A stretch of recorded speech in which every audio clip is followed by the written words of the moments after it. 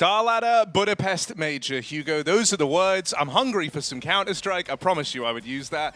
We're about ready to kick things off here. How you doing, man? Excited to be back for another Major? Always, Harry, always. And they're bringing back StarLadder as well after 6 years here, bringing back a Major in a new city as well, a city that hasn't seen Counter-Strike since 2018 when we had a V4 Festival or two here. It was a long time ago. It's going to be even bigger this time. We've got crowd every day of every stage. We've got a playoff culminating here in Budapest as well. But first we got to get there, Harry. There's so much going on over these few weeks. There's so much to cover, and there's so many even new teams to the Major. So let's take a look at the event timeline of what we have over the next 3 weeks of play. 3 stages of groups of Swiss brackets. You know them. Maybe you even love them. Maybe you don't. But it doesn't matter because they're here to stay. Yes, so as you can see throughout this week, we're going to be taking a little run at stage 1. Then we have that little day off, a time to reset, time for stage 2 teams to arrive, get on site, get acclimatized in a stage 2. You know how it goes from there. It's just numbers. Stage 3 is the next one. Wow, that's where all the big dogs show up. And then, Hugo, at the end of a 3-day break, some time to prepare, some time to record some cool stuff ahead of the playoffs, I'm sure. Late night show even on there. We were on that last night. We get into the big ticket, the playoffs at the end of the road. 18. So it's a long old journey, man. You know, especially for these guys starting back here in stage 1, it's one hell of a grind ahead of them. It's definitely going to be a grind. I mean, I think a lot of people are definitely waiting to see some of those stage 3 teams. We have the best teams in the world inside of that 3rd stage. But even here, we have some kind of surprise entries and some rosters you maybe wouldn't expect to see in stage 1. We've also got money on the line here, Harry. It's not just for pride and for that major trophy. There's a good chunk of change on the side as well. $500,000 for first place. No one's complaining about that. No, not too shabby, right? Even though when you get to a major, it's really all about leaving your mark on Counter-Strike. There is also just a tremendous amount of cash up for grabs, which is so easy to gloss over when you think about the run to try and win one of these. Yeah, 500K. I wouldn't say no to that, personally. No, yeah, if it's on the table, if it's on offer, why not? But hey, we're going to see which teams are fighting for that right now. We've got, obviously, a lot of rosters in stage 1. Some maybe you haven't seen before as well. Representations from every region in the world. Americas, looking down at some of these Chinese teams as well is super exciting in this stage. What's your breakout here? What's the most interesting in stage 1 for you right now? I mean, there's a couple. Firstly, like FaZe even being in stage 1, I think is an interesting talking point. They're meant to be the favorites, the big heavy hitters, but there's reasons to kind of have some doubt around FaZe right now. Sure. What with the changes, Rain out ahead of this major as well, Jacob coming in. We've seen them at a couple of events, but it feels like they had a lot to iron out. As for the rest of the pack, you know, I think me and you have been eyes on Paravision to see what they're capable of. Definitely. Jane back at a major, which is always a treat. Yeah, for sure. I think Paravision are definitely the team everyone's looking out for, but also kind of in a new place for 4 of these players. A lot of major rookies. It's the team with the most major rookies coming in and a major winner with them. So it's kind of a crazy mix. We got more, though, in store. We got a video to break down the format here of the major. So let's check it out. Final event to close out the year for Counter-Strike 2. 32 of the world's best teams will battle to lift the coveted major trophy and etch their names into the history books of Counter-Strike. As we all know, it'll be anything but easy. Let's take a look at what's in store. The StarLadder Budapest Major is split across 4 stages, kicking off today and ending with our grand final on December 14th. Stage 1, 2, and 3 are Swiss system formats where games take place across 5 rounds. In round 1, initial seeding is based on Valve regional standings. Teams are then matched based on their record. 3 wins secure advancement. 3 losses means elimination. Early round matches will be best of 1s, with qualification and elimination matches as best of 3. 32 teams have been invited and assigned to each stage based on their VRS standings and their region's performance in the previous major.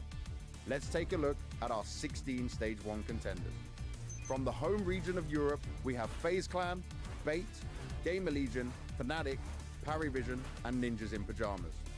From across the Atlantic, they are joined by the Americas representatives: Legacy, Imperial, M80, Fluxo, Red Canids, and NRG. And from Asia, we have FlyQuest, Lin Vision, The Huns, and Rare Atom. Although matched based on their VRS standings, all teams are equally determined to close out the year on the ultimate high. Some teams battle for redemption, like FaZe Clan, helmed by Karrigan looking to claim his second major title, or Ninjas in Pajamas, who have brought in in-game leader Snappy to return them to the top of Counter-Strike. Others, meanwhile, fight for regional pride. The Huns join their brethren, all striving to pin Mongolia firmly on the Counter-Strike map. And Legacy, a constant presence in top-tier Counter-Strike, look to bring Brazilian Counter-Strike another major trophy. 16 stories, but only 8 will have a next chapter in Stage 2. The rest will be left for the history books, heartbroken and leaving with only memories. Those are the stakes we are playing for. We have 3 weeks of the most adrenaline-pumping, gut-wrenching and heartbreaking gameplay that Counter-Strike can offer, and it all starts right now. Welcome to the StarLadder Budapest Major 2025. That gets you hyped up, doesn't it? That hyped. gets you hyped up.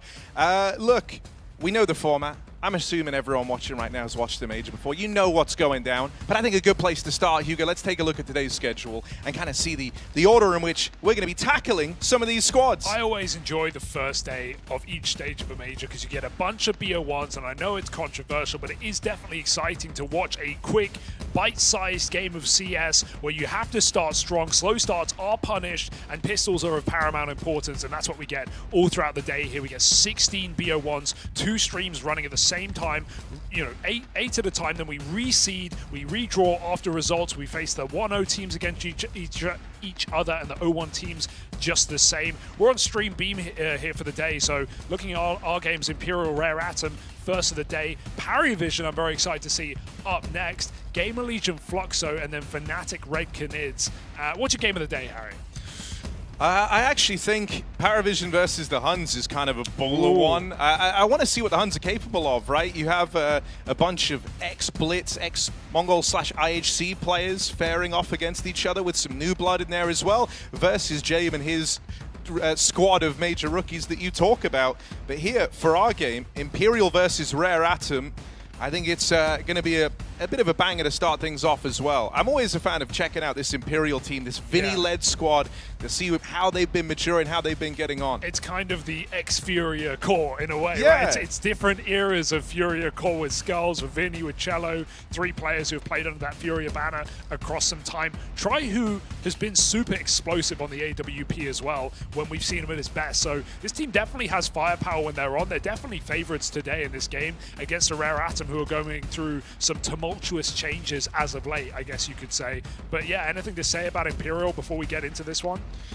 Just that I hope Tri can kind of start this off putting his best foot forward, because I think, you know, as you were just saying, he's someone who, when you see him at his absolute peak, at his absolute best, he can dominate games. But he is someone who has struggled a little bit with, I say a little bit, a lot of it, with finding consistency. So I want to see him starting strong, and I want to see Cello firing on all cylinders. I think that massively helps any team he's a part of. He is one of these guys who very much sets the tone, sets the vibe. If he's able to find some success early, take some heads off, bro, you know, sky's the limit. Cello is the headshot machine. Yeah. He is the headshot machine of this team. He is the emotional spirit level. But let's talk about Rare Atom, because this is a team that kind of has surprised as of late with some of their changes, right? Kaze was often a fixture of this team. He'd been getting them to their last major, but it's been recent changes. Kaze moving over to a player coaching role with kind of an undefined a role inside of this squad. We don't really know what he's doing. And Marek, who joined this team as an assistant coach a couple of months ago, just joined the roster at 32 years old. From assistant coach to debut major, he's only played 15 officials with this squad. Frankly, he's struggled as well, but seemingly they're believing in him. The oldest major debutante at 32, I think. Yeah. So yeah, that's interesting. That's it. Right? That's impressive. It is kind of cool. And the first Taiwanese player to make it to a major as well. So there's a bit of history here being made in the Rare Atom squad. Yeah, I'm not sure what to expect from Marek by any means, but we know at least some of these younger players on the team are really, really strong. And if there's one thing we've seen across the years from Chinese CS, even when they were struggling back in the day, it was like, okay, these guys have great mechanics, they can shoot, and we've even seen the Asian region get a lot better in the last year or so. the Mongols being the standout example, but even when we look back to the Shanghai Major, the success of some of the Chinese teams there, Rare Atom included, was actually exciting to watch. Yeah, I think, CS is only growing in China as well, so as time goes on, they're going to start piecing together better and better teams, I think that feels a bit inevitable for the region. It's really started to take over there. We have here the last 3-month head-to-head. Yeah, we're looking for a comfort map in VO1s. We have Veto up next, and the big question is it Mirage, Dust, or Inferno? Because we have two teams that are going to be banning more tactical maps, and in a VO1 you often end up on the really comfortable ones like Dust, Mirage, and Inferno. So I'm expecting one of those three. They are the statistical best maps for these squads when you take out, the fact that Imperial try hard on Overpass, and that is a common ban for most squads. I don't expect to see that to get today, and we're going to get Dust 2 coming in for our BO1, our first BO1 here of the Budapest Major. Very interesting to me that Train was left in to the final ban. That is spicy. It's a map that Rare Atom have struggled on domestically. Yeah, I mean, I think good work from Imperial in a way to kind of force them into that position. You end up on a Dust 2.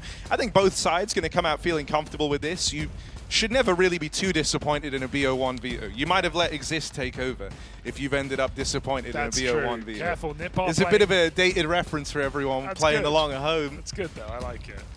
Or a scrawny veto. Never let Scrawny veto. No, never let Scrawny veto. Okay, well, the train saved till the end, but it is Dust 2 coming in between Rare Atom and Imperial in our debut game here at the StarLadder Major. Day 1, 16 BO1s. It's going to be a hell of a day, and 2 streams to take us all the way through these matches. I'm certainly looking forward to this game. I'm looking forward to see what 32-year-old debut major player Marek can bring to the table. That's a big question for me. Also, just like the route you take to get into the roster, like you say, it's assistant coach into player pipeline at 32 years of age. It's a very unique routing to end up at the major. As we say, the oldest major debutant we've had in Counter-Strike, which might be a treat. I'm excited to see how he plays. Hey man, there's some 30-plus-year-old players who are still rocking at the top of CS, so I'm counting nothing out here. It looks like we're getting ready to go live. Fist bumps being shared here as Rare Atom and Imperial take to the stage in day 1. Dust 2, BO1.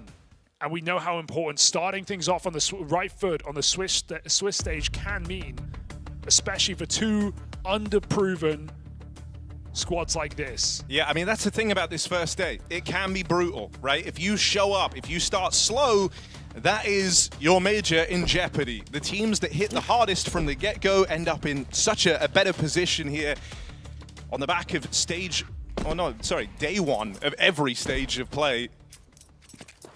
Absolutely no room for a slow start. And so here we are, a slow start from Rare Atom. They've missed the mid-smoke. It's not ideal, but Tiger is covering the top of it. Rare Atom with no threat in middle. We have Imperial set into their positions where they will live and where they will die. 2 in B. Try hiding out in Goose. And in with the long util as Rare Atom pop the A site. No, he hears them out. Or at least I thought he did. That's a team flash. My God, a little bit awkward here. Still, if anything, it really made them not suspect No Way down in the pit. And that is a crazy dominant round to kick things off. Barely even a point of damage done the way of Imperial. They absolutely annihilate Rare Atom. Yeah, nice passive round. Just a couple of team flashes there from Imperial to set their players up, and double kill from No Way and Cello to make it happen. That was as clean as you like for a pistol round for Imperial. Doesn't really matter what Rare Atom bring to the table. Glocks ain't going to cut it there. Force Buy comes up. Bold move with no plant, with no kills. Let's see what they can do with it. Scout down mid. I like the smokes on the HUD. Yeah, the traces. Yeah, the traces for it. That's nice. Nice touch. Good job. All right, little walk in through lower again. This time the mid-smoke lands properly. A is a big gap right now if they can climb up catwalk. Imperial double long with a bait and switch. You see they're even checking the site from the pit. So that's how paranoid they are right now. They are in the dark. Rare Atom look like they want a mid to B though, just with the setup. Util goes out in middle. Only one man to stop him.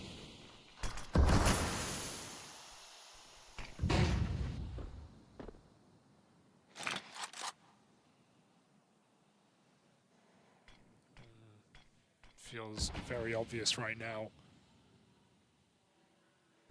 As an A fake comes in, they're going to pop through this B smoke. Skulls gets out of there.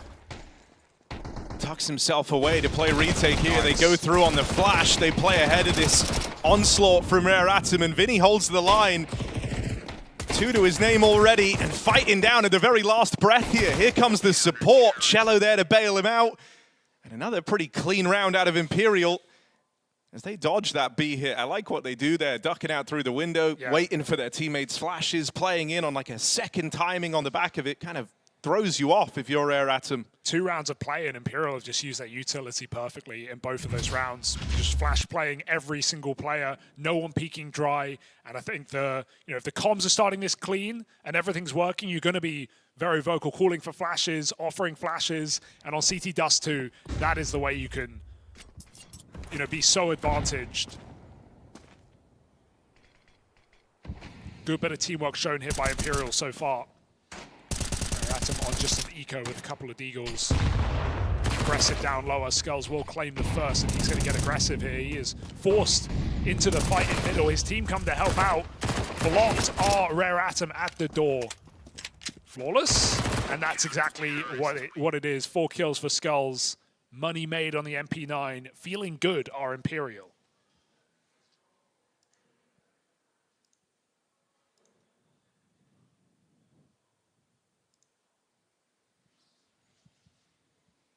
Yeah, we said, starting strong is a huge leg up. I think that's even more true for a team like Imperial, who aren't afraid to lean into the, let's say, like emotional side of the CS. They get hyped up. With that comes highs and lows. But when you get off to a start like this, they've had, what, 1 death in these early rounds. It's been very, very clean thus far. They're already super established on the CT side. It just leaves you brimming with confidence. They take a pretty passive first go at the rifles here. Like, no crazy aggressive moves, no push in a lower, something they were doing a lot in these first few anti-ecos. They're going to wait and see the precedent the Rare Atom try and set here in their first rifle round. And clearly not looking to give Tiger an early pick. Even in round 2 when he had the scout, they used the nade to cross middle. In this round, they do the same. He hadn't got the orb. He was holding for the peak. And Imperial have not offered him 1 chance to get that cross shot, just HEing the mid doors every round. Not going to let it get that far. Mid-smoke, but it's thrown by Imperial. Rare Atom peer over. Imperial will not commit. Skulls goes back to the B-bomb site. Imperial just, again, picking their spots and staying in them. Forcing Rare Atom to make the next move. Mid to B. Seems like the porter call. 40 seconds. Skulls and Vinny on this B site.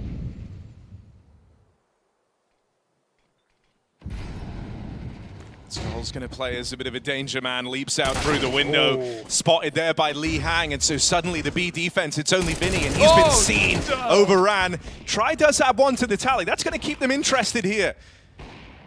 But too far away, surely, and with those kills coming in pretty quickly, it will be a done deal. Imperial don't love that they have to give this up. Child King with a scroll wheel coming out of tunnels into the first gun round. Doesn't feel good, but he's bailed out at least. I just noticed another cool detail on the HUD. Kits dropped? Yeah, top left. It says, oh, actually, wait, add on the minimap. Well, where were you looking? Top left, it said no kit. But I guess they went and picked one up since that point. Okay, that is good. Dude, this is kind of nice. I'm feeling kind of spoiled right now. We didn't actually have a chance to check the HUD till now. And I'm liking it. Yeah. Clean. Exits. Oh, that's beautiful for No Way. Getting rid of the orb. Money is not good, not built up for Rare Atom. They cannot rebuy that. Even now, in this gun round, no one can buy util except for Lee Hang. He can drop a gun and buy full nades. And I guess that enables another player to buy nades. But we've got, Galil coming out to enable smokes. Summer has to buy util. After the drop, no orb. That's a big problem, losing those players on the way out. I think, though, for Rare Atom thus far, it's been pretty straightforward in terms of, they're not going for any of these crazy out-of-the-box fakes. It's largely just been grouping for kind of set pieces around a bomb site. So maybe not going to feel the burn too much, as they haven't really shown a tendency to fake super hard yet. Let's see. Lower control taken again. Try scoped up with his AWP over towards mid. He's got Skulls playing support up close. There's that mid doors smoke. It's a try locked out. Does have a nade to break. Timing's everything here. Tiger just scaling up, and there's the break. Skulls gets away with the kill. So an early 5v4 found from this double mid setup. Util just seems to be the name of the game here for Imperial. Great flashes and an HE to find a 5v4 in this crucial round that will break Rare Adam's money. And Rare Adam, again, maybe just forced into this B hit. Haven't really explored the A side, not wanting to run into that AWP, but it's now swapped positions. It is in B for once. So Rare Adam might just find out the hard way, try at the back of the site, forced out by a Molotov, can try and prioritize middle, but his teammate's a car. He's kind of stuck in this site. They're running over his head. Whoa! Nice shot out of Try. All right, that's not bad. How much further can Try go? Cut down after 2, but he's done his part in the round. All picked up. xKacpersky left in the post plant, all on his lonesome now. Gonna try and fish one from the ranks early. xKacpersky gets away with it, and now backs off. Down to Skulls to play his hand next. Out towards the window. xKacpersky scoped up on these doors. Here's the step. There's the info. Now knows closing in is Skulls up and over the top. An important clutch to close out. Tries efforts not in vain, and the clutch denied the way of xKacpersky, who was onto something there. I do love the Skulls routing. Yeah, straight over the top. When you get that AWP in the 1v1, you really got to take the fight. He's hoping he gets the door swing. Doesn't want to commit to window. And that gives Skulls all the room to move back in. Another big multi-kill round from Skulls. 3 from him on that retake. And Imperial put Rare Adam in the bin. They're even forcing. Desperate times here for Rare Adam. And now Tries getting confident, taking that mid-fight. Defeats the scout immediately. Summer will get out long, but he's got to reveal his position. The nades also land on top. Skulls will not let him get away. Support at long, 3 strong, and Imperial just send this force buy out. Dude, even this is a real feel-good round for Imperial, right? They play for like the anti-long rush, 3 players there with supportive util as well, and what do they get handed? Long rush. So now you feel like you're reading them as well. That's a nice little boost for Imperial. Not just succeeding on the back of strong util, as you've been pointing out, and these good little interplays, but getting a solid read on what Rare Atom are trying to do in this game. Coming into this next gun round, if Rare Atom want to keep going for these mid to Bs, they've got to be faking cat a little bit more. You can't just be going for full mid to Bs with only one player short who throws a molly and then waits. We need a bit more faking coming out from Rare Atom, because Imperial are just picking their positions and rooted in them. Are getting multi-kills in both bomb sites. They have not let Rare Atom into a good position in this game. One B hit that only just worked out. Yeah, that's kind of the thing that's feeling a little scary already. Is just that, I don't know, we haven't even really seen Imperial have to get aggressive yet. Outside of, you know, breaking the mid-smoke for a fairly consistent chance at getting these fights in middle. You haven't seen them, you know, go for lower tunnels aggression since the early anti-eco rounds. They've largely just sat back and waited for the fights to come to them. And so I think you're dead on in terms of like seeing a bit more depth, getting some fakes out of Rare Atom, trying to misdirect Imperial, because thus far it's kind of been wherever you take that early contact, wherever it feels like they're staging for in the round, that is where they're ending up. There's not a lot to it. Again, out towards long. Imperial not expecting they would go for the long pop twice in a row. There's only one player here. No way. That was a golden opportunity for an opening, but he'll get out of there. Could have hunted him down. He got caught there on the corner. Definitely was timing for Rare Adam, but they won't take it. He's got the block for long to buy some time, but Rare Adam have the position and relatively cheap as well. Imperial stay active. Here's some of the mid-round aggression, right, that we haven't been seeing thus far. It's a crunch onto the tunnels. It's a perfect move. And so now they know, Vinny and Skulls have confirmed it, it is the long play. They know exactly where Rare Atom are. Tempting to flank spawn, and they might go for it later, but for now just still set up double. They've got enough info, they've got enough players in this A side. The AWP bears down. Dude, even just the knowledge that there's no one on cat. Try allowed to just stand out in the open and keep going back to these fights as a result. Eventually gets punished. xKacpersky with a nice set of openers. And now they start to move in. That's a bit of an awkward miss smoke. Bomb made it into the site anyway.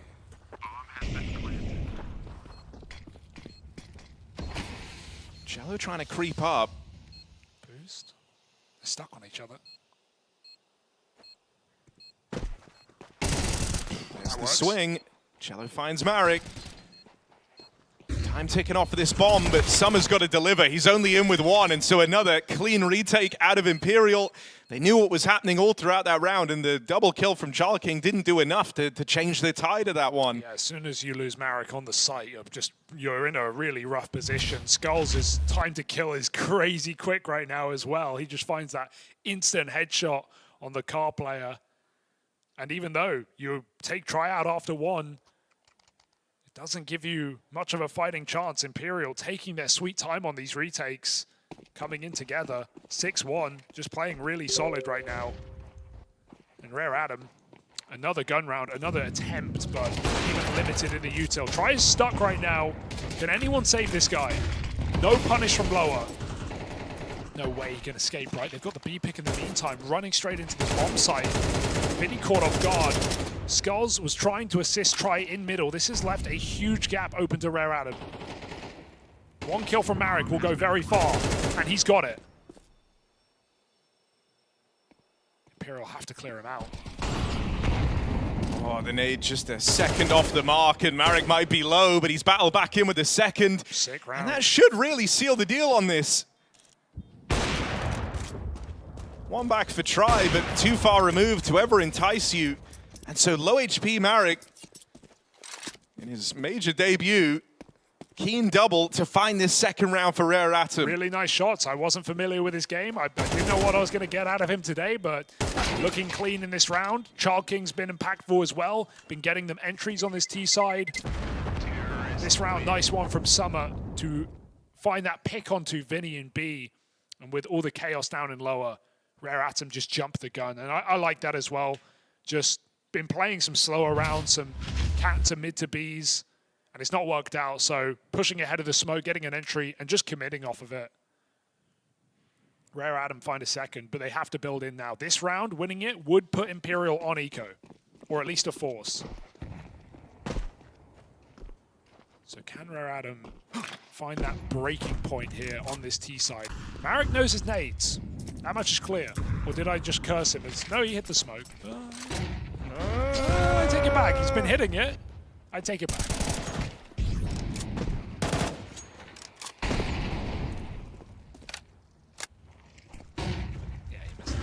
That's twice, okay. I saw him land it like 3 times in a row. I got ahead of myself.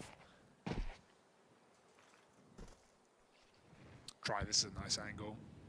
Anyone walking into long doors gonna be in trouble. It looks like a late A split here for Rare Atom. Dude, I mean, even the fact you've heard them get aggressive, your instinct is to clear that close left corner, the shadow advantage corner from aggression. It makes Try really, really hard to get past as a result. And so Summer just gets fed to that AWP. And now he's on the short side. Oh, and again, perfectly timed aggression out of Vinny and Skulls. Something I've always liked about Vinny, not one to stay in the dark for too long. Likes to try and piece together the round and find these gaps, and they've managed it. Marek does deal with Skulls on the aggression, but was never ready for Vinny as that second piece. Now they know this is the other B player. If they can get past Vinny, okay. B play rolls out in front of Rare Atom. We're on. Oh, Lihang trying to make up his mind. He is going to try to cut rotates, provide a path into B, but he needs his kill, and without it, they have nothing. Relying on Tiger 1v3. Making noise on that cross. That molly buys him a couple of seconds, but will they respect this plant? Put down in the site. No way. Misses his nade, and now he can't punish. They have to group up and do this together. Tiger, pick your position. But good luck. Oh, he's very blind. Crouching Tiger. Back turned. He's going to get away with the first. It's Cello, instant trade. And so not meant to be. Full blind at the hands of the Flash. The util continues to look good for Imperial. Yeah. Always just giving them a leg up. Wouldn't have even minded No Way running in there on his own, but I think the nade is the reason he changes his mind. Yeah, even though he tried to get away from it, still took like 20 damage from that nade. Not meant to be. Li Hang indecision in middle, either had to commit to getting out mid, maybe behind the doors in a cubby, or just joining his teammate. He gets stuck between two decisions and doesn't get a kill from it. Makes his round very hard for Tiger. Nice shot from the Tiger AWP, but even better for Try, who connects again on that long pick.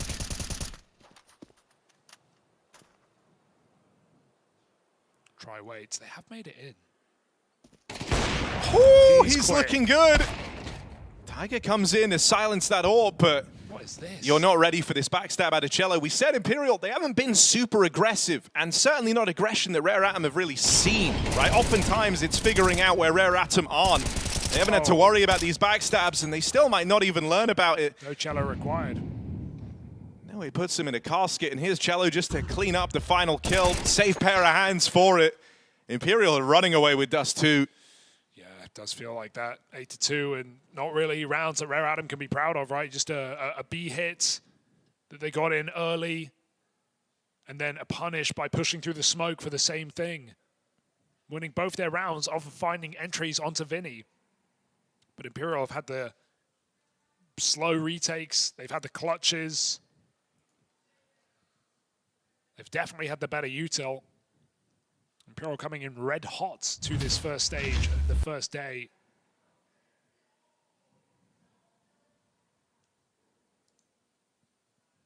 It's time for Rare Atom to wake up, but they're going to have to take an eco first. One final chance at a gun round in number 12. I just think a team like Imperial is very, very snowbally in nature. And, you know, the snowball has already picked up size and speed. You know, you're in the path of the storm right now, Rare Atom.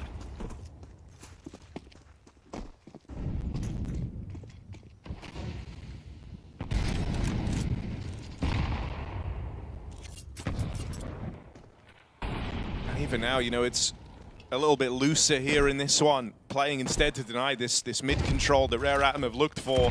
It does leave No Way maybe susceptible to this long push. He's got 3 players ready to storm out against him.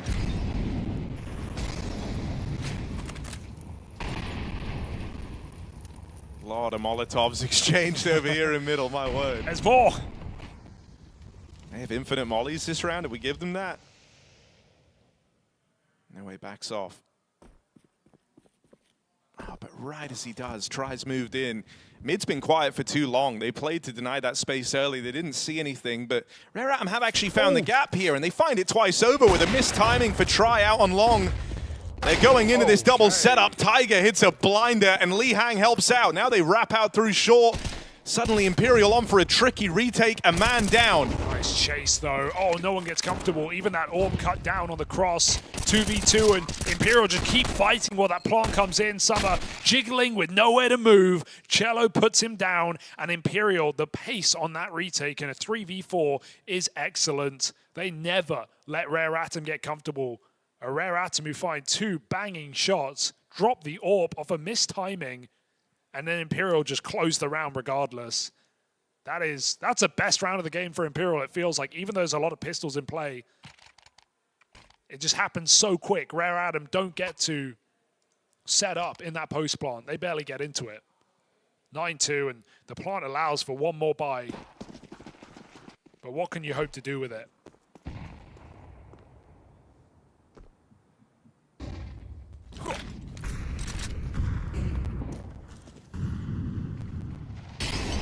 He's just been devoid of any type of standout player as well. You've been outclassed in really every metric. And I think he's at a very easy time piecing together where these rounds are ending up. As the game's gone on as well, Imperial have only gotten more confident and more willing to be aggressive. We're going to see more of that here from No Way. Takes one to the dome, but luck is on his side. Apparently it clips through the wall. That doesn't work. I hear that smoke drop. But Marek doesn't want to risk it. Ollie would go a long way here. No Way is able to just keep this long control completely.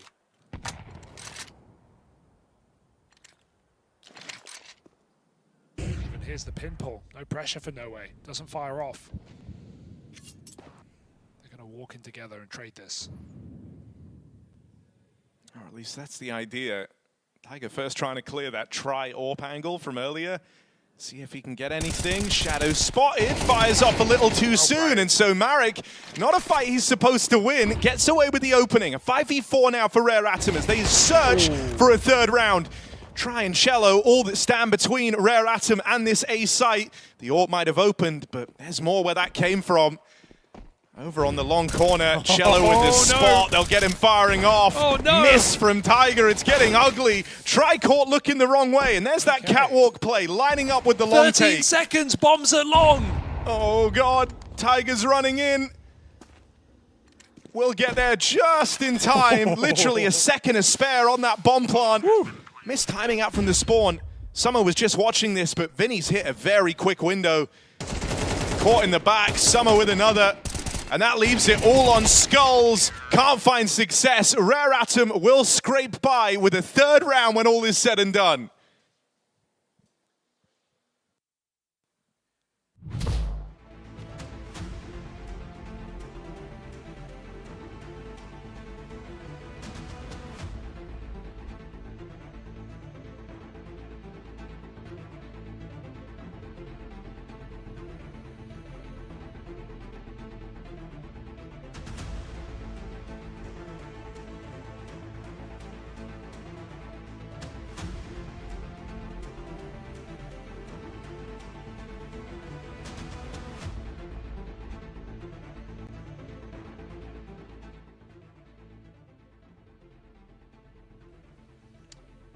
Just get hot mics today.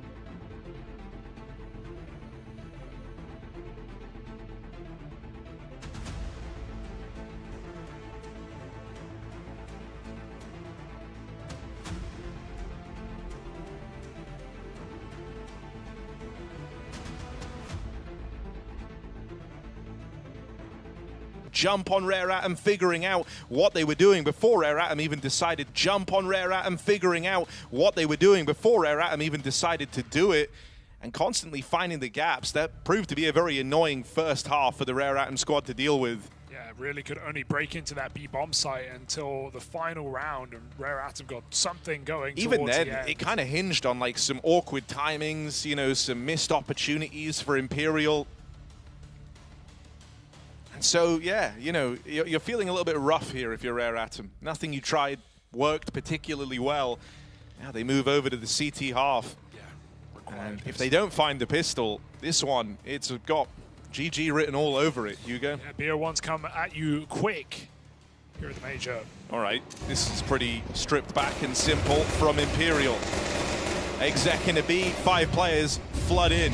Oh, Lee Hang might be hung out to dry here, forced to go in with a flash. He's on 10 health already, dinked on that B push. There is a couple of kills from through the smoke from Both Tiger. of them. Both onto Car as well. This is suddenly doable. Imperial need to push forward and fight a position. They go towards the window, but that's when Tiger activates for 4 kills. 2 through the smoke, 2 through the window. I hope we can see that one back. That's out of absolutely nowhere. Keeps this game going for Rare Atom. Okay. That was mad. 2 through the smoke. Onto Car, he's just spamming. And then into the double kill retake as well. Hello. All right. Yeah, well, it was looking like a good round for Imperial, but a bit of luck goes the way of Rare Atom, and they needed that. Oh, and he's gone straight for the AWP parry. With Kaze gone, a new role afforded to Tiger. No helmet. Let's see if it matters. Pistols out middle, couple of Galils upgraded here by Imperial. Tiger doesn't break, he doesn't have an HE to do so. Backup Cat instead.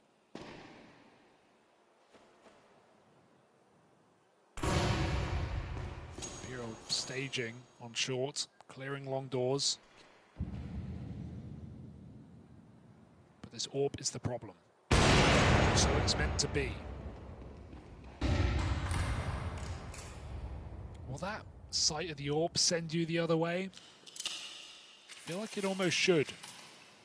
But Imperial have their plan. Let's see if they commit with it. With Skulls still in upper tunnels, it gives the option to go back. B hits after all. And now you might have an idea as to what they're doing, but you still got to deal with it. Rare Atom, leave it to Lee Hang on a swing out through the window. He's got support as smoke spam connects. Lee Hang finds another, and aware that Try spilling in through the window won't be able to stop him. He's still got a lot left to do. Try with the spot. They'll swing him together. It takes Marek moving in to lend a helping hand. An expensive round for Rare Atom when all is said and done, but a round they still pick up. Shame Try rushed that, right? You know, he doesn't know where that last player is. He could be coming in on Tunnel's flank, but re-peeking with the pistol. Would love to reload, slow it down. 2 kills into the 1v4. You already caught them off guard. Either way, the AWP is picked back up, and Imperial now on pistols, so Rare Atom get the actual chance to make this game competitive here in the CT side. It's a pacey round for Imperial, but this one can afford to be a bit slower with just Eagles. Try and poke and prod your way into this round, find an entry.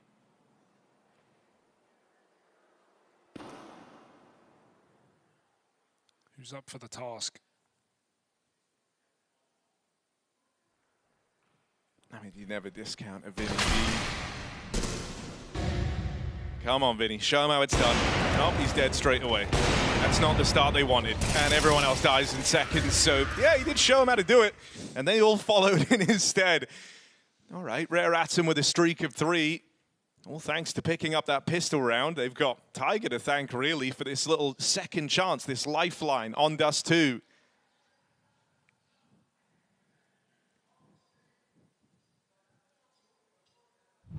More powerful Try. He was the standout player of that first half for Imperial, finding a lot of impact, a lot of early kills.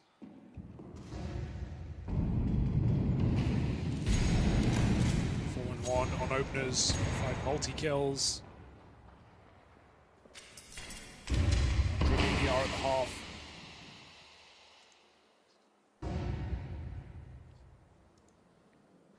But no one to fight in middle.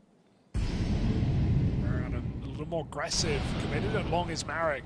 Fall off after one, he doesn't need to. Marek with the double kill. Assist this, he comes in with a dink as well.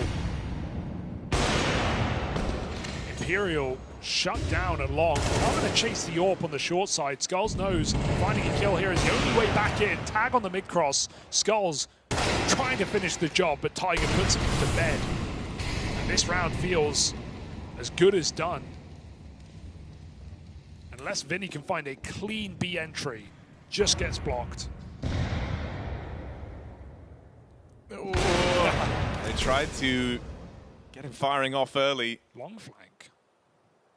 Marek once more. Yeah, not content with just his double kill. But just playing a contain, I like this move.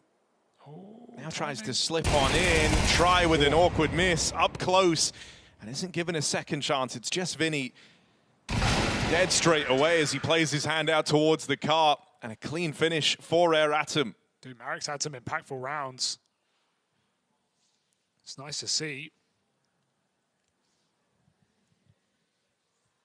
And while Child King has slowed down, some of these other riflers have picked it back up here for Rare Atom. We've got a game from a 9-3 half. Some smoke spam in the pistol has set Rare Atom up, and they are not throwing away this opportunity. Imperial, full B rush it looks like, or at least a contact B play. 5 players start tunnels. They come out middle first. We saw them on this in their last time. They just threw the mid to B and went with it. There was no faking about it. There was no control of the map. They just went for the mid to B. Rare Atom are ready for that. 3 players on this side of the map. Oh, and this fake's even less effective. Tiger's got an aggressive over towards short on the AWP. And so he's confirmed through the line that like no one's taken this space, even though that's where the utils come in. Rare Atom have pieced together where this round was ending up very early on, before the plan even properly takes shape for Imperial. Child King on this swing seals the deal by winning those mid-fights, and it's only Skulls left. This is a one-round game. Yeah, it just shows Counter-Strike really is a game of two halves. That's crazy. Okay, Tiger. Easy, Tiger. With the AWP. It's audacious. Maybe a miscom. He's an upper, but he also has legs. And Skulls may just save this AWP. Why wouldn't you? Is there any way that they could... Nah, not strictly true, I guess.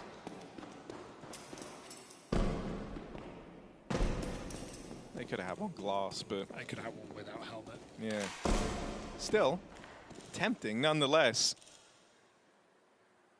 Trying to extract maximum value as Skulls wants to try and find an exit on his way out to the AWP save. Nothing offered. He's been heard.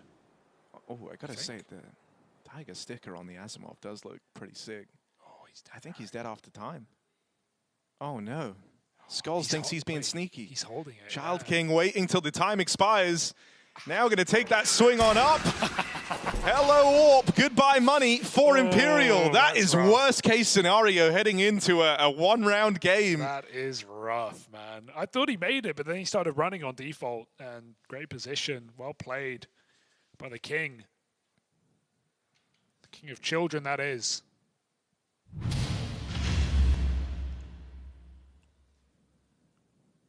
Counter-Strike really is a tale of two halves, a game of two halves, Harry. Never give up, Rare Atom. To be fair, I think Imperial's T-sides looked worse, right? Rare Atom at least staged all of their rounds correctly. It felt like it was quite predictable towards B.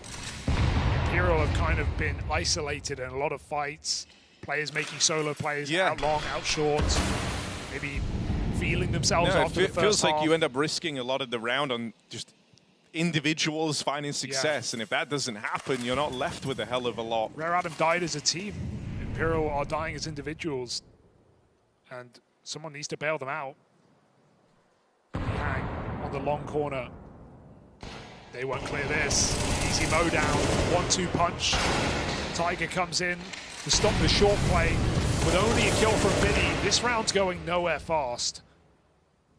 Tries AWP, remains in middle, no bomb control, no chance. That's a Rare Atom, up to 9. That's just crazy. Yeah. I mean, no one saw this coming.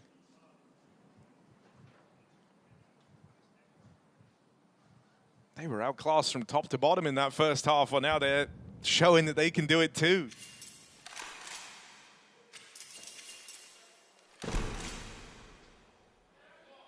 And you're even seeing, everyone getting a little bit more confident, coming through the reads as well again, and like an anti-long push setup in the round where Imperial try and go about taking that long control. It's all coming together quite nicely for Rare Atom. The other thing that's scary is these rounds have felt super clean, super decisive. True. Money is banked up to the 9s for Rare Atom. You're not going to get any of these freebie rounds if you're Imperial. Since guns have come out, they've only lost max 2 players, so they have been super clean. We've got multiple players over 10K right now for Rare Atom and Imperial. I mean, they haven't had a bomb plant since the pistol, Harry. So nothing to celebrate on this T side for Imperial in a game that felt like it was teed up for them to close out. They even got into the B bomb site and a 5-on-5 in that pistol.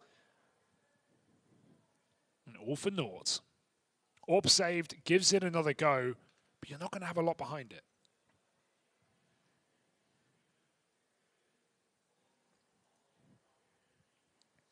I also think Tiger on the other side's been in position a lot to be more effective than he has been, if that makes sense. Like, a big part of his kind of contribution to this game was that pistol round, getting the 4K, securing it for Rare Atom and giving them this second wind.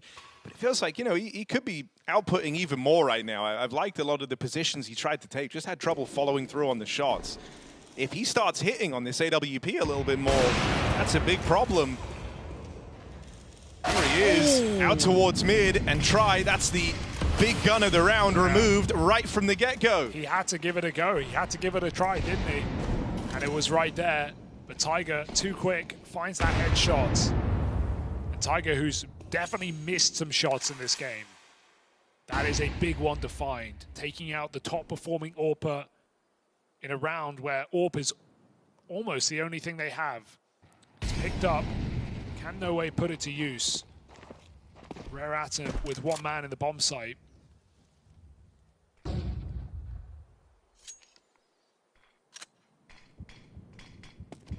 Chris cross in middle. Finally trying to fake him out a little bit, right? Making it look like the staging to this mid to be that Imperial have run a lot in this game, but Rare Atom have not fallen for it. They've maintained a triple lean out towards A, and they're even pulling the B players away now as they hear skulls running up through the catwalk. Missed shots for Tiger will get punished. Some are only in with one, but here come those rotations. Vinny's really got his work cut out for him. They're closing in on long. They're closing in on the catwalk. The net is getting tighter around Vinny. And so Plant found, but gonna struggle to go any further than this. He's a dead man. That's Rare Atom up in the lead from 9-3 down. Is 9 really all Imperial get? Oh, that's crazy. That is an unreal comeback. 8 rounds straight. 7 on this CT side. And just no hope, seemingly, for Imperial. That is their first bomb plant. It's going to facilitate a decent buy here, but I think also just losing skulls, trying to save that AWP has skewered their money. They bought an AWP last time. Now they have no AWP this gun round. Tiger's getting more aggressive. How do you cool off Rare Atom at this point in the game? It's been clean round after clean round. That's the closest it's gotten. And even then, full control. Look at the setups they're playing now. A confident really double like tunnels peak. Just saying, look, if you want to try and fight this skulls, if you want to try and get up to your usual tricks on the lurk, we'll fight you. We'll give you what you're looking for. Tiger again, just another solid peak to attempt on the AWP. Not deterred by the flashbang, he'll commit to this. Cello down low. Tiger scoped in on this position. Molly's going to displace him, forces Cello wide, chance at an opening, and it's Cello to close it out. One of these misses from Tiger finally coming back to punish Rare Atom. If you're Imperial, you've got to do something with this. It's the first 5v4 in what feels like the entire half. They've got so much space as well. Marek on long is asked to perform. They've spotted him in pit from the site and completely lost in the source. Him tucking in there could have been high value, but the comp is missing, I guess. He's not aware they are on default. That should have been so clear to Marek. And an awkward way for the round to fall, considering not only did Tiger hit the perfect molly, but he didn't even scope in on the position. He tried to re-peek into the rifle. And not even then, not necessarily a fight he had to go for. So that is a really awkward way to lose your first CT round. At least try and make it expensive on the way out. Running back in, looking for damage as Child King. Couple of kills, AK upgrade, out they go. Imperial do find a 10th. 9 is not all they get. It's always the way. You get the lead and suddenly, foot off the gas, bit of a mistake and punished.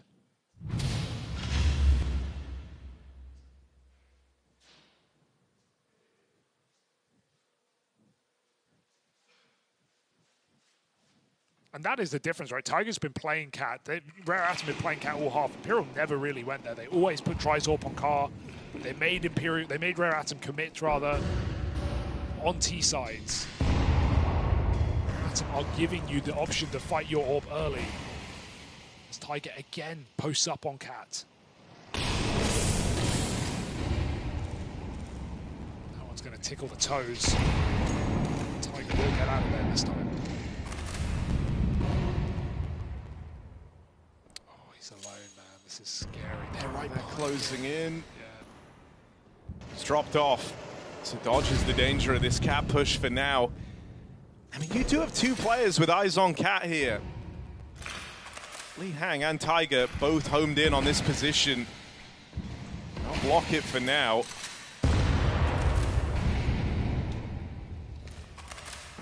But there is no presence for Imperial over towards B. Their real only option in this round is to follow through with this A play, leaving them playing right into the hands of this stack. 4 players can materialize here very, very quickly for Rare Atom. Okay. That first kill goes a long way, alleviates some of the pressure. Out on long, Marek needs something from this. No. Swing on the pistol, because the comm is he's low. There were 2. But a second player is a surprise, and some are caught out. Occasionally, it feels like the comms just aren't there for Rare Atom. Definitely. I mean, that was a case of missed info. They didn't see the second player get out, but even Summer there. No, the Summer peak, opened along. Marek in the pit the other round. Rare Atom getting overwhelmed here as the win is staring them down. Imperial look to rip it out of their hands in the final couple of rounds of regulation, unless chalking has an unbelievable 1v3 and they are not giving him the time of day. Try gets his first kill in some time, and it closes the round for Imperial to take the lead right back, ripping it out of the hands of Rare Atom. A Rare Atom that will be able to buy down until the end of regulation. But a Rare Atom that maybe feel like they've led Imperial right back into the game. What a roller coaster from 9-3 to offering back the lead to once again being in control, and it's off of these quick A splits. Oh, that hurts for Tiger. And Marek, who 2 rounds, he had a couple of nice multi-kills along that. 2 rounds called upon in long position, lets them down.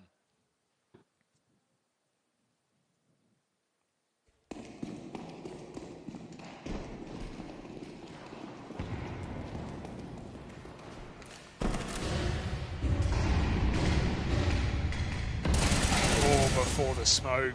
I mean, Deadly. dude, Cello's been instrumental at some of these openings. It was him who got that big one onto Tiger that found them this first round. Oh, right.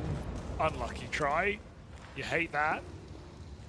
I mean, Tiger is very aggressive. Yes. There's one thing I'm noting about his game, is that he's always down to get involved. Been a bit of a mixed bag of results, but you admire the tenacity in spite of that. Bomb left out here in mid.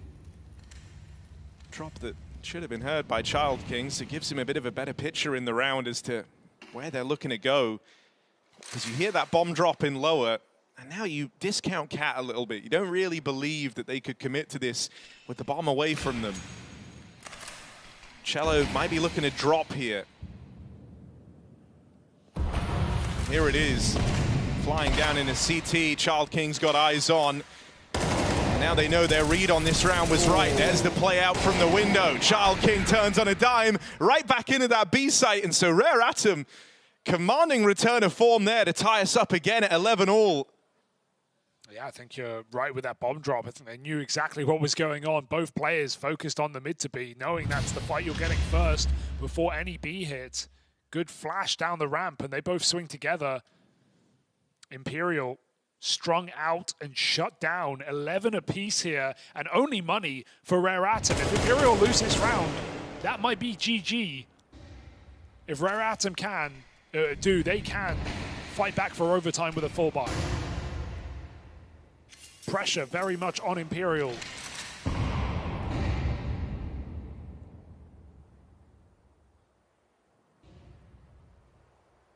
Again, this setup, one that hasn't been seen and maybe won't be by Skulls.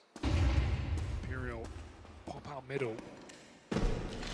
Orb in a safer position this time. Tiger learning from some of his awkward advantages he's conceded. One thing that I think's been kind of interesting as well is Skulls has been in the tunnels every round waiting for aggression. Rare Atom just haven't really gone for it in this game. Largely relying on winning the fights out elsewhere, getting the info from mid instead. It's been short aggression from guys like Tiger on the AWP to try and piece together where the round ends up. And as a result, Skulls has ended up feeling like he's had no impact here because he just hasn't been given the chance to. Right? He's hoping more than ever they eventually come fishing for info out in the tunnels, and that just never happens. Time to earn it here on this B-bomb site. Full hit coming in from the tunnels. Yeah, so often this has just been staging, a bit of a fake from Skulls, so now they try and do something with it. Oh, no. There was a chance to catch Child King. Okay. Cello! Oh, he's taking heads off! No Even way. more from Cello! Looked like he'd missed the window of opportunity, but he breaks the door open, Ace denied, still leaves a mark in the round, and he brings Imperial very much back into the conversation. Oh, how do you miss the shot and still go on to find 4 headshots? Cello, stupendous stuff. Runs out mid to B and blisters Rare Atom. No one looking his way, catches 4 unsuspecting CTs and puts match point on the board for Imperial. They needed that round. Yeah, it couldn't have come at a better time. And even outside of that, man, it's the fact it's Cello to do it. I feel like he's the type of player that when he pops off, I mean, you saw how hyped up he was getting on the cams. Kind of looked like he had a vibe about him as though it was more of a finally, you know, finally I've had my moment, I've had that impact. It has been him in this second half. The few T-side rounds that Imperial have picked up have come from Cello and his openings, that one being kind of the brightest example of it. Can absolutely attribute them to him, no doubt about that. And this buy, which we said was possible, is, but there's still going to be decisions to make for Rare Atom. They will absolutely get the AWP. It is for sure worth it, given what Tiger has provided on the CT side. Highs and lows, but the highs definitely exceed. And will be required to make overtime happen here for Rare Atom. Oh, not the ideal start. That's also the only kit in the round, brought down very, very low from the get-go.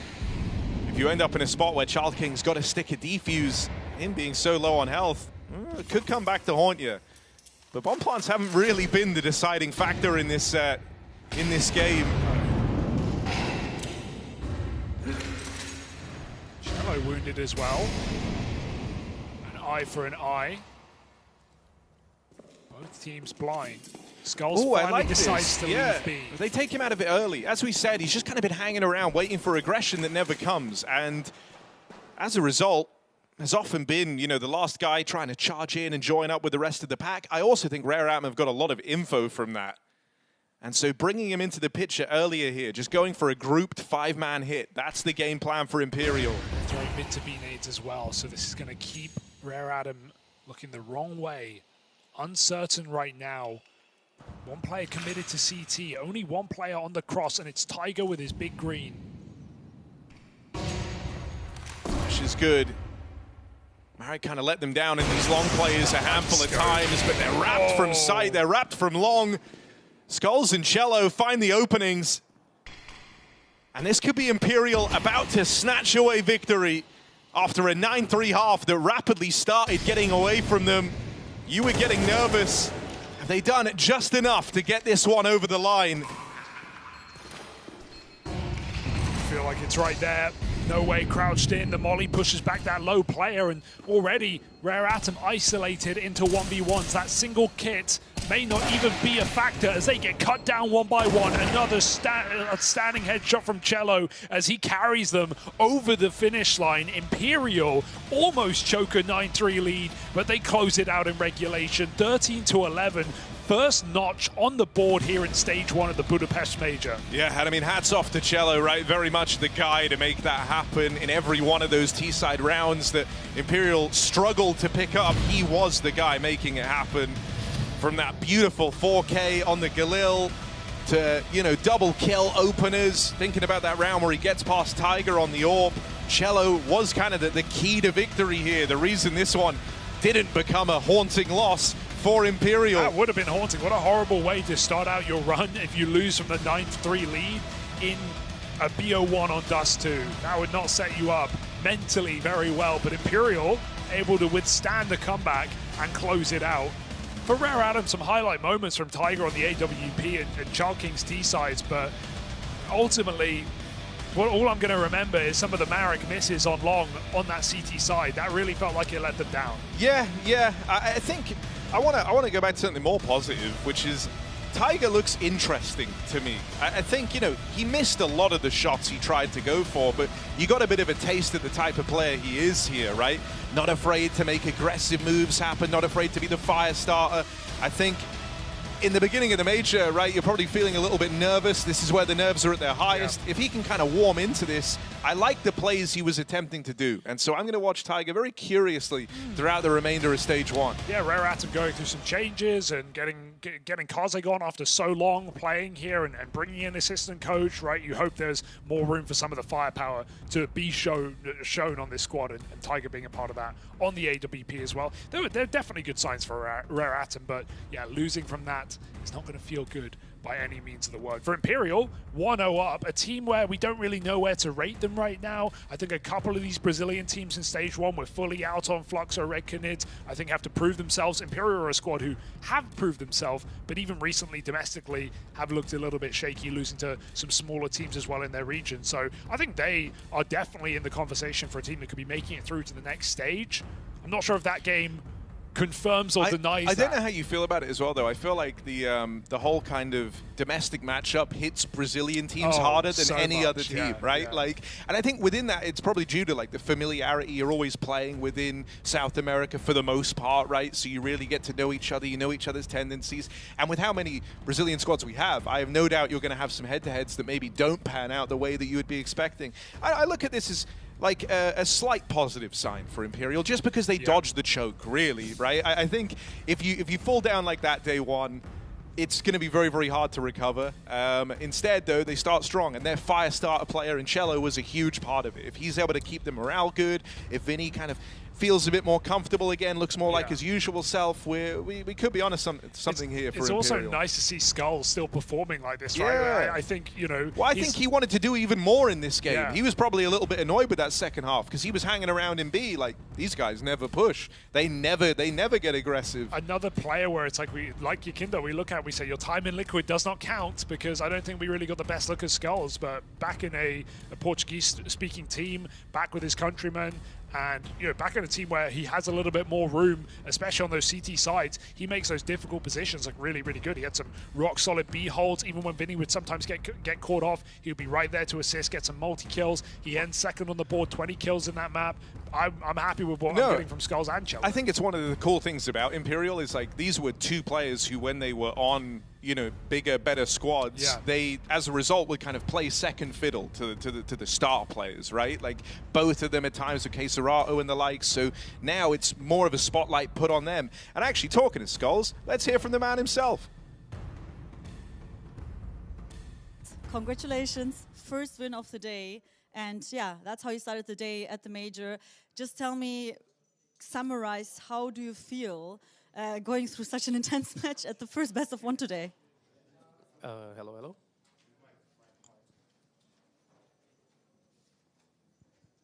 Is it on now? Hello? Do you hear me? I heard you. I heard Donna.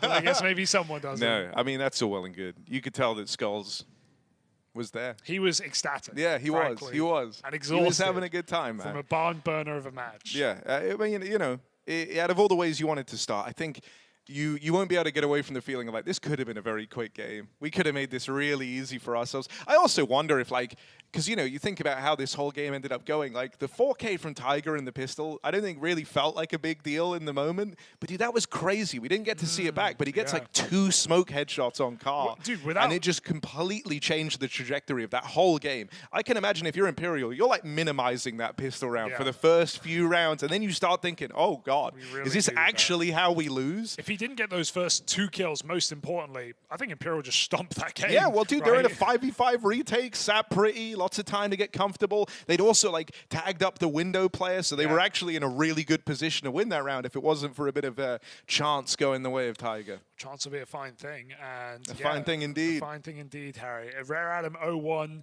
not the end of the world, always chances for more. I've had a look at the other game as well. How's that over going? on the other stream. It's actually ended as the same as us, 13-11. M80 taking out Bait, but I think we do have that interview. All right, ready. let's see if we can hear him. We can hear you, Donna, I hope. All right, Skulls, congratulations. First win of the day. Great way to start with the 1-0. Yeah, one more match ahead of you, but before we get to that, please summarize for us and for the viewers right there how the feelings were starting off so dominant with the 9-3 half, I think, on CD side, and then almost going into OT. I mean, it was a crazy game. I think our city side plan went pretty nice. We studied pretty hard, and I think it worked out pretty well. But coming to the T side, it was kind of chaotic, I would say. Sometimes they were not playing like as we expected, and we tried to adapt, and it wasn't going very well. So I think it was just like a mental game for us, and I'm glad that we ended with the win, because we also like work really hard in this mental part, especially with our mentor Bernardo. So I would say like Bernardo gave us this win, so I'm just happy. Okay, and speaking of the mental game, and we also mentioned Bernardo and everything, like how was it inside the server when you saw that it was like slipping away? I think you lost 7 rounds in a row before you finally got a round on T side. How was it inside like the team with the comms and everything? Because you mentioned chaotic and whatever. Was there someone like keeping you guys together? Yeah, I think everyone did a great job regarding this, but I say chaotic because like we are just not expecting them to do what we're doing, but overall that's it. All right, thank you so much, and I wish you the best of luck for the second match later. I'm gonna give it back to the casters, Ruben, Harry, and we're gonna see some Paravision versus the Hans. A nice succinct interview from Skulls, and Happy crediting the prep of his squad, his coach, and everyone behind him as well. And yeah, it definitely looked like it paid off in the first half. We won't talk about that T side, but it does too, man. Yeah. It happens to everyone. No, it It happens to some. it happens to some. Yeah, it happens to some. You can't deny that. No, nice to hear from Skulls. It always is. Very well-spoken guy as well. Always a treat to hear from. And great at table tennis, by the way. Oh, really? Yeah. Really good at table tennis? He's good. Like well, the best on the team? No, I don't know. I feel like cello would be really sick as well. Are you sure? I feel like try, no? You trust the AWPer? Yeah. The flick of the wrist. Yeah. Come Maybe. on. The only one I know about is Skull. Who's the best Brazilian at table tennis? Ooh. You've played some Brazilians in your life. Yeah, I don't know. For some reason, I feel like Fulham would be great, even though I've never played him. But like, he's had a lot of time Who's to the get. best player you've played at table tennis? Apex. Apex, Without a shadow of a doubt, he's Apex, sick, dude. He's like freakishly good at table does tennis. he get in your head? Is that why? Is it all like? Oh it's all mental? yeah. No, it's not all mental. It's not all he's mental. like insanely skilled, and he's like absolutely trashing you the whole time. ZywOo's also crazy. ZywOo is really good, ZywOo's but he's way more humble. Yeah. Which is annoying in its own right, Oh, you know? okay. Yeah. Dude, I think in terms of, we made it pretty clear already, but yeah, for me, MVP of this one, got to be Cello. Yeah. Kind of the GOAT. Kind of the GOAT. In a way. Yeah, I like the point you make about how players who have come from bigger teams like Cello and Skulls, otherwise known as Chulls, have improved inside of this team where they get more room, where they get more respect. Yeah, because suddenly you're not the guy trying to set up Queiserato. You are the Queiserato essentially. We've seen so many examples of that. Even looking to kind of. Well, I was thinking over in Liquid terms, I'm looking at like Grim, for example, who's played in bigger teams, play with bigger players, and then when you get put back in a smaller team where you're the star, you can really perform in those roles. But that's all from Imperial versus Rare Atom. Up next, we do have Paravision taking on the Huns, arguably one of our most interesting games of the day. I'm excited for this one. So don't forget to tune in for that in just a moment. We'll be right back.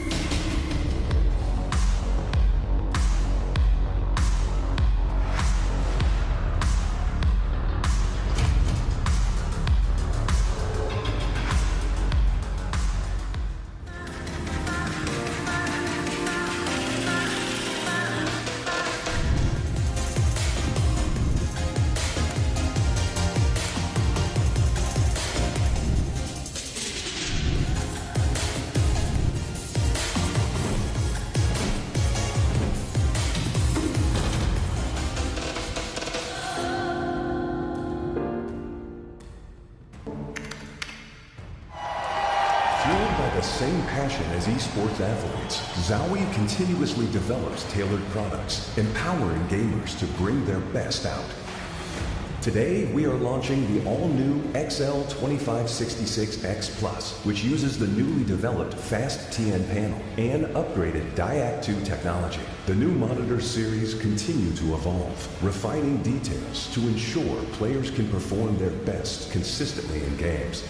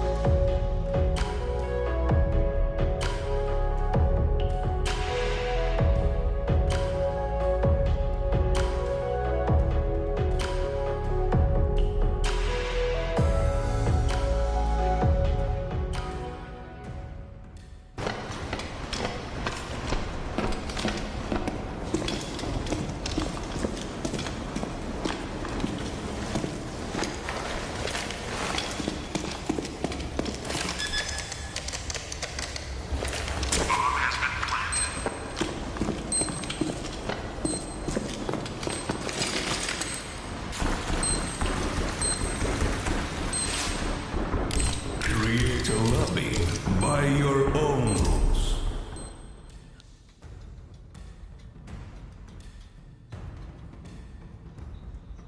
So apparently there's delays, so we're just filling and maybe going to break.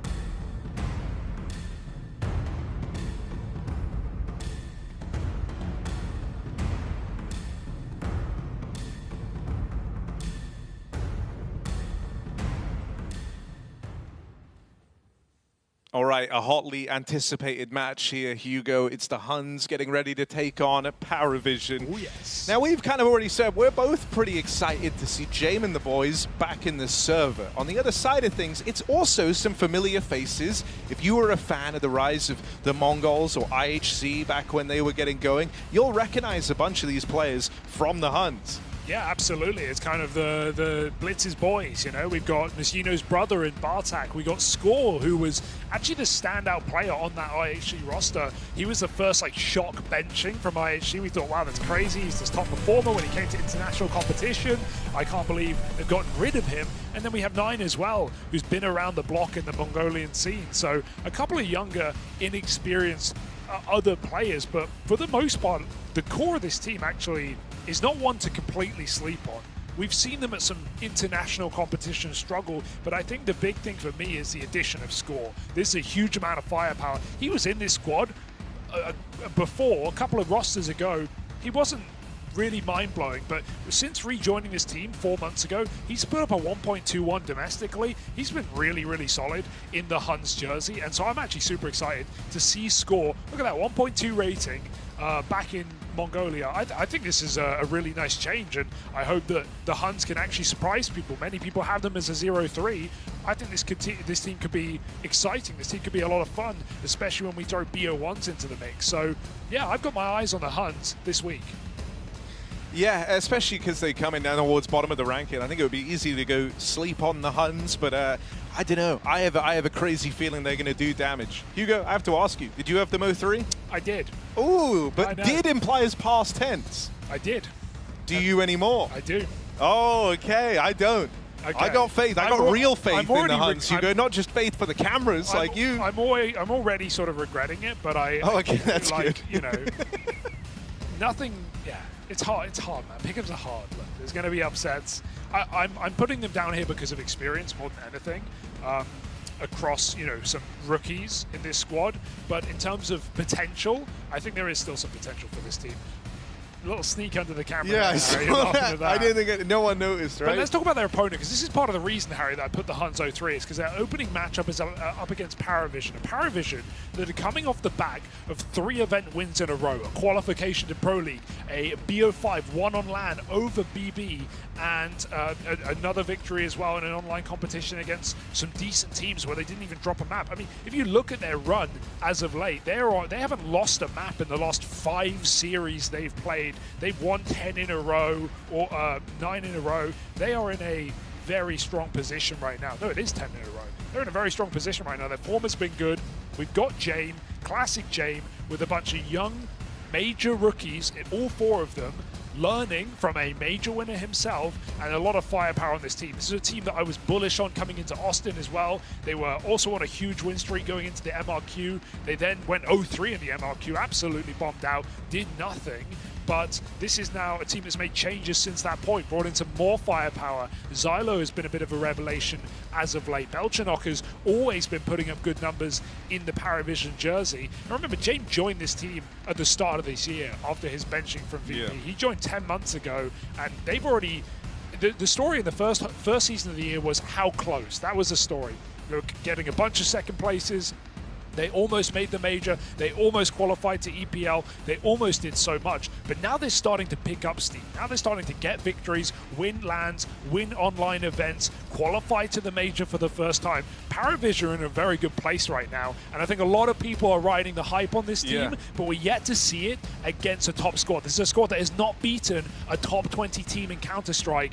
Maybe here at the major they could prove that. I think as well, when you look at James' individual story, it's interesting, right? Someone who obviously kind of had his style fall out of favor in CS2, had to go and discover himself again, and then build up a team who could understand, appreciate, and have faith in his way of playing the game, right? Whenever we used to talk back in the day about leaders that were on polar opposite ends of the spectrum, there were 2 names that came to mind.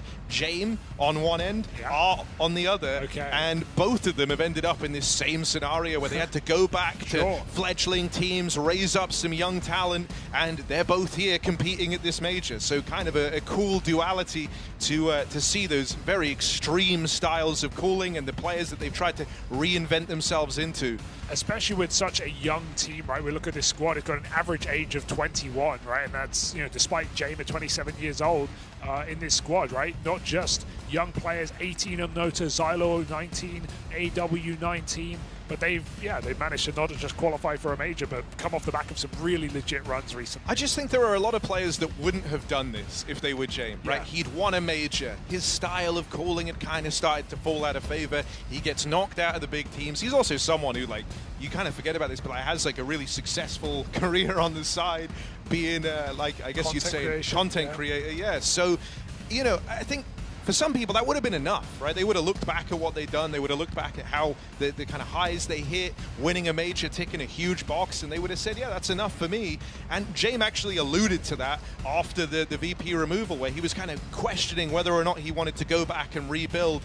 But he's done that now. He's at another major, and I kind of want to see him do well as a result. Especially when you sort of, if you're someone like James, you have to kind of redefine the way you play in a bit of a way when you consider that, you know, this is not MR15 big money. This is MR12. Economy is punishing in CS2. It's a different game.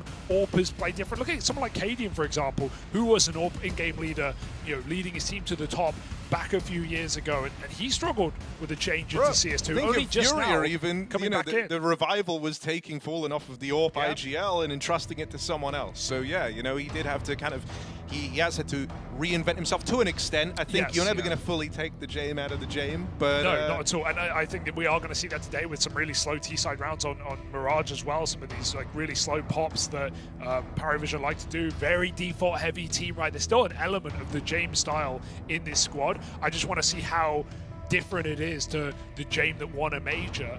And I'm excited to see this team. I think, you know, I don't want to say they're overhyped, but I think maybe people over-expect from this squad. I'd be very surprised if they went 3-0 at this stage, just because of their history, like I said, not having beaten a top 20 team, not having proving themselves against some of the best in the world. But I think coming into stage one, where you have a lot of teams, maybe from some different regions, some teams you don't know at all, you have to prep for, but also just teams similar to your level, I think this is a perfect warm-up for Paravision. If they ever were going to make a run here in Budapest, they are my dark horse for this first stage. I think something as well that helps James-led squads is he is like a man of steel in terms of composure, right? Okay. Not just because his teams are always known for comebacks, the slow, grueling style of play, the idea that, we always used to say, VP, they're very hard to put to bed, you know, like they can win from any scoreline. But even outside of that, you think about how he's dealt with some of the big blows in his career. The one that always stands out to me was back in Copenhagen, right? The whole horror. I know. Why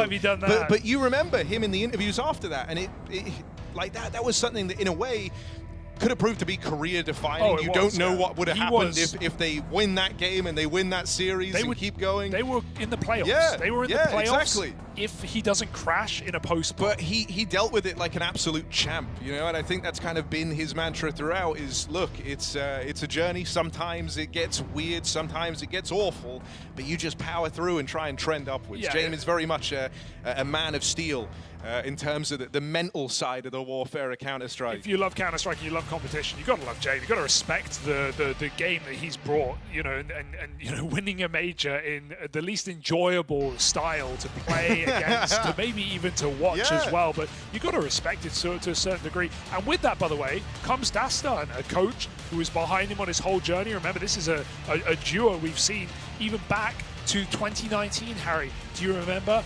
Avantgarde? Yes. A team that were all the way into a final of a major. StarLadder remembers Avantgarde. StarLadder certainly do. And here we are 6 years on and he's back at a major. I just, you know, the duo of Dastan and James, I'm so glad it's still together.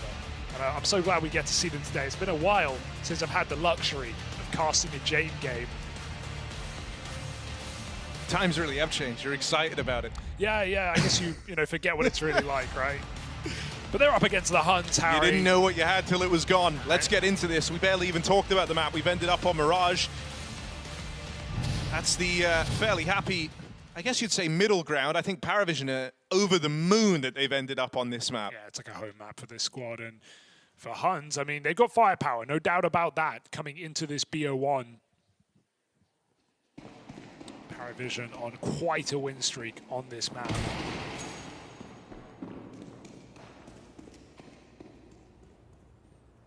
15 Mirage wins in a row. Only 5 of them going to double digits. It doesn't really get more comfortable. But maybe some Asian persuasion from this Mongolian mix could tip the scales.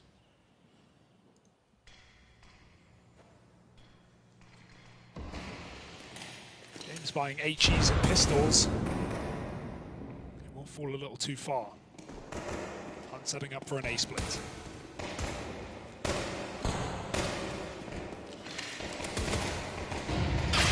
Flash dodged. Score doesn't seem to mind. He plays it forward and finds himself a double to get the ball rolling on this pistol. That's the A site taken. Good stuff back from Zello. There's one. Will that give you enough of a reason to give this a go? Damage exchange. You have the kit on Belchenok, sure. But the odds very much against you here, as the Huns have had a lot of time to get set up in these post plants. Some stunning shots from Score in this pistol, that clear of the player in the cubby and then chasing Jamin window. Felt like it ended the round. Huns having so much control in the post plant, and while exits will be found, it's a Huns pistol to start this game off. A very confident Huns taking a lot of fights. Yeah. Paravision got to get down to business. Yeah. If they want to defeat the Huns. Nice. But it won't start anytime soon with that pistol picked up. Nice to see Score starting with his best foot forward. Yeah, like I said, coming into this game, he's a standout player for this team since he got re-added to the roster. A change that has definitely done Huns well domestically. Vision, maybe favorites, but this is also a level of competition we've not seen them at.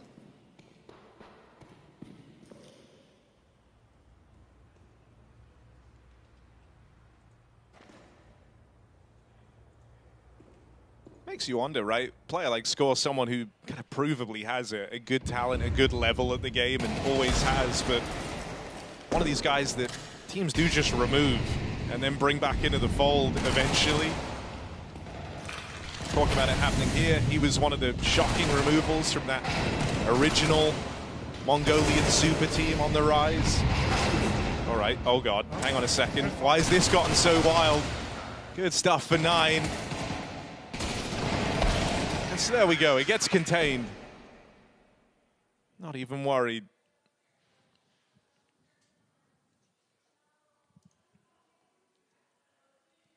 No problem by coming in.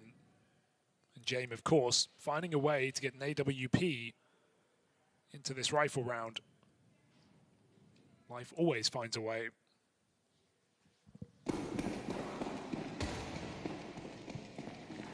Silo dropping it over. I mean, you know, we used to call him the accountant for a reason. Always finding the way to manage the funds, bring out that orb. But a fast up-tempo round here from the Huns. Sees them already out towards A. Explosive. No, I can't find a thing over the smokes. Score locks down the only available angle, which is that re-swing over the stairs. It might be a grouping with James out towards CT spawn as the only available option here for Paravision. And as you can see, no kits in play. So time not on their side here. They've got to move quickly in this retake. Yeah, player in the Ninja Cubby as well. 9 taking his time to swing out. They catch one player off, but Zerol takes one with him. 9 still unknown about. James playing at the back of spawn, and with no kills offered up, that's a stunning shot from Bartak that might just seal the deal. Kitless, even with this reverse plant, there is no chance for AW. And so out he goes. James says save. He says yes, sir. But even that shouldn't be allowed. Knowing that bomb's coming for him, he's got to move. Oh dear. I really admire the attempt. Yeah. Knife kill right there, but Huns coming in confident, and this is the fear, right? A very explosive team who are not afraid to play fast. Yeah, stylistically, it's a very good matchup. Yeah. You know, you have the explosive, kind of loose style of the Huns, where individual prowess could be enough to get them through rounds, merged with the cold, calculating, James-led squad.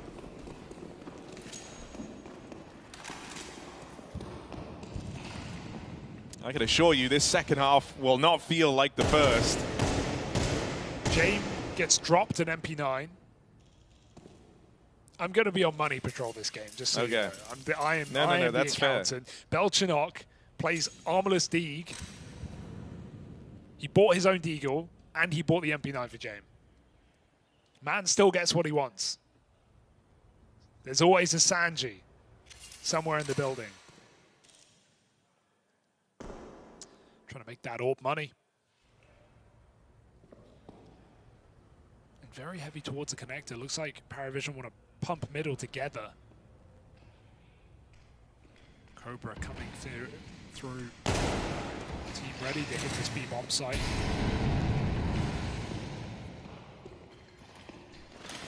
There's that swing. Everyone jumps in, even James out the window. M4 finds nothing. It's James double instead, but denied by 9 as Huns go on 4-0 up. He's the good kind of accountant, the slightly dodgy kind, you know, not afraid to cook the books. He's been able to rack up enough money to bring the AWP out there with the 2 kills out in mid.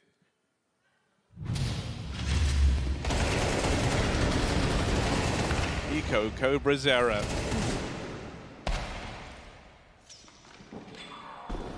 Simply done though so far. No stress for Huns, the kills have come to them. Paravision with an AWP again. James looking to find that first incision. You hear the close jump, are they ready for this? Probably not. 5v4. Good start from James. Last time his AWP got left out the action at the hands of a fast exec out towards A. This time it gets to be involved early.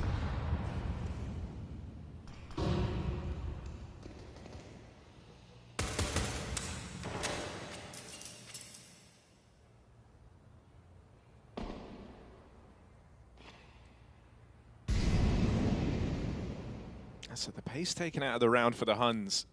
As finally they don't have one of these man advantages to try and snowball off the back of. They'll slow it down. Let's see how they fare in a slower round. Got to pick it up soon, but will they have util before? Or is it James finding another pick? Look at this flank. Knife out running. They know what's coming.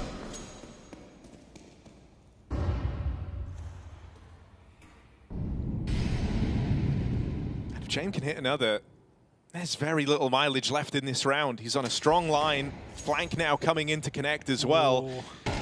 And so they know they have kills on a platter here, right? They tuck in, they play it safe. They let AW just keep closing the gap. He trades off one of the rifle, and he'll make it work. 9 wrestling it back, doing what he can. It's him and Score left in this, but with 15 seconds left, bomb dropped out towards Tetris. And James providing cover from afar. Missed shot might cost him dearly. It takes that swing out. They've done it. What? How did 9? What? That's out of nowhere.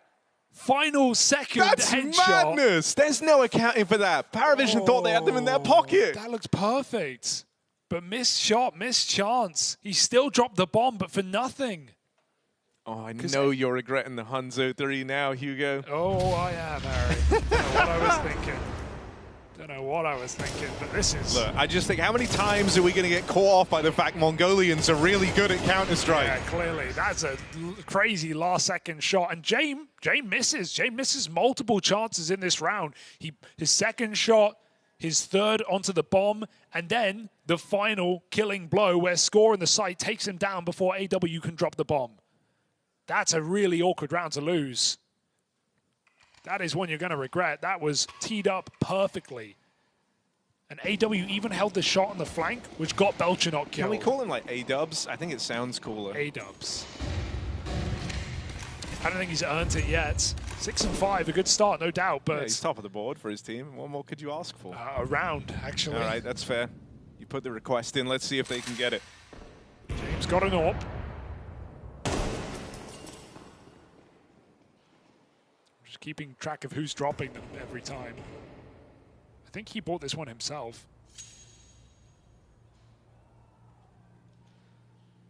No, it's AW's. Yeah. Of course. I wonder if James named him that.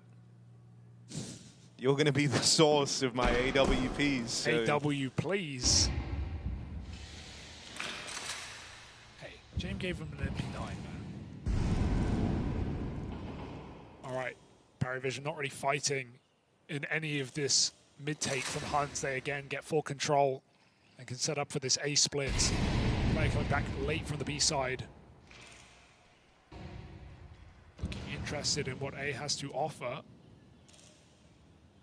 Cobra with the bomb. And even 9 leaving as well. Bringing that all back to ramp will waste a lot of time. 40 seconds burning out the Balk player. Jame in the middle of the site, but he's got full support from Balk and ramp, giving him an option to fight Con. They're already inside, he hasn't realized. Jame, lucky to be alive. Oh, another miss from Jame. There's one back at least, but this AWP more's required. His teammates able to withstand this initial push. Jame caught out on an island here. Will respond with another, and he's just dancing around. This AWP is hard to deal with, hard to hit. Jame finally overran.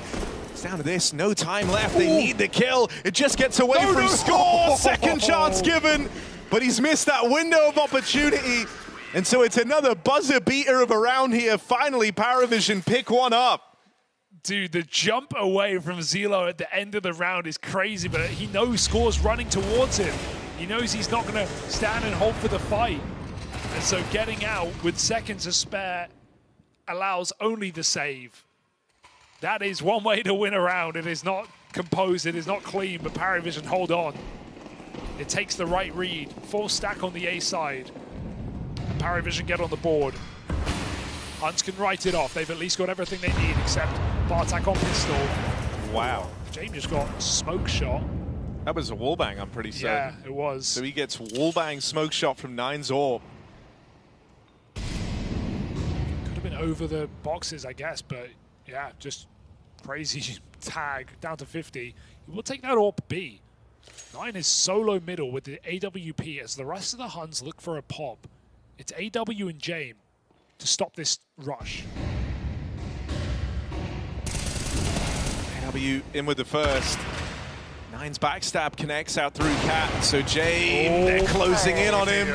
Those missed shots cost him dearly.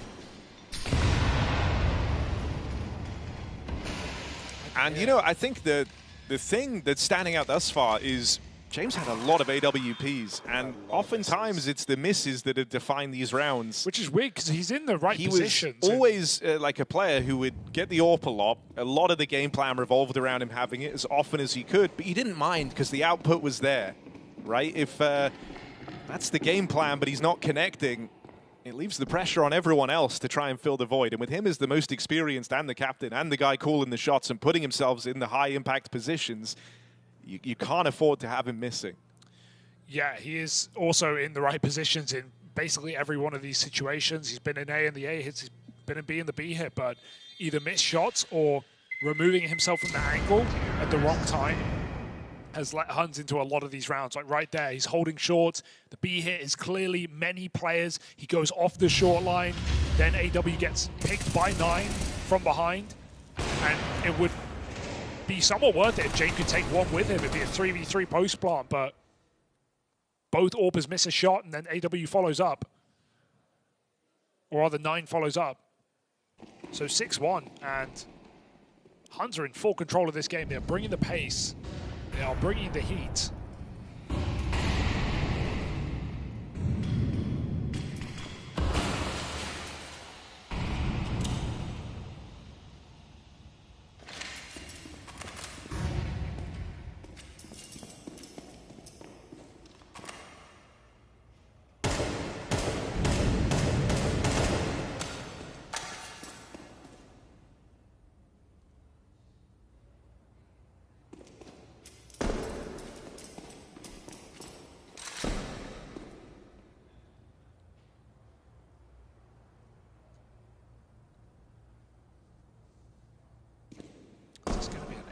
With a B pop, 2 players outside the B site.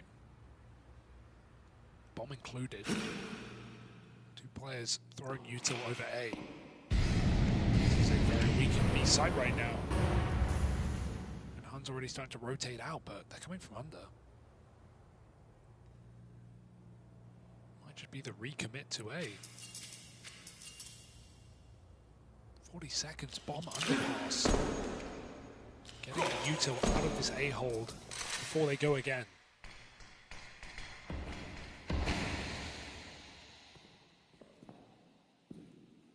time, boys, time. Yeah, very, very low.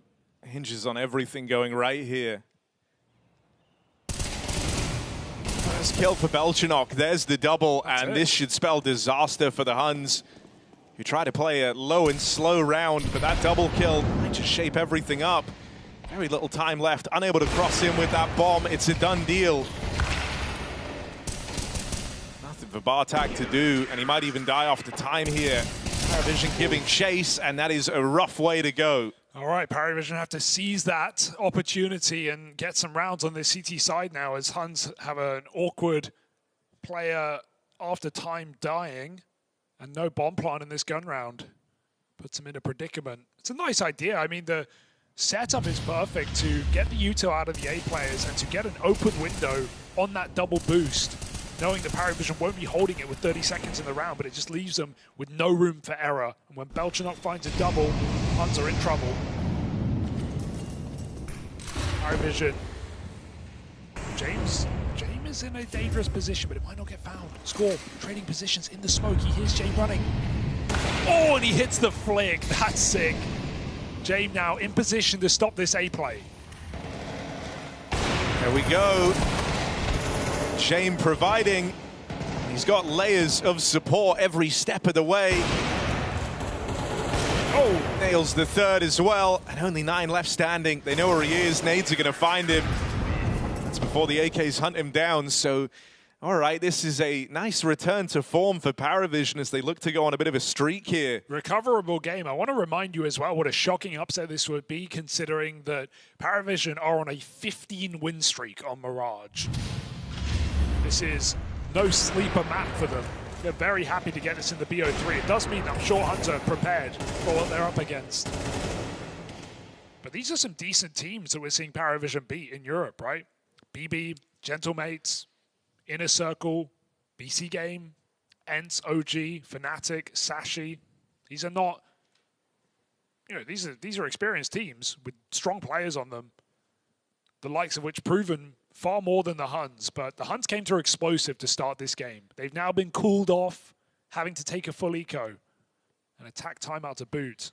I mean, I think even the fact that this is a BO1 changes things a lot, right? Like, a lot of teams aren't really used to them anymore, you know? Don't play them anywhere else. Same can be said for Paravision, who, when you look at the streak that they've been on, it's all BO3s or BO5s. So this is more cutthroat, let's say, right? One kind of off map can spell disaster.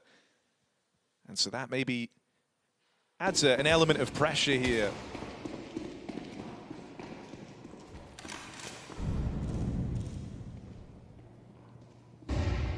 James now taking a window fight. Not much to get in the way here, just a single upgrade on a Deagle. Nine's been hitting his shots on the AWP.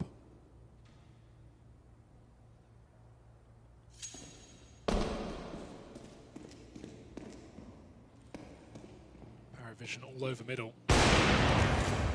Problem for James. Pushing top mid is the rifle. And you're not shy of stars on this squad. Young, hungry riflers looking to prove themselves at their first major. All 4 of these players, 21 and under. All 4 of them with something to prove.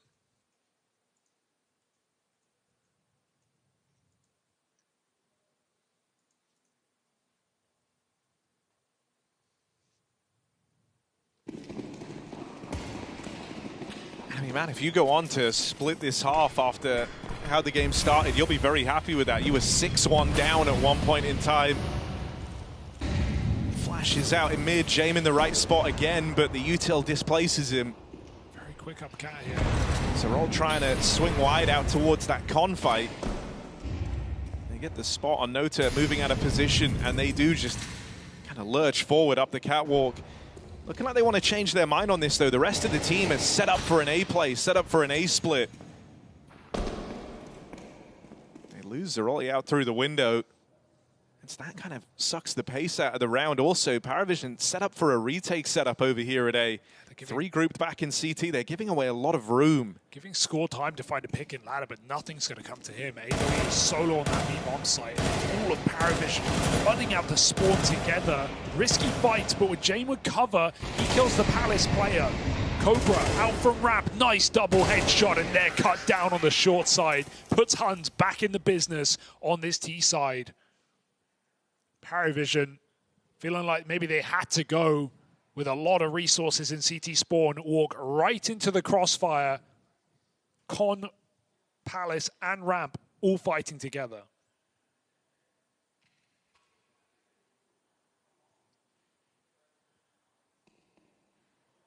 Losing rounds like that always feels frustrating as well. Like, you lose it so quickly from such an advantageous position, you don't even really have time to collect yourself and figure out how you want to approach that. It went from a 5-on-3 to no players surviving in what felt like a second. And they're not burning pauses, so maybe Paravision still feel like this is fine for the half, and they're happy with their T side, but an 8-4 is a bit of a predicament. It does put you very reliant on a pistol. Huns with a B hit. Jame dead first. 3 here. W holds the line long enough for support to arrive. And so very quickly, just down to 2 for the Huns. And Nine's rifling has not been shabby. But with bomb loose out towards that B site, they've got to commit into the full stack of Paravision. So this one will be a brawl all the way to the finish. Good luck. It's a test of the crossfires, the trades, the protocols in place for Paravision here, as this is a gift of a round having fallen into their lap on the back of this B hit. Now you've just got to complete it. They're all really trying to bait the swing out from sight, given a 1v1, but it goes nowhere quickly, and so Paravision collect one more before all is said and done. Let's see if that Mirage streak can keep up, or will it get broken day one of the Major by the Huns?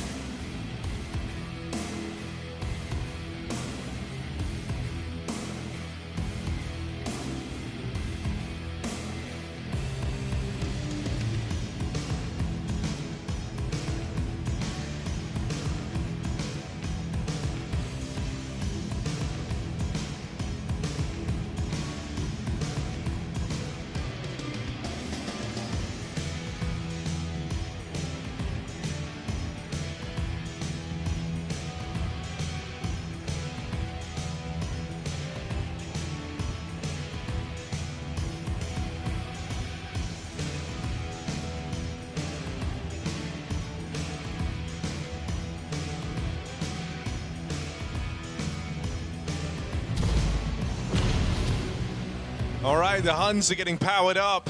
They're looking good right now on Mirage, the home map of Paravision, the one that we were left with at the end of this VO in the BO1. From 6-1 up, Paravision were able to recover somewhat, squeaking by with 5 rounds in that first half of play. Some swings and misses from Jame Gonna need him to be switched online if they do want to recover and keep this big streak in check. Yeah, I think the ideas were right for Paravision, but not always hitting the shots when called upon. Jane with some awkward misses that led to round losses, and Huns with a lot of pace on their T side. Yeah, it's a weird one to comment on because when you look at James' numbers, they look good. It's just they could have been so much more. First time. Yeah. Here we are, Bartak with some aggression to open up this pistol. A decision that the Huns may come to regret. Belchanok fed a double kill, and that's the carpet rolled out for this B hit. Cobra does what he can, but it's just a one and done for him, and that's not enough. And they knew he was there as well. You see two players that deep in apps, you know they've been boosted. So simple stuff for Paravision. The kills come to them. And a B hit, a dry B hit, nets them this pistol round. Game on the T side as 9 and Zeralt have to look for kills. Kills that are not being given up. Spotted, committed.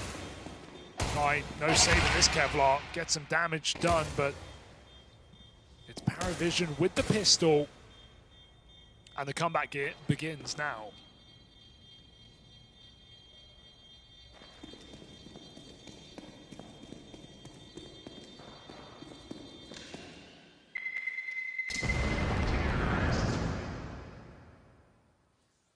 I'm very interested to see what this T side looks like, right? It's going to be very different to what we got at the Huns, for sure. A lot more defaults I'm expecting. And presumably better util. Huns relied a lot on kind of firepower in that T half. We're going to see more executes from Paravision. 3 AKs coming in to this gun round. It's a force buy for Huns. Nice grenade through window.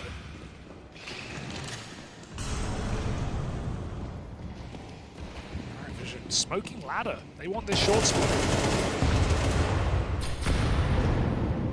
Oh, 9, surely a dead man. Jane put up on the... Oh, okay.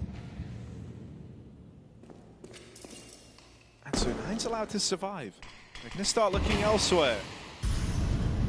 Is there a gap for... No. He gets through. Oh, 9 backstabbed. Comes up short. The rest of the stack is over here at A. Some low players. I'm scared. This could get weird. Bomb's leaving. James pieced together that they were moving into this stack, and so they're going to get out of there. This Famus doesn't connect on the spam.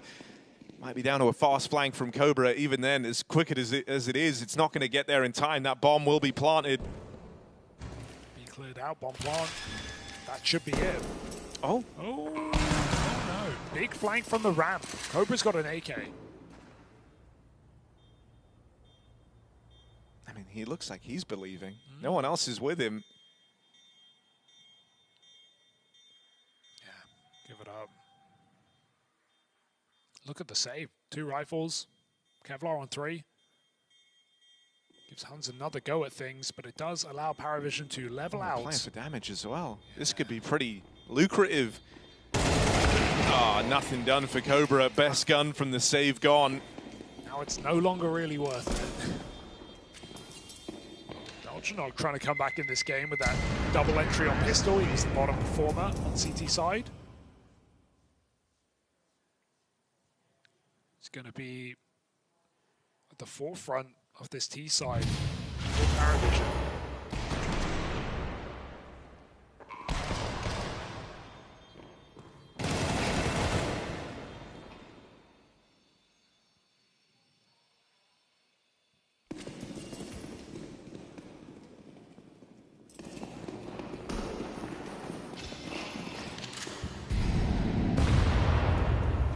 Grenade top mid is proving effective right now for Huns. Oh, flushed forward into mid. They're all fed to the MAC-10. Still could get weird again as it's the full crunch here for the Huns. Fighting tooth and nail for every inch. Cobra can't find a thing on the Deagle. They've made it out into the B site in the downtime. With AW adding another to the tally. Sure, the bombs drop down here in mid, but with this flank slowly getting activated, you're on borrowed time. Crazy shot from Nota, and the flank might not even be needed. Oh, actually gives it away. Of course, had some good aim, but this would be asking something too much. You'd think 20 health. And they hear him go market. He knows that. So they run back connector. Good call for Paravision, avoiding the stacks in both of these rounds. It's a little scary in middle, but it should be decided now with Paravision taking the lead back in this BO1. The right thing to do is save.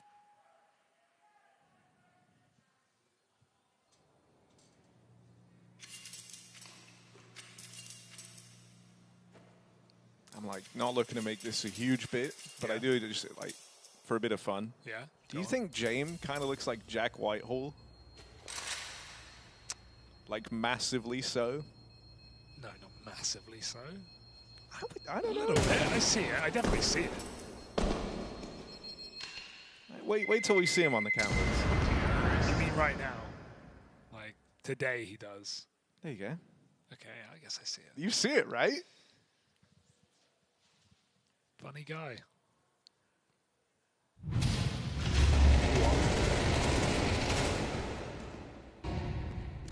Let's see if Huns have as much chaos on this CT side as they did in the T-half. A lot of quick hits, a lot of disrespectful rounds.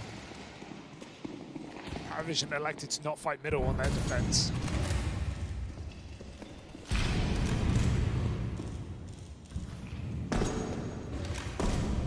Nine's orb. No one about. Stop this A play. Saw Jay miss some shots from this position. Jane playing Tech 9, Harry. They could have bought him a gun. He said no. They could have bought him an AWP. Yeah, but he's doing an A-pop. He knows he's going to pick one up. Back of the pack, throwing the flash. In come Paravision. All right. Play on through. 9 tries to get ahead of the util. That volley from behind triple denies his push. So the AWP is blocked. And they deal with the one player that's ahead of the util here. This is site control for Paravision taken.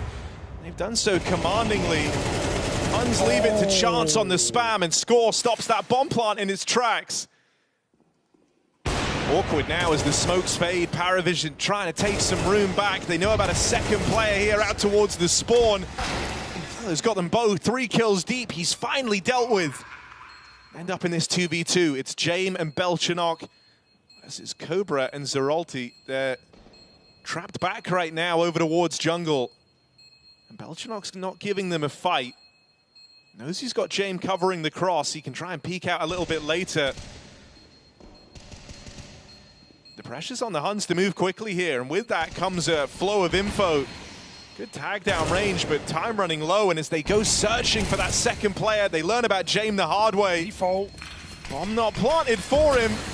Cobra just tries to leap on, but James closes the distance and walks that clutch over the finish line. Baiting is an art form, and he does it perfectly. Tucked in on Tetris, gives them nothing. And the final second, desperate stick. James comes in to save the day. Love that round from Paravision. They save it. Big props to Xylo as well. Close CT. Here's that all fire off, swings in. They offer him utility to make his 3K that much easier.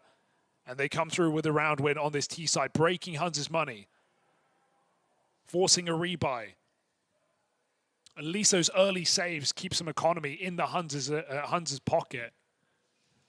I also love, I've been thinking about this for years, like why don't people do this? When you're going for a set play out of spawn like that round, why don't you see the player who's throwing the utility not buy a gun? Because you know you're either going to get the kill or you're going to lose a player immediately. So you're going to get a weapon offered up, and that's exactly what happens. First player comes in, goes 1 for 1, James just grabs a gun. You save yourself 3K on an AK. It doesn't change the round in the slightest. It's the perfect economy management that we know and love James for. Paravision play for later. He's got 6 grand in the bank.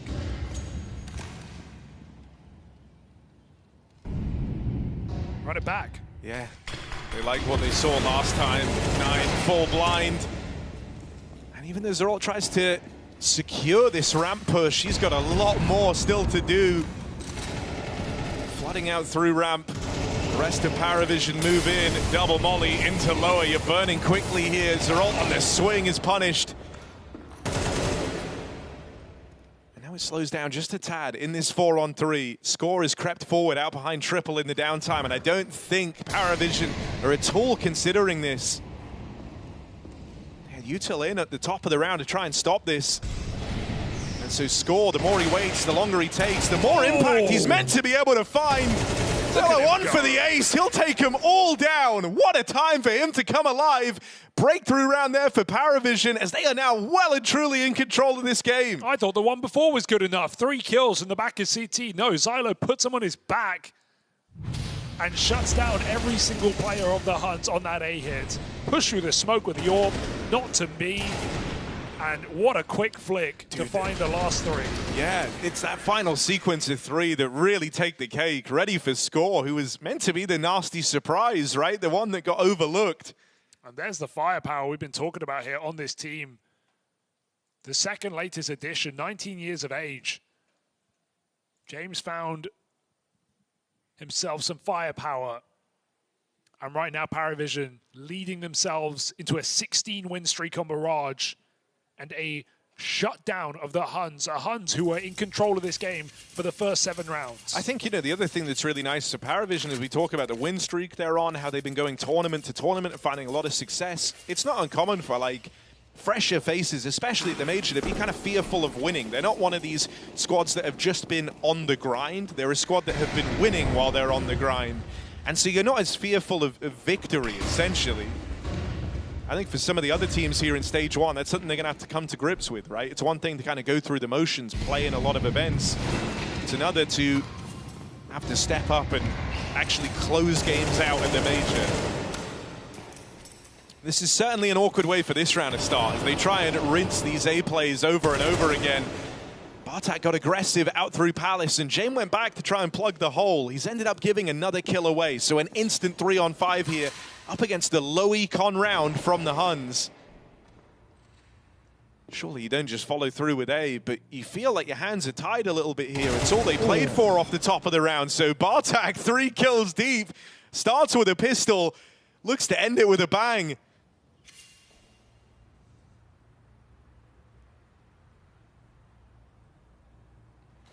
It's a battle of aces. B is the gap. Score needs to move over, but he's going to reinforce the A side. Even though they have Palace control, this is a bit scary. Don't get me wrong. Boosted position is lovely in B. Well, Zerald's just tucked in behind default. Paravision don't know. Well, they would have jumped on this. 25 seconds. Is there any consideration? Doesn't look like it. I mean, I don't really know what more of a hint the Huns need at this point. They're running around in Palace. They have full control, but the round's going nowhere.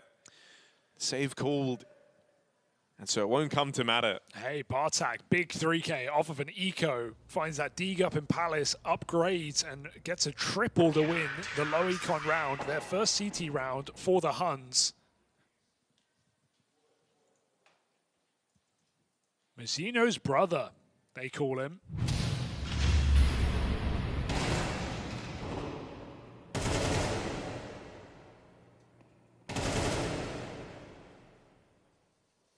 Big bro battled, does him dirty.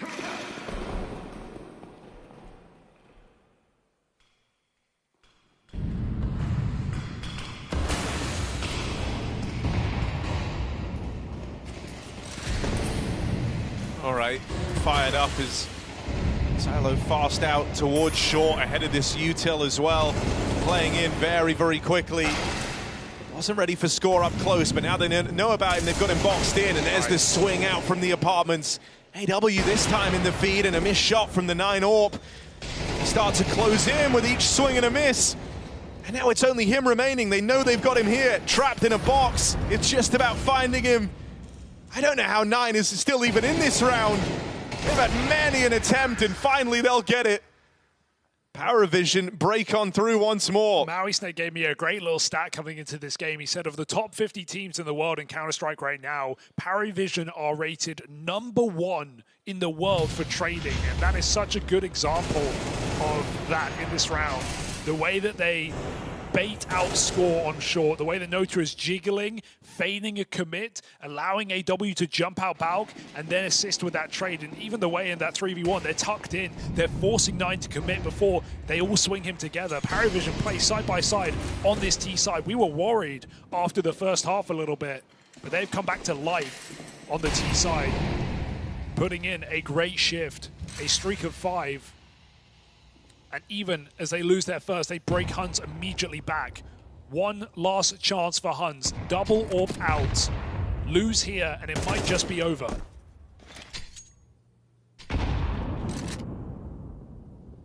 Well, James just watched that in person. He saw the nade miss. That's an extra hour of practice for AW after this game.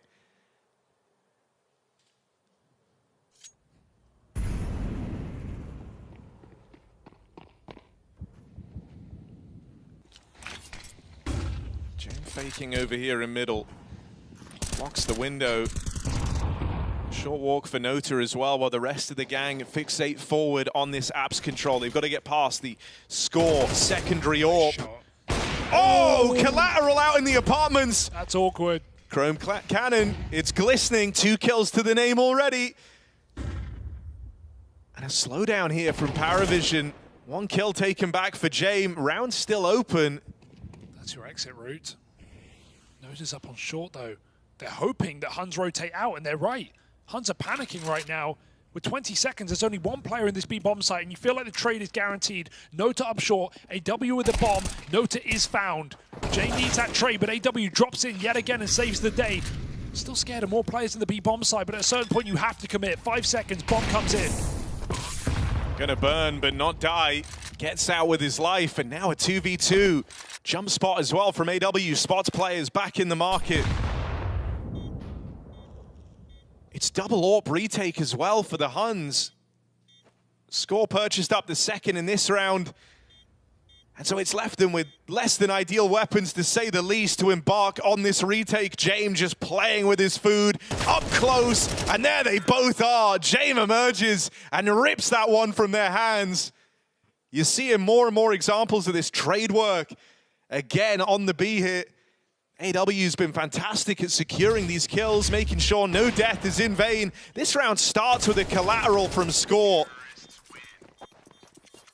And then James gets his revenge, lining up a double of his own. An early game, the story was, man, James in the right position, but he's missing the shots. The longer this has gone on into the T side, he's providing clutches, he's providing good mid-round calls, and his stars are shining. Firepower coming out of Zelo, and great trades from AW.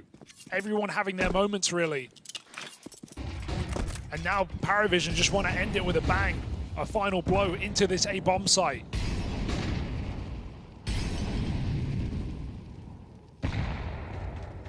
James, a long way away. They're in no hurry.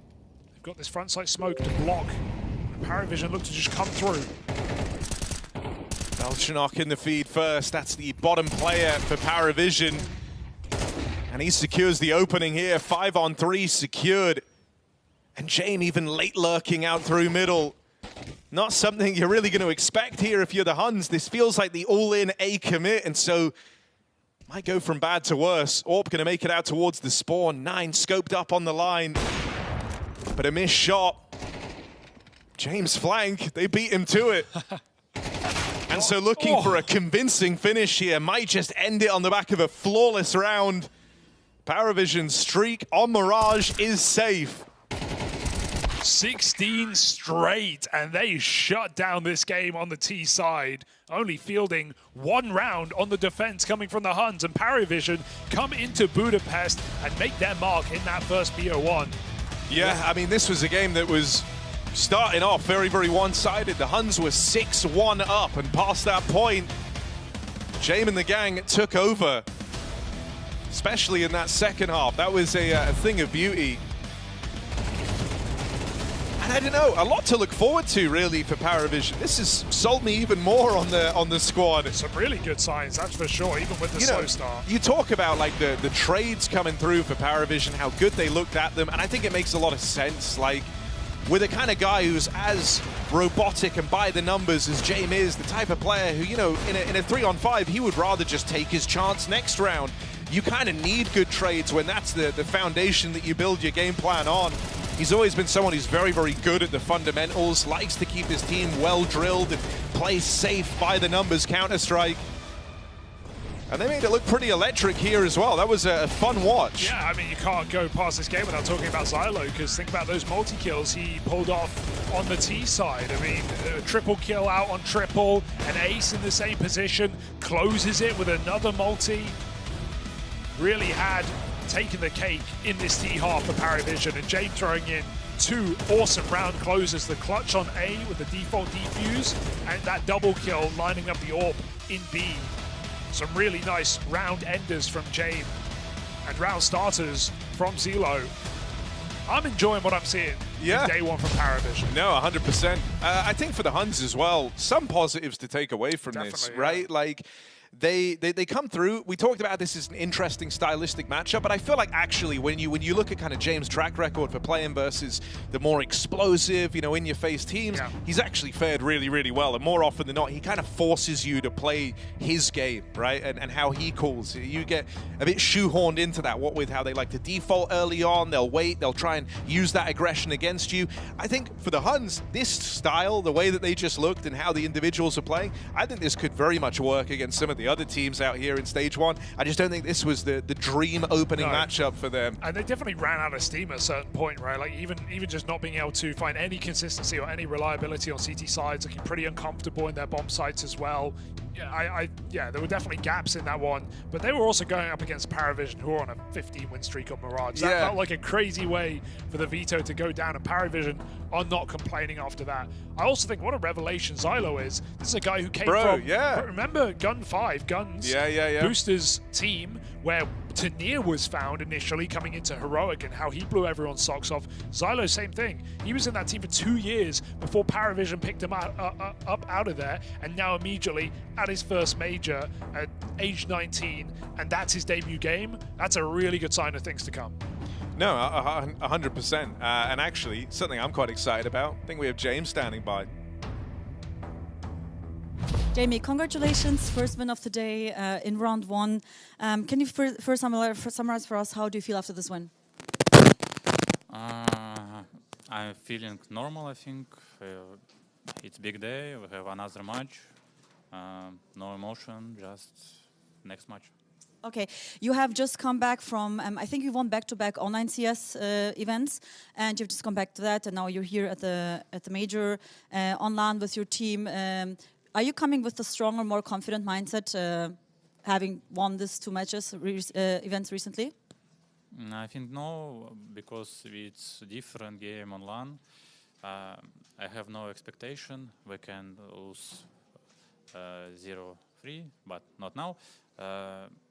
And we can win 3-0. I don't know. Yeah.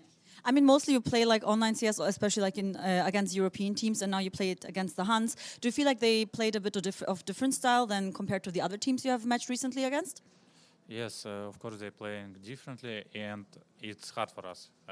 I think we're playing better when we knew versus whom we were playing. And these teams so different, so individually skilled. Okay, thank you so much, Jamie, and best of luck for round 2. Thank you, guys. Oh, he's cold. He's still cold, Harry. He's still got it. He's saying, nah, I don't care. We won 3 events in a row. This is different. I don't give a damn. But yeah, you know, I mean, we were talking about his like steely mentality, right? And I think this is what a lot of it's grounded in. He never gets ahead of himself. Like, I think it would be easy to put some crazy expectations on a young team at their first major, you know, and say, oh, guys, we've been in great form. And then if that isn't replicated on the day, everyone gets in their heads a little bit. But his kind of nonchalantness, I think, is actually perfect to what the team needs. Yes. Sorry, I thought that was more of the sentence. No, I agree. That was the end of the sentence. It's just refreshing seeing him back in the scene with that mindset, with a slow start but a strong finish, and that was always the Jame way at the end of the day. It was. You can't put this team or this guy down. He's always going to keep it going.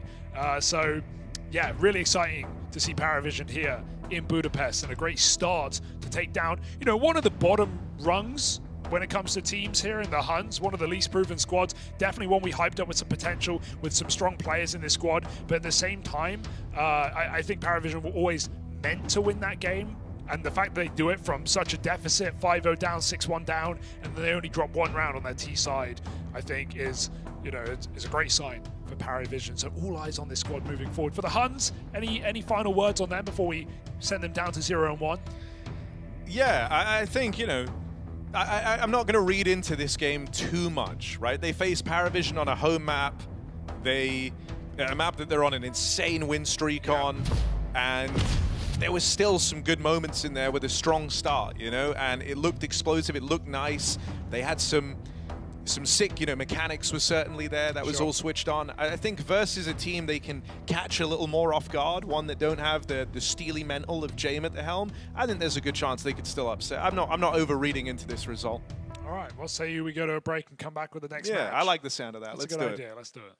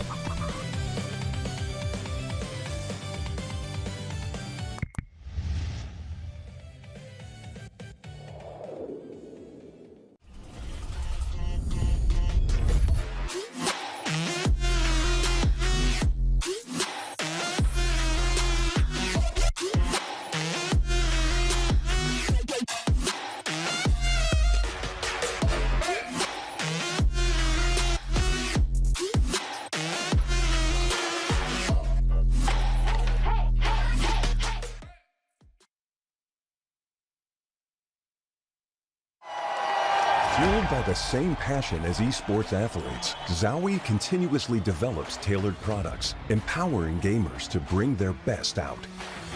Today, we are launching the all-new XL2566X Plus, which uses the newly developed Fast TN panel and upgraded DIAC2 technology. The new monitor series continue to evolve, refining details to ensure players can perform their best consistently in games.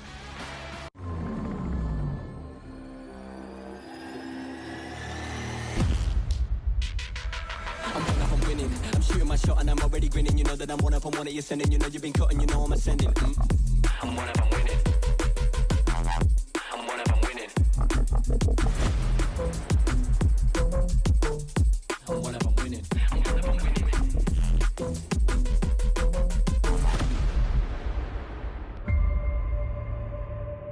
The return of Area 51, Alienware's highest performance desktop yet.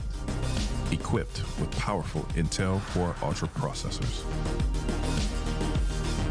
Innovative architecture designed for ultimate gaming. Engineered to evolve alongside your game. Encounter the legendary Area 51 at Alienware.com. Where are you playing the best of these matches? Where in retake will you pull out the clutch? Where you'll be testing your deadliest thing? Where are we perfectly training all day? Ready? X-Play, X-Play, X-Play, X-Play, X-Play, X-Play, X-Play, GG!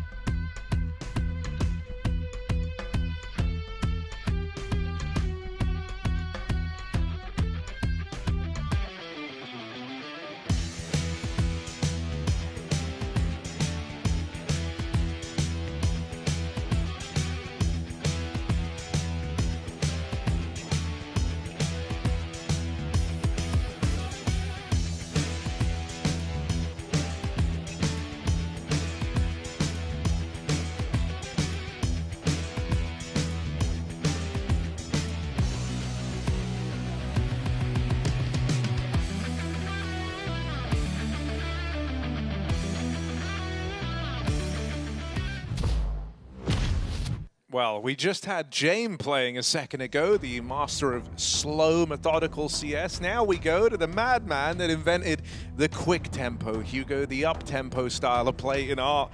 Fluxo versus Gamer Legion.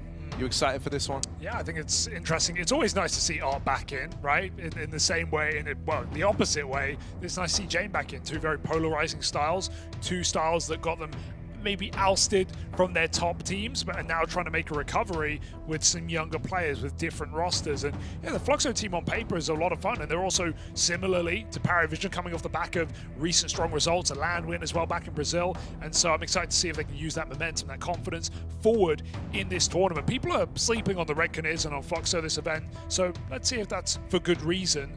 I think in this first game, they're in a rough spot for sure, right? Yeah. Taking on a team like Gamer Legion, a proven squad, but it is a squad on the downturn.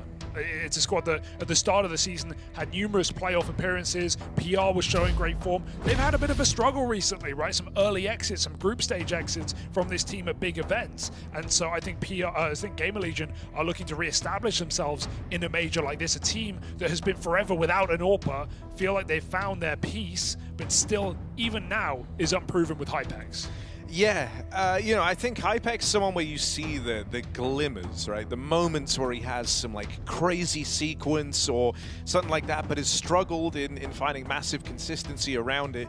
Whenever you see him at his peaks, it looks really, really good. Yeah. But it's not a type of player thus far who's shown any peaks over the course of a series or a map. It's felt more like handfuls of rounds here and there. So properly getting him slotted in and situated, that's kind of been the goal. Outside of him, though, been a treat watching Torsen, someone who's gotten better and better the longer he's been inside of this Gamer Legion squad. Kind of going from strength to strength, and a big reason why they've still been in the conversation in spite of some slightly quieter performances from PR every now and again. I think Torsen has lent a lot of excitement to this team and a lot of staying power at times. It's crazy to imagine that this is also PR's first major ever, along with Hypex, of course, two major rookies in this squad. But let's flip it over to Fluxo as well, because we have, you know, a mix of experience across this team. We have, of course, Art, who's no stranger to the top of CS, but is trying to, and has been for a while, trying to re-enter that conversation with a very young team. And we've also got pieces who have been around the block, who've been on some big squads as well. Descent and Lukowski especially coming to mind. Lukowski's been the standout player for this team domestically in Brazil, where Fluxo's been playing for most of the year. They've of course had, you know, an outing here and there internationally, but not necessarily fielded much fruit. Losing to Pain and Tyloo back at CAC. Pro League, another disappointing run with only a win over NRG, but they also had to play top squads there. So in stage one, you again feel like this is a place where the field is very open, as we've seen already across the day with some upsets coming down over on the A stream. So I'm excited to see what we get out of Flux. I have my expectations low, but my hope high. All right. Is that allowed? I like that, yeah. Expectations low, hope high. I think at bare minimum, Fluxo are always a good deal of fun to watch, right? Just because the, you know, Art's mad style of leadership, how pace is so often his go-to, and it's not a mixture of paces per se. He does like a fast round. Sure. And then, I don't know, I mean, I always quite liked Lukowski as well. I think, I know he had some like rougher performances in the MIBR jersey, but whenever we had him firing on all cylinders, I think he was someone who could put a lot of pressure on the opponents. He wasn't really the star piece of that team. A lot of room is handed to other individuals inside of the MIBR squad. It's only just to name one of them.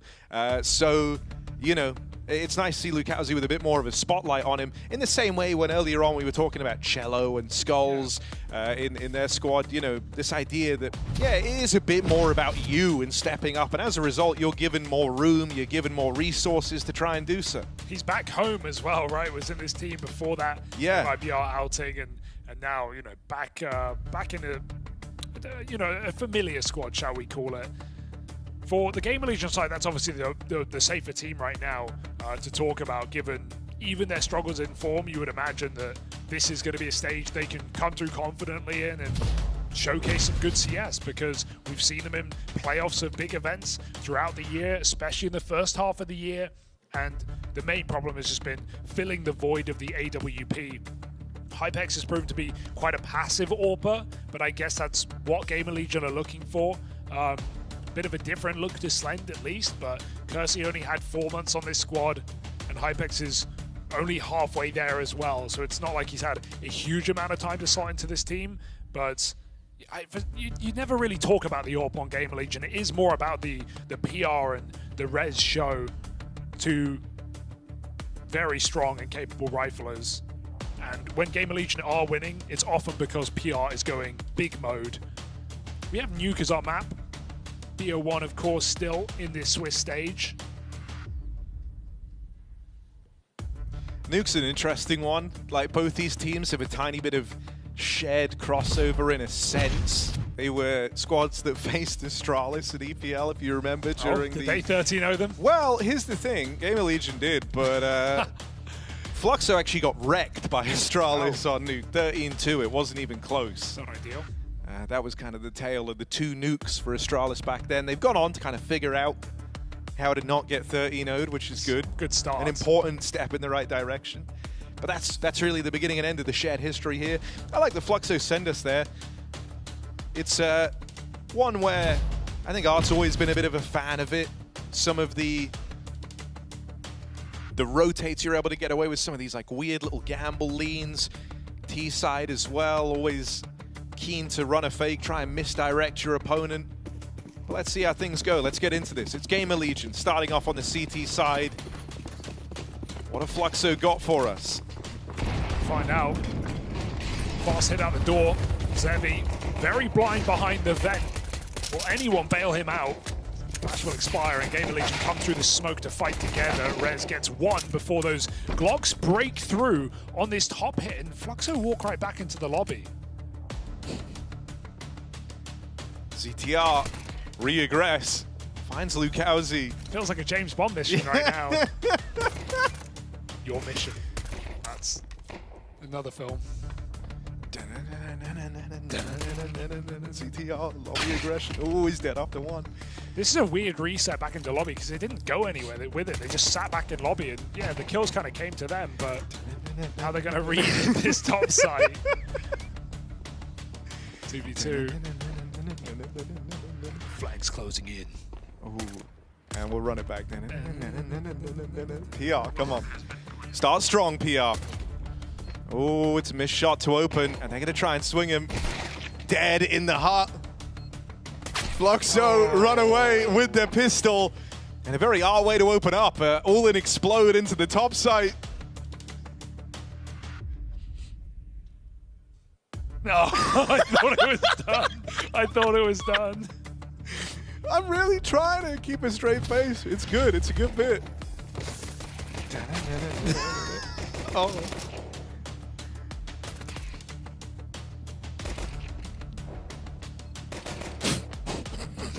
I've never had it go this long before. It's done. No, okay. Right when you thought. Just keep it on all game. Okay, there it is. That's really good. Oh, that was a fun bit. This has gone disastrously for Fluxo, hasn't it? They need the music back. Put it back on.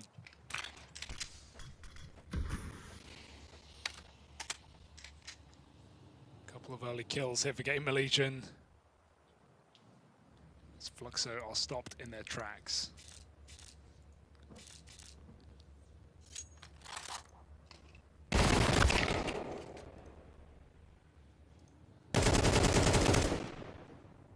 Drag their way back in this round.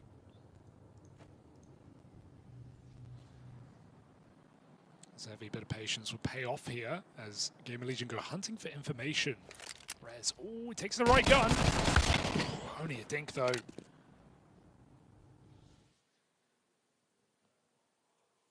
Oh, the timing's so awkward there.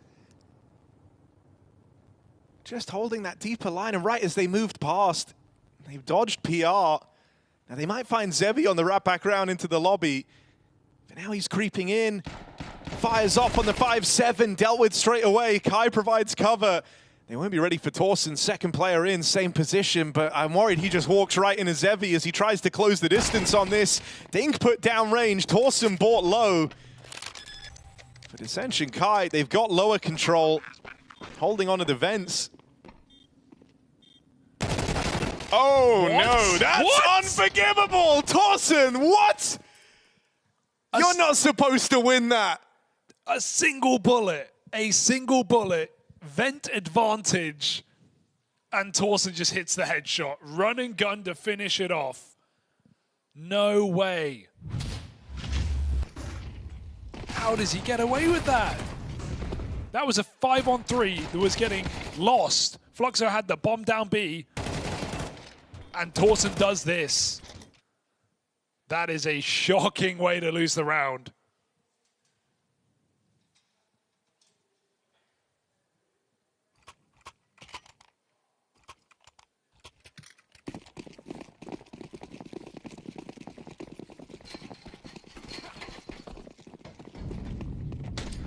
Well,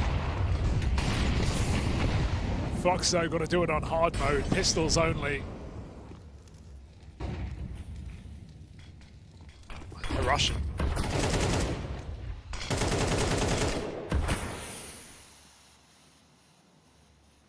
Oh man, that's good awareness, but Lukowski hits a banger. Second down the vent with the bomb. And PR doesn't realize they've already taken control in the window room. Important headshot to find. I mean, this is already a lot of space taken down towards lower. And even rotating here proves to be scary for Gamer Legion. They know that only a handful of players at most made it down, and the most of the Fluxo are unaccounted for. So they go back, they try and clear lobby so they're not looking over their shoulder. And things go from bad to worse.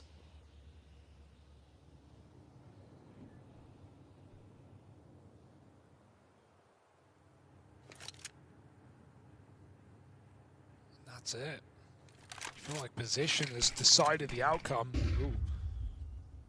Odds. Going back up top to reunite with Lukowski. He's got heaven control. CT's too far away at this point. Roaming for kills. They will not come their way. Vent smoke in. I mean, I worry that you're overcooking a bit here. Yeah, but I think Gamer Legion were just all about saving. Kai backstab. And yeah. Okay. You just expect more. You expect more up here. There's a player lower, there's a player roof. No, wait. Oh, going up on the roof. Oh, switching as well. Unlucky. But it's fine. Fluxo are going to convert it here. Don't want to lose this orb. Chasing ghosts. They don't know how far Fluxo were away from that bomb site. But to be honest, Harry, smoke kit could have happened. Yeah, I mean, I almost thought when ZTR hears them running to go plant the bomb, Temptation might have kicked in just to try, you know, if you kill Art with the bomb and everyone else is nowhere nearby, terrorists win. That's round over. But they weren't to know that.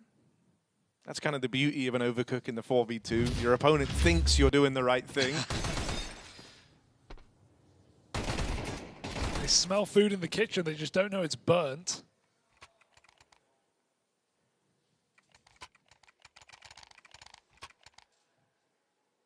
Okay, Gamer Legion gets some guns out of it, but it's Fluxo who managed to do it with just Tech 9s. Stunning vent dive.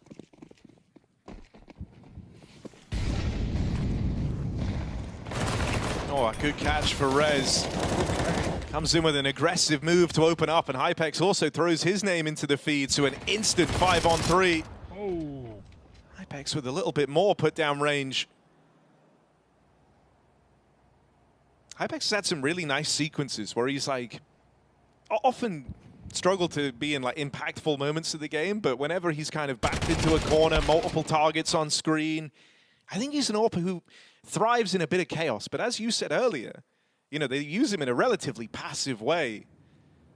I hope we see him unlocked a little bit more in this CT half, because already this was a crazy double kill to find out in the yard. As he's backed off out towards CT, they're closing the gap on him. Gonna just sneak right on under.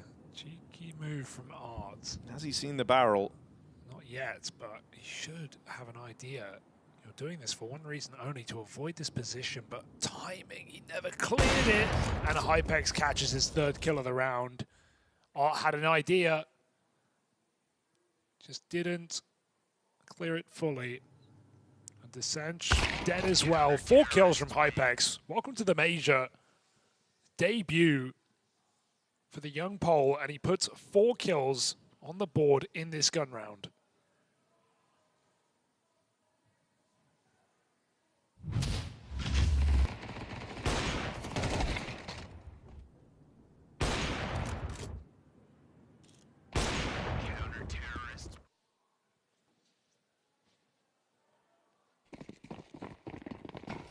There's going to be a lot of force buying in this game. It's already started that way. Fluxo have to go back in. I mean, it's another reason why, like, the James art is the perfect yin and yang. James all about maximizing money, maximizing buys. Art's all about squeaking as many buys through as you can. They go about it in 2 very different ways, but both with a unique view on the economy battle. Here, still chasing the chance to try and break Gamer Legion's money. Feeling like they've got enough resources to cobble a plan together.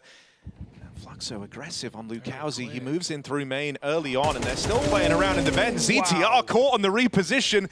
That is a gift of a set of openings for Lukowski. Rez struggles to contain it, will get one back. Art's going to give another away, maybe. No, he's just dodged capture. No way. And now in the perfect position to backstab. Might not even be needed as Descench deals with Rez in the downtime. Oh, okay, it's a bit messy, but PR should not get back in this round. 2 kills. Screw it. Give it a go. They really can't justify it, that's the thing. The money, if you save, you're going to have another investment, but man, you kind of hope they do. So much time off this bomb, it will just be that save call. Hey, with the way this game's begun, there's nothing wrong with saving in these positions, knowing you can just keep rebuying and keep the pressure on. Fluxo again win with less. Second time over. And now we have to see if Gamer Legion can keep up this economy war against the Brazilians. I love that play. I love how quick they use the smoke. It comes down. Maybe Rez makes the comment, hey, I'm smoked, care main. Lukowski walks through probably before the words leave his mouth. Immediately in. And yeah, DTR, I think it was, dropped down vent, changed his mind, and pays for it. It was Torsen rather. Oh no, it was ETR down vent, Torsen hut roof, and immediately regrets his decision. 2 shots in the back of the head from Lukowski. That is the standout player of this Fluxo lineup. Gamer Legion have also been very early burning timeouts. Yeah, that's the Ash way. Use them or lose them.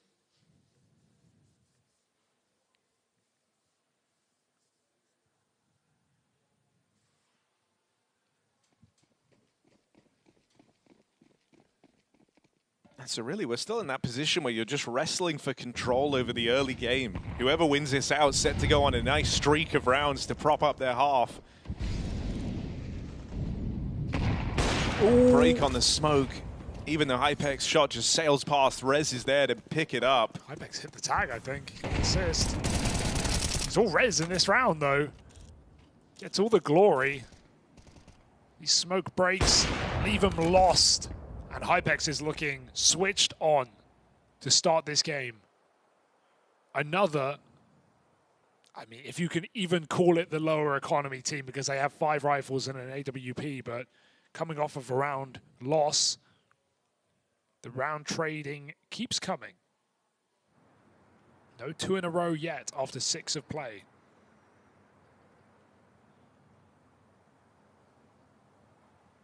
Maybe leave outside, boys. You've got Rez and Hypex to run into.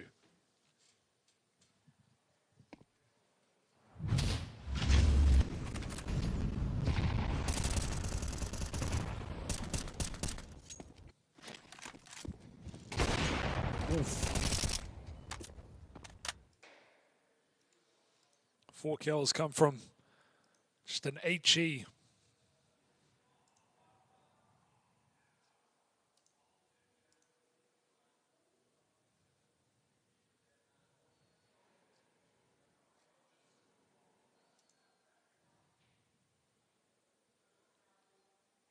Just a save here for Fluxo to get at least 1 gun in that next round, but not even he can drop over anything meaningful.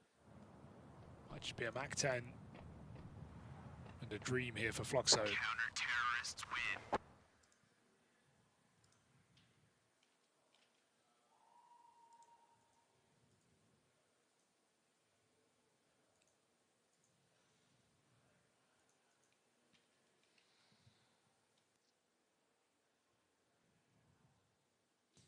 This is where you would like to think that a team can win 2 in a row. But Fluxo have done it before. It's just very hard on T-side nuke without hitting that top site to win a round with 10 nines.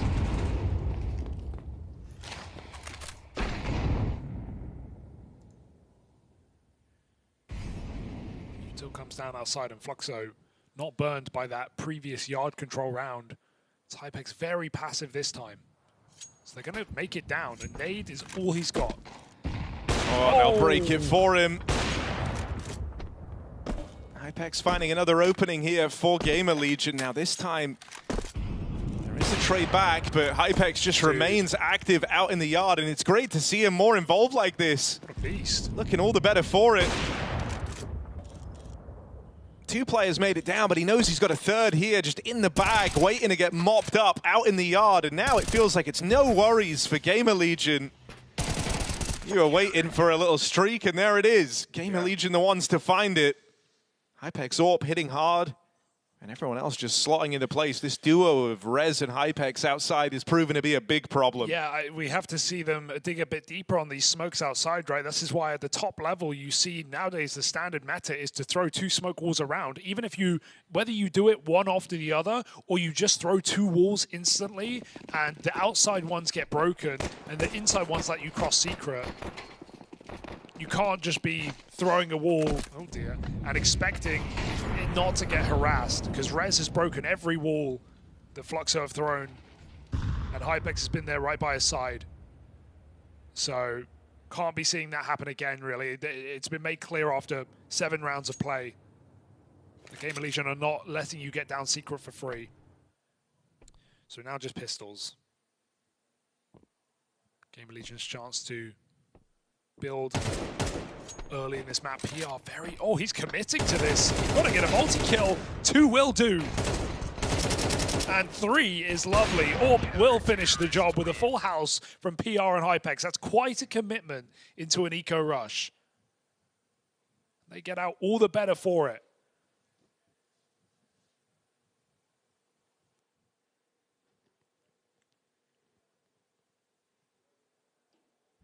I mean, something that's going to be really important here, if one thing's been made clear, is having good util to try and nullify Hypex in these early few rounds. He has just been throwing himself into fight after fight. And the last thing you want is for an AWP to feel the freedom to do that. Oh, they play ahead of the smokes. Good little timing change here from Fluxo. That's a good call. Descench hears the vent drop, knows that ZTR's already down lower. PR going to tap 1 back at least, returns this to a 4-on-4. Maybe the time to try and take the pace out of it a little. You know you've shuffled the defense. You have a player deep out towards Garage, and Descench keeps pressure on in the top site. Well, with the player having dropped down, you set your sights on this A play. PR, the only bit of resistance left. Oh, he's on for another. Quick turnaround, and Lukowski's been flushed out of the back. Bomb's loose as well. This is only going to get worse.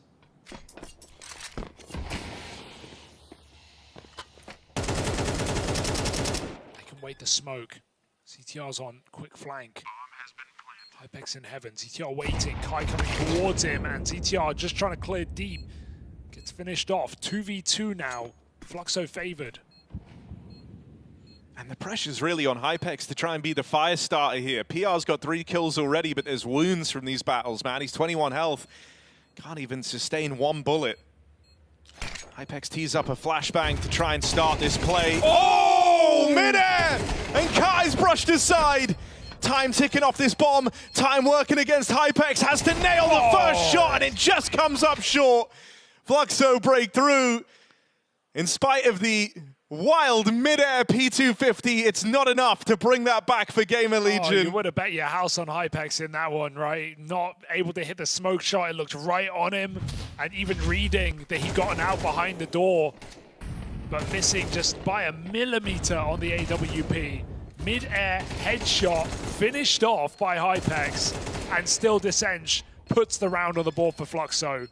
They needed that. My oh my. Already some very exciting moments in this game. And remember how that started with the change of pace. A good call from Art to peek before the smokes bloom when Rez is out in the open pulling nades. It did catch Gamer Legion off guard. It did put Fluxo in a winning position. Art's still yet to get a kill though. 0 This and is the 8. round, if ever there was one. Mac10 is out and he's got first spawn. I think he's going down vent.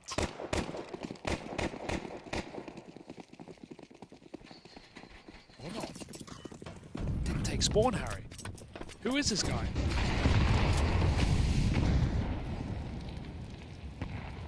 Still Gamer Legion, they don't just want to sit back and let rounds count up. They keep it dynamic here on the CT side. This time departing from outside and trusting that to the one-man hold of Rez, who has a bit of support, so the AWP can be freed up to move in and try and take lobby. Sure. Get out with a 4-on-4. Far worse ways that could have gone. It's the pressure applied out in the yard from Lukowski that hopes to bring Fluxo back in.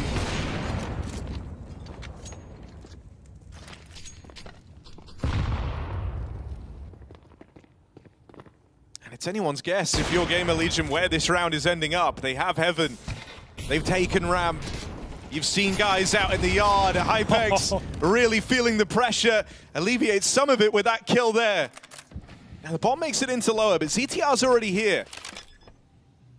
Might not be able to stop the plant, but certainly could knock out one for the retake. Even baits the shot from the Zevi AWP. Lukowski's so far away. So is Hypex.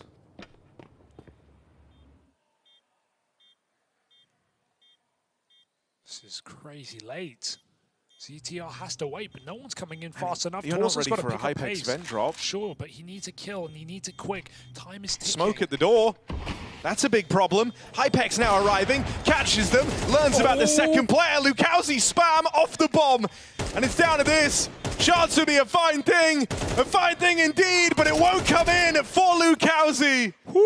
Well on his way to a clutch, but denied as the defuse is stuck. Gamer Legion steal that round out from Fluxo. Oh, he just couldn't find the vision through the smoke, tapped him, put him down low, but that fourth kill comes too late. Defuse from Torsen saves the day, and it felt like ZTR was ready to give up his opportunity at B, but he waits just long enough to group with his team and make that retake happen with no room for error. Lovely round for Gamer Legion despite all the chaos. Hypex really is taking the cake in this game. 13-3, so late on that lower drop. But it gets all the info they need. Quick rush through this top side smoke. ZTR lets him pass and shoots him in the back. There's enough players here to stop this, so you'd think. Hypex, here's the steps. The bomb goes down vent. Are they going to follow him? It's hard to maneuver through this smoke sometimes. Lukowski, fake dink, survives. Still, it's one player in at lower. Zevi and Lukowski both spotted at the door. They hear the Galil and the AWP fire off. No one's close to B. Still battling back up against these lobby players, and they're going to get rewarded both the kills. Kai tries to watch the vent drop. AWP now on the line, but he knows the pressure's on Hypex to make the next move. Won't be able to catch him. Hypex is not missing right now. This guy is fired up. And so, at bare minimum, the half one out for Gamer Legion. Now the task is just sweetening the deal. Dude, first map at a major, and he is just winning them the game right now. And they're only 7-4 up, but he, I feel like, is responsible for every single round with multi-kills on this AWP. That is still a scary 3v1 as Kai gets the first kill untraded, and Hypex has to hit a very hard shot. Nice try for Kai, but not meant to be here as Hypex is stealing the show. 6 multi-kill rounds at a 7-1 here for Gamer Legion. A bit more pace in the final chance here for Fluxo.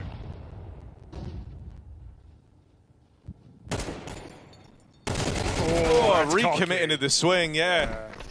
Maybe feeling a little too confident there on PR. Now, Rez will surprise them. Tucked in behind the silo. CTR taking contact, all with the hope that Rez gets to hit that much harder. Hello. Swing out to stop the plant. Can't take it any further. It's a beautiful couple of shots from Lukowski. And a 4v2 now. Time to get comfortable in this post plant. Hypex and Torsen, two heavy hitters left standing, sure. But if you lose Torsen on this first fight, they try to misdirect him. He pulls up with his. Why not make it the double? Can he do anything else? 8 shots left in the M4. Just falls shy of it. And so Fluxo pull up and take one more with them into this second half.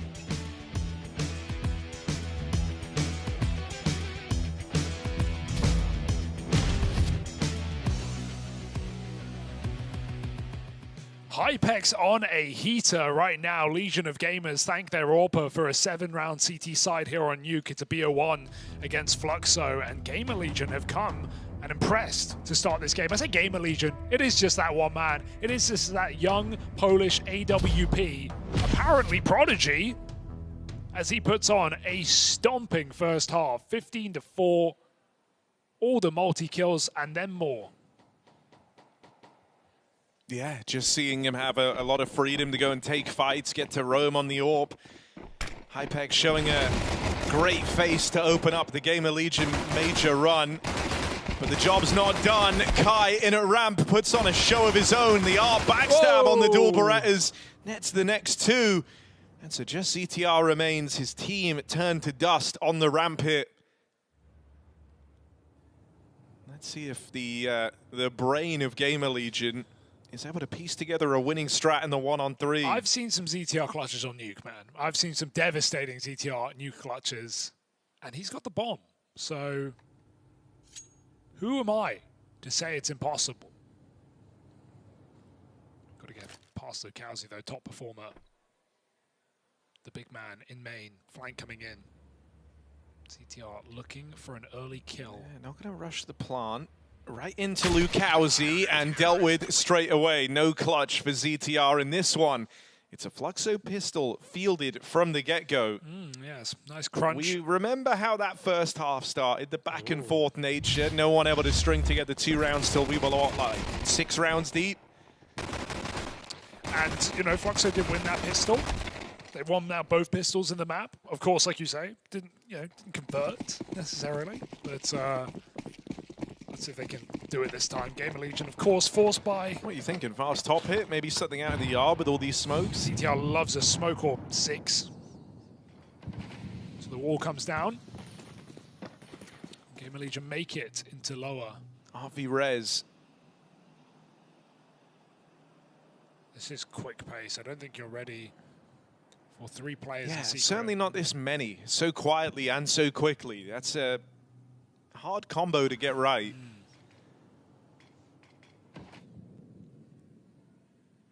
Safe to say they've lost the pace element of this.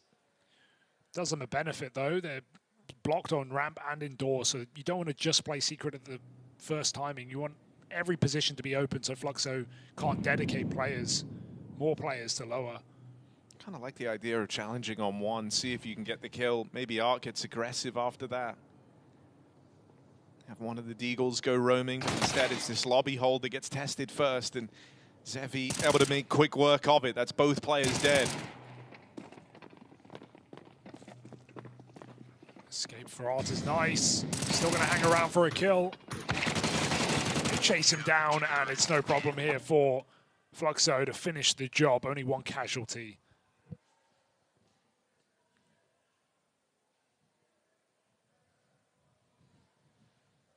And so, both pistols, and at least a conversion here, comes in for Fluxo.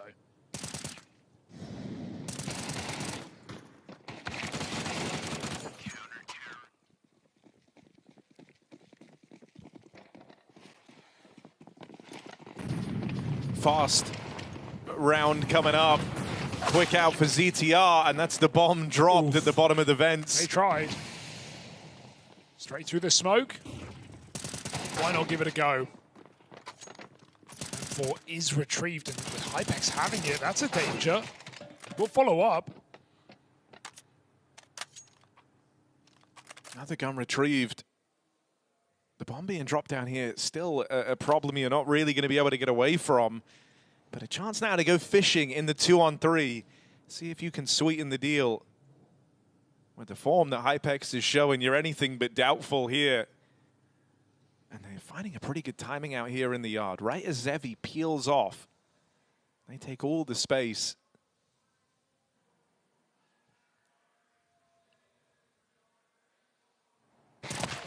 Good catch for Zevi back in the door. Is he ready for a second player? Looks like it. And so Torsen faces much the same fate.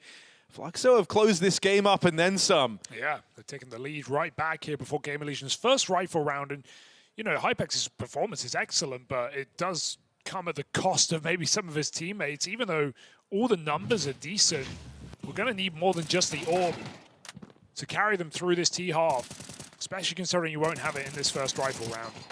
Full AKs, Game Legion. I'm just expecting smoke walls, because that's what you come to know from ZTR.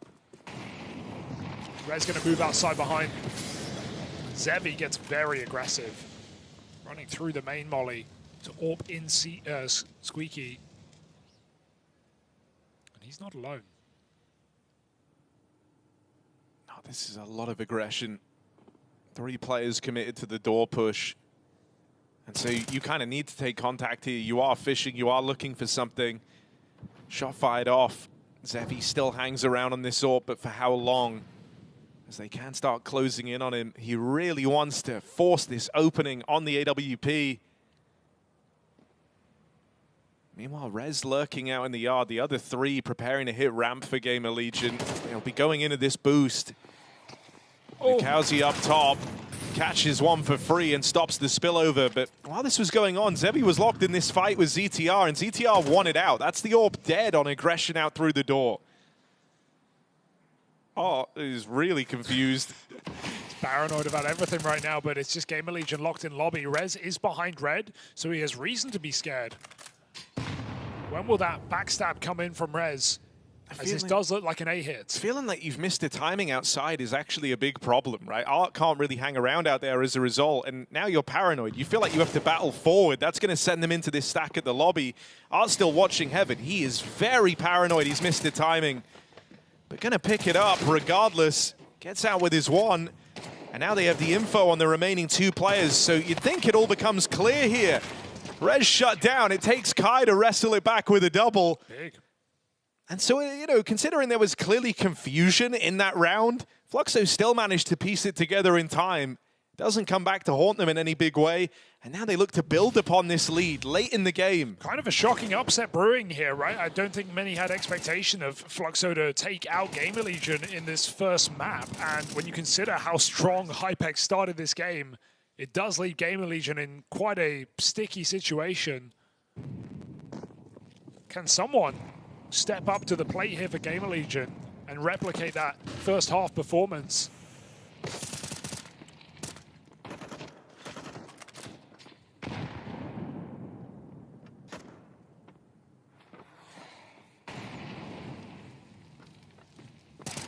Oh, he reaggressed. He pulled all the way back, and he goes back for more. Third time, very much the charm, and a charming double entry on this CT side. There is a commitment for Lukowski that cost them. But Hypex, a Galil, and an escape. And you never know when Art's had enough. 6 and 14, but Art playing with the confidence of the top performer, pushes back in with the top performer. Rez gets the gun, he is Kevlar. And that repushing ramp does come through. Descent clearing lobby out. They know where this one's going.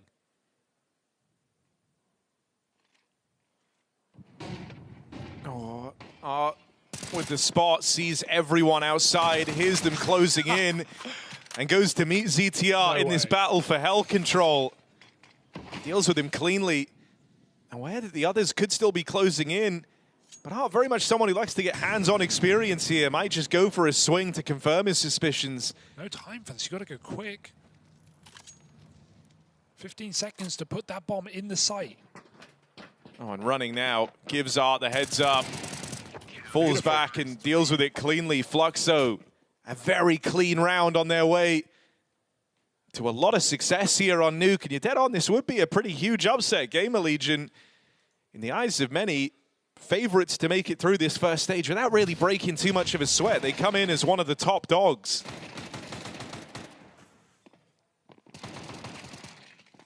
This is not the type of loss they want to stomach to open up their major campaign, especially not with Hypex in fantastic form. It'd feel like a huge waste. Fluxo, though, they're chomping at the bit to get this one over the line. And you said in that last round, it's funny, playing like, you know, playing with the confidence of someone who isn't only 6 kills deep or whatever it is now. I think he got a 7th in that round. But that's Art all over. You know, he doesn't really let his performance change his view of the game. You can imagine he quite likes the way that Blitz calls his shots in the Mongols. Yeah. Blitz very much cut from the same cloth, someone who never willing to let their performance influence how they play the game. We got some pace here for GL. Double AWP, remember, so this could get messy. Don't want to retake. Can Descent stop the spill? He's found 1 kill, but his teammate abandoned the bomb site. Art tries to break the smoke. Messy spray puts Rez on 1 HP. That kill would have teed them up for something, but instead it might just be a save. So low. But double AWP, man, not the round for it. And so Gamer Legion, explosive A hit, breaks back into this game with their first T-side round. Crazy to say that after 5 straight. Gamer Legion do manage it eventually.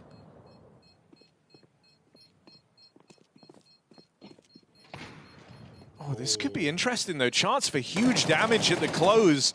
You might stop Gamer Legion from ever feeling super established here. Yeah. Bomb knocks the rest of them down. Worth it. And it's a super high damage save out of Fluxo. Everyone from Gamer Legion removed. That's so valuable for Fluxo. They save the double AWP and they get rid of every rifle of Gamer Legion. All it does is cost them that 1 M4 on roof. Absolutely worth it. Gamer Legion now on the precipice of pistols. And if Fluxo find an 11th round, it might force Gamer Legion's hand to buy down. So knowing this round could hit for 3 for 1. Let's see if Fluxo can find it. Gamer Legion.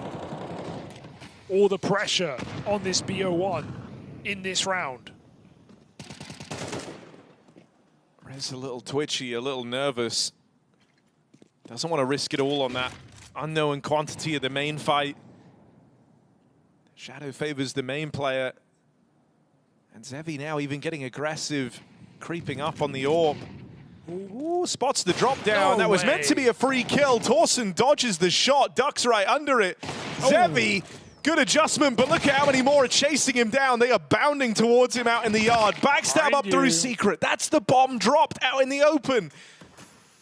And Kai continues to get aggressive. They just look away. They just leave the angle. He's got the AWP boxed in here, and Hypex is a dead man walking. Oh, just no respect for Fluxo in this game. The layers upon layers of aggression, the lobby pushing in a couple of rifle rounds ago, and even here, they know Game Legion are full outside. They are not scared to fight them.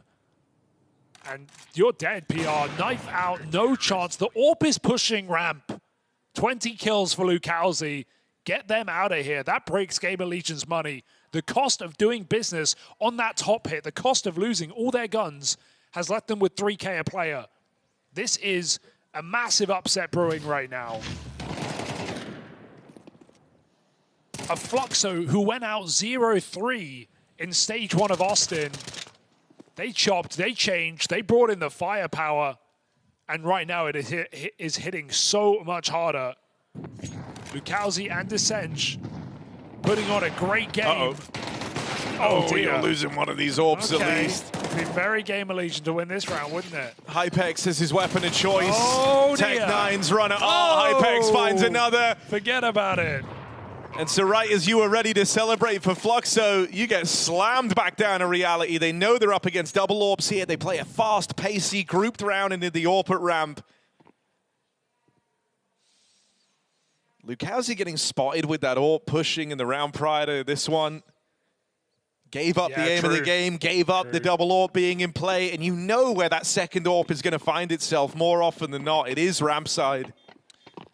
Oh, yeah. That was the opportunity. That was an eco, by the way. Gamer Legion weren't even fully in on that round. They were like, hey, let's just see if we can, you know, that's the round. You run down the AWPer, you're set up so well to win that round. Lucalzi can't go down with nothing. Art, same result in Secret. 0 kills from his position. And Gamer Legion, they win it with nothing. Game back on. Lifeline gifted to Gamer Legion. That's one that you may pay for with your upset potential. Lucalzi and Art. Let him down.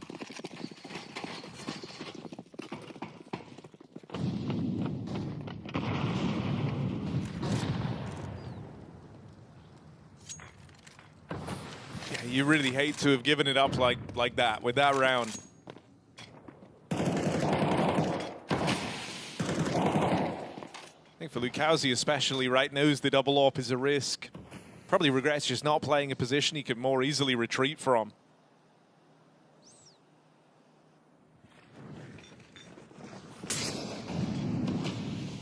Walk out in the yard. Look at this flank. At the same time, they'll go for event drop, and now starting to pincer the Zevi AWP out in Secret. Rez is also an unknown quantity here, which adds just a huge question mark onto the round. Lower site's been taken. Zevi tries to close in, and a mad dash forward nets them one. PR's now been spotted, but he's the only guy down here at lower. Remember, they didn't know about Rez. They don't know where he's gotten to, and amidst all of this, he was on that forward positioning out towards Hell. But as he heads in towards the ramp room, I really wonder, they didn't see him. Descenge so close to uncovering Rez. Oh, he's so close to spotting him, and I think he just got it. Descenge with the catch. PR sniffed out, and Fluxo right their wrongs very quickly with a convincing return to the rifles. Zevi going crazy on that B-bomb site. That was out of nowhere, dropping the bomb, running into double door, and they never knew, right? ZTR finds out the hard way, but this shot is unbelievable. Feels like it wins the round. It throws it into limbo. It leaves PR alone on the B-bomb site. And some stress, some frustration definitely showing here for Gamer Legion as another missed opportunity. Rez not even given enough time to flank. The bomb just getting into B, I mean, kind of sells him down the river there. Rez just never had time to play. And a Hypex 22 kill game might all be in vain here as Fluxo sit a round away from the upset. There is a Deagle in this round for Torsen. Can Hypex be the difference maker yet again? That's going to help. Fluxo only know how to go about this one way, and that's just relentless aggression. Pressuring the Deagle back in lobby. They'll find their way to a 4-on-4 at least. Yeah, be happy with that. Post up the AWP and leave. Rotate Lukowski B. The secret smokes are down. Fluxo have realized that Game Legion can be here, but have they realized how far they've gotten? Lukowski cuts noise. But they are right around this corner. Dude, he's been the difference maker throughout this game. Lukowski in the position that makes or breaks this round, and he falls apart. Nothing done. Kai and Zevi in a 2-on-3. The AWP already down here, so Zevi tries to give it a go. It plays right into the hands of the Hypex AWP. And it's a save from position because as much as you may want to go for it, Game Legion have vent control. So that is 10 rounds. Again, ready to ride off Game Legion. They keep this game going, winning some ridiculous T-side rounds down the stretch. The fast A hit and the fast ramp hit. And now a third T-side round added to the tally. But Fluxo have 2 more chances to end this before it gets too awkward. I mean, I'm watching Zevi very, very closely at this major as well. He's someone who's had a couple of outings, and I would say seems like someone who gets a bit caught up in the occasion at majors, right? Okay. Which obviously, it's fair enough. It is the event. It's the one where you want to show up to in your best form. But he goes from being a pretty powerful player whenever he's playing domestically to someone who's had some really, really rough performances at majors. Sure. In fact, even thinking back to his early outings, you can 100% make the argument that Payne actively improved when he was removed from the roster. And so, you know, thinking back to Austin, like you talk about there, struggled to ever really get going. Had a sick opening map in the BO1s and then didn't really do anything throughout the rest of the major run. Want him to feel like a bit of a difference maker. He's had some good impactful rounds here, so gets to don the AWP again before the money runs out for Fluxo.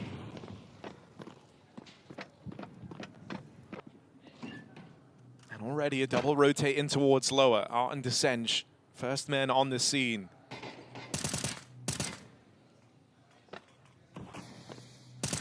Good catch.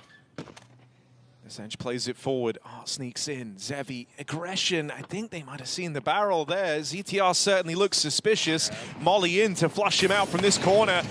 Leaves him having to commit to a fight. And again, you know, just forced into the Hypex AWP.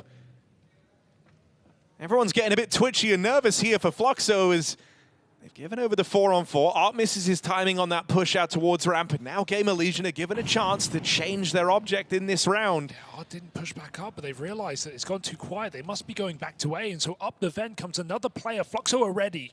High in at the heart, lines up a double, takes Hypex to trade it back. But if you don't find success here and now in a 2-on-3, it's all she wrote. Walking out through main, Rez a dead man, and so Hypex falls last, does all he can in this series, but not to be. Game Legion, shocking upset. They'll drop down 0-1. It's Fluxo hyped up on the back of this nuke win. Yeah, unbelievable resilience for Fluxo. Think about how that game started with Hypex in full control, finding multi-kills in 6 of 7 Game Legion round wins, and then we go on and we see a hyper-aggressive CT side. Only 3 rounds sprinkled in from Game Legion's T-half, and Hypex let down by his squad. The major rookie, along with PR, who also went criminally quiet, and Fluxo find an upset. I love how they never move away from the aggression. It loses some rounds, but it may win them this game. Constantly keeping the pressure on, in yard, in ramp. Love to see it for Fluxo. Big upset, arguably upset of the day. Unless you're watching A-Stream. Yeah, I mean, I think, you know, it's also just a style that worked out well in this specific matchup. Game Legion Not a team that are immune to some devastating losses. Not a squad that are the best at remaining composed, right? A team that frequently kind of let leads get away from them. And so having a squad like Fluxo, helmed by Art, who never let off the pressure, right? They are always going to be coming at you regardless of the results. It felt like a bit of a perfect storm here. And, you know, you can't help but get away from the fact that Hypex really was lights out to open up this map. Lights out. Looked so good. In a team that was so often all about the rifling talent and just how deep it runs. Rez, Torsen, PR, all of them kind of a little underwhelming here.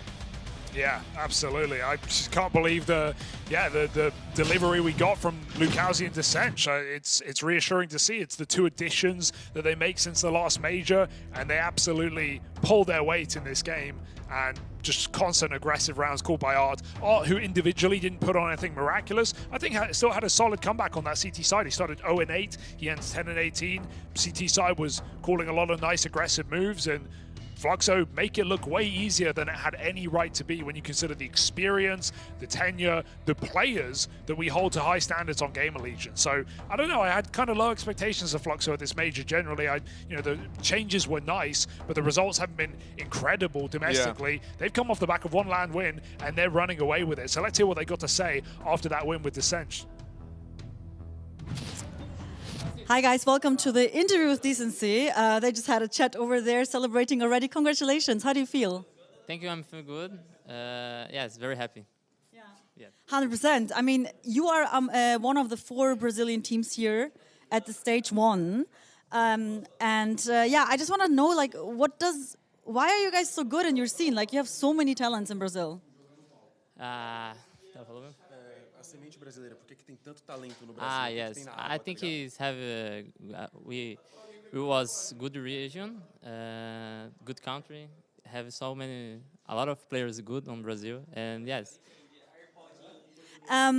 Decency, you just beat Game Legion, and I think for a lot of people out there, Game Legion was the favorite of this matchup, but you ended up on top. Did you actually expect to end up winning this match? Yes. Actually, we was trolling so many rounds on this side. The game is so easy, but we trolling. But it's okay. Yes, I expect because I trust on my team. My team have good players, and yes, we have a good preparation in Brazil. So yes, that's it. Will we see more? Will we see more trolling later on round 2? Yeah, no.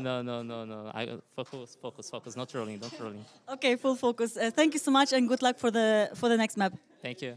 Back to you guys. Sorry, I snuck in here because he called me to translate. Some trolling, a little bit of trolling. Just a light bit of trolling. But they made up for the trolling, exactly. Harry. If you troll and you win, that's kind of the best feeling there is. True. You know, we were talking earlier about James saying how like he's a really steely focused captain. Yeah. Again, to run down like the yin and yang of James and Art both being back at the major. I think it's interesting. The Art-led team, it's a lot more about, you know, the loose, the fun, everything like that. And it's good to see, man. I like that they both stayed true to their visions of the game. I kind of hope we get them matching up. For a bit of a throwback classic, you know, for times of old. We got upsets flying in today. Yeah. We got upsets coming down. Bro, I just saw one of the A-Stream games that I did not expect to go down. Let's not hold back. NRG taking down NIP over on the A-Stream. So it's getting pretty crazy here on day 1 of the major. That's not new to us. That's not surprising. Always the way in these BO1s. Yeah. I want to see if there's Look at us at our kind of mission control desk. Yeah. Able to oversee everything from here. Hugo. Triple monitor setup. FlyQuest over Legacy. It's been a day, and the final round is waiting to happen, Harry. On the A-Stream, it's FaZe, Lin Vision. Any thoughts about that? I hope FaZe look good. Good. That's my thought. Surely they win that. Surely, right? Surely. Well, we'll have to wait and see. For us, one more game on this B-Stream. It's Fnatic taking on Red Canids up next.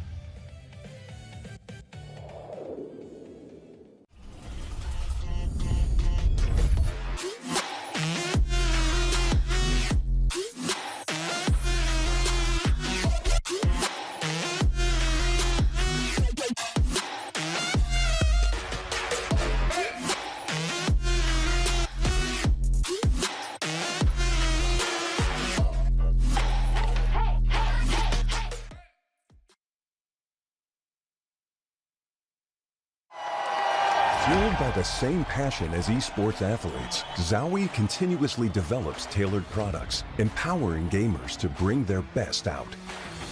Today, we are launching the all-new XL2566X Plus, which uses the newly developed Fast TN panel and upgraded DIAC2 technology. The new monitor series continue to evolve, refining details to ensure players can perform their best consistently in games.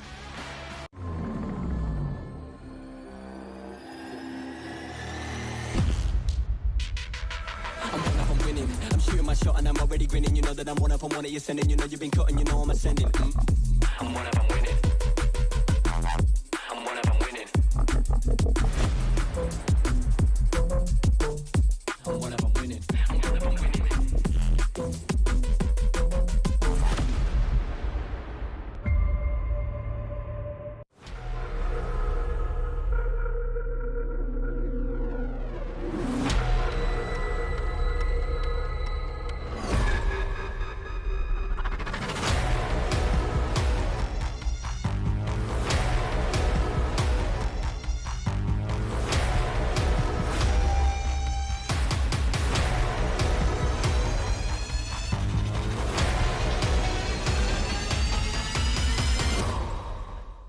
We often ask ourselves, bigger or smaller?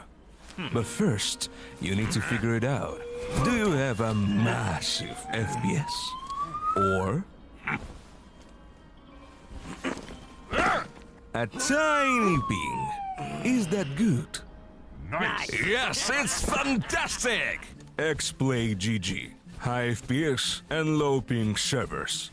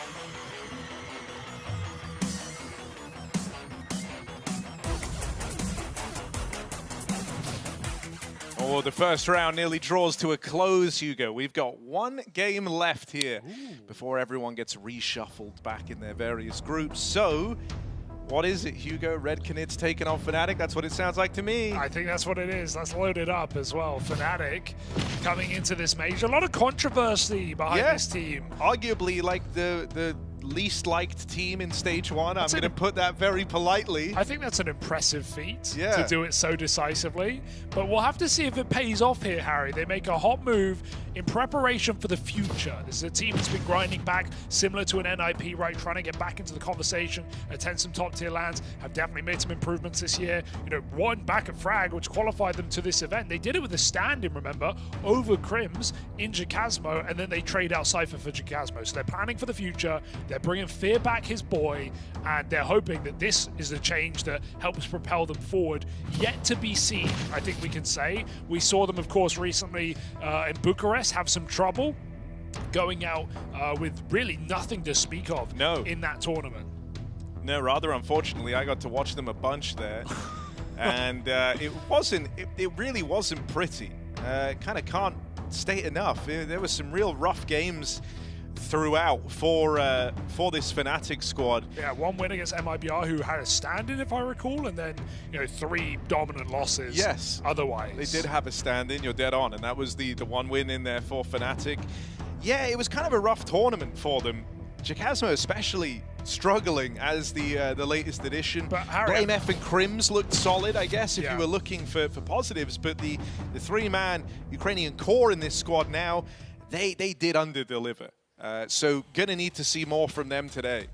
Which is kind of a surprise when we consider the standard we maybe hold Jambo to, right? This is a guy who came out in the Shanghai RMR who shocked everyone under the Passion Project and had a series of incredible clutches, D-grounds, has had some of the best highlights of that major, and went on to join this international team that is becoming more and more like its original core. And do you think he's how do you think Jambo's look inside of the Fnatic jersey? Not as impressive as he used to. You still get like glimmers of it, but I think still there's a ways to go. I hope this can be the time where they kind of figure all of that out, whatever that may be, whatever is missing from the original magic of this team. But look, here's their opponents. Red Canids, Hugo. We've had a lot of the ex-Furia players on tap today. Drop here as well, continuing in his leadership venture, starting all the way back in MIBR. That's now followed him into the Red Canids project. But also Harry, used to be home of these Zeras, now just one. I was going to say there's only room for one Zera. Venom remaining. Cold gone 4 or 5 months ago. And, similarly, I would say one of the bottom rung teams for this stage. So with a lot to prove here for Red Canids. And yeah, not an easy matchup to take on when you consider the experience of players like Blame and like Crims. So we had low expectations of Fluxo. They over-delivered. They took down Gamer Legion. I definitely don't think this is an impossible game for Red Canids to win, but the difference is they've not exactly had the strong domestic results that some of the other squads have had. A team that has, been making some second, third place runs as of late in Brazil. But how will they fare against international competition? Well, one of the things I think that's nice of Fnatic coming in here is obviously when we were looking at this squad and, kind of their journey to try and build back into the major, it involved a lot of grinding. It involved a lot of playing, at times even simultaneous events. Yes. They would be 2 events at the same time. Yeah. It was a real huge effort to get in on the VRS, whereas after Bucharest, they actually took nearly a whole month off on the run up to this major. I assume that was when they go over everything, try and get everyone on the same page ahead of the whole, the tournament they were aiming for that entire time. And I really like that. They moved away from the grind. Don't get me wrong, sometimes you have teams come in too cold, but I think it was probably needed for Fnatic considering they had roster changes, they had things to go over and prep to do, a lot of work to do at that, because at least from, like the form we had in Bucharest and since kind of this version of Fnatic existing, I feel like the only reliable pieces really have been Blame F and Crims. And I don't think it should have to fall to Crims in 2025 to be one of the standout players on Fnatic. That can't still be the case. That's why you're hoping for a level up for players like xKacpersky, right? Because we, again, know what he can do in that old Passion project. Was definitely one of the bright sparks, young sparks in this team. And yeah, I think there's some hate watching today from people for Fnatic, but I think at the same time, high expectations for them to win this game. I think anything less would be a bit disappointing. Oh, yeah. If you consider the boot camp as well. Dude, the thing I think is just, yeah, this is a very, on paper, this is like a super one-sided matchup in a way, right? Like Fnatic being on the grind, coming in, just inside of the top 30. For Red Canids, they're not even close to that. They're not even in the top 50. So, you know, this is one that Fnatic, it kind of stands to me at least, that if you can't win this one, what can you win inside of stage 1? Yeah, that's a fair point. Well, we go to a very comfortable map for Fnatic. That much is true. It's Red Canids with the final ban out to put us on Ancient. Fnatic pick CT side. So both teams comfortable. Fnatic definitely more so. This is a classic Blame F map as well. I do enjoy watching Blame on the T sides on this map. So it could be some fun. But let's throw it over to a quick video before we get this thing rolling.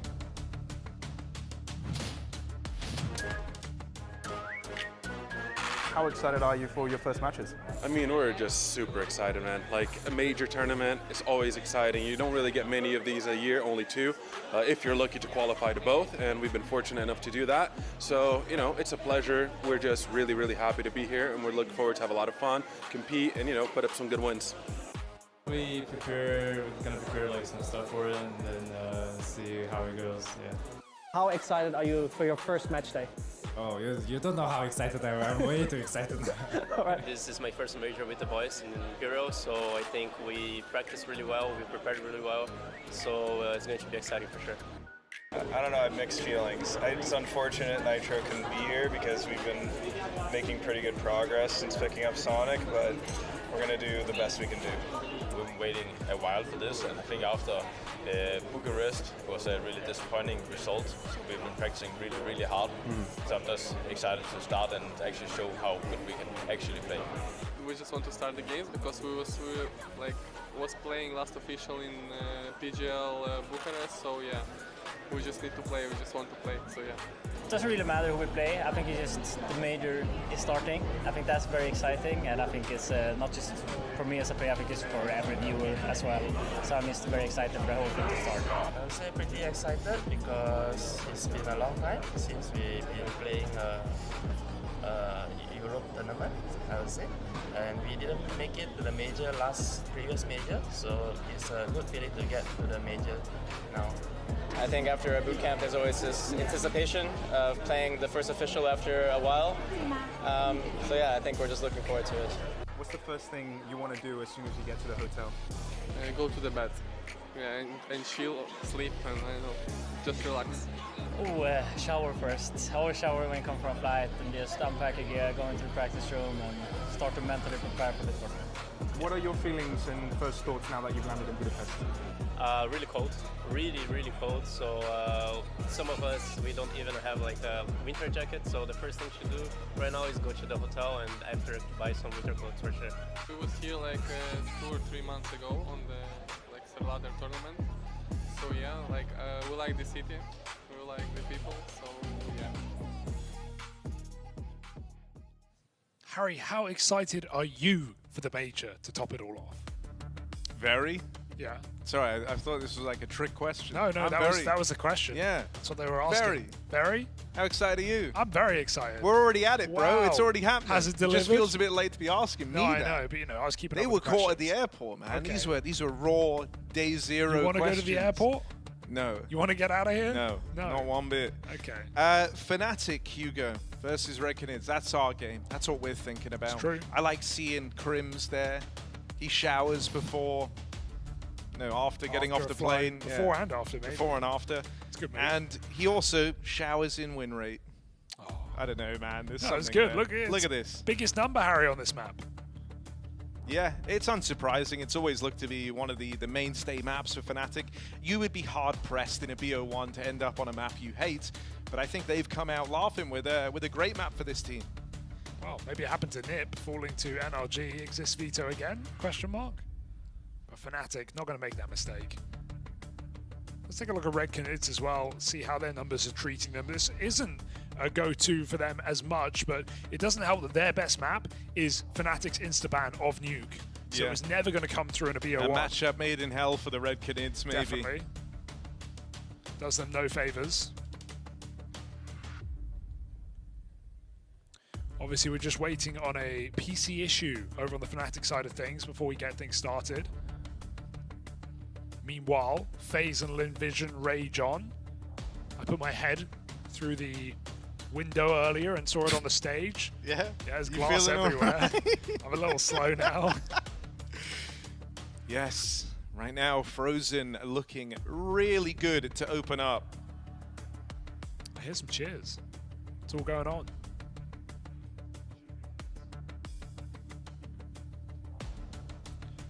Harry, the PC issues, I think, are on Crims. No. Yes. Not Freddy. Oh, yes. Oh, Crimo. They can't have got Freddy like that.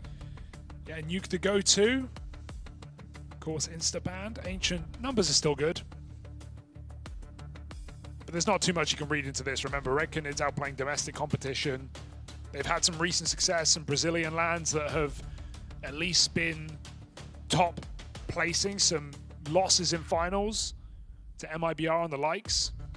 Yeah, some I mean, playoff appearances. One of the things that concerns me a little for Red Canids here is, even though the win rate doesn't look awful, when you look at the domestic competition that they faced, you know, a lot of their wins are versus teams that are kind of firmly under their level. And the moment they played versus anyone that might be found a little bit later in the major, such as an MIBR on this map, it has been super one-sided losses. I'm talking 2-3 round games. So I don't know if that kind of builds me a tremendous amount of confidence here, especially not on a map that I think Fnatic are very, very comfortable on and has frequently been a go-to, not even just for this team in its current form, but even if you think back to kind of the now like Ukrainian core that you have, it was always one they liked too. So I get a little bit nervous for the future of Ancient, just a tad.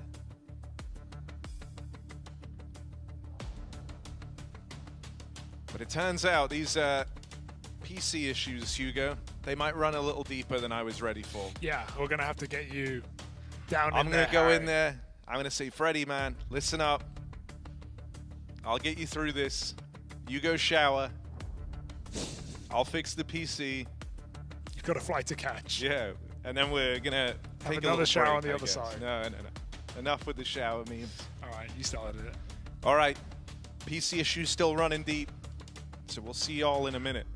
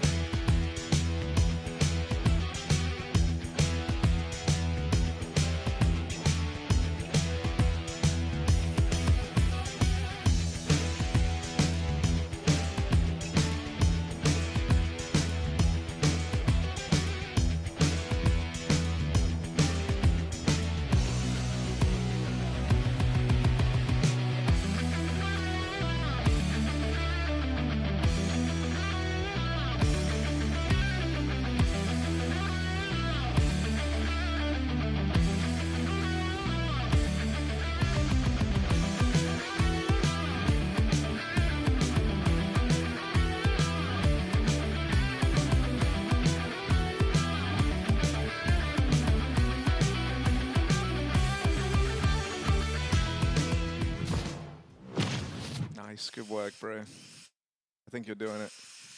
Are we back? We're back.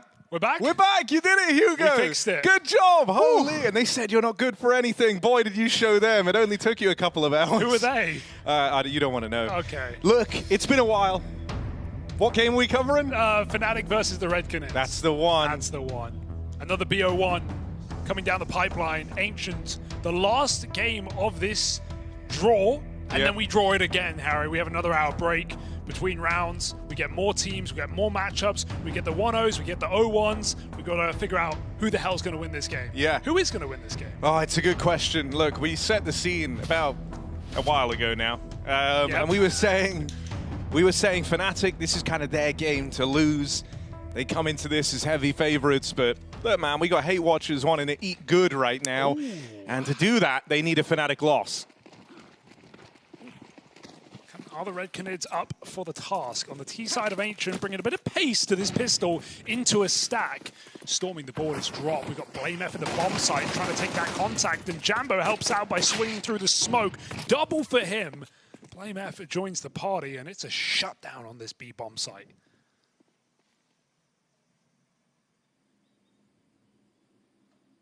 All right, Cowards, what you got for us? 1v5? That would be a nice way to come back. Let's slow it down, I think.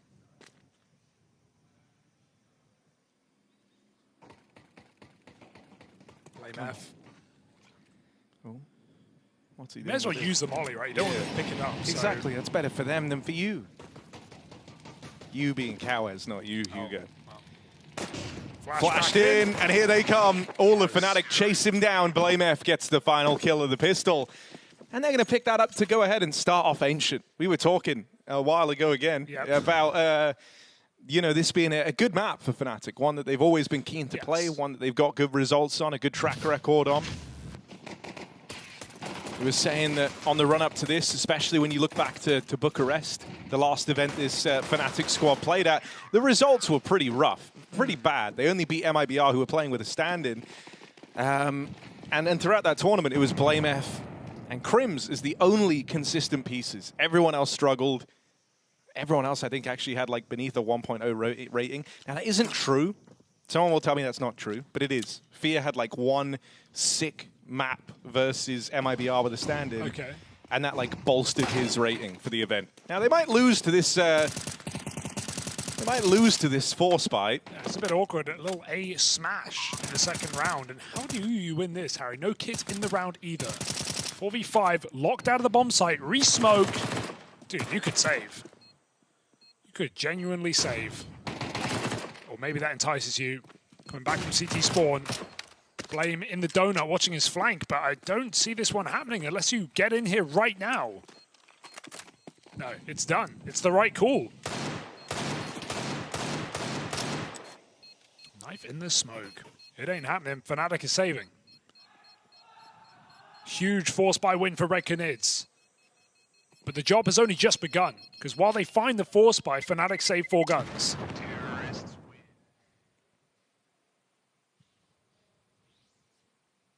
That's a lot of guns.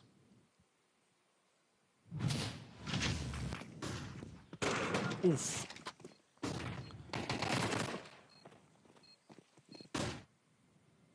Yeah, about as clean as you could have hoped for.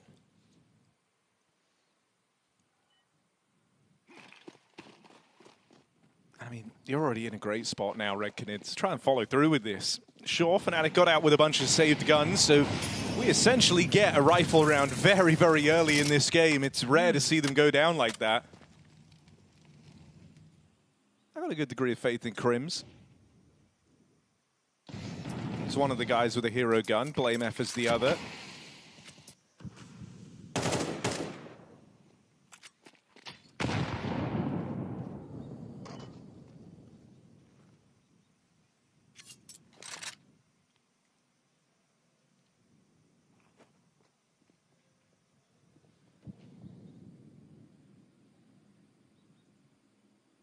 Very, very passive. No one wants to fall first here. Yeah, Fnatic are using the clock to their advantage. They don't have much utility. A smoke and a Molotov to block, and may as well let Red Canids take their time in this gun round. Try and use that util as late as you can. A couple of nades to get a bit of early damage, but it does feel like a B hit that's brewing, and one that Fnatic might meet in the middle, rushing down the ramp. That's bomb loose at door. Fnatic don't know, but Red Canids have got to scarp it and pick it back up. Oh, Big J. Good for that. But there's more players trying to come down ramp for Fnatic. xKacpersky and Fia side by side, or maybe as they see it, ready to get lined up. On the fade of this smoke, they try and double down on the aggression. Yikes. And that's going to feed a couple of kills to the Red Canids. They're just feeling limited on the weaponry, like they had to fight, but that swing comes in a little bit early. Smoke hadn't even cleared yet. Blame does drop the bomb. There's 6 seconds left. Has he just won the round? They've just about get it in, I think. Saved by the bell. Cowes right on the money. A second to spare on that plant. There is still no kit. Come on, Benjamin. What do you got for us? That one kill, is that all it's going to be? Do they give this 2 versus 3 a go? Flashes just to try and slow their roll. And honestly, that might be effective enough here. Yeah. The kit's down ramp, bottom of ramp, so there was no picking it up for Fnatic. And strong post plants, Red Canids have all their bases covered. Fnatic have to save yet again. Crimson Blame hold on to the 2 M4s for one more try, Harry. One more run.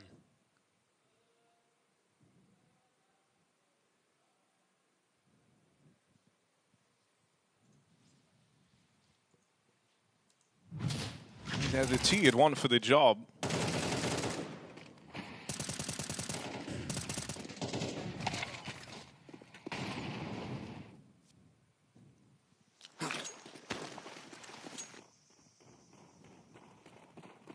Come on, Crims, give us something.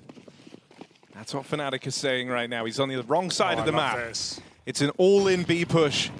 And even though Blame F is trying to make his way over here in time, gonna really struggle to get involved. Molly lands at his feet and he can't push through. They've got so much control here, even with the hero guns arriving to the party. Now you get blocked off, and that should end this round. Might even be a unicorn round. Oh dear. Not the end of the world. Saves on saves on saves. Yeah. Blame on blame on blame. But really nothing Fnatic can do. This is what Ancient can come down to sometimes. When the T's start strong, they can just continually call rushes, and as the CTs try and read them, oh, yeah, no, not going to happen. As the CTs try and read them, if you don't have the starting positions right, if you don't have the stack in the right place, you're going to just lose rounds off of the call, right? B rush when you're fighting for mid, you lose. A rush when you're fighting for mid, you lose. Mid rush when you're triple B, you lose. So a lot of these early calls here coming out from Red Canids, catching Fnatic in the wrong place. Let's see if they keep up the pace coming into what is essentially a real gun round now. Fnatic with everything to play with except the AWP. And Red Canids might try and dig a little bit deeper than just these full W rounds. Looks like a missed heaven smoke worth noting. Maybe just want to allow them to scale up. Red Canids just sit back comfortably. I mean, for me, at this stage 1 of the major, so much of Fnatic and whether or not they have success is going to come down to the 3 Ukrainians. It's xKacpersky, Fia, Jambo. Is that because you already have expectations of Blame and Crims and they have been delivering? Well, it's also because like in Bucharest, Crims actually had like a really good tournament. By his standards, it was super solid, had some big games in there. Yeah. Not someone who like really should have to step up and be their big heavy hitter inside of this Fnatic team.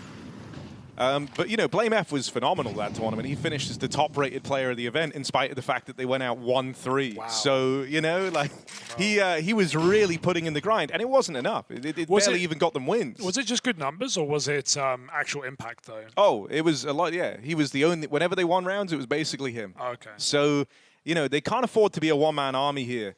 Oh, Red Canids are waiting for this. They are so ready. The pre-spray on the second, they just put xKacpersky down. double ramp push denied. Red Knids, red carpet, more like, and it's rolled out on this B side. Yeah. Free passage in if they can get past Jambo. Tucked in and waiting. They're going to deal with him straight away. And again, Blame F and Crims might just be surplus to requirement. Another round where it's kind of out of their hands. Oh no, it's not this game, is it? Where Crims is 1-0 after 5 rounds of play. Okay, I'll say this as well. This actually happened a lot in Bucharest, really? Where there would be aggression from these three, wouldn't pan out. I'm the furthest thing from a Blame F apologist. You know that, Hugo. Yeah, Me and that's you, true. you know, we're still not even really on the redemption arc of Blame F train yet. But I actually think he does a lot for the team. And what are you supposed to do? Exactly. You know, when it's a 2v5 from the get-go, what is there to do? Blame F left to save again. Save, that is the only answer. Keep your guns and go again. But there's still time to turn this around. That's what you got to tell yourself here. Red Knids in a commanding spot, though. This T side off to a fantastic beginning. I do like just the patience there. They're all just sitting, holding the ramp, and yeah, Fnatic come for the aggression again. It just gets fully punished. 3 players here, all standing still, eyes on the same position. Seems like they know what they're up against. The prep is paying off right now for the Red Knids. Fnatic with an early timeout, and definitely feels necessary with how quick these rounds are disappearing and how decisive as well.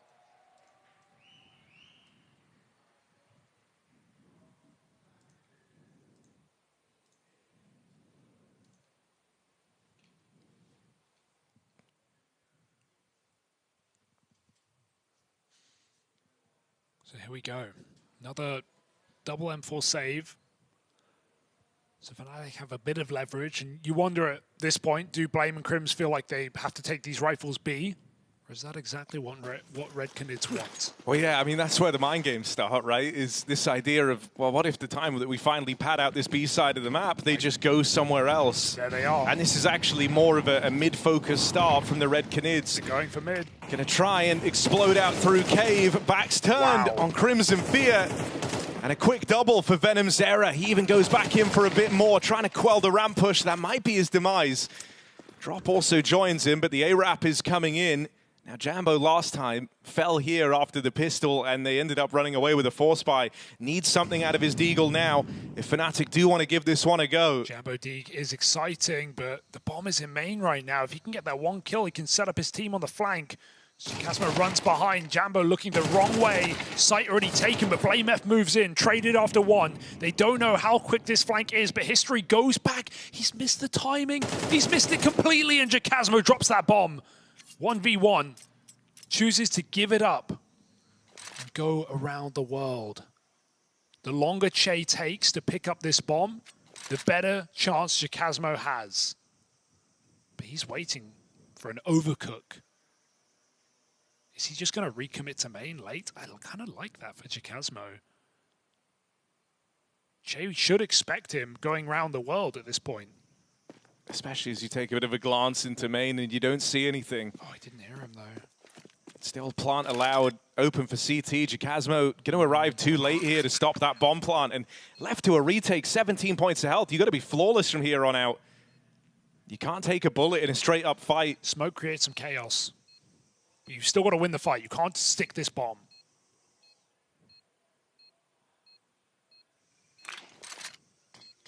Smoke on it, but it really relies on Jay making a mistake here.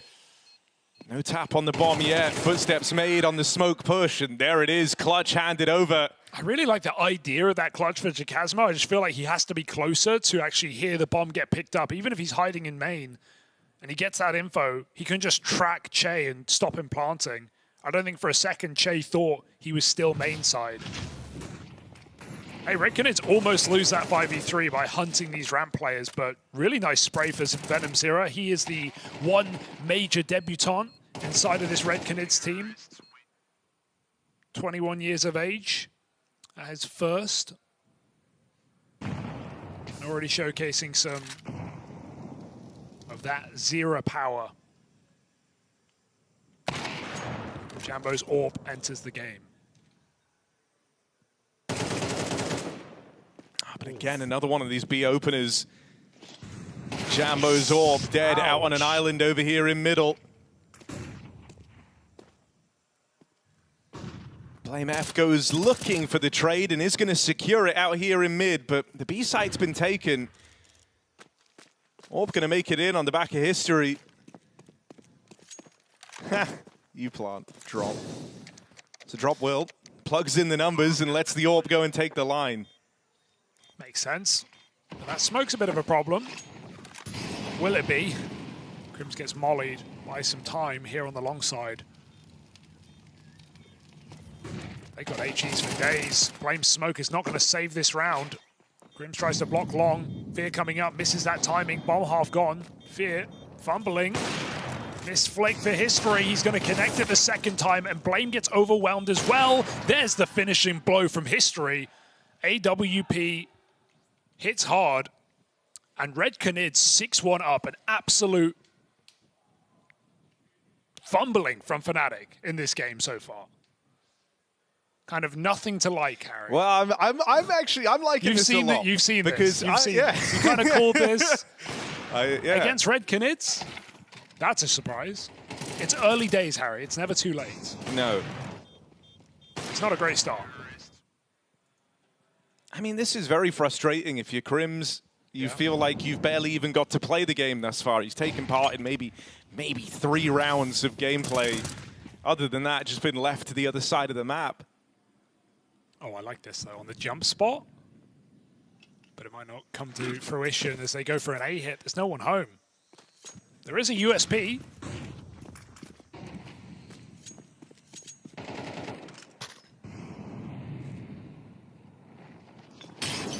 Blame the 1M4. What's it got? Nothing. Kawes red hot. Double entry takes down the 2 old boys of Fnatic.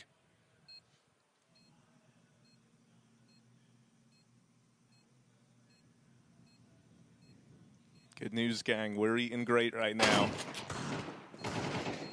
Fear 1 down range on the Mag 7, but shouldn't really lead to anything here. Red Canids 7-1 up. Blimey.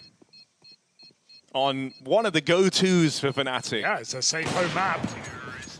Red Canids have done their homework.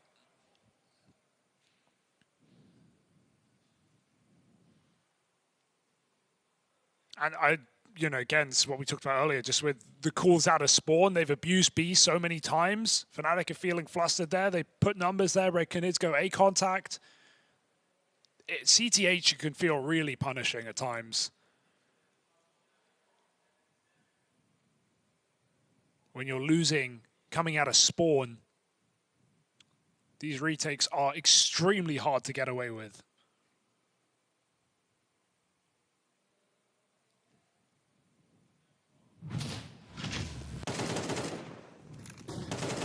So can Fnatic find anything in this CT side right now? Another buy run comes out. Jambo's AWP. I'd like to see that down the ramp. Try and pick off an opener.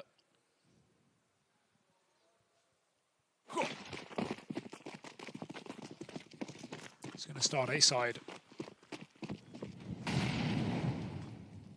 Needs a middle for Blame, but no commitment.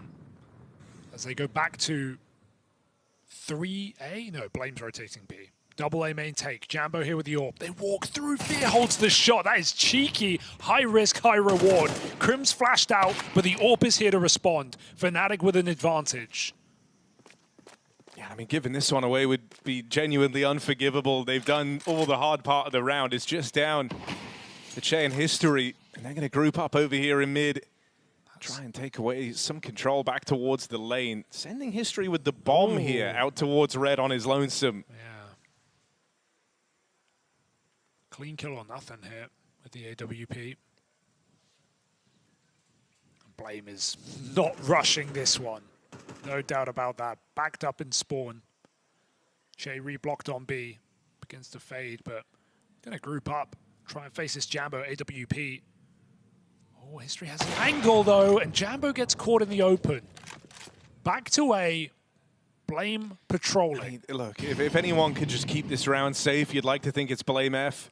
Oh, they are They're changing their mind here. They are cooking. And they might go right into fear as a result. Defense is very strung out for Fnatic. And if they get past Fear, suddenly whole round opens up. A must-win set of fights. Fear with 4 kills, 2 sets of 2 for the captain of Fnatic. Breathes a little easier now after that 4K. And finally, something goes the way of this Fnatic squad. Yeah, I was scared with that cave walkthrough when he lets them cross in, but it worked out perfectly. Fear lines up double-double and puts Fnatic's first round since the pistol on this CT side. Even these ones are pretty hard shots against an AWP clearing him. Pause even called out. As the Red Canids want to maximize damage in this T side. They've already kind of won out their half in a way, but why let Fnatic get warmed up back in the game with a couple of rounds in a row? 7 straight broken. And only money for one more buy.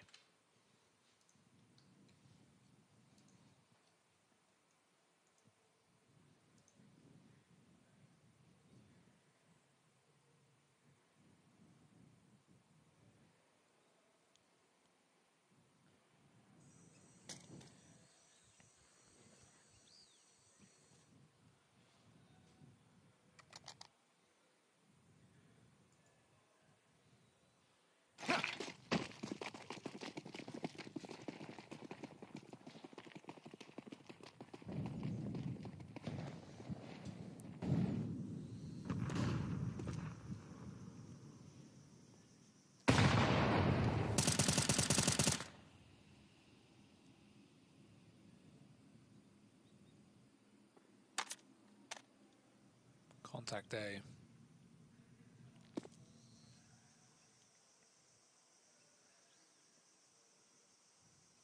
AWP is on B right now. xKacpersky is just gathering info, jiggling. Got the re-smoke. Reckon it's ready to pop. They're in no hurry. Still waiting to see if Fnatic make that first move.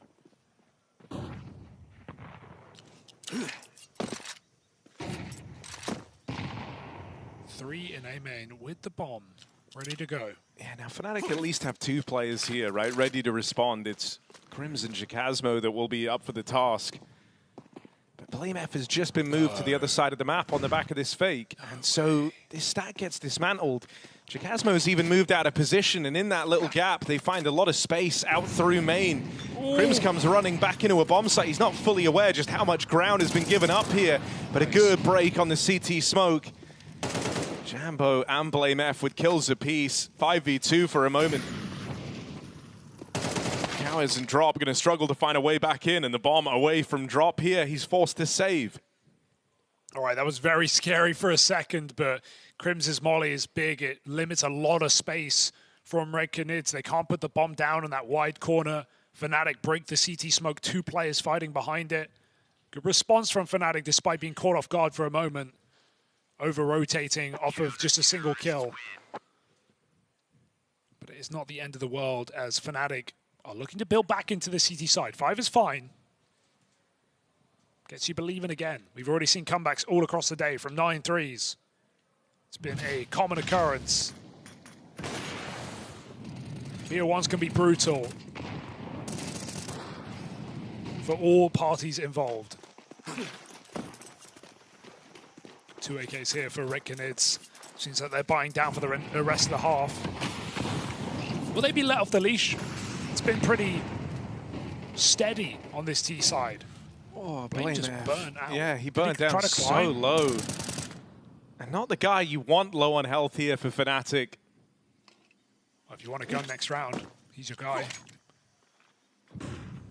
Gonna try and flood through this right into Fear, who only gets out with 1. xKacpersky now takes up the cave fight and gonna close on them both. Cowards and Drop thrust into this one. Nice. xKacpersky comes out laughing.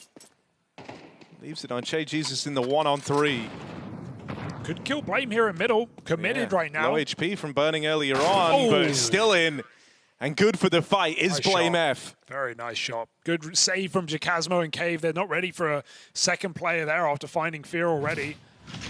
goes on to find a triple kill in a defense of a bomb site that has let Fnatic down in the CT side. It's often been their aggression that has been the undoing. But not in this round. Fnatic hold strong and look for 5 on the CT side. Not bad, given how this game really started. This would be 4 straight at the end of the half. Give them some momentum into their T side, some much needed momentum. But is that going to get broken with a little A pop? Red Canids lighting up all the utility with 5 players coming through. Bomb is last. That will slow things down. And this is a retake Fnatic will go for no matter the stakes. Jumbo leaves the first few shots to Chance. Now break on the smoke, but they're already past it. It's a tag on a history. Molly burns him out and stops the bomb plant as well. Nice Molly. Very low on health, and finally the shots connect for Crims back in Donut. Hand that rifle over. I'll slow down for this retake. You know that there's not a lot of stopping power here on the side of Red Canids, so plenty of time to get your own util in. Shadow spotted up close. Jacasmo gonna get past Venom Zera and sticks the landing on the follow-up. Kawez full blind, and there it is. Fnatic carve a path back into Ancient after all from 7-1 down. They'll get out ever so slightly with a chance. 5 rounds secured on their CT side.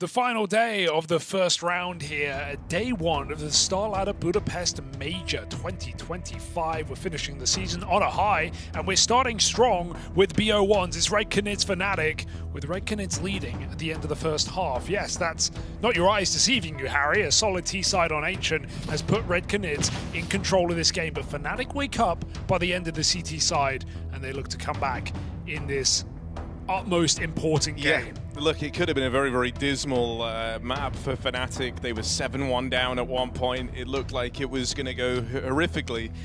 But then they're able to go on a bit of a 4-round streak at the end of that first half. And it's seen them through to a recoverable scoreline here. You know, you're able to find success in the pistol. Suddenly we're talking about a comeback. But that's what's required. Well, Crims has come back, sat back down at his seat, and ready to lock in for a CT or a T side for Fnatic. Drop's all grown up now, man. It's crazy. And Red Canids being led by a team effort. Everyone delivering. Kawez hitting some bangers. Can they keep it going? Pistol round. I'm watching Kawez pretty curiously because he's someone who, when you think about his time in Pain, especially at Majors, he would often actually look really, really good in the early stages. And it was by the time the higher pressure games versus top tier opposition rolled around that he would go on and get hard countered. Obviously, then moves out of that team, comes over here to the Red Canids.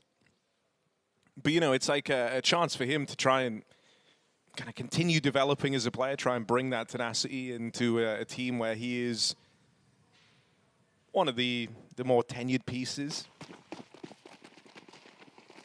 Drop as well. Always a treat to watch him continuing in his IGL role.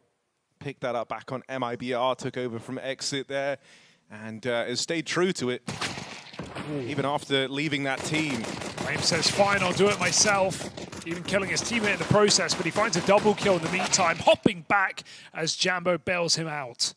2v4 off of Blame. And Fnatic, they are very strung out right now. Need to see them grouping to close this round out cleanly. You don't want to give away these 1v1s. So Blame goes investigating on B. Jambo checks out the spawn, but nothing to be seen. So group on this A site into Kawes. See if he can answer your questions. Bomb spotted. But Fnatic are already all here. They're going to give Blame time to work. If Blame dies, this is how you lose the round. But that might just draw Kawes into the wrong side. If anything, side. it's perfect amount of misinfo given away from Blame F.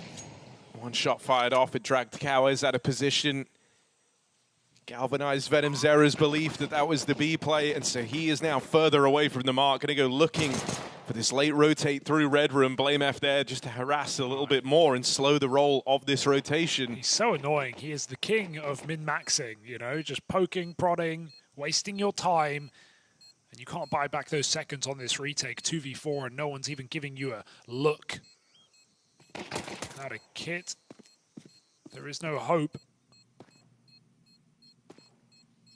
And so Red Canids just try to get out with some kills at the end of the round. Fnatic winning both pistols in this map. Terrorists win. But can they convert? Is the big question. Yeah, weren't able to back in the first half of play.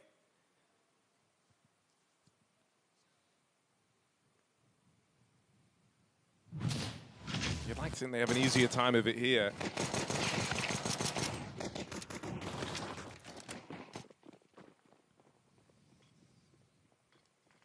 Full B.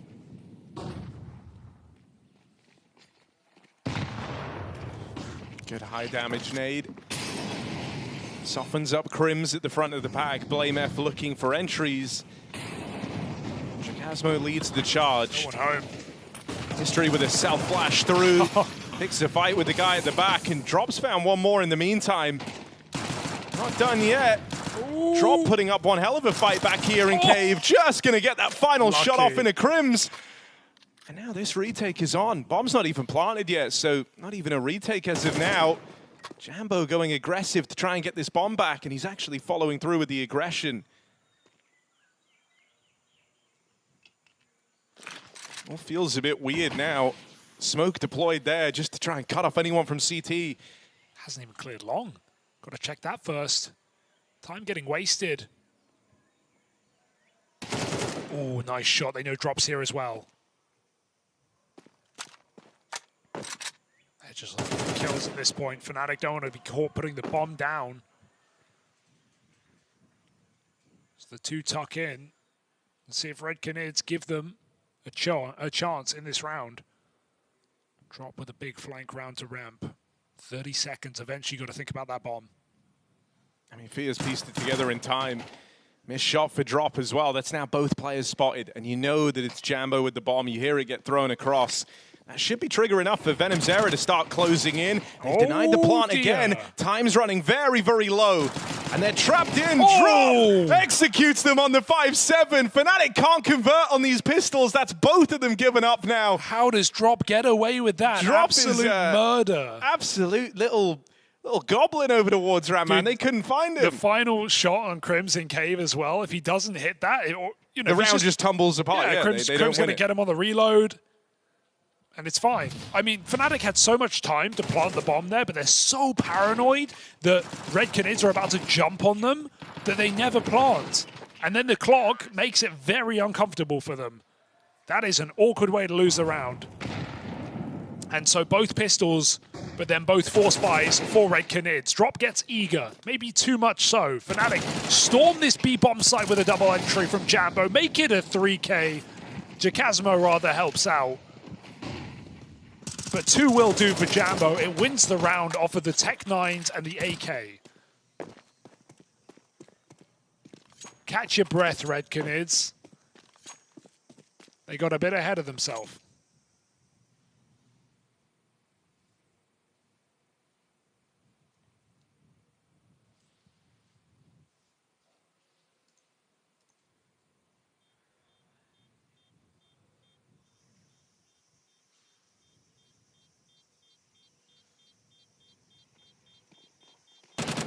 Exits are nice, though. Ooh, oh my. 2 more for Cowes. Go on, you know you want to, but 4 health. You know who knows when to stop. 3 kills on the exit for Cowes. Keeps Fnatic ripe. And the ripest fruit, Harry, tastes the sweetest. Right. Ripe for what? Reset. There you go.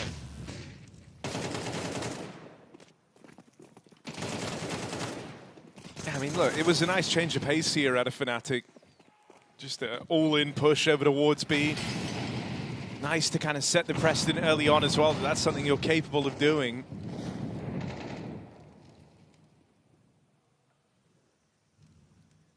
But they're going to go back to a slower round now.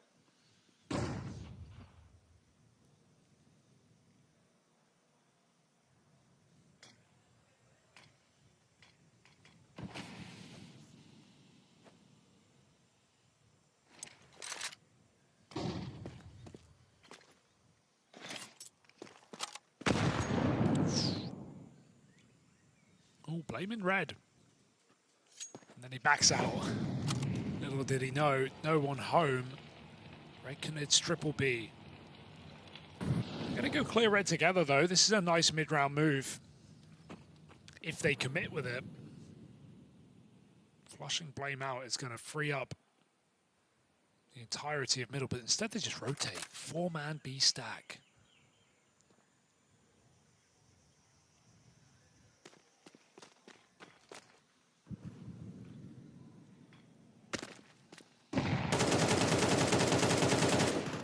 Good damage on the spam. That's already softening up the B stack. Now departing. Oh. More damage connects. So many on this low. wall bang. 20 seconds. Cowes, right place. We've got to be real keen with it. That's the bomb drop. No. Cowes has just torn this round away from Fnatic single-handedly. Fear can't win this. And so 1 man is enough. No time left for Fnatic as they fumble the bag again. Oh, that's the 20-second rotate into Donut. Smoke comes down. What can you do? And little did Fnatic know, they got so much damage at B. Yes, it's a 4-man stack, but those players are just taggable. 1 bullet, finish off 2 or 3 of those B holds. And so Red Canids, off the back of 1 man, win a crucial gun round. Keeping the lead.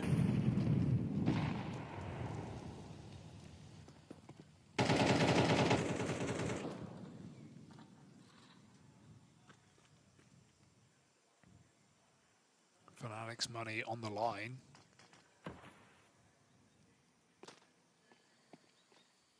And 2 AKs, or 2 rifles at least, on the top 2 performers.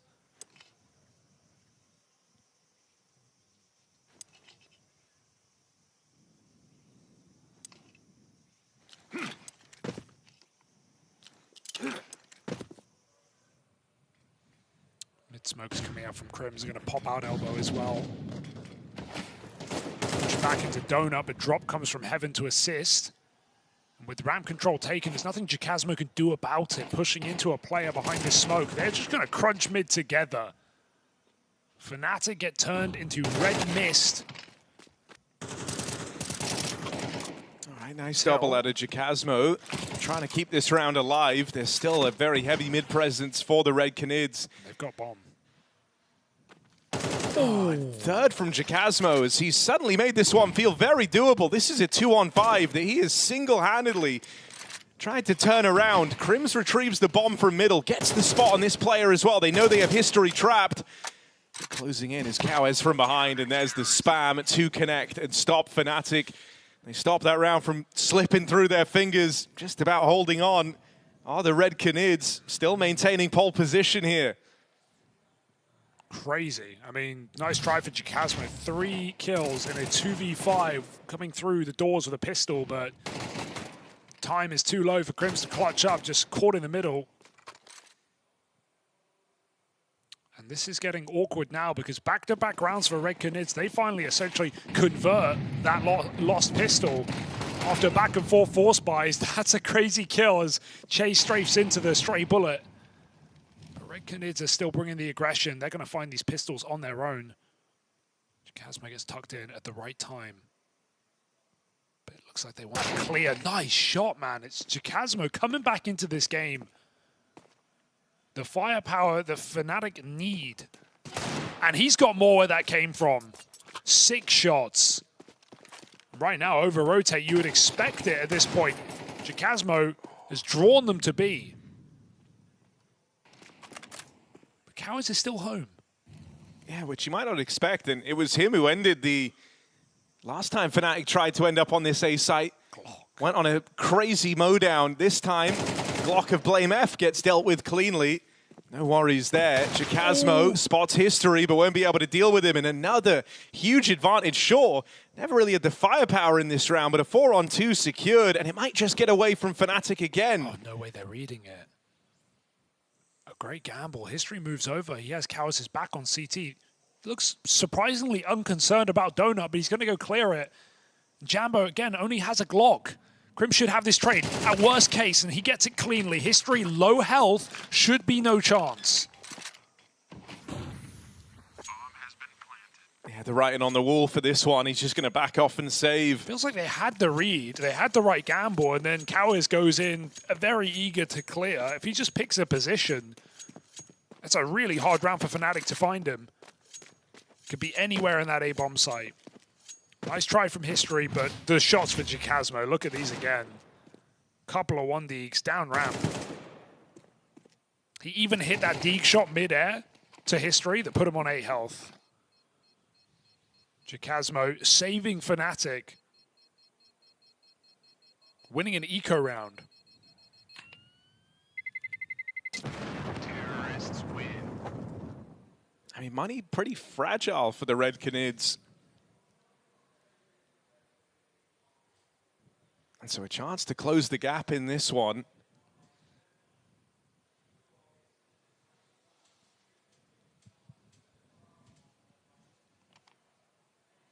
You've successfully had them all in this round here and now. And if you win that, suddenly you're looking at a tie game. Yeah, suddenly you're looking at Fnatic actually stealing the lead away even. Nades traded in middle, but Fnatic bully Che.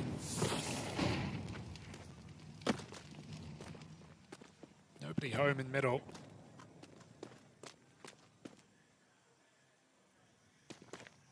Red Canids abandoned ship.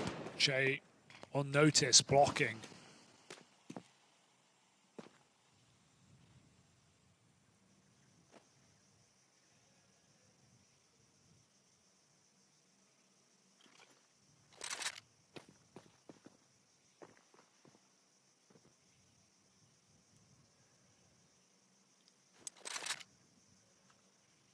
Very tense here. Fnatic getting their ducks in a row, figuring out where they want to finish. Bomb is heaven side. But you've still got Crims and Blame lurking. Fnatic eventually going to have to pick their poison, but the kill comes to them. Impatience, punished. B execute nades, but no need to commit. That bomb can go through mid.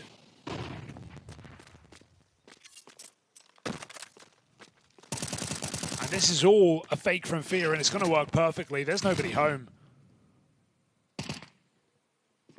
clear is helpful, but unless they believe that and rotate immediately, I mean, Fnatic are already busting down the front door of this A bomb site. It might have to be a rifle save. Just going to get left out of position on this one. History, the only guy nearby.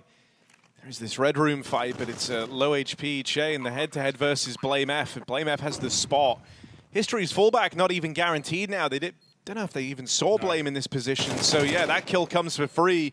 And kind of the best thing you were hoping to save out of the round has just been removed. The AK dropped out in red room. Fnatic get it down to a one-round game, and these saved pistols, armor, and the 1M4 on Venom Zera, that's all the Red Canids are going to have to work with in this next round. It's a very real chance of Fnatic closing this up.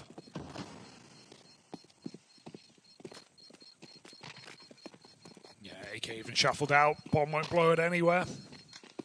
Fnatic, it's been a pretty sour game at times with some really awkward lost rounds, but now they are in a winning position, essentially. Just need to get through this one rifle, and it's an even game with them on the T side calling the shots. xKacpersky warmed up, Blame F finding impact throughout, and Red Canids with one buy round to keep them in the map. If Fnatic want to make their job easier, keep this round clean.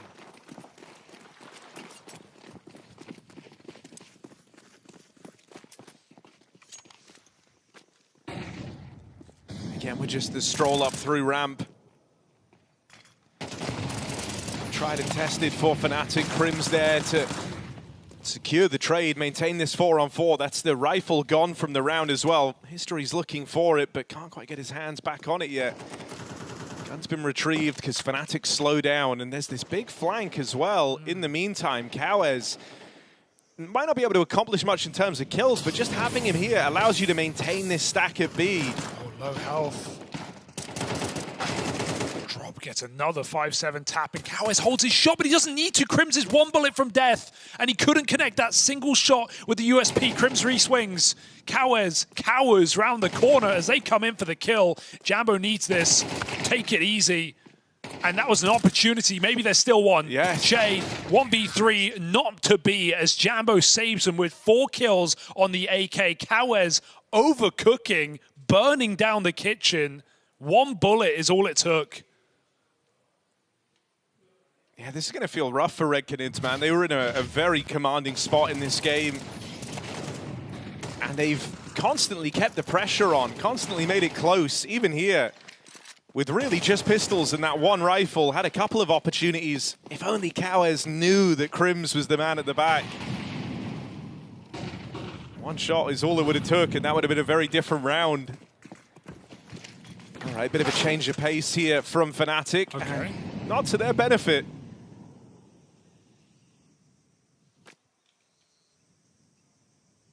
Five on 3. This would be a huge alleviation of the pressure for Red Canids if they're able to find success here and now.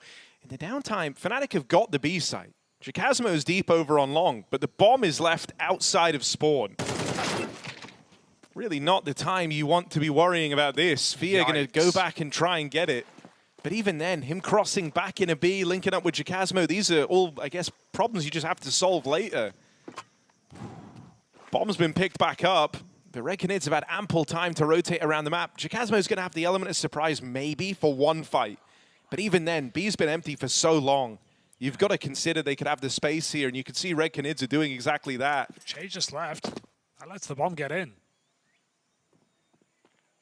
You hear them running in now. Smoke down, xKacpersky on the swing, lines up a double. Che chases down the bomb planter and will stop Fia from plugging in the numbers. xKacpersky, 1 HP. Surely it's a done deal. And there's the push from Kawes up through ramp. Red Canids maintain this lead. It felt winnable for a second, but it would have been very ugly to lose that round for Red Canids. So despite the lineup in spawn for xKacpersky, good rush from Che to chase down that bomb plant. Means Fnatic cannot get from a 2v5 into a favored position. 2v3 with the bomb down would have been absolutely dream scenario for Fnatic. But Che stops it in his tracks, and Red Canids take the lead right back, as they have been all game long. That 3-round streak of Fnatic broken.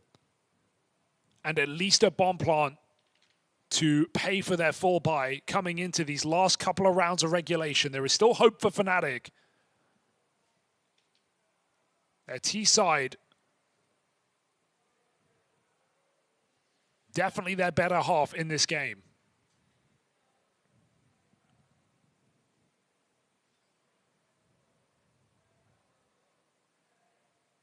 Not seen Red Canids relying on an AWP at all in this map. No.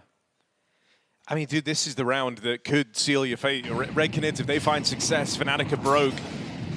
And that would put them on the fast track to victory in another day one upset. Add it to the list.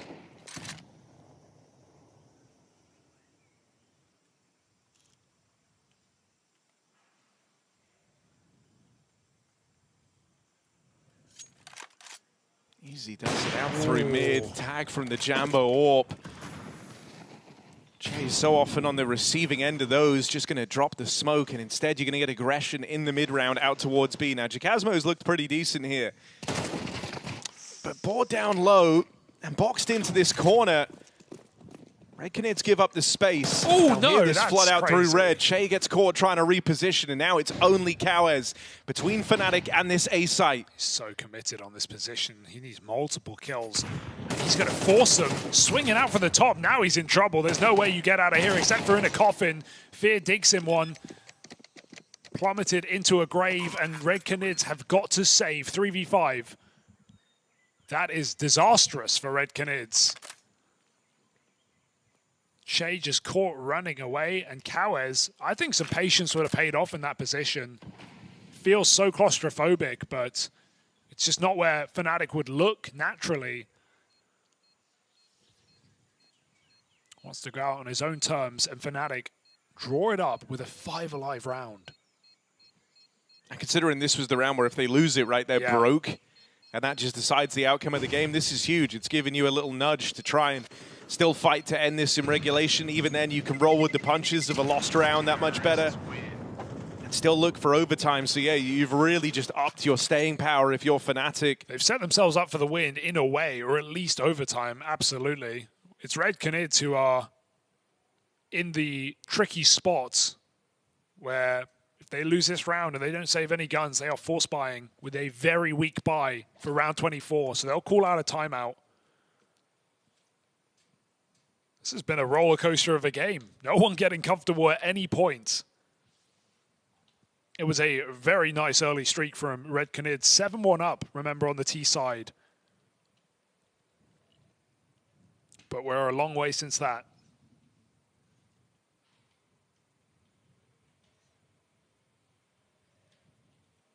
Nice pace change for Fnatic in Red Room. When xKacpersky calls a double ramp push, they just speed up on the CT flank. It's one of the faster rounds we've seen on this T side. I reckon it's going to commit to mid control because they have not been doing it all game. Yeah. They've been giving Fnatic full mid. I think also, you know, Che's been having a really rough time being the donut player in these passive mid holds, so often just getting bought down at like 20 HP, really making life hard for him in the mid round. Ooh. Good damage on the nades at least. Slow the roll of the mid take. So a bit of a position change as they try and battle for mid. It's a push for Che through this red smoke, taking the fight to Fnatic for a change. Instead of sitting back and falling prey to their early util and early rooting. They let them have it, you know. They let Fnatic get overconfident and comfortable in middle before they take it right back. And immediately they realize, where's the gap? It's A. It's exactly where Fnatic are trying to end, so Red Canids double up. Util comes in. God. Fear has to drop a smoke in, and he actually tries to play it forward. That's the bomb tumbling away from Fnatic. Che got that spot as well, so the full rotate, the rest of the Red Canids on their way over. Smoke that was used to extinguish that molly as well was the only smoke left in the round, so no smoke at CT. That gives open sight lines for the Red Canids. Ooh. Jambo with the tag, can't finish his meal. And a 4v2 now, Red Canids. Low health on 2 of these players, so far from comfortable. But with Che just creeping out, this is a nice way to play when you're low on health. He's just looking for his one. And he's going to find it. Back turned. Crims, not an AWPer. Not a chance in this 1v4. He's got the bomb. That's the only thing he's got going for him. Jay will let him escape. Crims can start hightailing to B, but they've already started to move as well, hunting him down in the red room. This is going to allow a bomb plant for Crims, but that doesn't really change anything. They've got a buy coming up next. This is more about putting Crims in a position to win the round. Is this a reality? He's low on health. The veteran of Fnatic in this 1-on-3. And they're closing in all around him. Not a bad way to start. First kill connects. Crims on for something here. It takes venomZera, all 3 players needed to shut down Crims and stop him in his tracks. That would have been the giga choke from Red Canids to lose a round like that. You can let him run away with a bomb, but you cannot let him get away with a clutch of that magnitude. Match point locked in for the Brazilian side as Fnatic have everything they need to force overtime. Skin of their teeth. They are lucky to still be standing, and it is venomZera from the bottom of the server to put on that 1 kill.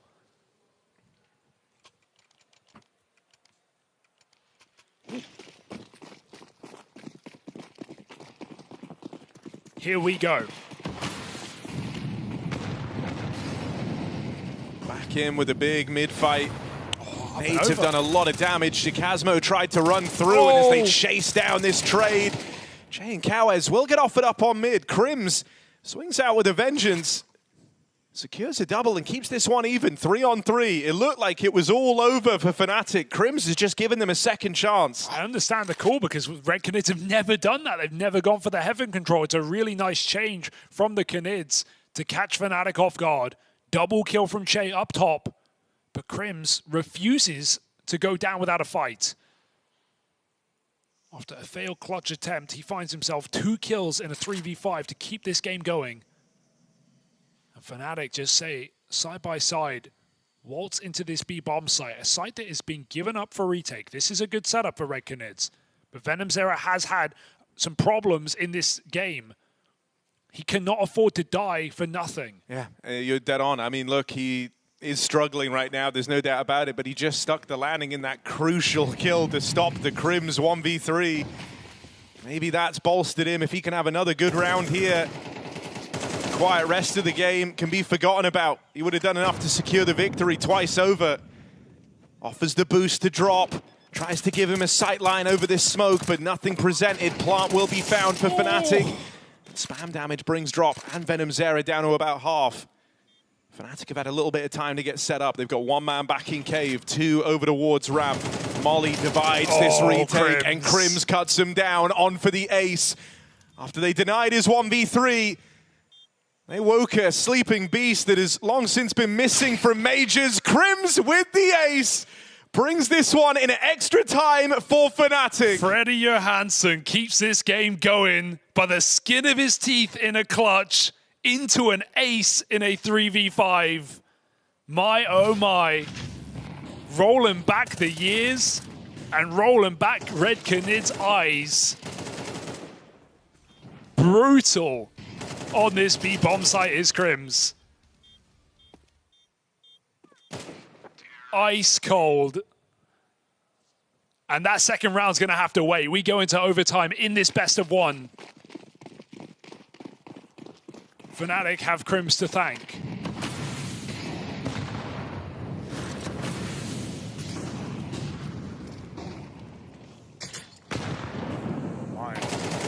A lot of nade kills to open up this round. Brawl for mid control. Wow. Crims again hot on the heels with the trade. Make sure Fear's 3K isn't in vain. And now it's just venomZera. Alone on a stroll out through the heavens. Will he check down? Fear waits, and he's just going to walk right into him. Yeah. Fear with 4. Crims completes it.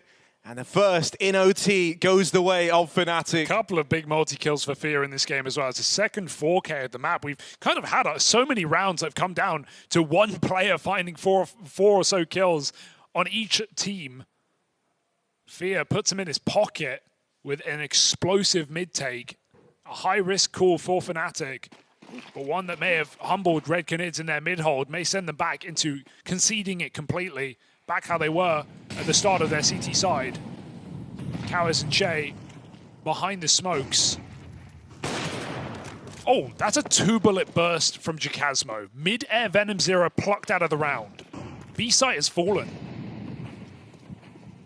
I mean, this just already throws the round into disarray. Fnatic aren't even going B. Look at drop go. Drop barrels through, but all this is to learn that you've fallen for a fake. Jambo even concealed in this smoke. This is getting weird. Plays out a little bit later. Even though they find him, the bomb's gone down at A in the meantime. See ya. And Jambo's just here running interference, and what interference it is. Whoa. Won't manage the third, but he's done his part in the round and then some. Oh, Red Canids bottling now. You can feel the choke running out of air. As they bash in middle, they finally lose it. And then they full panic rotate because there's only one man in that B-bomb site. And man, I would love to see that kill from xKacpersky's POV because Venom Zero got deleted.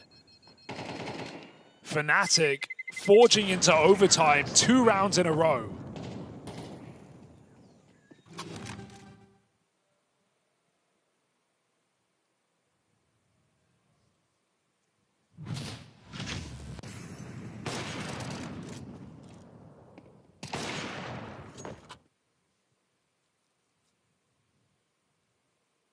And despite everything, Fnatic in a commanding position, a 7-1 deficit in that first half. Favored to take it all.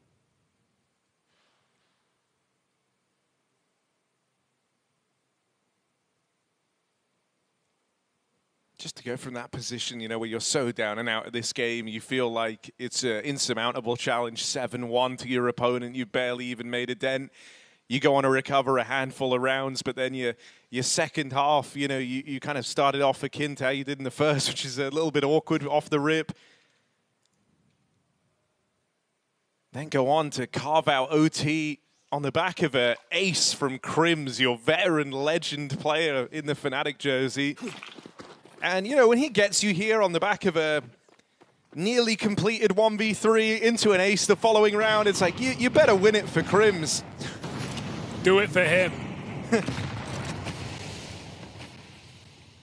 xKacpersky through the smoke, and we've seen this aggression from Red Canids through the cave smoke time after time from Drop or Che. You won't walk it. Go back to the ramp instead, and these entries have come through for Fnatic every time. History brings his AWP to the B-bomb site for the first time in a long time. That's just ancient history. Jambo's waiting for aggression. But Red Canids know better.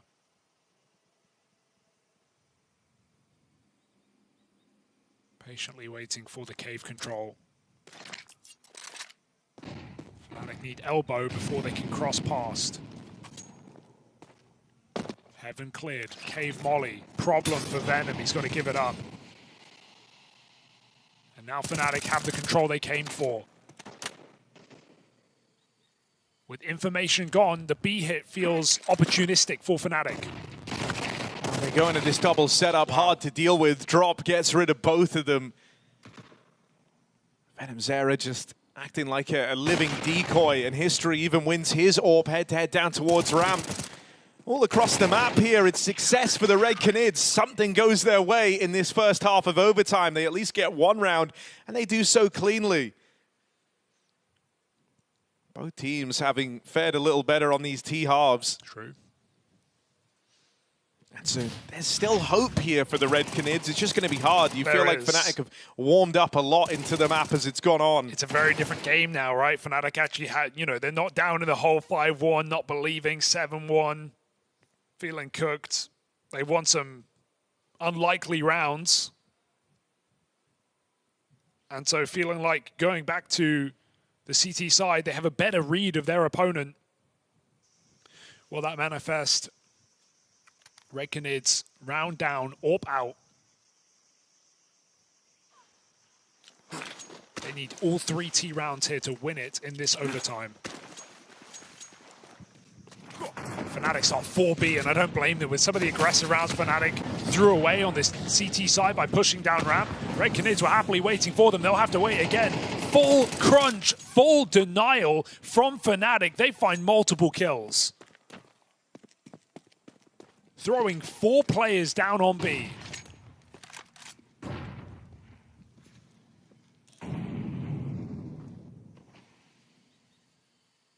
Jay going back for the bomb, but even leaving this to be a one-man job is not without its risks. Sure, the rest of the guys can try and gain some room out towards A, but none of that will matter if Jay doesn't get this bomb back. Thankfully, no one from Fnatic gets aggressive. And so he will be allowed to retrieve the bomb. Boost up is nice. Jambo could walk into this on A.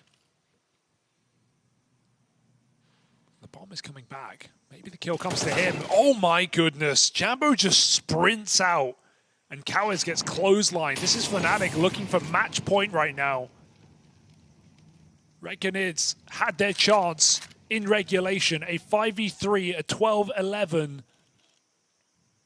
But now that favor tips back for Fnatic. Surely no 2v5 with 25 seconds on the clock. And you're not saving because you want to, you're saving because what other choice do you have? And that's pressure. I mean, this is a pointless save to a degree. Well, yeah, I mean, the game's over before you run out of money. So that's not even part of the consideration. Maybe just to talk it over. That has to be it, right? Just using this time to try and speak to each other, calm the nerves, make sure you've got a plan for the task ahead, because it's a big one now. You're looking for double overtime. So you don't just have to dig deep this one time, right? You've got to do this just to secure extra rounds, to essentially restart the challenge again. And this is what we mean when we said it was a very different look from Fnatic as this game went on, right? That was a type of round that, sure, maybe they would have attempted in the first half, but it would have gone horribly. Here, there's just that much more conviction behind it, and they look all the better for it. Right. Safe to say they looked a bit doubtful to open up this map, right? A bit slow to react, uncertain as to whether or not they were making the right moves, but they've really looked damn sight more confident and just done everything with conviction here as the game's gone on. And so while one team feel like they kind of fumbled the lead, fumbled the chance for this upset win, the other is starting to power up towards victory. Oh, and History would have loved that kill. Blame will still pay the price, swinging out. Crims blocks. But Redcanids have an opportunity. A 5v3 now as Fear's finished off by the nade. Push down ramp. Jambo needs this, and he needs it now. Looking the wrong way. Venom Zera keeping this game going with a double kill in this round. And a 2v5. You can't lose this.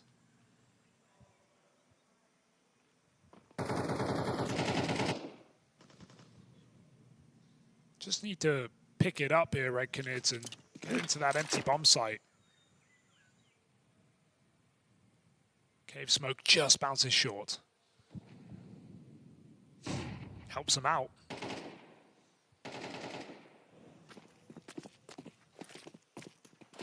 And I mean, only thing to save is that AK. Crims may as well do something.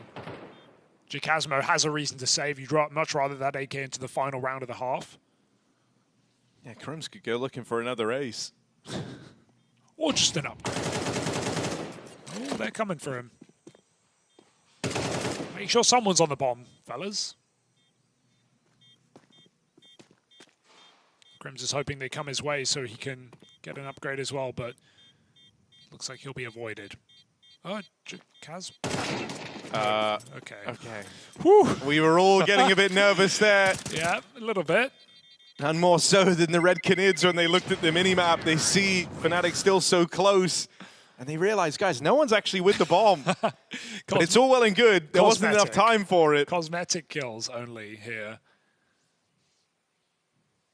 Red Canids keeping this game alive. Winning out the mid-fight. Now we go into, a tech pause at the perfect time here. 15-14, silence in the studio. As Fnatic and Red Canids have to sit in it.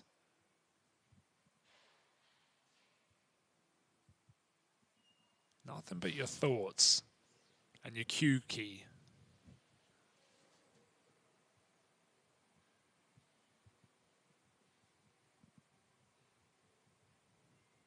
Interesting to see how little Red Canids have used the AWP across this entire game. Occasionally had it on CT side. Almost never had it on T side. Did try it that round there, but didn't find really any result. And they're going to drop it off in this final round of overtime. Yeah, I mean, you know, Drop kind of looking to build himself in the image of a lot of other Brazilian IGLs, being someone where a lot of the changes he looks to make are about pace, and this is a pacey round. This is a fast push. No. xKacpersky in with 2. You've gambled it on this rush. You gambled it on a quick round, and it's going to come back to haunt them. That one ends in seconds. Fnatic collect the comeback from 7-1 down into closing in OT, and boy, does it end with a bang. Look, it takes some balls to have your potentially final round of play end on the back of a B rush. That's what Drop thought was the answer. And they play right into Fnatic's hands. That's exactly what they were hoping for. And can you believe Fnatic win out that game off of the comeback with Blame F, bottom of his team? Every other player, 20+ kills. Blame goes 13 and 15. It doesn't even matter. It's a Crims ace in a 3v5 after a near 1v4 to keep them in this match into overtime. And Fnatic do not waste that opportunity. Hate watchers will have to wait for another meal, another day, another round as Fnatic shut down Red Canids just about. Yeah, I mean, look, coming into this, Fnatic were the favorites off of the numbers. They've had a lot of reps in lately. They've been playing a hell of a lot further up in the rankings. This was supposed to be a really one-sided game. So to that end, Red Canids can feel happy that they pushed Fnatic to the very limits, but there was no doubting they were the ones in control of this game in regulation. It's them who let the lead slip through their fingers. Fnatic have got Crims to thank that they even made it to OT. Yeah, I also think big props to xKacpersky, right, coming into this squad. And, you know, obviously the move was brought with a lot of criticism, not necessarily about him as an individual, but more as a change on a grand level. But he performed in this game. He had some highlight moments, had some big multi-kills, some entries on that T side towards the B side. Those Deagle shots were ludicrous. And, yeah, by the end, everyone stepped up at Blame, which is such a rare statement to see, and it doesn't let Fnatic down. 20+ kills on 4 of the 5, and they win in overtime from a disadvantage as well. So yeah, that was an exciting game. That was a kind of fire game, Harry, to finish off round 1. Yeah, nice way for it to end. Be a dead on. That is the very, very first round over and done with. Hugo, now it's everyone's favorite moment where we get to see, you know, everything gets sorted out. The 1-0s, the 0-1s. Yeah. Some people's major dreams so close to being over as soon as they begin. Others on the verge of qualification into stage 2. Yeah, so we love that. That's a crazy part, right? It could be 0-2, could be 1 match away from elimination off of BO1s by the end of the first day, and you have to make a full reverse sweep. BO3, BO3, BO3, no room for error. We see it happen every major. We see it happen all the time, and we see teams choke from 2-0 as well, but you don't want to be down in that position, especially not when you're a team like Red Canids, where you have an opportunity like this to get a huge upset over a big favorite in Fnatic, and you kind of choke the opportunity, and now they hit the tailspin, probably looking at a hard draw down in 0-1. There's a lot of upsets today. There's a lot of the favorites down 0-1 as well, so Red Canids might run into some more bad boys. Yeah, you're dead on. Hugo, I'm not going to lie. I've turned my music up way too loud, so I can barely hear you. I can't hear me. Don't start messing with me like that. I'm going to entrust you to do some more talking now while I turn this down. Okay, you do that. You get under the desk, Harry. Just don't unplug anything. Wow. Okay. That was loud. Don't unplug anything. We've got a whole nother round of BO1s to come down. 8 more, and more casters to cover them as well. So wherever the hell they are, we should get them in sometime soon. Yeah. That's not a throw. Oh, that wasn't it? No, keep it going. That felt like a throw. No, I know it did. Talking then of feeling like throws, yeah, you're dead on. That was a rough way for it to go for the Red Canids. I know, I kind of hope they can bounce back from this. I think also it was rough that like Venom's arrow was very, very quiet today. Feel like if he was giving a bit more mileage, this could have been a different game. I don't know. It always hurts seeing them seeing someone in like a big lead like this only to have it go against him. But man, what a treat it was to have Crims fragging out. He was looking sick. Yeah, and in the meantime as well, I just checked, FaZe actually picked up their game against Vision, so that is the full culmination of round 1. Hopefully we can get the round 2 matches soon. There is an hour break between rounds, and then we just keep on going with the BO1s. Yeah, we're just here talking till that hour elapses. Okay, so let's throw it to that hour break. Let's bring in the next set of casters as well. And let's bring in the next set of rounds and BO1s here at day 1 of the StarLadder Budapest Major. We'll see you soon.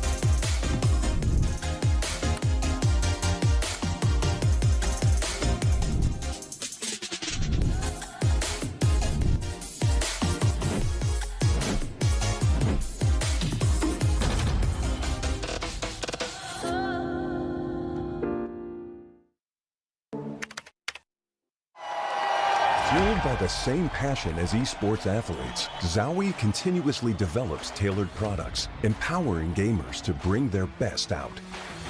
Today, we are launching the all-new XL2566X Plus, which uses the newly developed Fast TN panel and upgraded DIAC2 technology. The new monitor series continue to evolve, refining details to ensure players can perform their best consistently in games.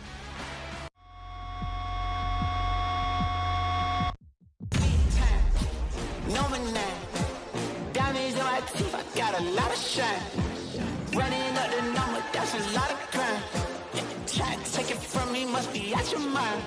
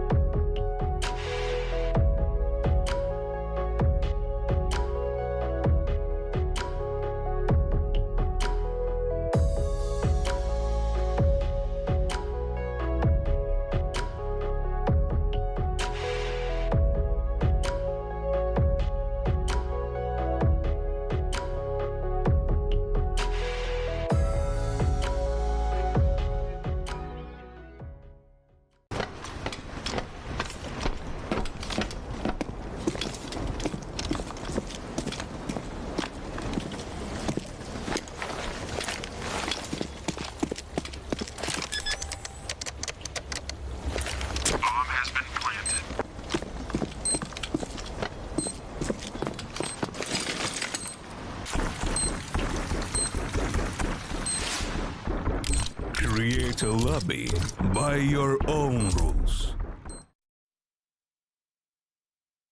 Well, this is a very special episode. This is the start of the StarLadder Budapest Major. This is our first ever live show for the All About Counter-Strike podcast. So merging those two together in some crazy reality that is now.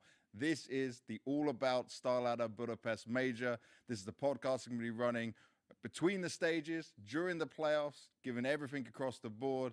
And as always, I finally got Devilwalk in person with me here. Yeah, in the same room for the first time in Yeah. a podcast, I think. Usually it's you in a hotel room somewhere, me at home. So, yeah, blessed to have this opportunity to actually do it in person. There's a lot to work with. There's a lot to go through. But shall we bring in Ted to start going through our VRS side? I think so. I think so. Why Ted, not? get your ass over here, boy. Ted, it is your first major. And I just remember what it was like for my first major. My first major was the StarLadder Berlin Major 2019. So good old times, right? Very Zerk good was old still times. tier 1 player. I remember that very well. Yes, that was good times for your country, right? Yeah, it was absolutely great. I think that might be one of the few majors in which I've rewatched almost every single game out of the major, just because I remember how special it was. But when you actually rewatched all of these like Zerk games, did you all of a sudden become like an AWPer when you played Face It? I actually was, even before that, because of him, to some extent. Like 2016, 2017, when I started playing Counter-Strike, because I was just getting into the scene, and I'd watched Zerk, obviously, that was around the time when he got picked up by Energy, and it was a massive thing for Bulgarian Counter-Strike. So I was like, I want to be an AWPer. So for the 10,000 hours, the unsuccessful attempt at becoming a professional player, I did AWP a lot. Let's actually go through what we actually meant to go through, the Asian VRS. Yeah, let's give us the graphic for the Asia VRS and just see how that worked out, because it wasn't so crazy. It was more set in stone with it. So it was the Extreme Land Mongolian qualifier, which obviously Eruption won. And as I mentioned, Shingas Warriors had a chance. And you can see it here behind us a little bit. And this is just a before and after the event itself, how things have actually changed. And you could see not much have changed. The Asian slots were pretty much locked in. Even if we move on into the second one, XCC Pro League Season 5, nothing really changed in that regard. They were pretty locked in for a long period of time. There wasn't that much excitement in the Asian region. Just because of these cancelled events, they didn't really have that chance. All right, so let's go from Asia into the Americas, where it was certainly a bit more interesting with how this all panned out, because there was a lot of up and down with it, right? There was a lot of opportunity for multiple teams, and within the Americas, especially if you go to like South America, there was events to choose from. Yeah, I mean, there's multiple things to talk about. Obviously, if we go to like 4G Rust was a big tournament, which MIBR eventually won, with Imperial kind of coming second to kind of secure their spot in some sense to the major. But the big thing, I think, is also, it's kind of like a side note. MIBR actually had an impact in essence to the EU. Yeah. Because how it works with the head-to-head, right? It's kind of weird, because VRS kind of recalculates itself depending on your strength of your team and how many VRS points you've picked up, etc. And that's a constant kind of change that it goes through. So if MIBR had lost a couple of times against like Astralis, VP, Heroic, for example, in EU, and then went to these South American tournaments and absolutely smashed them, which actually made them in a stronger position, would then the head-to-head win for the EU teams made it worth more points in the EU race. That is very wild, isn't it? Yeah. Yeah. Give me this last breakdown on the EU teams, the invites, and how this madness went down. So Birch Cup comes along. This is just about the time where VP gets denied entry to Sweden. Gentlemates is appearing there, and Gentlemates gets the invite, and they lose the first game of Birch Cup, and therefore they have to forfeit the next one. They lose a total of 46 VRS points. That's because they wanted to go to EPL, right? Yes, and they wanted to go to EPL. Yeah. They went there, but they lose 46 points from just these losses at Birch Cup. And if they won like their first game at Birch Cup with the EPL run they had, they would have been pretty much safe for the major, which is kind of a crazy story that they lose like 13-11 open game, have to forfeit the next one. We also have like a side note of Liquid played in that tournament as well, where they kind of had to just get enough LAN wins with their new core. Otherwise, they would have been forced to use Twist, I think. So they were kind of like just grinding games out to make sure that they could use Elish. And then we ended with, obviously, the madness that was Frag, right? And when all of that was happening with Frag, we had to deal with whoever won it could win it, but Saw had a chance. First, actually, we have Riga, which OG just bombed out against Mouse, NXT, and Big. And if they did well in this event, they could have been in the potential running at that Frag, right? Which will we we will go to next, which is Ecstatic, Saw, 9, and Fnatic, kind of duking it out. Everyone's hunting for Saw. That felt like an RMR. That felt yes, like an RMR. that felt like an RMR. And you know what's the crazy thing? Saw didn't need to win the event to qualify. They just needed to make the final, right? No, they needed to make top 3, actually. Right. Oh, if yeah. they it was made the top third place 3, decider as well. yes, Yeah. they would have been clear for the major. So everyone needed to knock them out before that, and they had the best bracket possible, I think, Saw. And they got knocked out by 9. Instead, 1 match less than they needed, I guess, in some sense. And yeah, crazy final, overtimes, battling it out. Saw 9 and Fnatic. OG was still there. I think they got to 3rd place, 3rd, 4th, or something like that. Yeah, they made the semifinals. Yeah. But yeah, Fnatic in an overtime and then clutching it out on Train eventually got that spot. All right, I got to keep things moving a little bit, so I'm going to give my point real quick on my team for this. For me, I'm going with Lin Vision. So, Lin Vision are my take. Hot takes here. West Melon, he was carrying so hard. I need to see what he actually dropped on Overpass. He was carrying so hard on Overpass. He went 49 for 25 in a 22-18 game. And he was playing so hard when everyone else's energy was dropping down. They were getting so tired. He had a nosebleed while playing and kept playing. Okay, this is you that just guy's like on some gangster stuff right now. You just like this because it's an anime story. Yeah, exactly. Yeah. The way they explained it was like to exceed my limits. Yeah, he pushed. Exactly. He pushed so hard. He went so far, and I'm like, okay, this time they can do it, man. This time they can go further than before. That's my whole thing. Like Coach and IGL had a baby just a couple of weeks ago. There's obviously takes time. Yeah. Can you compare their preparation to any other teams? They probably lost a couple of weeks. Yeah. I heard from U-Jerks they had 3 days like in the Swedish boot camp. They were playing online and stuff, doing their things. But it was like they had a media day and photos and stuff like the nip stuff they needed to do. So that wasn't like some boot camp together to get ready. Obviously, you had a child. You got to spend that time. They're still better off than NRG. yeah. But they planned a little bit better. The Huns, not expected to make it. Let's I go think through these bottom ones. D tier. Are we using that tier? Are we? He went to use the tier. Okay. I thought we forgot about that. I was supposed to delete the tier. I didn't know that. Yeah. This is my No, tier I think list it's making perfect. skills. I think it's perfect because you still fine. rate energy a little bit higher than the Huns, even with Daps. Oh, okay, you're just disrespectful to the Huns right now. I actually like Score a lot. I mean, are we just throwing like Rare Atom, Red? I would throw Rare Atom in there too. Then. Yeah. What, in D? Yeah. Yeah, don't leave the Huns alone. Come Bro, you can't put NRG with Daps above both. But I can. But we will. Yeah. But we will. You're talking to the master. The majority will put them there. There is our major tier list. I like We are happy with this, apart from my Lin Vision thing, but I'm a bit outruled on this. Everyone comfortable with this one? Yeah. 100%. Doesn't match my pick'ems perfectly, but it's close enough, and I can agree with what we've done. There we go. That's a good way to do it. Now, for you, Eddie, right? You are the director of esports. Operations is the full title. I've joked with you about this before, but you're still always just with the CS guys. I know. Most of the time. Yeah. You just like it, right? You just enjoy it all. I mean, you know, it's crazy because CS was my kind of introduction into the esports world because it was the most complicated system for us, and originally the president of esports was like, hey, listen, if you can get CS, then you can get any other game, right? It's crazy how much can change in such a small amount of time because Twist, he grew up insanely quickly in terms of how outspoken he is. He was outspoken before, but now he's just a lot more clear, and his choice of words when he's expressing himself is just much better. I think he gained a great understanding of who he is and his own kind of personality and what's important to him, as well as how he can help the team and be able to express that in a very constructive way.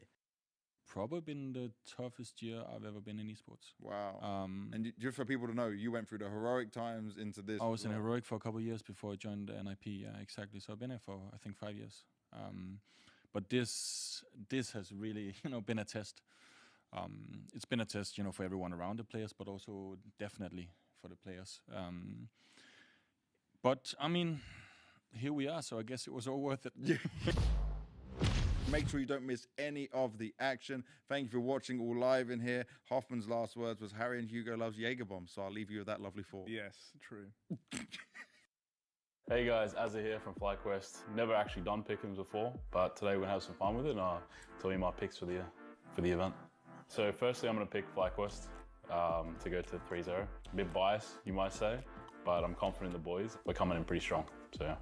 I'm gonna pick FaZe. They have a lot of experience, they have a lot of good players, just a good base in general, right? So I think FaZe will go 3-0 also.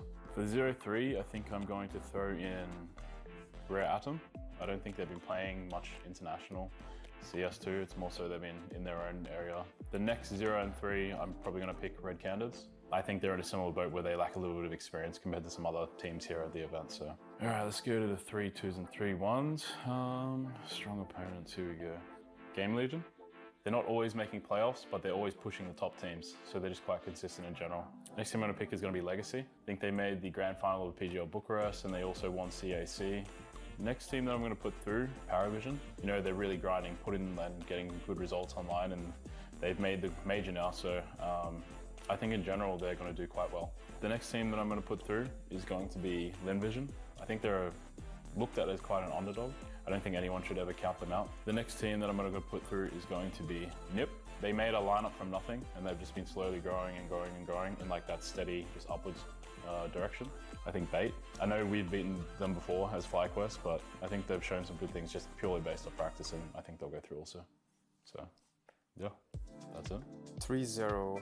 I mean, Game Legion has been pretty solid the last few months, I think. I mean, FaZe usually pretty good, but they're also known for dropping a map here and there in group stages, right? Maybe I'm gonna take a gamble. I'm gonna put Fnatic there. They've been looking pretty solid lately. I mean, I'm not going to put us in 3-0 also because I feel like it just adds a little bit of pressure, but for sure we're going to make it. So let's put us on advancing. And then I will put FaZe Clan also. You know what? I'm going to put all the Brazilians to go through. Why not? Legacy, Imperial, where's Fluxo? Oh, there they are. I need Red Cannon as well. All the Brazilians are going through. I believe in them. All right, 0-3. I'm just gonna put the Huns. I don't know that much about them, so sorry guys, but you're going 0-3. And then I'll go with the Australians. All right, I'm done. For 3-0, I'm gonna have Legacy. I think they are a very good team. We've practiced them and they've been playing really well recently. And of course, FaZe Clan. I mean, I have to do that. Then for 0-3, sorry guys, the Huns, and then Rare Atom. The Huns are a pretty inexperienced team. Rare Atom been there for a while, but I think last major I had them on 0-3 as well, and they didn't go 0-3, but I'm gonna do it anyway. And for advanced teams, I'm gonna go with Fnatic. They've been playing really well recently. Then NIP also, they have a Polish guy on the lineup. They've been improving. Gamer Legion for sure. They've been a great team. I'm gonna go with Bait, pretty solid team, good lineup. I think FlyQuest, we've practiced them as well. They've been playing pretty well. I'm in between Paravision or MAD, but I'm gonna go with Paravision. I believe in James. I think I'm gonna stay with it. Perfect. Good for me. Thank Awesome. you.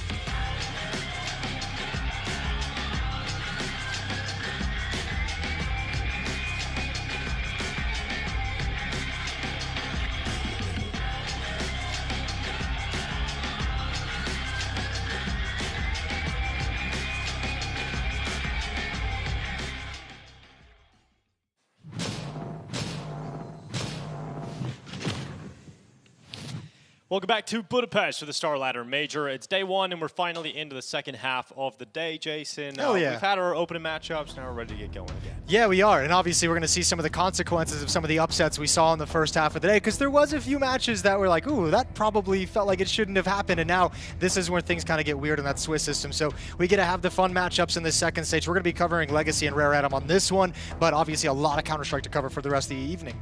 Yeah, it's an evening. It is evening still. Heading into the nighttime, I suppose, getting ready for the other 4 BO1s we got here on the B stream. Also got the A stream running simultaneously. But Legacy, a team many had going through as 3-0 based on their runs recently. Obviously a grand final of PGL Bucharest. They're also winners of CAC. Sure. Losing their opening game to FlyQuest. Yeah, slow start in that opening matchup. I mean, I think FlyQuest is one of those sneaky teams that because of some of the recent results, probably not a lot of people were super high on them. But we saw in Bucharest, FlyQuest was starting to put things together. So I actually don't put a whole lot of shame in that loss, but it's obviously put them in a difficult place to be down 0-1 at the moment going into this next best of 1. But Legacy, they've been playing so well recently. Lado, Dumao, the big names on this team. Lux as an IGL does some work. They've got a lot of strong players here. Absolutely. I expect a bounce back. Yeah, I think a bounce back against Rare Atom is absolutely on the cards here for Legacy. I think FlyQuest is quite a difficult opponent in this first stage of the competition, especially in a best of 1. It's going to be better team Counter-Strike that FlyQuest is going to bring to the table than Rare Atom is in my mind. I think Legacy, with the way they like to play, with the way they like to kind of bully, they are a team that's going to get in your face. They're not always going to make what seems to be the textbook play. They want to get stuck into some action. If Rare Atom can't handle that, they're in trouble. And it's not like we don't see Legacy lose maps here and there. Even in the finals, even in these series, they can concede a map in the series. It's about their tenacity that I really think is a strength of Legacy. They come back into games, and obviously losing the best of 1 isn't outside of the realms of possibility, but we are expecting a bounce back here. You don't get many chances at the Major. And what you want to avoid right now if your Legacy is like the devastating poetry of having the Austin Major be your breakout with the incredible Cinderella run that nobody expected, and now when people have expectations for you, you crash out and disappoint. So that's what Legacy's trying to avoid. I think they're going to be fine, at least in this game, going up against Rare Atom. Tiger, Lihang, Summer, Child King, Merrick, these guys coming over. This is a very, very tough task for a team that's not even really at the top of their region in any significant way. No, not at all. And this is a great opportunity for them to obviously get some experience playing at this level. A game against Legacy is going to be a very tough task here for them, but excited to see what they're going to be able to bring to the table. Just like you're talking about, so the breakout of Legacy in Austin, it was the breakout of the Chinese teams over in Austin at the last Major, right? We got to see the likes of Lim Vision really impress and overperform. Tai Lu finally back showing us something. I don't really think Rare Atom are in that conversation yet, but maybe we can see 1 or 2 players from a squad like this. No, but if you wanted to grab like a piece of this match where you think Rare Atom might be able to have a chance and might be able to do some damage, as I just mentioned, the kind of bullying, kind of in-your-face style of Legacy, I think on some level Rare Atom will be kind of happy to descend into that kind of Counter-Strike because they're going to get the fights, right? It's not like they have to strategically work themselves into an advantageous situation. Legacy's going to bring the fight to them. And Chinese teams and Chinese players, whatever you want to say about them overall, the players have always had incredible skill and talent, right? So if they can handle it, then all of a sudden you might be cooking. Well, we talked about the fact that FlyQuest is the team to defeat Legacy. Let's talk about who defeated Rare Atom. It was Imperial who got the win over them 13-11 on Dust 2. So in terms of this series, Jason, where do you think we might go? That's a really good question. I think I think Legacy's going to avoid the train, the overpass. I saw a bunch of analysts kind of tweeting about that, the curious nature of them letting those 2 maps through. So it might indicate there was a change in some confidence among the map pool. But I mean, if you're Legacy, I think you can play to some of your strengths. I wouldn't mind if they went back to Dust 2. If Rare Atom's going to let that through again, that's going to be a strong map for Legacy. If you want to go towards, something like Inferno, Rare Atom's good on that map, so you might want to avoid it. But so we could get Dust 2 again. These best of 1s, I think it might just come down to Dust 2 because that's a map both teams are going to be willing to play. Well, let's see. It is. In fact, it will be Dust 2. So here we go again. Rare Atom losing this earlier, 13-11. We've seen Legacy. You and I have casted a lot of Legacy games on Dust 2. We know they're very, very capable. A player I always think is kind of the make or break of Legacy on this map is quite often Lux. I think he's just a fantastic individual player as an in-game leader. In so many of the games that they've looked great on, there's a few that really spring to mind. It was the win against Furia back at the ESL Pro League.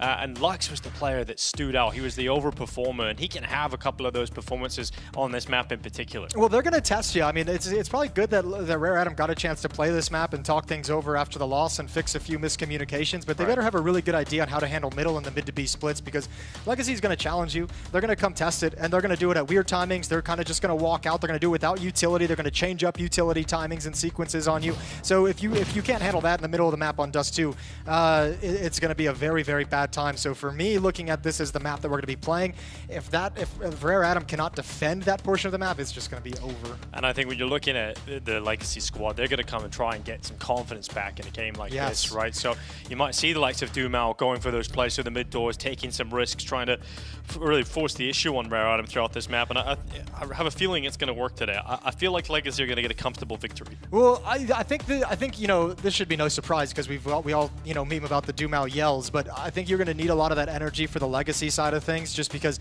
I mentioned this to you on the way up. I don't know what Rare Atom's kind of game plan was between the two halves of the day and the reseeding, but the way the schedule kind of worked out, Legacy chose to stay at the venue. Rough. Yeah, so they've been around through that delay, so they've been around kind of chilling and waiting for this game to come around and be ready for it, but it's been a lot of downtime where you probably expected this match to be a little bit earlier, so if you haven't managed that energy level properly, if you come into this one a little bit flat, there's a window of opportunity for Rare Atom to steal some momentum away from you early. Yeah, when we look at the squad, though, for Legacy, there's another interesting conversation. It comes back to what you were just mentioning about Austin. They came in as a team that weren't meant to be at the last major. They obviously made a massive run for themselves and a name for themselves. The second half of the season started slow, but now they've won a trophy. They've made it to a final. This is a team that, for me, are now coming into this as favorites of this stage. Well, one of the favorites, and that's a weird mentality shift where you're always the underdog, and now suddenly you're a favorite in a stage. Yeah, which is a cool place to be as a team when you think about it, right? That means you're rising up through the ranks. When the expectations start to change and the expectations actually arrive for you to be able to perform, you get a new level and a different angle of scrutiny placed upon you from the outside. And that's where Legacy is at the moment, is having to figure out how to live up to that new level of expectations that they have succeeded enough to get from the public and from the analysts and from the outside. Dumal just collecting himself. You know, he might think just that looks stressed, maybe meditating. tired, but he just loves to do that. Yeah, Take a moment. there's a lot of players that go into sort of this meditative state ahead of the games. He's certainly one of them. But for Legacy, absolutely looking for a bounce back here. I did mention the fact that there was another stream going on. You can check out that game and let you know how that one's going to be shaping up. Imperial FlyQuest going on over there in a 1-0 game. Imperial with the win over Rare Atom and FlyQuest with a win over Legacy. Really good chance now for Legacy to go, or rather FlyQuest to go 2-0 up in the first stage of the major. There's a couple interesting games in this kind of second half of the day. I think Imperial FlyQuest, as you mentioned, is going to be fun. I think Paravision M80 later on is going to be pretty cool. Gamer Legion is going to have a matchup against Red Canids to try and get back into things, but that's all coming later. For now, we got Dust 2 started. Rare Atom taking on Legacy, and Legacy will be starting on that CT side. Pistol round is live. Got a little bit of utility for the T-side. Smoke on Summer, double flashes, and a mid-push. Again, Legacy. They want to be up in your face. They want to be disruptive. Didn't get the exact fights they wanted. That's a beauty. Yeah, it's a great start from Lux. Tiger going to be the first victim of play here on Dust 2. A three-man push coming through the tunnels out into the bomb site. Child King going to go down straight away. Lato out of there. Nissim, nothing to be said about this B bomb site defense from him. And Lihang continues to move forward here for Rare Atom. Huge second kill from Lux, though, to keep this doable. The flank from Merrick, though, coming around from behind. Long distance, misses the opportunity, but nothing more is going to come from it. Child King with a quad kill in the pistol. The two entries in the B bomb site and the cleanup. Yeah, considering the start there from Legacy as well, they got the initial kills. Able to flip that back, and that B bomb site defense, it can often be quite strong, but there's an issue, and sometimes Nissim can go a little bit missing, Jason, and that can be a big problem for Legacy. So want to keep eyes on that today here on Dust 2. I think they're gonna Legacy, as I mentioned, with that kind of delayed time of them sitting around the venue. I think they're gonna want a big round early on from some individual to get him, give Dumal a reason to get the boys hyped up. Second round is live.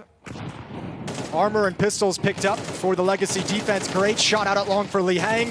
Lux is going to add another one in. He's also sprayed down, and long control in the favor of Rare Atom. Yeah, these pistols not off to the massive start they were hoping for. I mean, it could have went either way towards that long corner, but instead, Rare Atom able to control it. Nissim making his way through the tunnels.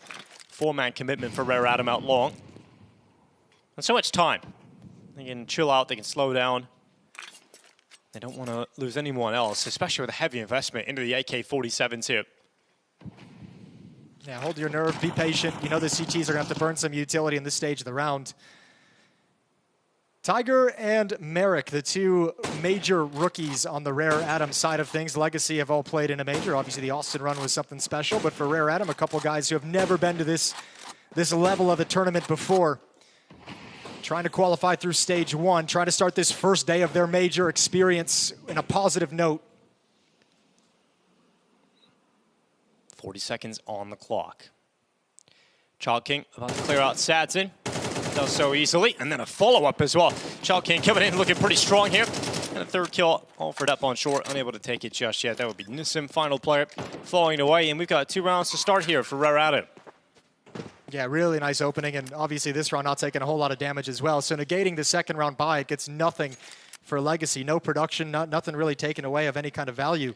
So 2-0 and on the back foot, and going into a round where you have to save all USPs is not a happy place to be. So the Major always has a lot of upsets in the best of 1 stage, especially on day 1, Jason. Sure does. First half of the day is over. Anything that really jumps off the page to you? Personally, for me, I think that win from Fluxo is pretty significant. Yeah, over Gamer Legion. That's a big one. Although I think, you know, for me, I think I didn't have Gamer Legion kind of as high as other people at the moment. So while that was a surprising upset, it's not necessarily anything super crazy to me. NRG winning. NRG winning is an easy one to point out as well. I was glad to see Paravision win their game against the Huns, because I have I don't know, I feel like every tournament, every major we go to, there's always like one team out of CIS who just like surprises everyone with the run through whatever stage they're in. And the only thing kind of holding me back about getting exciting was the major rookies, but it was good to see them perform even against a team like the Huns, and what they can do moving forward from here. Well, it should be nice and easy here for Rare Adam to take a 3-0 lead. You've got a MAC-10 for Marek, a chance to build some cash up. And for Rare Adam to win in a best of 1 against Legacy, an early start with 3 rounds as the buffer is exactly what they'd be looking for. Summer getting 1, getting traded, but then Marek follows up. You've got Lee Hang down in the lower tunnels. Will handle business against Nissim. Yeah, really good job. Didn't even really expect Nissim to be there, but is able to control the spray. Only 2 defenders remaining. Nothing really that can hitch Rare Adam up and turn this into a loss. I don't think there's a whole lot to really turn this round in their favor. Liang looking for this push. Sadzin and Lado just being patient. Yeah, just staying paused. Don't want to lose any other casualties here. Build that money up on this T side. Rare Adam know they've got to play a perfect game to defeat Legacy. Good start. Yeah, it's gone a long way already. I mean, look at how focused they are. Like in a round like this, in a 4-on-2 against unarmored, what you'd think are unarmored pistols, like just waiting, another flashbang. There's 1 minute and 10 seconds on the clock, using all that time to make the defenders, the last 2 players remaining, make a move. And just spotted up on short, Child King grabs that. 3-0 in the start for Rare Adam, exactly what they were hoping for. And they've got a nice advantage at least to start this half. All right, here comes the first challenge, though, the first real challenge of the game. You're going to get the money in for Legacy, and you're going to get a good buy. Summer flashed on that first peek, allowed the only kill to come through from Legacy. There we go. So all about for Sadzin, rifles on everybody else here for Legacy. Going for that shot on the cross is Tiger, unable to connect it on Sadzin. A little bit of pressure applied towards the B bomb site with utility, but not making Legacy nervous whatsoever. Haven't shifted. Gonna use nades to break open the smokes, try and gather some information, keep track of the scaling of Rare Adam over in middle, see when they're starting to move up short. There's the utility, giving the impression of a short take out of Rare Adam, but nobody's home quite yet. So might just mess with the timings that Legacy's building up in their heads.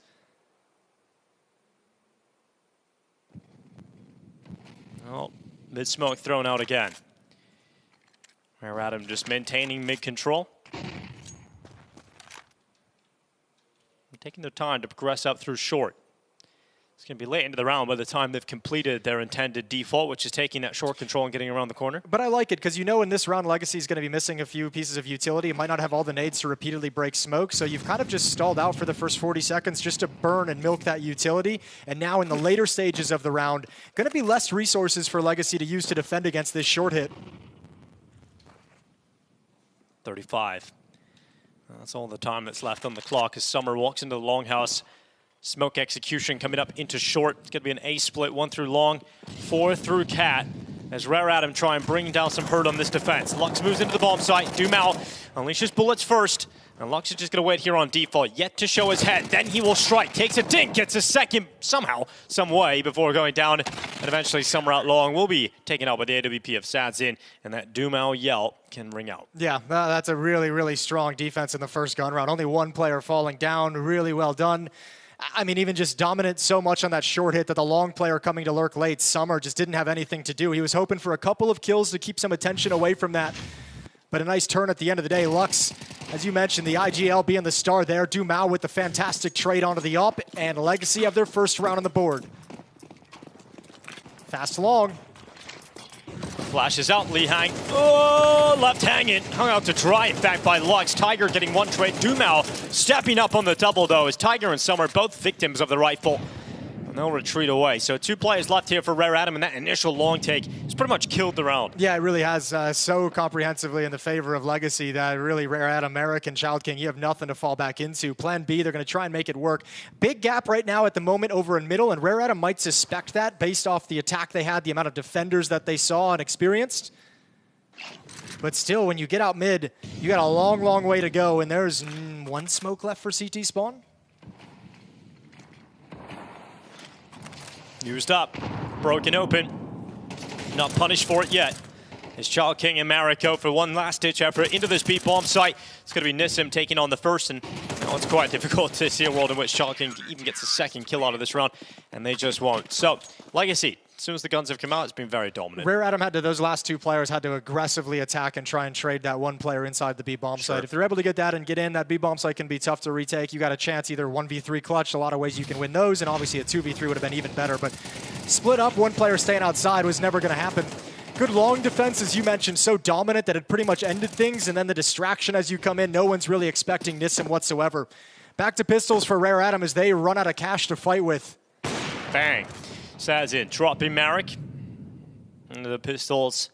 Off to a very poor start. Nice shot from Tiger. Makes it a little bit better with that Deagle shot off top short. But should be easy pickings for the rest of Legacy here. Don't want to lose too many other players. That money on the CT side can begin to swell, making this very difficult for Rare Adam. And you can see why I was saying it's so important for Rare Adam to get those first 3 rounds, Jason, because as soon as these guns have come out, you see how much better Legacy are. Yeah, and I mean, you can see they haven't, I mean, those first initial 3 rounds didn't take any confidence away from them. They're still willing to get up in your face and still willing to push into you. And that's just the trademark of Legacy at the moment, even against just pistols and deagles. But one thing they do really good at, because sometimes when you see teams kind of rotating and being that kind of aggressive and in your face, it can get disorganized and a little scattered and a little bit individual. And like you see players swinging 1 by 1, it looks a little gross. Legacy's really good at always keeping those kinds of plans and attacks from their defense, those pushes, really well coordinated as a team, as a unit. Flashes sent over long to try and sink a little bit more pressure, but it's all about Rare Adam hitting a B, but held back by Util. And there's a lot of counter utility here from Nissim that stalled out that intended attack out of spawn, but they're just going to go, and it's really risky, and it hasn't paid off. And almost immediately feels like Rare Adam are at the bottom of the barrel. They just tried to execute a really, really fast timing mid to B split. 2 players kind of showing that they were running up short, jumping down, but the B attack comes in way, way earlier and obviously just gets so stomped that you can't do anything with it. So the opening gap, the chance is towards short. That's Child King trying to take advantage of it. He's had a couple nice shots. This time can't make it work. Chopped up by Lux. Now it's Lee Hang and Summer going up against the 5 remaining forces of Legacy. At this point, Rare Adam aren't even doing damage to the CT side, so that money is building. Shot from Sadzin. We'll go back for a second, and Dumao will tap away Summer. Yeah, beautiful little tap from Dumao. It's getting into that territory now where it feels like Legacy could just run over Rare Adam if things don't change quickly. So Rare Adam going for their second timeout. Not happy with how things are going once the rifles have come out to play. And the difficult part is not only do you have to try and fight your way back into this game, but you've now got to break down that mountain of cash. Legacy have plenty of money. Yeah, it's gonna be that one's gonna be rough. Sadzin with 10K, Lado with 10K, Nissim with 9, Dumao with 8. You've got like 3 rounds that you've got to win in a row to take some of that economy away. This is gonna be very, very rough rest of the half for Rare Adam. So hopefully this timeout is gonna net them something, allow them to dig into the playbook a little bit or find some sort of some way to find success early on. Find yourself an opening kill, play the 5-on-4, but for now, Tech 9's only. Small investment with armor and upgraded pistols, light utility to make something happen. You've got some spawns towards the B bomb site, but I don't think they're motivated at all to do any kind of a fast play towards the B site.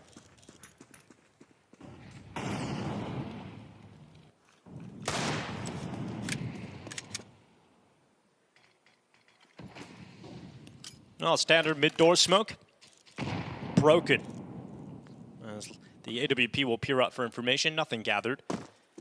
Rare Atom have 2 players in the lower tunnels, 3 ready to go out long, and those 2 lower tunnel players now applying pressure towards Lux, who will be forced back by some utility. Well, at that very moment, it was kind of Lux playing solo cat, Dumal's playing solo long, essentially, looking at the angle. So those were the 2 fights that you kind of wanted. But now with Lux falling back, this defense can get a little bit stronger.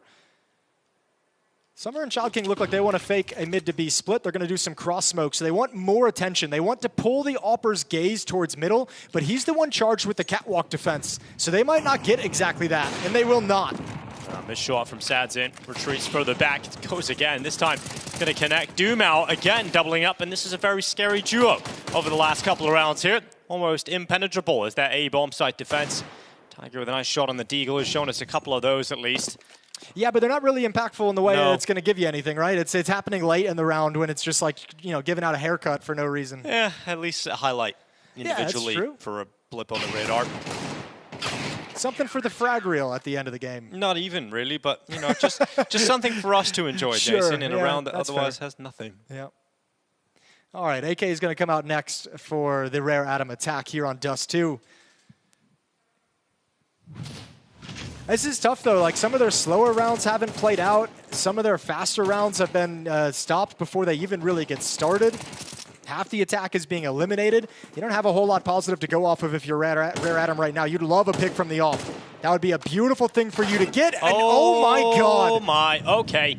You got your AWP out, and then you get the rifle wrecking the AWP. Lihang picks it up. Satson removes it again, and that AWP is cursed. It's the worst feeling.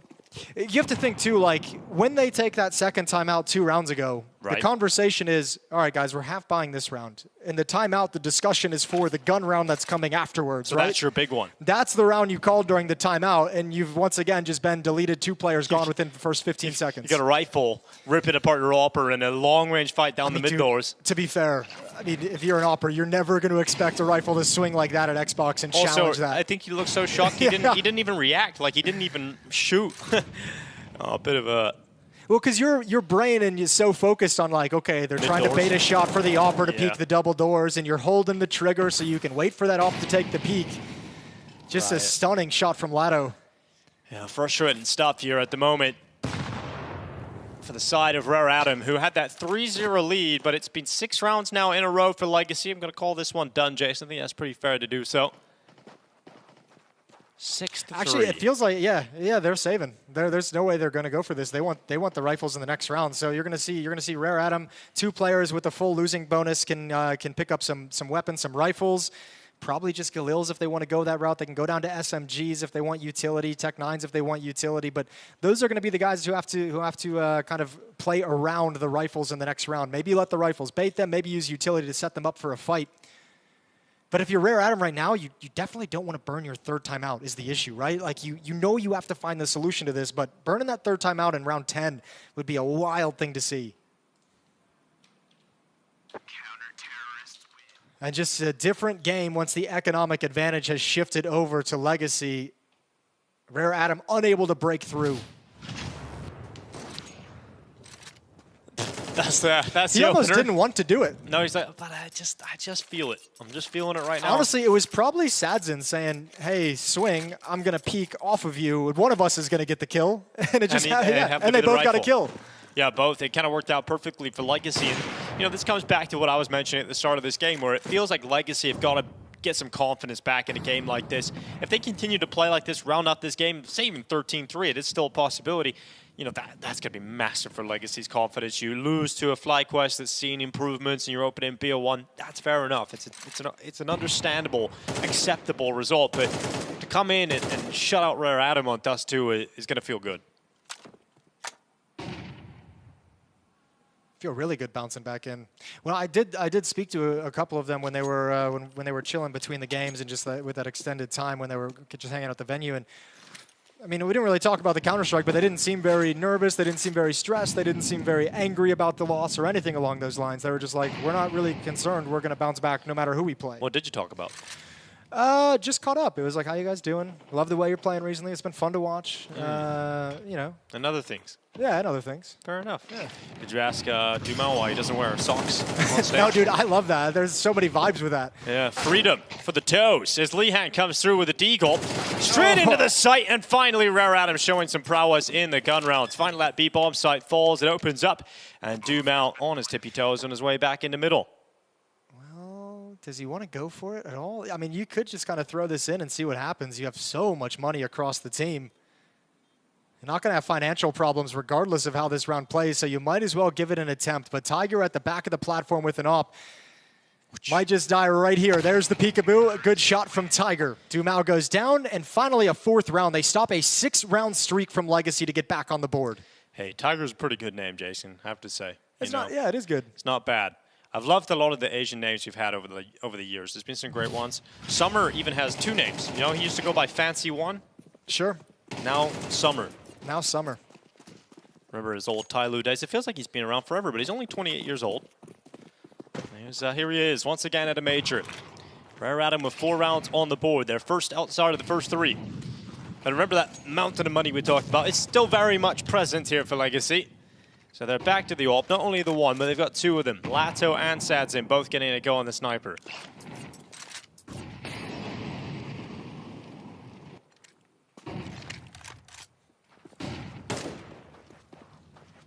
There's the scaling down the mid-ramp for Xbox control. Smoke fades. Going to be concerned about that AWPer. Sadzin's still here, but he's looking for a mid-play, not peeking through the gap.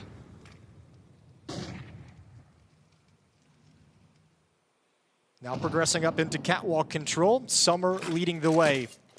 This smoke is not going to fake anyone out. 2 players over in middle to have information. It's going to be Lux over at the railing and the ramp at the A bomb site. Dumel out towards long. Those are your 2 initial A defenders. Sadzin's got to pick where he wants to play, in middle or at the A bomb site with the AWP, and it seems like from the mini-map he's moving into the wrong position. A mid to be split is going to be coming in. Summer potentially dropping down in the midst of the chaos.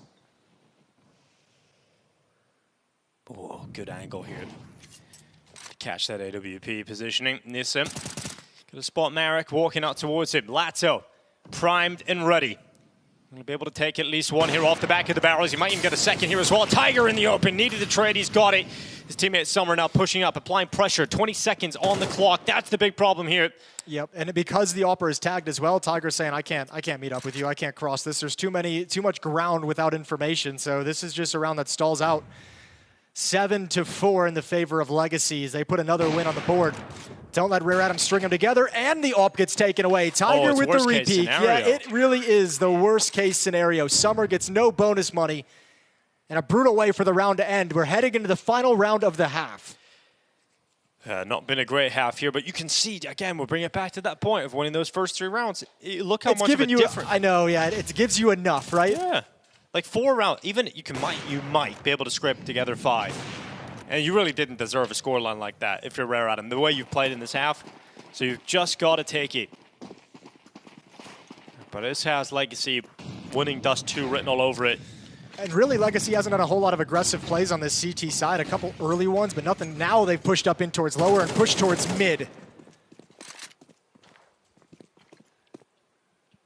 Oh, it's a crazy position. They spotted the player in middle, but they spotted him falling back. Are they going to clear this? Well, they head on out. 3 more players to long. Summer going to be joining them very late here. But look at Legacy. They know everything on the map. 3 players here at the A-bomb site, 1 player at top mid. Nissim has just left the B-bomb site. He's shifting over to the A-bomb site, so they know everything that's happening, and there's a lot of utility for Legacy to use when Rare Adam decide to force this long play, because it's the only play they got left. They've ceded all map presence and map control. It all comes down to this. And Dumel hasn't been forced away by the fire. He's still here at the car, and they don't think about that. He only gets to 1. Could have been more devastating. Could have ended up with a double kill. Remember, Lato on that long flank, he can cut them off. They can't fall away. They must stay committed in towards this site unless they win the fight against Lato. And he's around the back. Lehang's gone. 40 seconds on the clock. They're going to be trying cross. Look at the gap. It's massive here. It's going to allow Nissim a kill. That bomb has made it across the ramp. Remember, Summer has to be worried about the long flank as well, so Marek must commit to the bomb site, but is exposed to Sadzin. And denial of the plant, denial of the round, and it will be an 8-4 scoreline coming in from Legacy after conceding the first 3.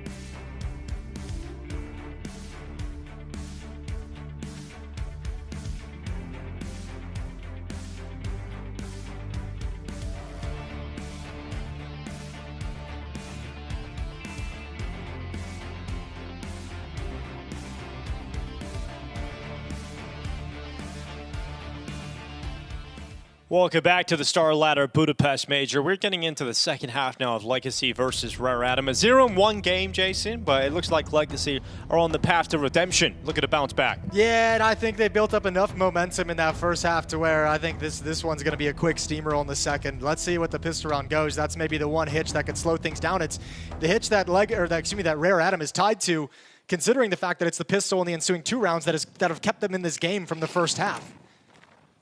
Once the guns have come out, it's been all Legacy, so if you're Rare Atom, you're looking for this pistol round to give you that early economic advantage again and at least keep the scoreline close in that way. 4-man stack at long for Rare Atom, all towards A. So they're really hoping Legacy come this way, and it looks like they're going to get their wish. Yeah, unfortunately, it's right when they broke up the 4-man stack. You know, one player's gone back towards CT spawn to look towards middle, so he's out of the fight. You have a solo defender out towards long inside the pit, and that's a good shot from Lee Hang. That's going to allow a teammate to come back and support. Ooh. He's taking some damage on board, Lee Hang, but he's got his teammates coming around as well. Marek coming through. Oh my god, right like that. Legacy straight back into the pistol round. And in fact, are now ahead. It's the bomb at long, though. But that is the bomb. And Marek has won an essential fight. Gets in behind the blue bin. He's got a teammate coming to join him as well in chalKing. But Marek has gone down, and so the support network of chalKing has been removed. But he can win this. He can still win this as they line up. It's down to Dumel. He is very low, pinned back in the corner. Smoke is up now, covering him off. And it's a dangerous game he's playing as Dumel sends bullets through that smoke, and he will retreat to try and get a bomb plant. In fact, he's gone all the way. Oh, he might actually just get caught, Jason. chalKing's going to the double doors. Oh, this is so strange. Who hears the other first? Now chalKing knows, but he's 1 HP, remember. A single point of health as Dumel is looking for a peek, but chalKing is not providing any of it. Just sit here till like 10 seconds. He's got 25 on that clock. Will chalKing ever decide to move? Now Dumel realizes he's got to go into the bomb site. chalKing's patience has paid off. All right, bomb plant is in. Still just an incredible advantage over for Dumel. No mistakes. chalKing's got to be perfect. Oh. There was the chance, I think. That was it. Yeah, no damage landed, though. 100 HP still on Dumel. 1 on chalKing. 1 opportunity as he comes through the window. Dumel just can't land a bullet, can't land a shot, and then eventually comes through with the headshot. It'll be a pistol round picked up here for Legacy, and a pistol round should be the death sentence for Rare Atom on Dust 2. That's so tough for chalKing, because I think he actually put himself in some pretty decent fights, all things considering. It's just, you know, when you have 1 HP kind of swinging into those fights, it's so tough sometimes to like actually commit to it completely. Nice win from Dumao, nice win from Legacy. That's a recovery. That was a 3 versus 5 at one point. 2 players went down on the long take, and that's a complete recovery. Second round investment for Rare Atom. Kind of sticks to just the scout. Deagle on Li Hang.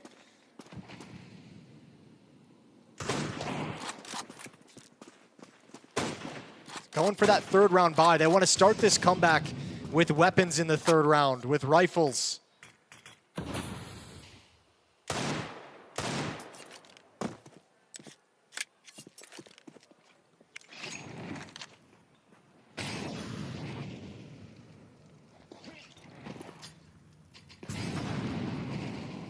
Here goes Tiger into the peak. Should be cashing himself an opportunity. And in fact, he'll just land the headshot. Sadson going to be the first victim. We've got 1:05 left and an advantage for Rare Atom. It's going to be tough to convert upon that, though. Yeah, it is. I mean, again, the only other buy is this Deagle right here. So, yeah, you might be able to get something at range, taking a little bit of damage, but Nissim at least scared away from middle. Over towards short we go, and the attack's going to be coming in. Smoke wall put in place. Got to hope this scout can get another kill or at least some tags for the pistol. There's an opportunity. Not going to connect on that one. The bomb has made its way across, and now Summer just with a USP, really hoping his teammate can do some damage here, and in fact he will. The scout's doing some work here.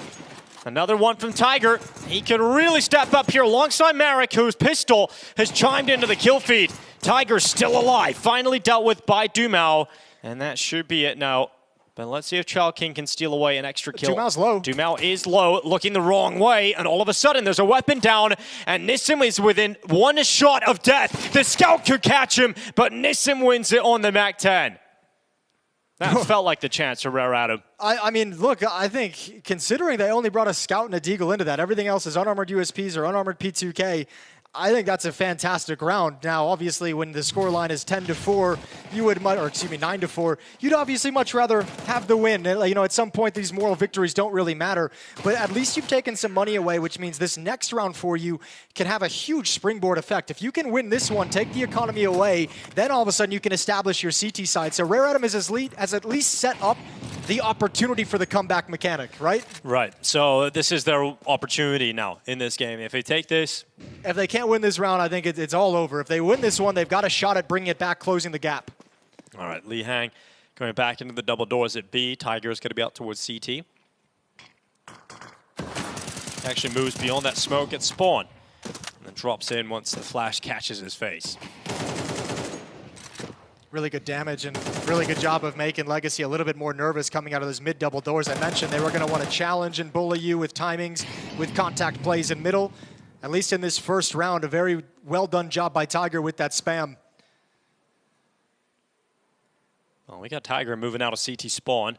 Oh my God, Dumao just decides to turn his back. He looked away. Yeah, that's a little bit of a lost focus in that situation. So a good advantage again, a 5-on-4 for Rare Atom.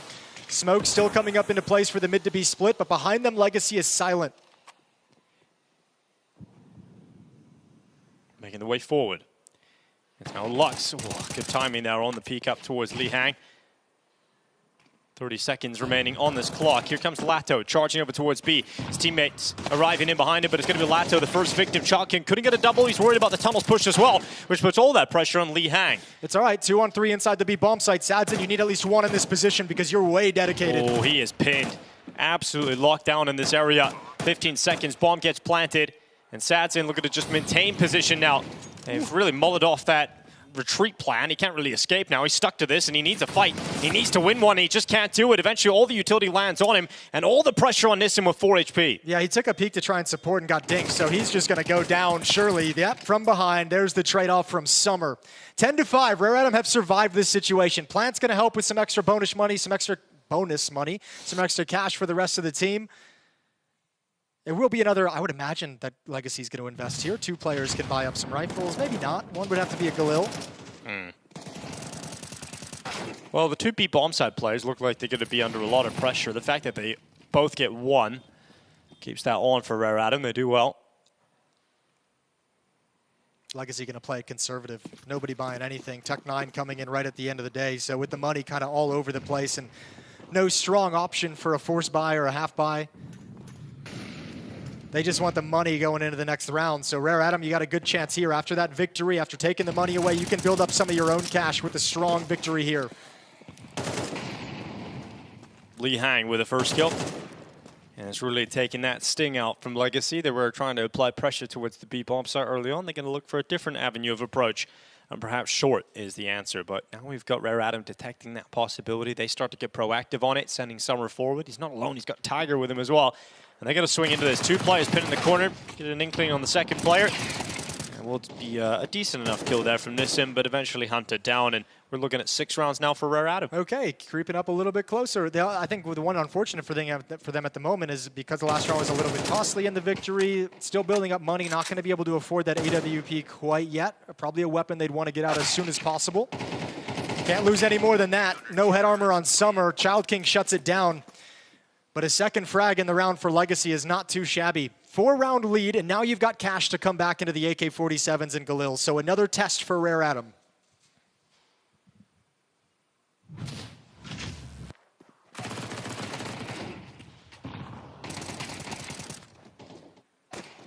Ooh, that actually looks really nice. It was satisfying. Swing and Glock 1 tap. Yeah, very satisfying indeed. All right, rifles back here for Legacy in pursuit of their 11th round win. Now in this first half, obviously they had the luxury of building up so much money. Haven't had that chance yet here in the second. So you can see Galil still in play on Dumao and Sadzin. But they'll take short quite quickly, which is different to the playstyle we've seen from Rare Atom, where they were very slow about their default in the first half. Legacy very much confident to just take it.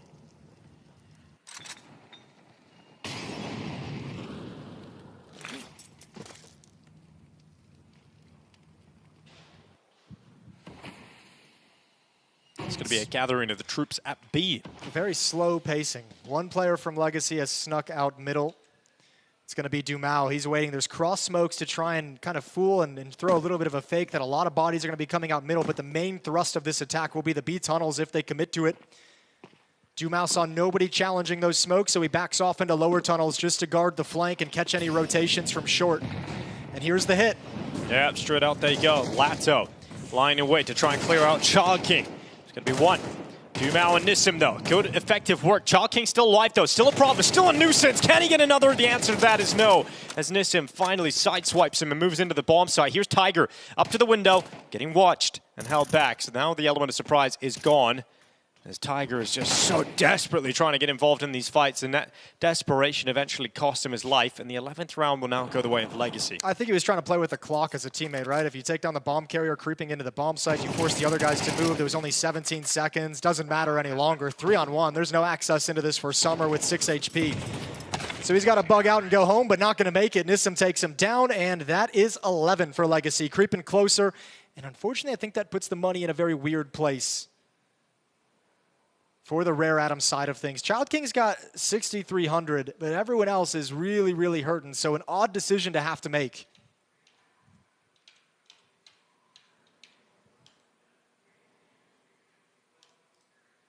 Having a little bit of a conversation now.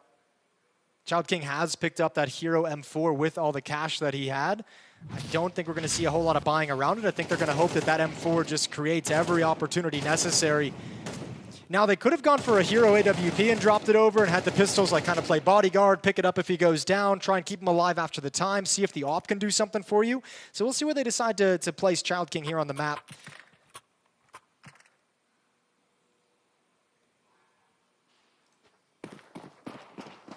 Tigers invested everything. Deagle armor down to 150. Yeah, throwing everything they've got into this then. Give it a good go. But Legacy favored to grab map point. With the investment that Rare Atom have thrown in, to concede this one would result in a very likely defeat on Dust 2. Here we go 0-2 on day 1 of the Major. I think Rare Atom, a very common team in the 0-3s, Jason. There's Marek out into the swing. Marek dead in the hand of Dumao.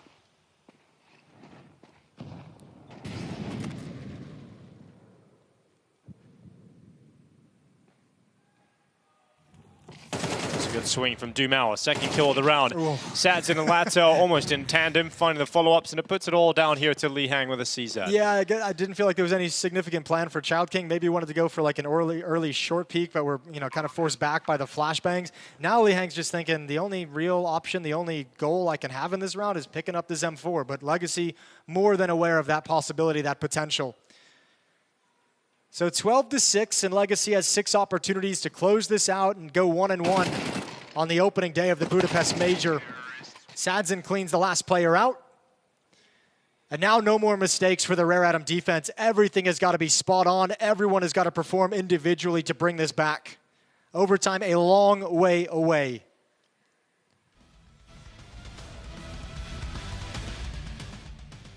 Yeah, I like that, Jason. Crank it. Bringing us some energy for what might be the last round of Dust 2 here for Legacy and Rare Atom.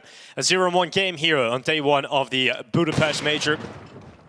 I want those Berlin Major guitar players. You want them back? Yeah, I want them back. The I Mad want them for Max? the group stages. Yeah, the Fury Road. I'd love to see that. Maybe we could bring our guitars, Jason. We could figure it out. Mohan, he travels with I can play golf Smoke clubs. on the Water. That's all I got. Yeah, me too. We can maybe do that. Perfect. Can do a little bit of Iron Man as well. Well, next game that we're all getting ready for as well is Bait versus the Huns. Another 0-1 game. So might not be a great day for Asia. Yeah, that one might be a little bit rough too, although Bait, we know they have a tendency sometimes to be hit or miss, depending on the game they hop into. Should be hitting that one, though. Yeah, I agree. First game they played was a little bit weird, a game of massive swings back and forth, one team sleeping, one team great, then switching around. Yeah. So we'll see what they look like in their second game of the day. Under 1 minute left on the clock. Legacy taking the time, but they've got that short corner control that they've been looking for. Dumao has progressed up forward. 45 seconds. I mean, Legacy's got a lot of real estate on this map. They have short control, they have double doors control. I mean, Rare Atom playing pretty passively, not even really peeking anything for information. This is Rare Atom kind of sitting back, turtled up in the bomb sites, putting a lot of emphasis out towards long and just saying, we'll fight you if you come to us. And that's a nice pick over towards window. Dumao adds another. Nissam's going to come on through, and you spot Child King. So now your teammates coming in know exactly where he's playing. Oh, Child King, though. Let's see if he can use that smoke and Good car as reposition. perfect cover. Yeah, he has repositioned, but they've detected it. Just can't find him. Needs a kill, can't collect it. And Child King unable to deliver the goods. Now we've got Marek and Summer trying to come back in on this retake to save the map for Rare Atom. Oh, that's a nice little peek. Marek turns from the flash, and at that moment, Lado grabs the information. 2-on-1. This should be a victory for Legacy. Summer's going to give it a shot coming in. It's got to be spectacular. It's got to be fast. There's no kit. Yeah, Summer steps up, needs some fancy moves, and he just can't get it done. Lux drops him at 13-6 win coming in here for Legacy. We said they needed to come back and get some confidence going again after conceding to FlyQuest in the opening map of the Major. But Legacy coming in as one of the favorites here in Stage 1 have bounced back and equalized out their record at 1-1. Yeah, that's a very nice matchup here against Rare Atom. And, first half, they got that slow start, but it was just 0-3. And then they just kind of, once the guns got in their hands, once they got money, off to the races. And you really saw the level kind of raise, and you saw the disparity between the two teams. Just a solid performance, nothing crazy, didn't blow them out of the water, just delivered whenever necessary. And even though they've disappointed a lot of people with not being a 3-0, that was a lot of the picks coming in was Legacy in that 3-0 group. Looking like they're going to recover just fine. I absolutely think so. I think Legacy, there's a lot of pressure coming in, trying to be a 3-0 team. I think once that pressure's off as well, you concede your opening map. Now it's all about just qualifying. And I think Legacy should have no issues. When you look at the rest of the teams in this stage, Legacy should absolutely be one of the teams making it through. I see them going through 3-1, Jason. Yes, the X factor, right, is there's one more best of one, right, that you have to play in the 1-on-1 group before you're able to get to those best of 3. So there is one more chance of a banana peel to throw things for a loop, but we can focus right now on just the strong play. Good job from Lux. I mean, really, again, it's like not one player blew up and just kind of dominated the game. Everyone had their little piece of impact throughout this. Lux with some important double kills early on. Dumao with some good performances, holding long.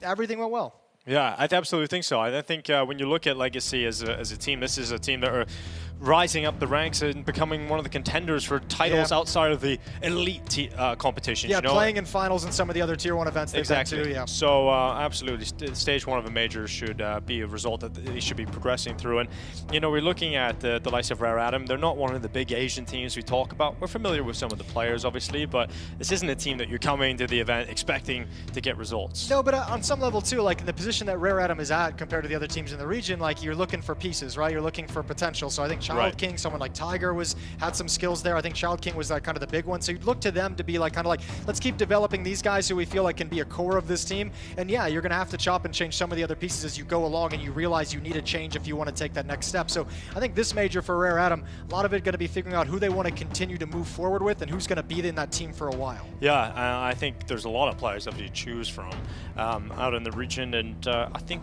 there wasn't really too much to take from this one, sadly. Like, there was no real standout or moment there. I think the reason it feels that way too is because the gun rounds were so dominant for Legacy, right? Like outside of the first 3 in the opening half, it was just so strong. But regardless, we get to hear from the team that took a win. We get to hear from Legacy as they recovered to go 1-1 on the day. Dumao down and ready to go. Dumao, congratulations on your first win today. Thank you. Thanks so much. So you're ending the day on a 1-1. How do you feel about the results of the best of ones you played today? I think first map we got fortunately we couldn't win this side. They could control better SCT. We lost some situations and they could do better. We lost a Nico that really, you know, fuck the economy. But now we could win, play a good Dust 2 and control the game. So I think it was everything well, but it's not something that we losing today was a big thing. Maybe for the ones who put us 3-0, but we are still playing our game and doing our thing, so that's the most important. Yeah. Do you feel there's less pressure now that you won a map today? No, I think it's the same. We just want to win, and our goal is to go out and do our best, and that's it. We are accomplish our goals in my head. How long has this day been for you? When did you guys start your day as a team? Sorry? Like, how long has this day been for you today? Like, when did you start today as a team, like, with practice and everything? We started at 11 today. Okay. And but individually 10:30, 10, yeah. Okay. And now are you going to go in the prep room debrief, or are you going to chill for the rest of the day?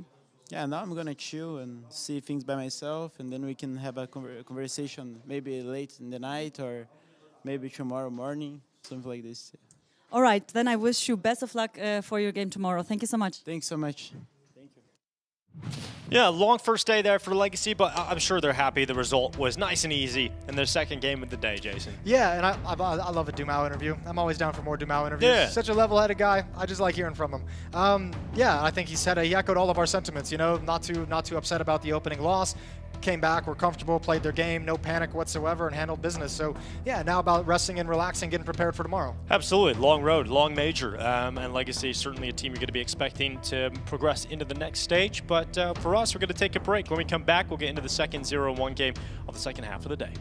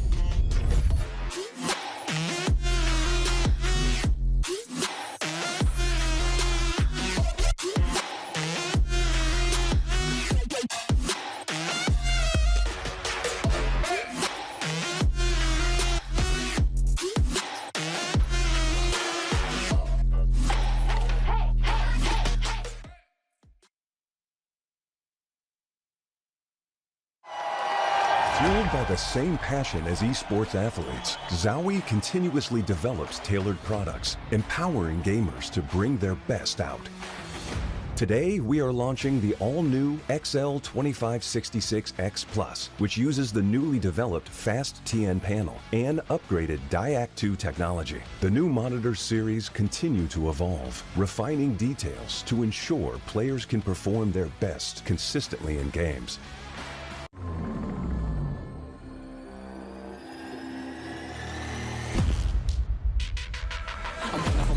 I'm shooting my shot and I'm already grinning. You know that I'm one of you sending. You know you've been cutting, you know I'm ascending. I'm one of them winning. I'm one of them winning. I'm one of them winning. I'm one of them winning.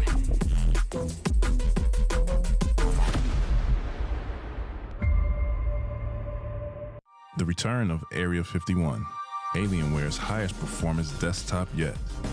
Equipped with powerful Intel Core Ultra processors. Innovative architecture designed for ultimate gaming. Engineered to evolve alongside your game. Encounter the legendary Area 51 at Alienware.com. Where are you playing the best of the matches? Where in retake will you pull out the clutch?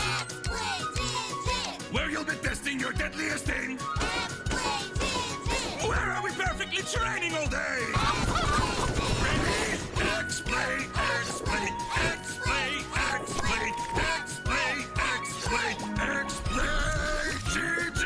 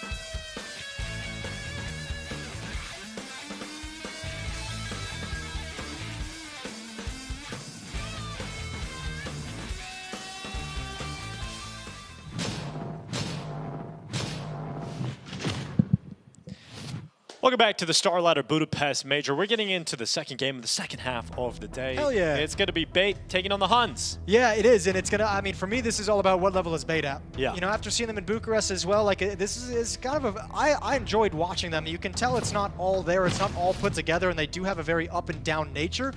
But man, when it clicks, like, it looks so strong, it looks so insane. So for me, this is a barometer of which Bait we're going to be getting at, and which Bait we're going to be seeing if they can qualify through to, because I have them going through stage 1. These are quotes that they have for each other. All right, crazy aim, guys, is what Headtrick has to say about the Huns. And Score said they are a tough opponent, but we will win today. Okay, that's a really nice way to hedge your bet. That's a really polite way to be like, we can handle them, but they are pretty good.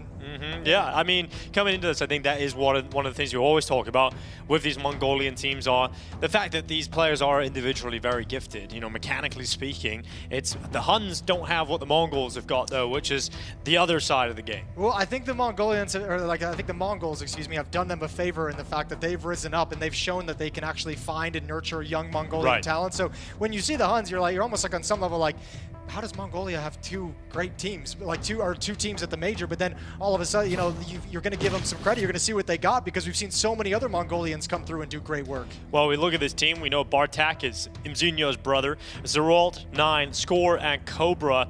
Now, this is the squad we're working with for the Huns. I've seen 9 for a very long time. We got to see Bartak as well. He got replaced then a little bit later on in the top Mongolian team by his younger brother, who's obviously gone on to do great things with that squad.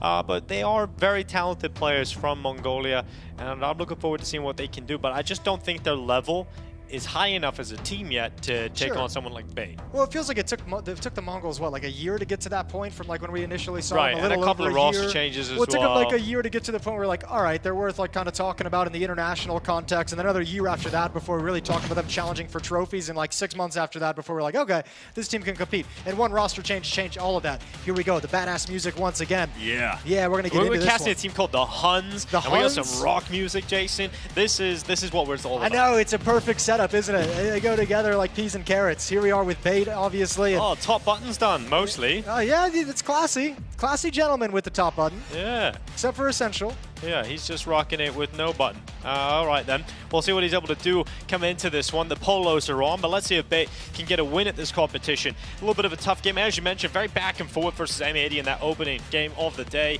But this is very similar to what we were talking about with Legacy. This has to feel like a chance to get some confidence back for Bait. Yeah, it really does. And I mean, I think we obviously know Headtrick, we know NPL. Kenzazor has been really good for this team. And obviously Alex, who's kind of swapped into that IGL role. Ever since that change up to bring him in as the IGL is when it's felt like they started taking a couple steps forward. That was just before Bucharest, if I recall correctly, the second Bucharest of the year, and they looked really, really cool at that event. So he's got a little bit more time now in the role, and let's see what they've got developed for the major. Yeah, this team are very inconsistent though. That's the problem. Yes. They can look great, they can really sell you, and you feel like, all right, I'm buying in on Bait. And then the next game, they can disappear and really disappoint you. So interested to see what level they're going to bring to the table versus Huns. You know, when we talk about Bait, we know what their ceiling is. If they play anything close to that, should have no problem in defeating the Huns today. But I also know how low their floor can be. And I think if they have a bad game here, Huns with their individual skill, it could definitely become a tough game, especially in the best of one. I think most of the problems in Bait, when you see them have those kind of like bottom feeding kind of results or like poor results, for me it is mostly like issues of inexperience, right? They are a team that gets a little bit tilty. They are a team, you know, that sometimes stresses out a little bit too much, gets knocked out of their game. They're going to be going to Ancient. Bait's going to be starting on the CT side, a map that looked pretty good for them back in Bucharest. Yeah, I'd like to play Ancient. Alex very comfortable on the map. I think he has some great calls on it as well. Excited to see how this one goes. I think Bait should be getting, they are going to get that CT side start. So yes, indeed. Interested to see how this is going to go. I do feel like Bait have a great opportunity to kind of set the tone with some of that CT aggression. If they start taking away that B lane control away from the Huns, do they have an opportunity to really get into the game and play their T side? Yeah, I think that's going to be the fun for me. Is like it's it's almost like they just kind of have to prove to themselves they can get into this and actually individually perform really well. I think they might just kind of blow this one. I came in, I told you, I think they might blow this one out of the water. I feel like the skill disparity is just going to be crazy. Well, it is their second most played map. They play Mirage just one time more, obviously a higher win rate on Mirage, but Ancient up there in their top 3, and they're going to be comfortable with going to this one. Well, the win rate doesn't look super pretty like it is in some of their top 3, but as I mentioned, the PGL Bucharest event where they looked like they actually played super well. They did get 3 wins specifically on Ancient over Legacy, over 3D Max, over Astralis. So no slouches whatsoever when it comes to this. Well, I think that's important that you look at that and realize that, yeah, you've just made an in-game leader change. I think the recent results are the ones you've really got to look at closely. This is for the Huns. Ancient, obviously, highly played map for them as well. It's a handshake as we get into the BO1s, as you would expect, throughout every one of these games in the early stages of the major. And conversely as well, the Huns, all their wins on this map are against, you know, Chinese teams, Mongolian teams, kind of like the tier 2, tier 3 of the Asian region. So yeah, you're going to say like the better the percentage is over there with the Huns, but obviously the quality of the wins I think falls on the bait side for me. Well, I think I'm always excited about Mongolian teams because the last major, the runners-up were Mongolian. The Mongols just kind of came out of nowhere with some of these players and obviously very quickly rose to the top of the Counter-Strike world. They captured our hearts, Dinko. They did. They captured our hearts. And I think we're all waiting minds. for the next ones as well, right? Because Mongolia has obviously shown that they have there's something cooking over there.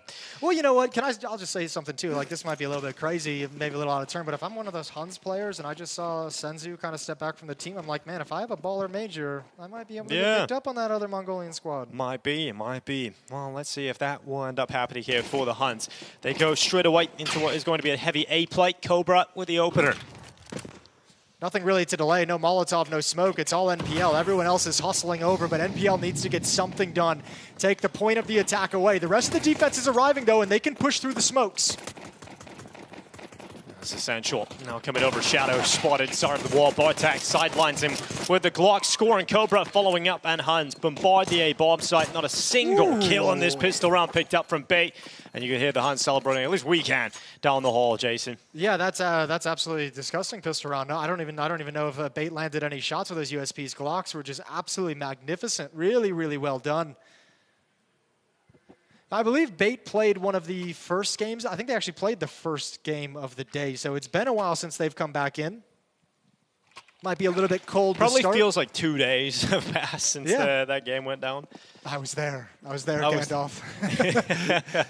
Absolutely. Well, coming into the second round, Bait, they don't have a force buy. Should be a nice and easy 2-0 lead for the Huns. I think we were just talking about this, what feels like a couple of minutes ago when we were saying that Rare Adam got off to the 3-0 lead. That's the thing you always got to be concerned about, or not concerned, but just keep your eye on. It's like, yeah, great, you win the pistol, probably going to win the second round as well, but when you see such a... Probably being the not operative converting word. the second round. It's unarmored USPs, though, but now there's one Galil in play, and they picked up another AK-47. If you're Bait, you're going for this 100%. Yeah, I don't know how they've made... You could just save the AK. I'll take back the 100% call. I was thinking the same thing. They might just save the AK and the Galil and say that's free cash for the next one. But if you get one of these kills really early on in the retake... I mean, you could just use those USPs to try and further the damage you've already inflicted upon the Huns. Yeah, they're going to look for the exits. Although risking the AK-47, I'm sure you'd love to keep that for the next. There's head trick.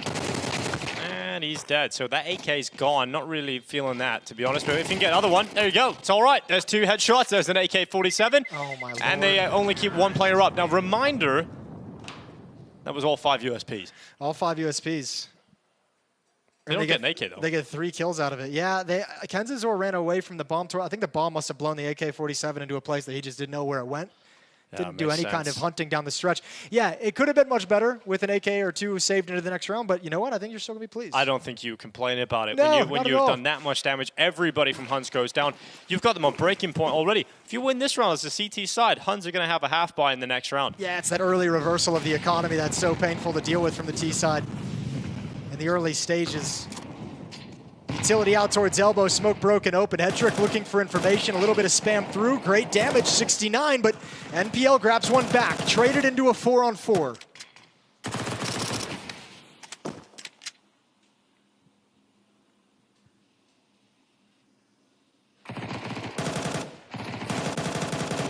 Central taking some damage through the wall.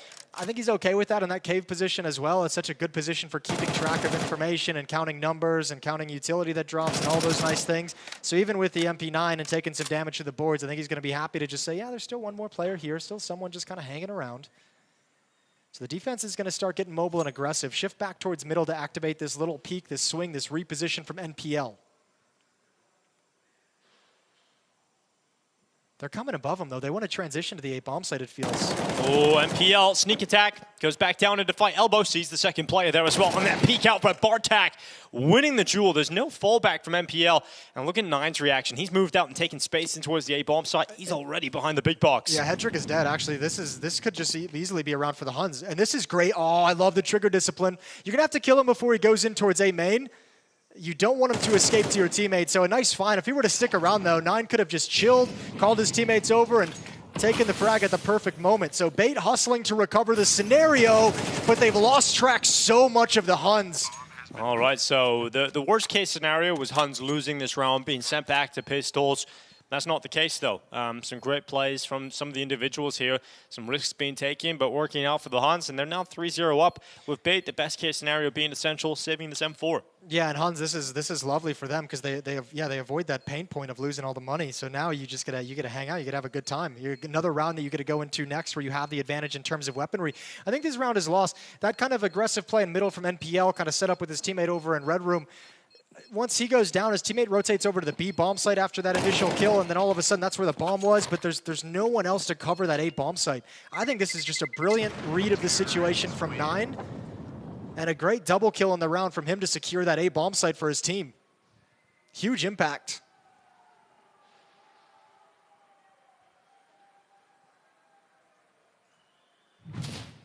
Well, I'm feeling, based on how the initial few rounds have gone here, that there is an opportunity where Huns are going to give Bait a lot of problems here on Ancient. And I mentioned that this Bait team seems like one of the squads that's more susceptible to tilting. That round you just played where Nine lurks all the way back towards Big Box and gets that round can be very tilting, so we'll keep an eye on them. Yeah, their mental, we've seen it collapse many times.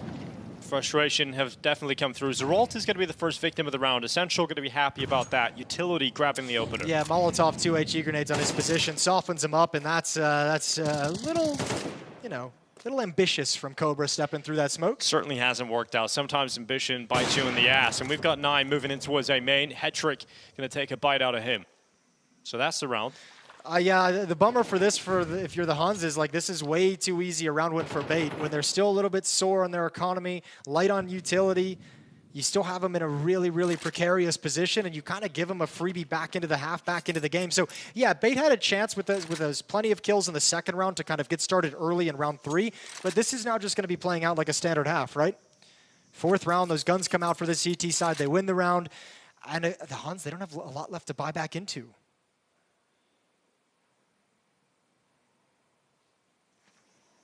Yeah, and you see that damage may not have affected them in the previous round, but it certainly will in the next. Important to hang on to some of these weapons. They are actually starting to move forward towards B. If they walk out, it's a big trap laid for them. I think you just save, no? At 25 seconds, if you haven't done anything in this 2v5, like there's no reason to go risk them. So should be, what is going to be 3-1. Bait get their first round on the board. Importantly, no one dies. No one even takes a point of damage. You've got the AWP play, which is a nice little benefit to have. Yeah, I'm not even sure why you're exposing yourself to this kind of a situation, to be honest with you. Now, there's no reason for Bait to hunt. They don't have money built up on their side either, so no motivation in that regard. But you still took an unnecessary risk. Yeah, you did, but weren't punished for it. So 5 plays stay alive. Bait didn't have the money to really hunt down and go all out, no mercy. So they'll hang on to their weapons. And that's really a great start from Essential, who gets the initial kill with utility, then pushes down the B ramp, and Cobra obviously coming through the door, as you said, over ambitious, ends up going down. This is the opener, as Zeralt just getting naded and burned. Essential catching Cobra, making a wild maneuver. You feel pressured to make a play when you're that A main player. You lost 2 over towards B. Oh, sure. Well, let's see if Hedrick can get his AWP going in this. If he can get that roll, and that can be a very cool thing, a cool piece for the Bait side of things, moving around the map, making them pay for every step they want to take. Obviously, we saw the utility find the opening kill in the previous round with the Molotov and HEs burning down a Huns player. 3-1. In round 5, and we'll see if Huns can do what Rare Atom could in another team from the Asian region, which is break that economy and break that momentum early and prevent Bait from getting up to a critical mass. Elbow smoke lands. No red room smoke coming out from the Huns instantly. They might be going for a mid play.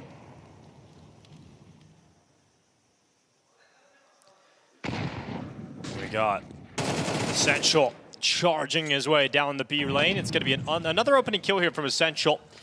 So he's feeling very good about himself at the moment. Back-to-back rounds. An opener from Essential. He found the follow-up in the previous. Can he do it again here? Oh, that's so scary, though. He's spamming it to the end of his mag. I'm almost kind of surprised. I think Cobra didn't really have it in his brain to make the play through the smoke, but...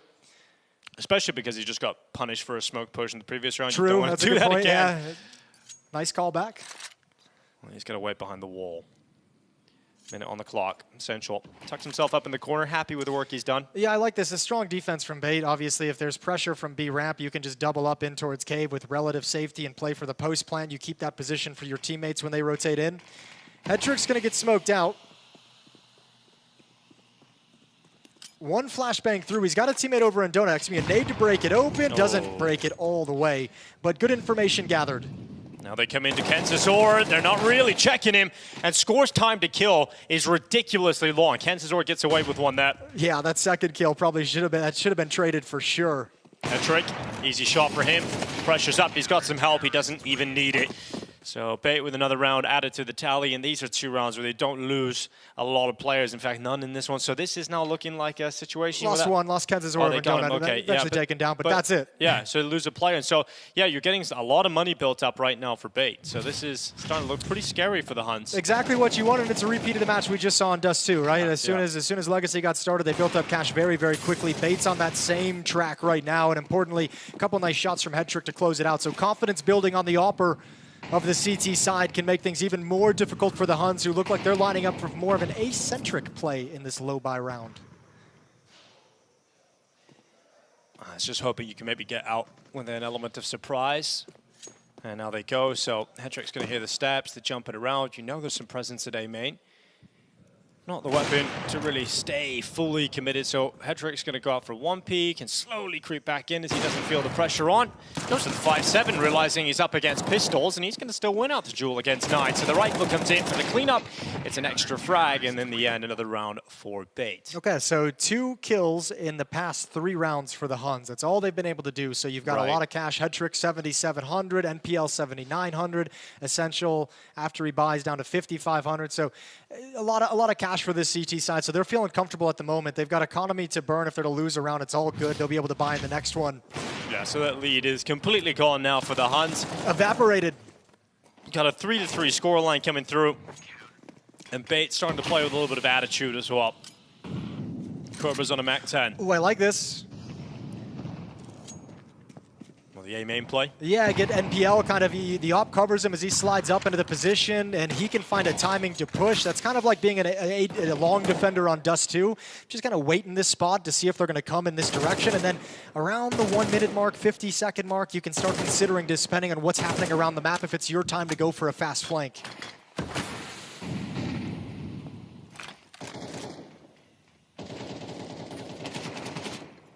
Smoke halfway down the ramp, grenade gonna go in behind it, and Zeralt eating a lot of the shrapnel. 45 HP left to his name. Just to keep track of it, you can see NPL still staying put in that advanced position towards A main, because all they've heard is spamming, right? This is just normal spamming coming over towards the B lane, so no need for him to kind of push. But now investigating around 55 seconds, a really good timing. Really good timing as Bartzak is just moving away from the position of keeping his eyes on this flank. Now it does open the fallback to A bomb site through middle. So NPL is going to shift and control this.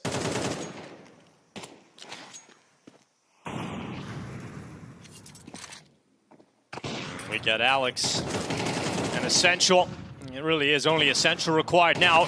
Very much required though as Kenzazor comes back in to equalize out the kills. It's now a 2v2, 23 seconds left. Kenzazor can't get a further frag. So it all falls to NPL and he's a long way off. Now only arriving on that CT rotation. Yeah, Kenzazor went for the round-winning play, and now he's put his teammate in a really weird place. NPL knows exactly where you've gone. Oh, he's got a smoke for it. This is going to be rough. Bomb is exposed to the position, though, so spam is a big deal. Yeah, he's going to try and keep his head away from the spam shots. They're not going for it. He's just holding it. Oh, NPL no. just sticking it, and eventually at the last second, the Huns get it done. Yeah, the smoke breaking with the bullets of the AK-47 might have just saved him. That looked a little bit odd, taking their time, setting up the boost. I was really worried. There's like no way he just walks in But, and I mean, defuses. it's actually crazy the Huns win this round. I mean, this is how it started, right? Essential with a double kill. Most times, 9 out of 10, that's going to be a round 1 with the bomb dropped in that situation. But the fact that they spotted NPL on the flank, and the fact that Bait knew it was going to be a B finish with 4 defenders essentially at the bomb site, still not able to make it work. Nice round win from the Huns.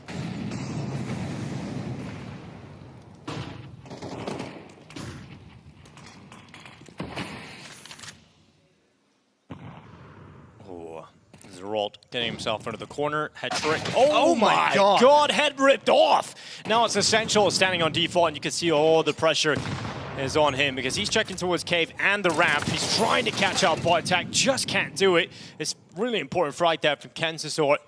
And we've now got MPL waiting out long, but he's about to be smoked out and flashed.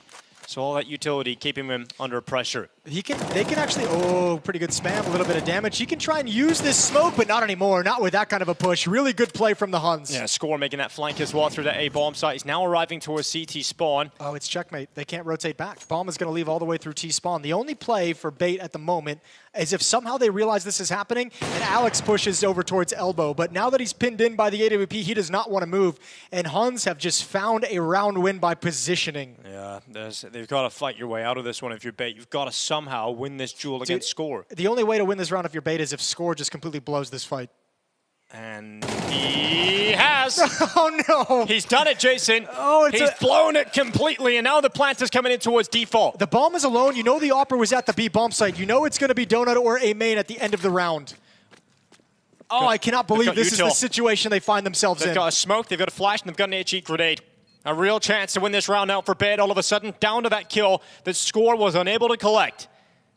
Will they put the utility in place? MPL's barrel spotted. Shot baited out. 9 then takes the shot too early. That allows the MPL to move out into the open. Now the utility can go down. Now the pressure's on Huns as that defuse should begin right about now. It is being held. It is canceled. They need to get back on it, and this time they're going to hold it all the way through. It is been denied at the final second from the no-scope of 9.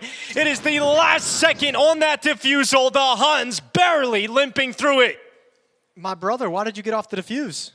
Did he get off? He got no scope.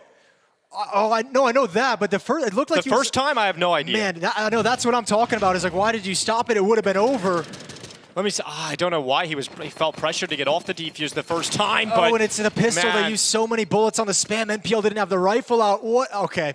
Well, for a team that we mentioned a couple of times is really susceptible to the tilt, that one might push you right up to the edge, if not over it. Oh, that is wild. Yeah, I would love to see why he felt the need to come off the first defuse because, yeah, he would have had it. Well, I mean, what a play from 9. You got to feel like a hero going out with it. I got 1 second, 1 no-scope, 1 opportunity, and he takes it. That's a disgusting way to win a round. That's some action move. What a sequence as well between the Score missed fight on holding off the flank to that no-scope, sealing it, stopping the defuse. Crazy. And just back to the Stone Age for Bait CT side. You have 1 single M4 in play. Other than that, it's pistols. Brilliant. A very exciting game so far in this best of 1. I mean, if you're the Huns and you're trying to paint a picture of how they would cause an upset in this match, I mean, you've got everything that you want to start out with, right? You're doing it right now for sure. You got the pistol round and the conversions. And now you've got a nice round here, a clutch scenario, kind of a miracle round, one that you probably shouldn't have won. You've broken the economy of Bait going into round 9. Everything set up very nicely for Huns to make this interesting. That's the bomb. Not a big deal because NPL is not going to cover. It doesn't have the resources, but now it's a big deal. Well, Score walking in towards Essential. Oh, my Lord. And that 5-7 has grabbed an AK. And, yeah, Huns, you've given yourself a great chance in that last round where you've thrown it right back. Look at where all the deaths have taken place, 1 by 1. Yeah. No chance for a trade, no chance for any kind of a conversion, trying to take over Cave and Jaguar on your own, peeking up a ramp and just getting deleted. It's very deflating. And then on top of all that, look at the money at the bottom of the screen for the Huns. They're going to have to save in the next round as well. That's the way this game has been so back and forth, right? It's been exciting, but it hasn't really been stable for any of the squads yet. Huns had an opportunity to stabilize, and they've kind of thrown it away. Hat trick. Going to be clear. They see the shin. to take the frag. I mean, you can still win this, as crazy as that sounds, right? Like, you Yeah, can you still can. find a way to come back in this round. If you can get this bomb planted, good kill there. Another one, and you're right back in it. Absolutely back in it. Bartak battering his way through them. It's now MPL all of a sudden low HP, and they've won it, Jason. Surely there's no way in which MPL can pick this up now. He has no kit. He's got no utility left, and Huns have somehow walked their way back into the round win. Oh my God! If we did a survey of all the viewers right now, and we're like, in your matchmaking game, if your team, are they? There we go. Finally. If your team lost a round like you did previously, and then had a 5-on-2 and lost that as well in the ensuing round, like, how many of you would just be tilted off the planet? I think most people would say very. That's crazy to watch Bait drop those 2 rounds. Yeah, I think they're going to feel that as well. You wouldn't be surprised to see complete collapse. If they lose this round, they have to go for a timeout. They have to figure it out, because this is now going down a very slippery slope for Bait. This is why I mentioned before the map started, like, the things I see out of Bait are more issues of inexperience, because, yeah, they're losing these, like, rounds where you're just like, how is this even possible to drop this kind of a scenario? But they're putting themselves in such good positions. It's like 80% of the game has been fine and good, and then that last 20% of actually closing things out has been a bit of a mess. Well, it feels like this round is breaking point for the mentality. An awkward, prolonged fight with both players blinded, and then Alex just moves in as Zarol eventually gets his rifle ready. It's just nightmarish right now for Bait. It's actually just gotten so ridiculous in these past 3 rounds. It's just chaos. Here we go. Third up. Give it to Third up, and finally MPL able to come out on top. Yeah, but now you know the information of where he shifted off to. Peek from the bomb site. Kenzazor can't get anything done. You know NPL's over in cave. You don't even have to fight it.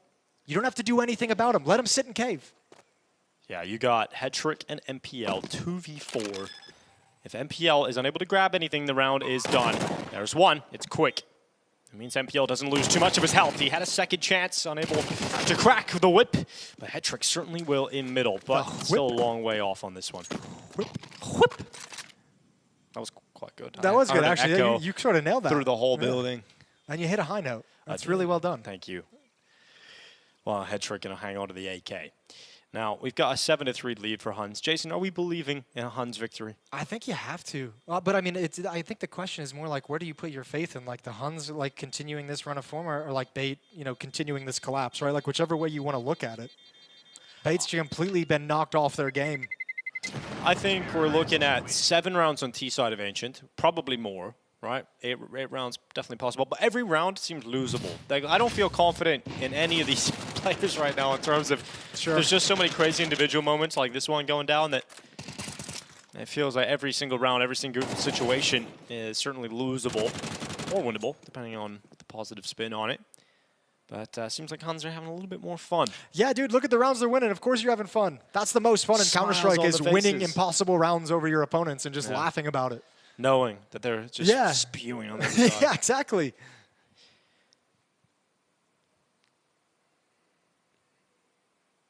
Well, a moment to try and figure it out here for Bait. A timeout is required. Yeah, you can't fault them for that one. 4-round deficit from the Bait perspective, starting on the CT side of Ancient. It looked like they were building up into something really cool with that 3-round streak, but just completely demolished in the past few.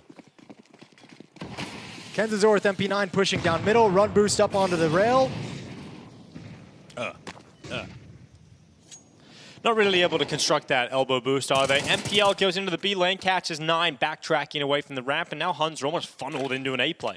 Yeah, you almost kind of force yourself to take an aggressive play that you know, takes decision-making and emotion out of it. You know, you just got to go push and find a fight, and NPL's done exactly that. Yeah, Hetrick just peeks out at a good time, catches Cobra, so further numbers going in the favor of Bait, and we've now got 1:20 left with Huns 3v5, so doesn't feel too good right now for the Mongolians to spin this one back in their favor, but we've seen them win a 2v5 already. They've got to do it again as Hetrick rips off another one. It's Score and Bartak, the next victims of the rifle, and Zeralt is left in A main. You can tell he was a little pissed, because this round has just been him saying, I'm not scared of any fight. I'm just going to stand in the open, take them all. Quad kill for Hetrick. Beautiful shooting and a solo hold of the A bomb site. Magnificent performance, trying to get his team switched on and back into this map of Ancient.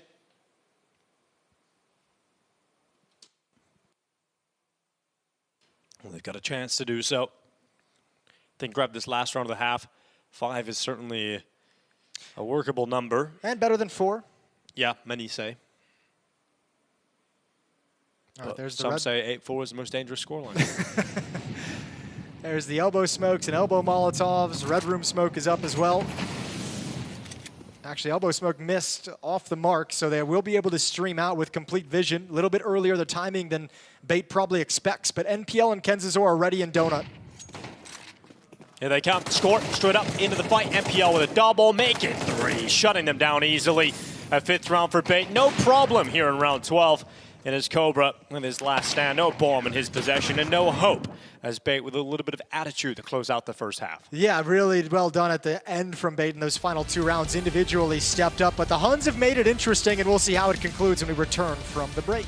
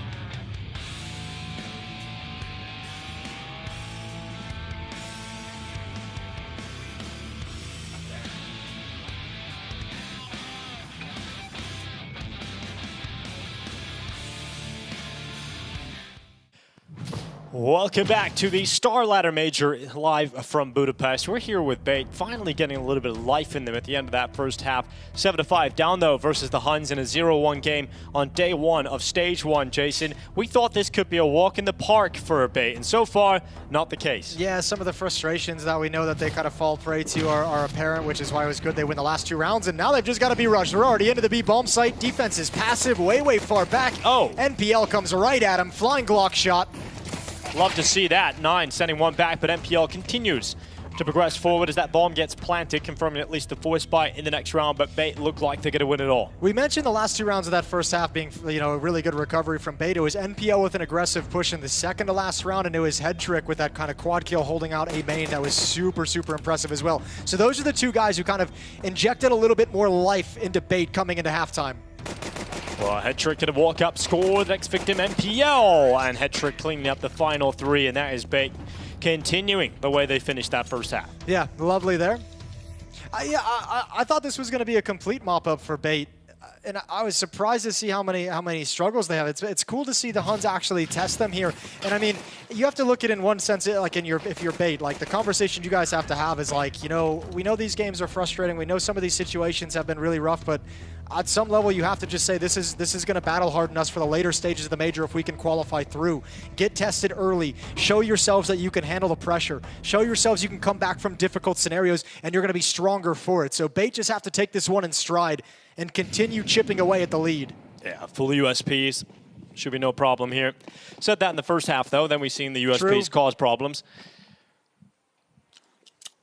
But surely doesn't happen twice. In fact, if it is to happen, this is the best case scenario for it. There's some pressure towards the B bomb side because Huns have stacked everybody over here. In particular, 4 players short. Oh, this MAC-10 could feast, though. Yeah, it could. If he gets set up, oh, they're lined up. That's great. Hold the trigger down. Nice little jiggles as you're spraying. That's really good coordination as well from Bait. The ramp hit comes in at a perfect timing, and all 5 players survive. Easy mop up. Gap is closed now as well. We've got a tied score line, 7-7. The way Bait have won these last 4 rounds as well has been very dominant, showing a good amount of individual skill. Now we get into what is going to be the first buy round here for Huns. They're going to be picking up rifles across the board. 9 contemplating what he wants. He can't get the AWP, so it's going to end up being just the rifles out for everyone. And for Bait, a bit of a bonus. They'll keep a MAC-10. They'll keep 3 Galils. And that 1 AK-47 for MPL.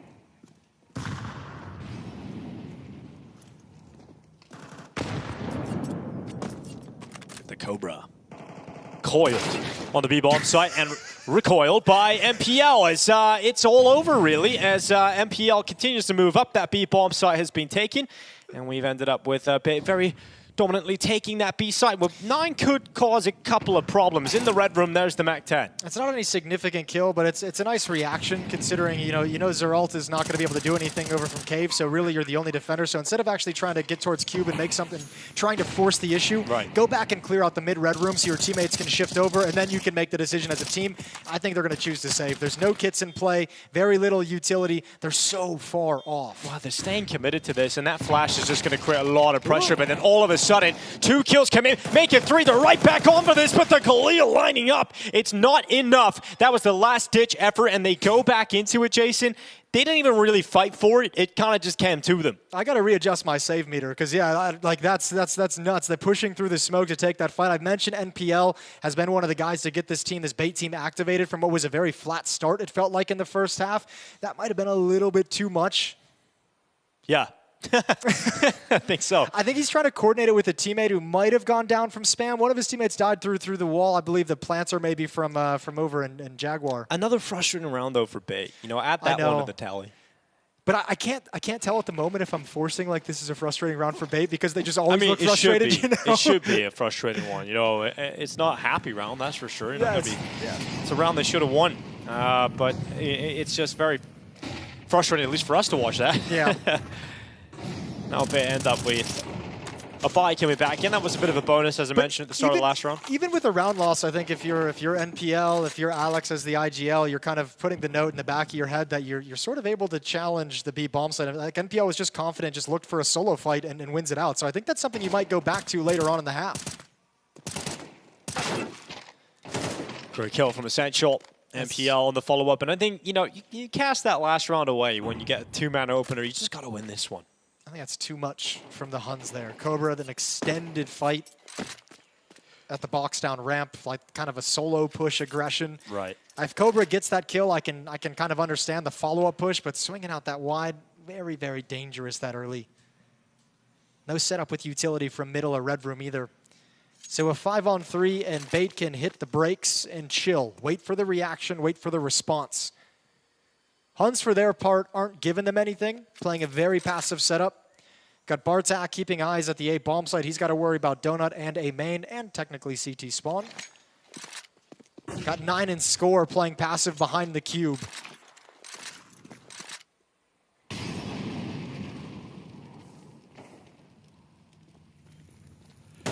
Score 8K, and Essential a drop score without issue. Bomb plant will be coming up soon. As he overwhelmed the site, it's going to be Kent as well, walking away. 9 the victim. And now with Huns, absolutely no shot in this round, no competition, as Bait will tie up again. You cannot, yeah, if you're the Huns, you can't give them that easy of rounds. I think if you're the Huns after a round like that, you kind of say, we need to play the next few more normal. Let's not, and especially because look at the timing of when the aggressive play came out, right? That huge risk. Look at the money now. You know, like you can take that kind of a risk, it feels, when your economy is not going to be devastated by it not working, but choosing to do it in that round has just put Huns at a really, really big disadvantage. Might be the exact opening that Bait need to just really actually take the lead with a significant grip, right? They grabbed it by 1 round and it's been taken away from them. Now you have the chance to build it up into a multi-round lead. Yeah, you got to just run with it now. Run with this opportunity.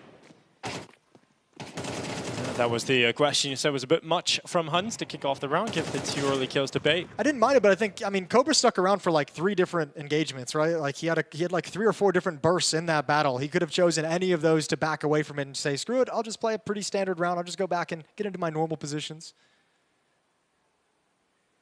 Timeout taken. The second for the Huns. As they talk things over and have to come up with some kind of a plan with his busted economy.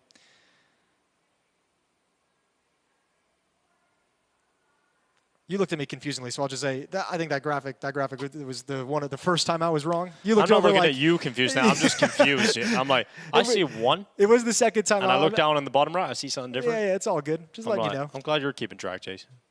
I trust it too much. Took one in the first half. I trust the numbers a little bit too much. All right, we get into this one, 8-8. We're all tied up, but Bait do feel like they've got that little bit extra in them at the moment. So on the Huns to show us otherwise as they get aggressive down into the B lane. Bartak, great work getting that early jump up onto the wall, but he couldn't get away, and he has no support, no one around. Not really like to have the weapons for it. So yeah. That was the one play they had available, and it's a 1 and done. Yeah, it would have been great if he could have found 2 over towards lane, but the lack of any kind of like real utility down towards elbow, any of those pistols swinging could have helped him, buy him like an extra second to turn his gaze. So Bartak just goes down. Rifle can't be recovered, and that's really the only weapon that the Huns were hanging their hat on to try and win this round. So Bait going to be looking at a 9-8 lead. As Score walks out into the open at the A bomb site, thought it was all clear. They had just had it stacked and shifted away. Perfect timing for Bait. And we've enjoyed Alex taking over as in-game leader of this team, right? So I would certainly enjoy a good T-side calling half from him on Ancient. I think that was one of the first, I think it was that Astralis game, wasn't it? With the first one in Bucharest that we casted. We were like, okay, this Bait T-side has some legs to it all of a sudden with the IGL swap. Cleaned up Astralis with 5 straight on the T-side on Ancient back then. 3D Max, they had a pretty good game as well on the T-side with 5 rounds. So yeah, they've been able to put some production into this half, and feels like from here, if there's no more hiccup rounds, if there's no more crazy rounds that you're in a huge advantage that you let slip away, Bait should be just fine, I feel.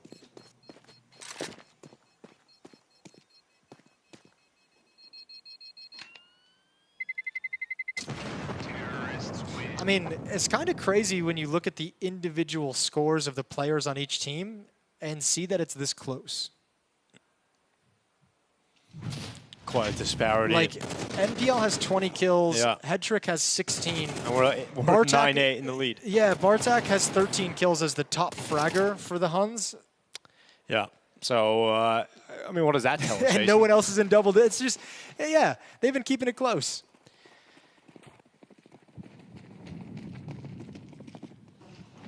Straight away, some utility going up towards the ramp. Bounces Horrible back off the wall. Here they come. Molotov. Yep, absolutely. Works out perfectly for the Huns. Taking some damage, some sound cues, but can they win out in the chaos as they come through the smokes? It's Essential and Bartak going blow for blow. Essential nearly killed his own teammate. He got into Cubby. Zeralt can make a play here. They have no idea he slipped into the smoke. Yeah, Zeralt just hanging out. They had that mid-fight go down in favor of the CTs. 9 through the smoke. The wall bang onto Headtrick. NPL on the tray, but here comes that play. Here comes Zeralt around the back. Might not even be required until finally Score is put away. But Zeralt's flank, the timing. Kenzizor has got around the corner. Gets into a better position here at Cave, but there's no way he's going to be ready for Zeralt here. Zeralt has got the round win in the palm of his hand. He's played this one perfectly, and he's got himself the kill. That missed Molotov. That missed Molotov just ruins that round. If he's not able to make that play, if they're not able to make that push happen, man, that's going to be a different turn, I think. But brilliant decision from Zeralt as he gets blinded. A lovely flashbang from Bait to get back into the fight after that Molotov missed and they felt the pressure. Just a good position to slide and hide into the smoke when you couldn't see a thing, and it sets it up for an easy kill at the end.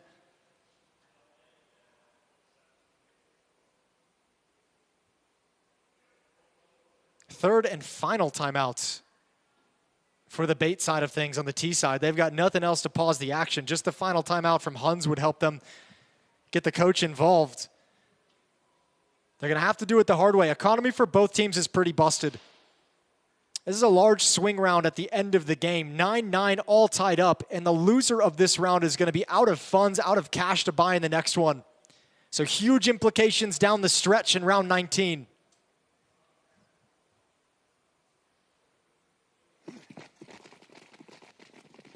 Both of these teams 0-1 from their initial starts to the Budapest Major.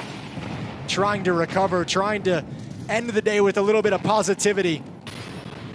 Here goes Score into the B lane. Zeralt and Score. Blow for blow. Essential able to get one back here for Bait. At least keeps it within touching distance, but Huns are going to be happy with the start to the CT side here. Yeah, now you're seeing Bait miss some details. No one with eyes on that kind of push through middle. No one even considering the possibility of the jump up play. Yeah, no one's saying this is the cleanest game of Counter-Strike so far. Well, it's kind of what we come to expect at a Bait. Like, Yeah. when it looks nice, but when it's not, like, perfect, it's really scrappy. Yeah, a lot of holes you can pick apart. A lot of threads to unravel. And we've got Essential and Hetrick starting to make their way through Cave. They get through Jag first, have a little look. It's clear. Now they'll go back to think about an A split. It's all about the decision of Zeralt. Does he stick around for a fight? Does he go for a swing? Or does he take the information and just back away? If he goes down here, that's going to put 9 in a lot of pressure. Now Smoke goes down on that cross on over. Here's 9 waiting for Alex to peek into the open. 9 to descend back in towards the cave. He'll retreat.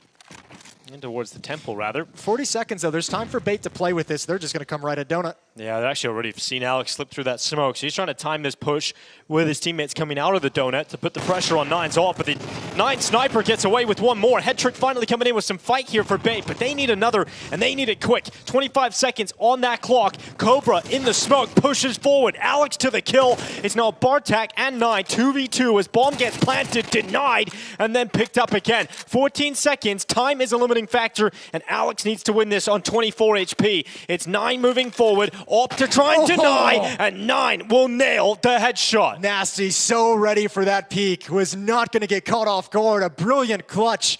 And you've got a decision to make now if you're Bait. Money is really, really rough. But you got 4 kills. Do you want to risk it at this stage? And I mean, such an incredible fight to come back from the early kills they sustained. A lot of long-range angles they had to get through against the AWP. All the pushes through the smoke just to go down in the 1v1. It's only pistols for Bait. They have never been able to grab the lead in any kind of significant matter. They've never been able to extend the lead to 2 rounds. It's always been just that one, and then Huns responds. Incredible tenacity from the young Mongolian side with 2 rookies in the roster.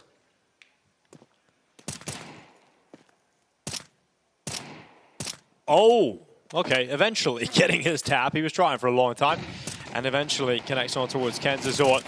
Gonna go back again here, Cobra, to try and clean up the rest. Don't want to give too many opportunities over, especially now with Score going down. Zeralt comes in, and Cobra follows up with another kill of his own. So 11 rounds for Huns as they are getting towards that finish line here on Ancient. This would put Bait in a 0-2 category on day 1 of the Major. Yeah, it would put them in a situation where they have to make an incredible run all the way back and do that best of 3 gauntlet as well. 3 BO3s. Yeah, it's no fun whatsoever. Especially when you know there's a chance you might meet Legacy in one of those as well, who's now 1-1.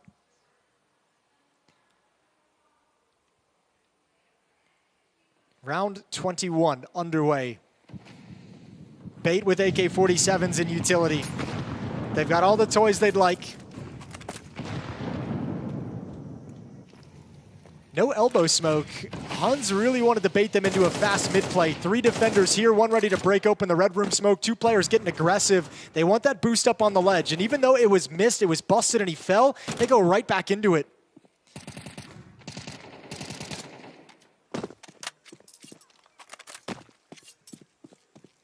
Yeah, Score getting away. Goes to the aggressive fight, decides, all right, if I'm given the opportunity to get away with my life, I'm going to play back from red, play it safe, and the Huns hunker down in search of a 12th round victory. Put them up to map point over Bait here on Ancient. Hetrick was gathering information from his corner in A-main. That's a great find from Essential. They needed that. Zeralt going for a little bit of information and just caught. Dink. That's crazy. It looked like Zeralt was going to get nothing but a dink at least. Cobra goes to try and finish off nice that kill, timing. finish off that damage, and it is nice timing here.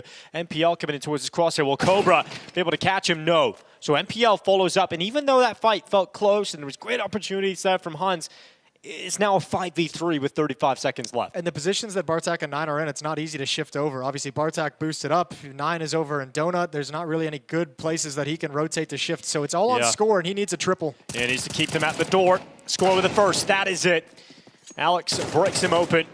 Hetrick keeping the pressure up on the A side. That bomb gets planted. That'll confirm the round victory.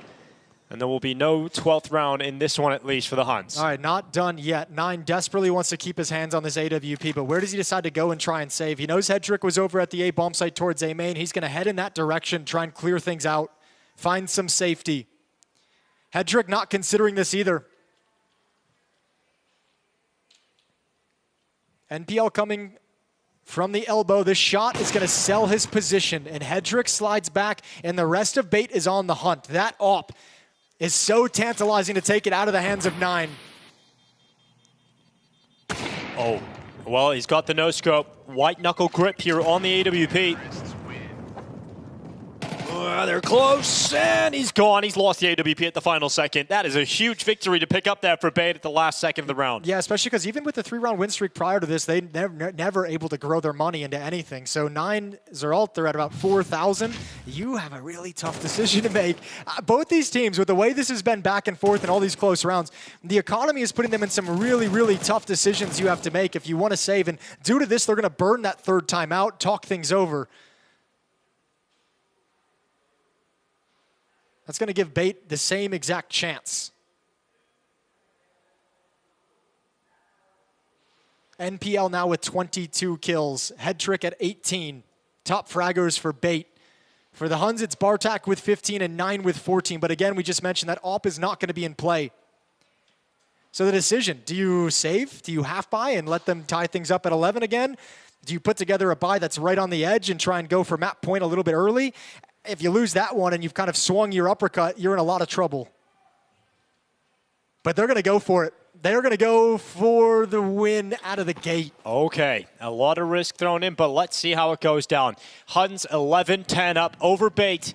A 0-1 game here at the Major. I think this is over eager. I think they're going to regret this. Well, it's a good start here from Score. The mid-take has not worked out perfectly for Bait. They've lost a casualty. They haven't traded it. So in terms of the start Huns were hoping for, at least they've got it. At least they've got this. Zeralt push up in towards Jaguar. Cobra just jiggling at the top of the B ramp. Smoke's in place, so Bait's going to have to hold their position for the moment. One player down, you have nobody to establish mid-presence. Yeah, there's still going to be some really important, tough fights here. I'm so worried about this just because of look at 9's position on the minimap, playing over and CT spawn just at the off angle, really, really passive, and it's going to be a long time for him to rotate over to the B bomb site. He shifts in just now. That might be the perfect timing. Yeah, Cobra, oh, needs to be careful. Gets back, blinded. Is MPL held back for the time being, and Cobra is given some mercy. He's still there. They know he's close. They trade him out. There's actually no kill coming through from him at all. Zeralt, the only player getting something done from that B bomb site defense. Now the bomb is being planted. 9 cannot deny it. And we've got a 3v3. Huns have no kits for this retake. A long flank coming in. An important kill from 9, but Score needs one of his own. He goes into the open. They're distracted, and Score gets a freebie. It suddenly falls down to this 1v1, but remember the limited time. Remember the limited kit. And Bodtak's moved into the bomb site. Taps onto that. It's not going to be the stick. He's trying to pull a central in, and the damage is given out, but the kill is picked up, and the score line is tied up. And a recovery from the 4-on-5 for Bait in such a crucial round, and that heavy investment really, really hurts. 2 rounds of a loss bonus at the moment, though. If they don't invest too much right now, they're going to be okay for the last round, but that's going to make this one much, much easier for Bait to get up to a 12. He even gets the dink with that MP9, just not strong enough to clean things up, and there's a big cheer out of Hetrick.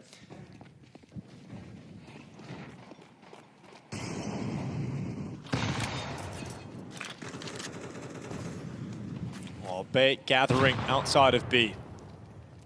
$2,400 loss bonus coming in this round for the Huns. The richest player on the team has 2,100, so he's going to be sitting at 4,500. So you're going to have a very similar buy to the last round where two players are on the edge of getting like rifle and a little bit of light utility. I think you're still going to be missing kits going into that final round. Tough place for Huns to be off that ambitious buy. Let's see what Kenzazor can do. Walks into the trap late for him. It's 1 kill on the 5-7. Effective trade from MPL, and the rest of his teammates storm into the B-bomb site. Yeah, look how sharp they are when they can sense they have so many advantages. Not scared of any kind of a fight, just swinging in and destroying people. So 12-11 for Bait. They have never had a 2-round lead in this game. The first one they get would be 13-11, right at the end. Huns have just battled to keep this so close. Had a great lead at one point during the first half, but the second one, they've never been able to run away with it. Oh, this will be one of the most frustrating ways to go 0-2. You have 2 close games to kick off your opening matches. I mean, they've got to feel like there were opportunities here for Huns to get the job done. It's not over yet. Again, remember the way we pitched it in the first half, too, at one point, is like they had everything they wanted if they wanted to cause the upset, right? You had the early start with a pistol. You've had like 3 rounds in this game if you're the Huns that you felt like we were in no position to win and you still came out on top. Yeah. You've had some gifts that they've given over, and Bates still with a chance to win it at the end of the day.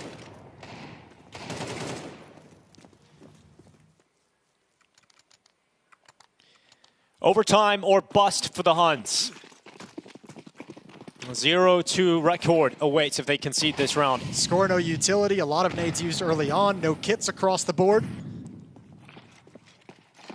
And a lot of pressure coming into the A bomb site. Not a full commitment, but utility that makes it feel like it is. Yeah, it's really just Alex who stayed committed towards A. Everybody else is ready to go into that B bomb site. I like the call, you're testing the inexperience. You know, you're seeing how jittery Huns are in a round like this. Last round of regulation. Here at the Major in Budapest, we've got Cobra getting his rifle out, ready to go. Essential, chopping him up. That's a big kill, a big entry, followed up by a head trick, and that should be it. Unless there's something heroic from Score, and there just absolutely isn't. Oh my God, the fake call is beautiful in this last round. Yeah, it's perfect in 9. He's gone. So will xKacpersky. He's coming back in from heaven. But for Bait, it will be a 13-11 win. They get the job done. They will get their first win here at the Major in Budapest. They bounce back with a win over Huns. I don't think they're going to feel too happy about the way in which they won this series, but at least they've got it done. No, but this is the thing about the day one of the Major, right, with these best of ones, is yeah, it didn't look pretty. No one watching this is going to have some great influx of confidence in the Bait team, but all that matters is get through day one without being 0-2. Oh, yeah. Who cares about how happy you are? You can talk about that at the end of the day. You can talk about whatever issues, whether it's energy, whether it's something in the game, outside of the game, doesn't matter. You got this win.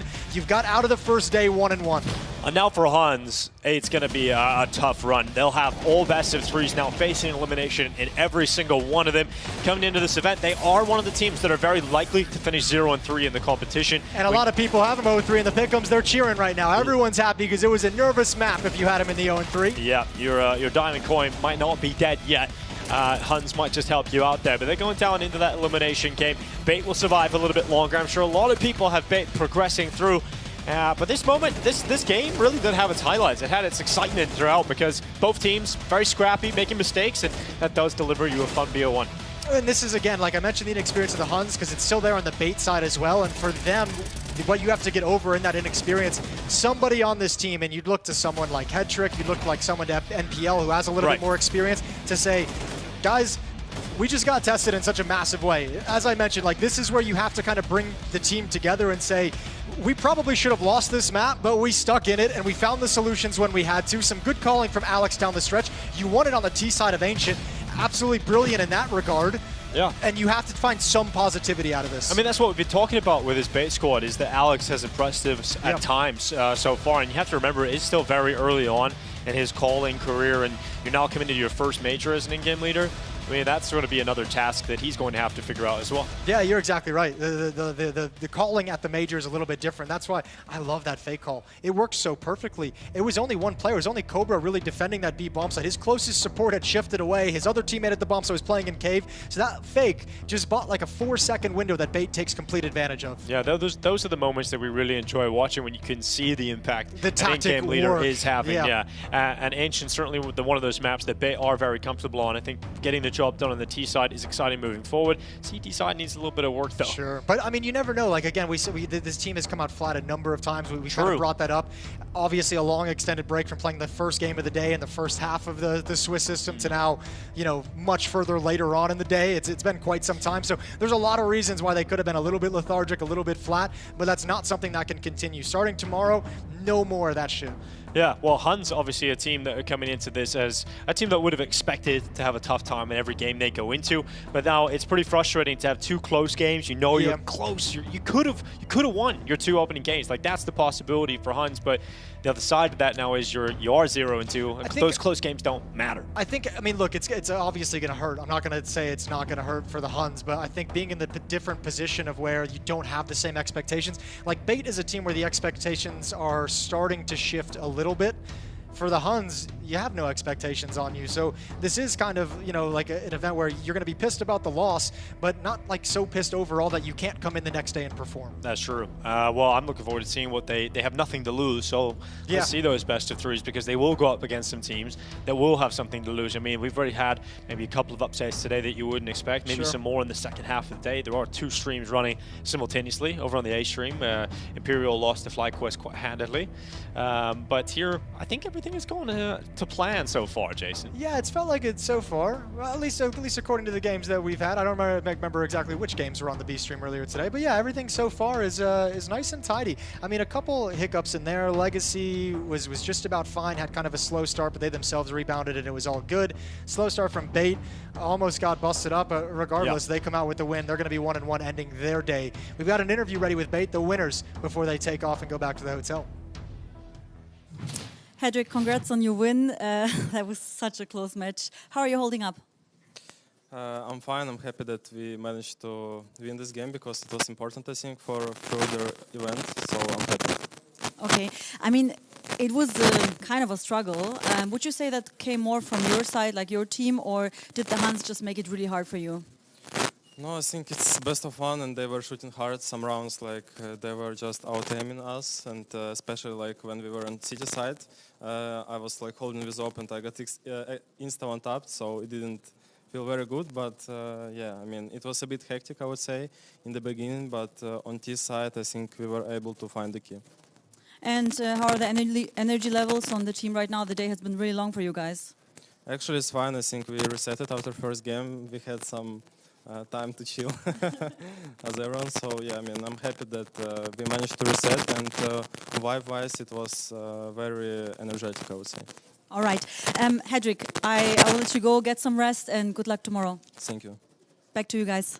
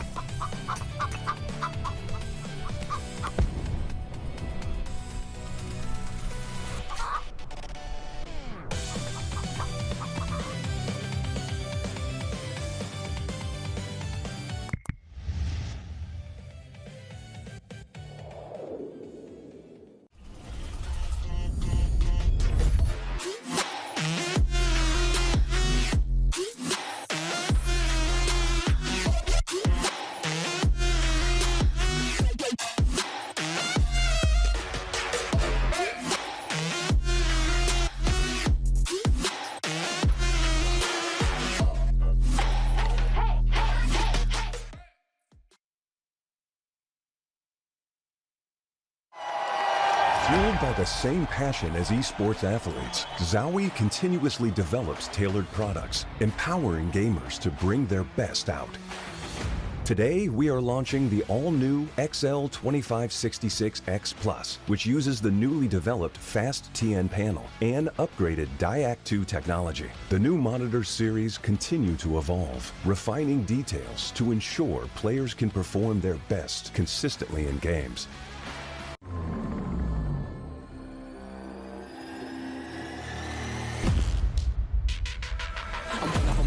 I'm shooting my shot and I'm already grinning. You know that I'm one of them, one of you sending. You know you've been cutting, you know I'm ascending. I'm one of them winning.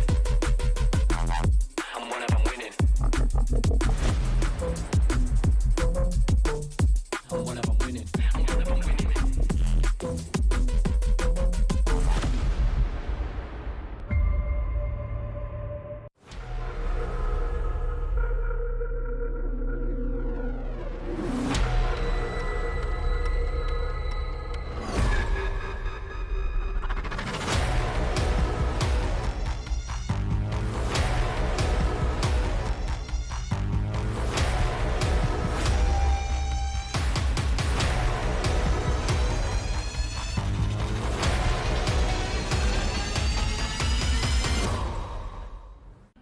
often ask ourselves, bigger or smaller? But first, you need to figure it out. Do you have a massive FPS? Or a tiny ping? Is that good? Nice. Yes, it's fantastic! xPlay GG. High FPS and low ping servers.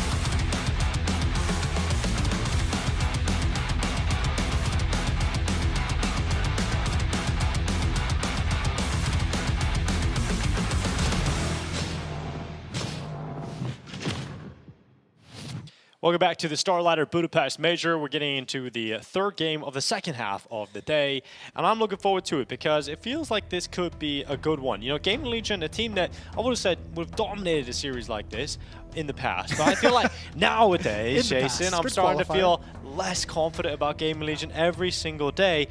Red Cannons, I think they showed us a little bit more earlier than I was expecting, so let's see how this goes down. Yeah, I don't really know where to place it because I'm with you. I feel like I should have a higher opinion of Gamer Legion, but I'm still just like not there. I think that's the trouble is like the recent times have been a little bit rough. Haven't seen as many, you know, Gamer Legion is a team that's always been able to like hang around, get into the major, show some cool things, have some really cool younger players in the roster, but for whatever reason at the moment it feels like it's not quite gelling.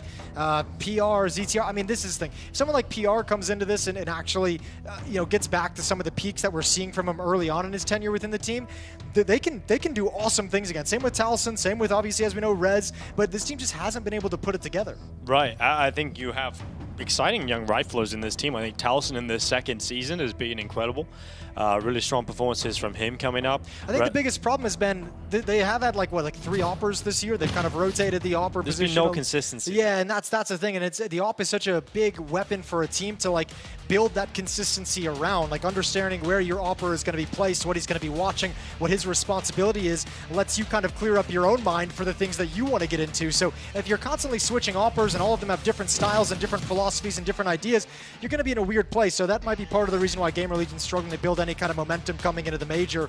Red Canids, some close games. We just saw that overtime loss to Fnatic in their previous match right at the end of the first half of the Swiss system.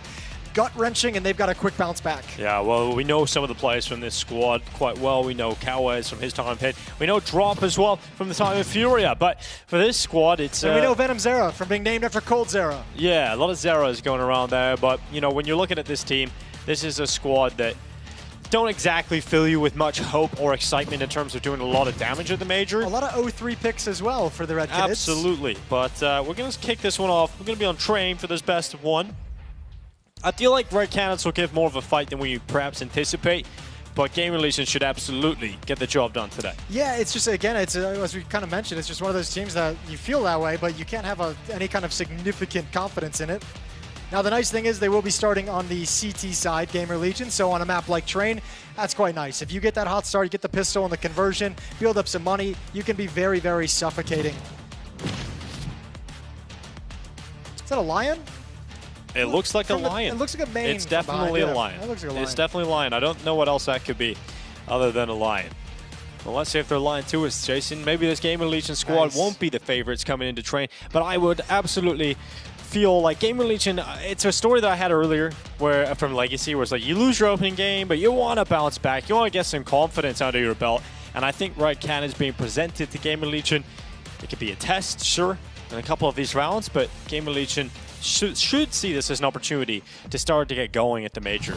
And speaking of offers, you know, Hypex coming in, major debut coming in as well earlier today. Surely a little bit of nerves and excitement there, but now we're getting into it. Second game of the day, wrapping things up here on day one in Budapest. It's going to be Gamer Legion and Red Canids on Train. I'm interested that Red Canids let it get to Train in the best of one veto. They've only won one of their last 5 matches on it, 20% win rate, but this is one of those things coming into the major where you kind of go with the opinion of they probably practiced this map. They probably said, we want to add it into our rotation for the major. Pretty big event. This would be a cool point to bust out a map that people don't think we're good on. If they win it, you send a signal to the rest of the teams. If you lose it, you're like, nah, we aren't good on it, and they were right. Yep. The haters were correct. Yeah. You had something going there, haters. Well, you got Rez here on the bomb tray. Just having a little bit of a look down towards Icon. They know they've conceded Ivy, and so PR has been brought over to try and deal with that threat as well. Yeah, but Rez is so hunkered down. Oh, good shot. It's the bomb as well, immediately. Dude, finding the bomb as the first kill so cleanly with no one else around. JG's is going down as well.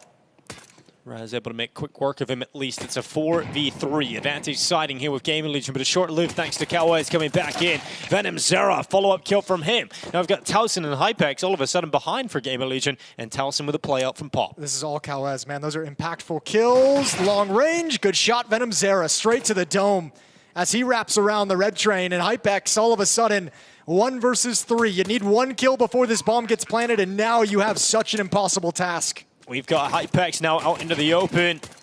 And can't really do too much about it. So drop to finish him off.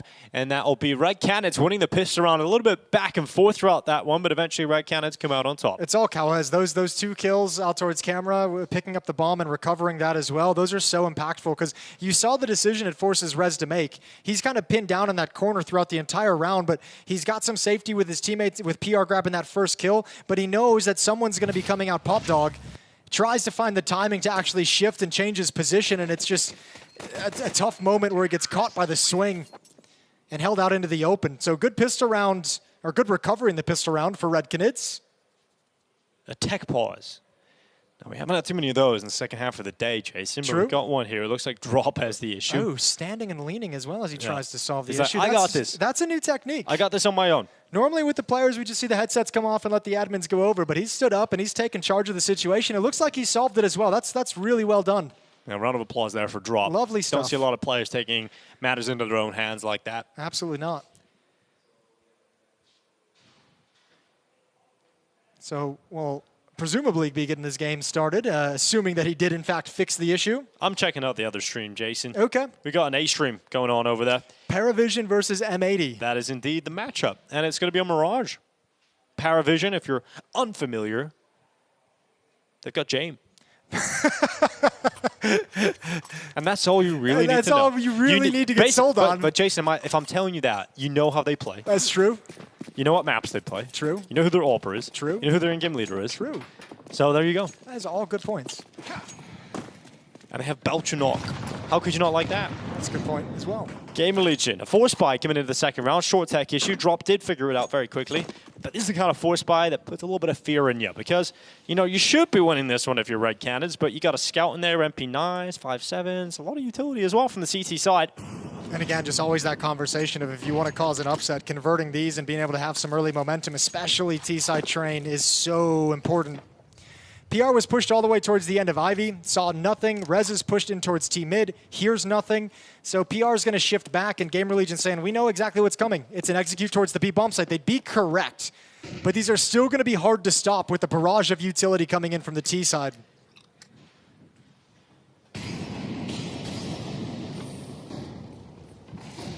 Blinded. A minute left. Here goes Cowways moving forward past Thomas around the back lines. Takes a tag, gets a shot. CTR gone, removed. Telson to silence another with this UMP, and it goes out for a double until finally put to bed by history. And okay. Hypex and Rise now 2v2. Doable 2-on-2. Okay, I thought the scout, I thought Hypex might have seen the top of his dome, but not taking the shot, not taking the angle whatsoever. So Rez, he's on the flank, but he's looking for an opening to get involved. And with the way Hypex has played this, I don't think they're going to have the time. Oh, Shadow, 5-7, easy kill. Freebie, in fact, history now to stand against Rez and Hypex. A quick one on Rez, and the time is the problem. Hypex with no kit, trying to get back into the fight, and history makes sure that it is a 1v2, and they go the way of the Red Canids. It's one of those situations where I think if you're Hypex, you either need to forget about the scout, pull out the pistol, and start pushing forward in the 2-on-1, make some noise, because with your teammate just getting the previous kill, all eyes going to be on the A main ramp. You need to do something to take it away, or at least be a distraction, make your opponent consider something other than Rez on the flank. Nice reposition, nice movement from history to grab these kills, good openings, good close to the round.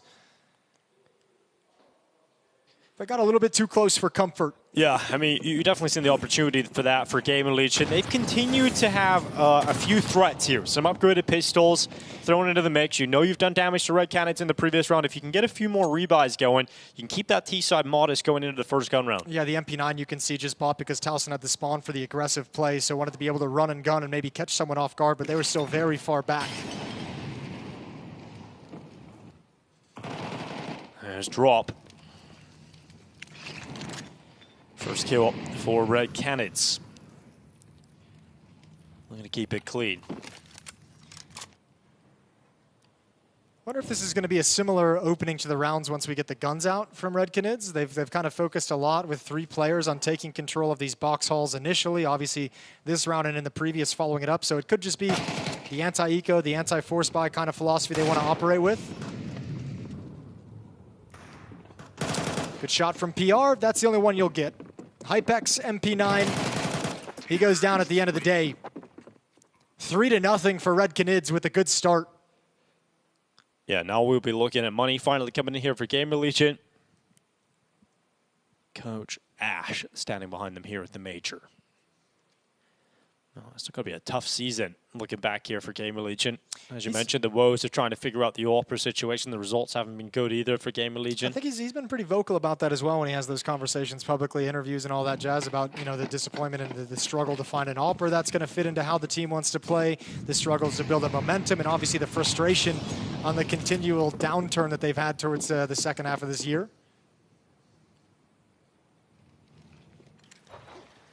Well, quick usage of utility here from Red Cannons over towards this A-bomb site. You see that smoke going down towards camera. Flash is running in. PR and Rez, though, off to the races. Is double from Rez. Certainly silences Red Cannons moving forward here. Venom Zera getting caught from behind the E-box.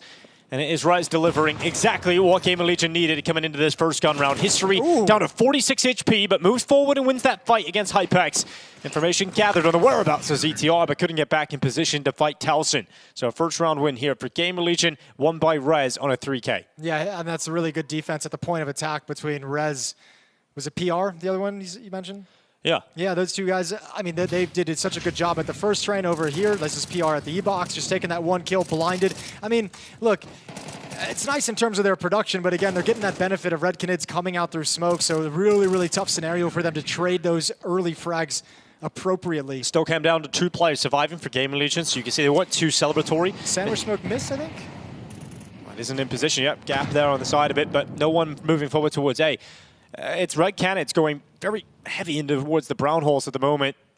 And we've got Reds who's moved up through Pop Dog. I don't think they want a Molotov. Well, they don't have a Molotov, but they don't want to use utility to clear this position because they want that fake out mid to be in place. And good shot from Venom Zera. Yeah, you really didn't want to lose a single player there to Rez, and there was certainly a risk to doing so with the lack of utility, but take it about like that. That's exactly what Red Cannons need. Towson's got to be careful. I'm pretty sure he was spotted, which is why Red Canids are playing this so slow. He's calling for a second piece of utility, nade to activate the peak, and boom.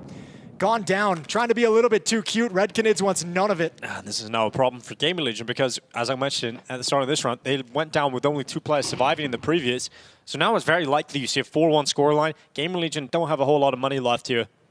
This could be a very tough start in the train. You lose the early economic advantage from the pistol round in the ensuing rounds, and now you're going to get broken really early in your defensive campaign. PR playing camera, just keeping an eye on Ivy, keep an eye at distance towards Pop Dog, toward Team Main, trying to just gather information if they're coming outside. Hypex and ZTR just going to stand their ground at the B bomb site. And Red Canids still haven't made a decision. They've got 25 seconds left on the clock. No time, no cause for panic just yet, but they're still just kind of probing to see if there's going to be a stack.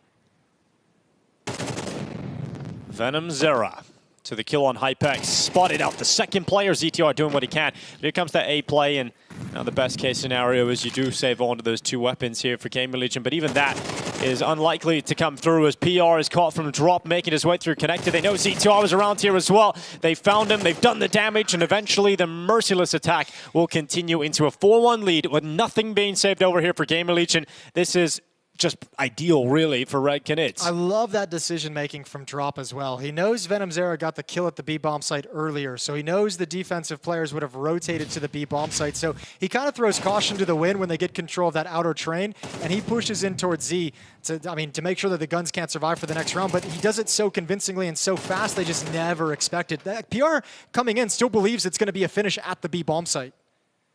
Just a lovely little decision. That's some frustration. I think he was trying to like break his nose. And he's like, stab. And they call that one the Owen Wilson. He's like, this pain will make me forget we're losing. Must be punished.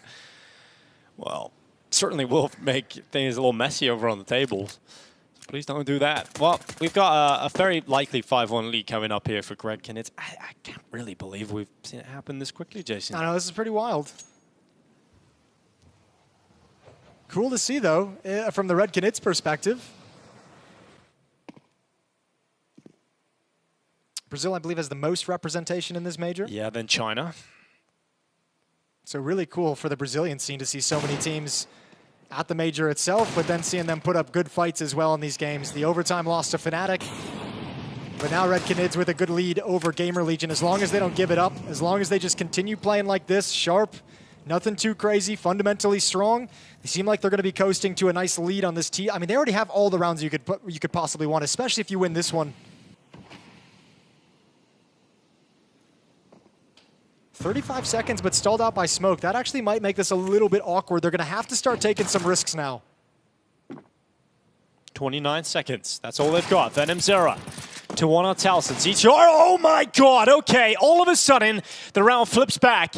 Once again, Game Religion have a shot at this all off the back of that PR Deagle. And yeah, 15 seconds left. Bomb is not in their possession. They've got to sprint to get that back and immediately start thinking about the plant. Drop's going to go for it, but ZTR has cut off the access point, and now they realize there's just not enough time to even get it back. So they're playing for elimination. They won't be given the chances to win it. And PR's Deagle has stepped up in a massive way and given an essential round victory over to Game Religion here. Well, he gets the benefit of having an isolated fight. Redkinids, I think, once they never expected those defensive smokes to kind of lock them out of what they wanted to do. They played that scenario behind those smokes really scared, and I think just different minds. One player, Kawes, lurking through the smoke, PR coming around where, you know, a teammate is trying to support through the smoke, but he catches history off. I mean, it just falls apart entirely. And what felt like it was going to be a really cool scenario for Redkinids to continue building upon this lead ends in disaster.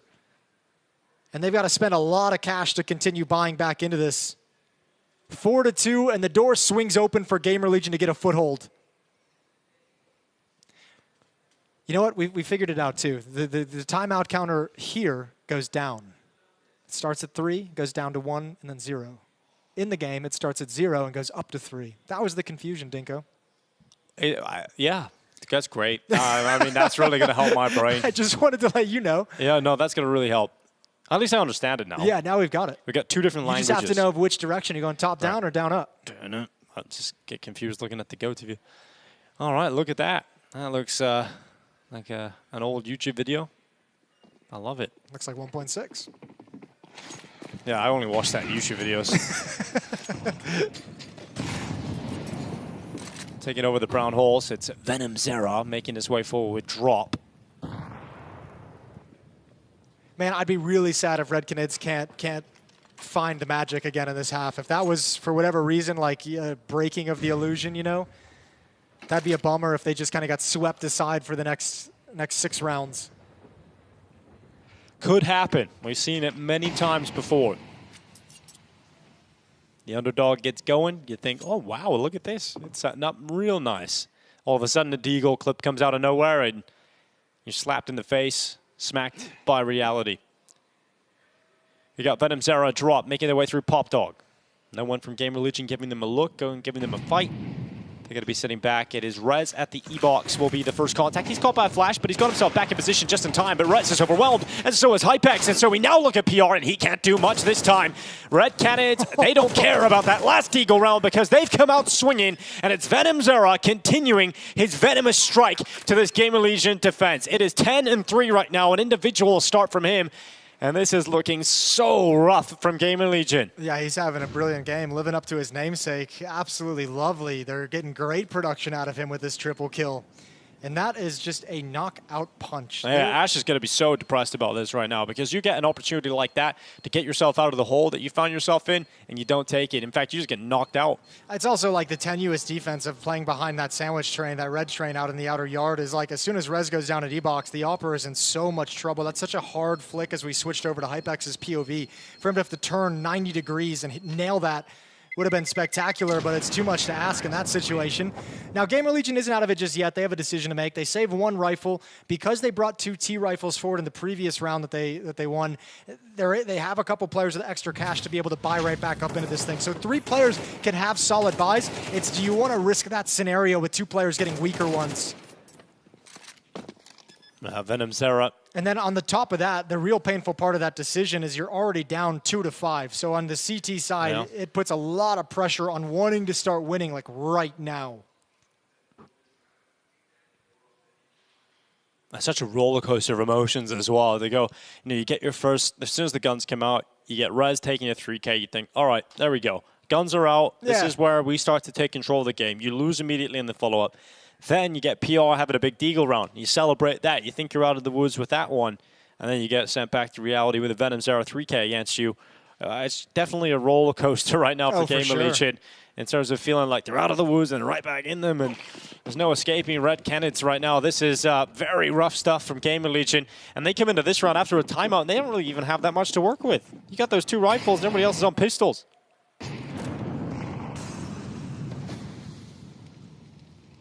I don't mind that call just because if you do force up here and lose, you're in such a hole, it's almost unrecoverable, right? Like Red Canids at 2-6 with an economic advantage. It's probably going to be at least 2-7 before you get back to a bye. So I don't mind them playing this conservatively.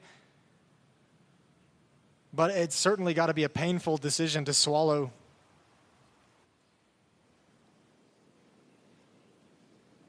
No one with presence over towards Camera and Ivy for the Gamer Legion defense, trying to be tricky with these pistols, letting them lead the way for PR's M4 to be able to bait. They want information.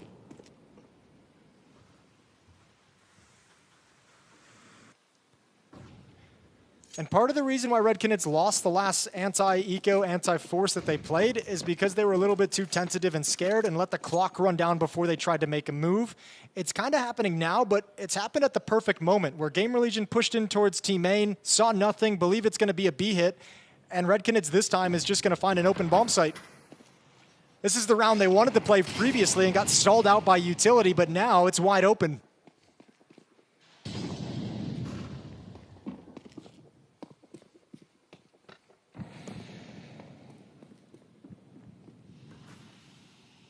(6-2), and at this point, if I'm Gamer Legion, I'm saving the M4s. I'm not even considering going for it. I'm not even putting the rifles in any kind of a territory where they could be taken out of their hands. ZTR can drop an AWP in the next round. Everyone else is going to have a full buy of the rifles. So Gamer Legion looking over to round 9 and saying we're going to have essentially everything we could possibly want.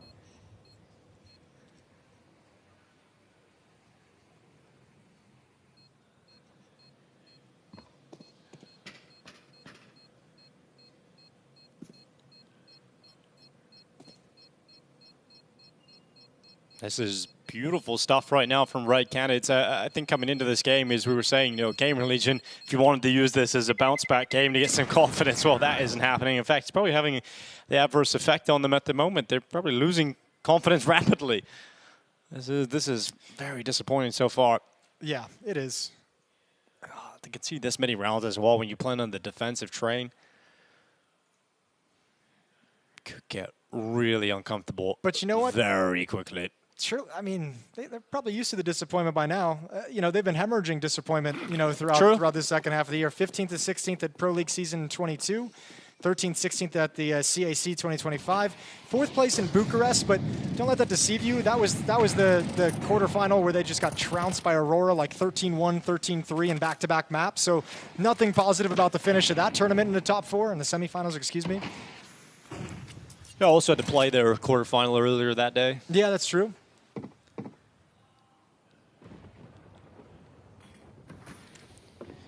Well, got to start winning right now. Lose this, we're in the territory of respect to drop. The self-flash, but the commitment with it.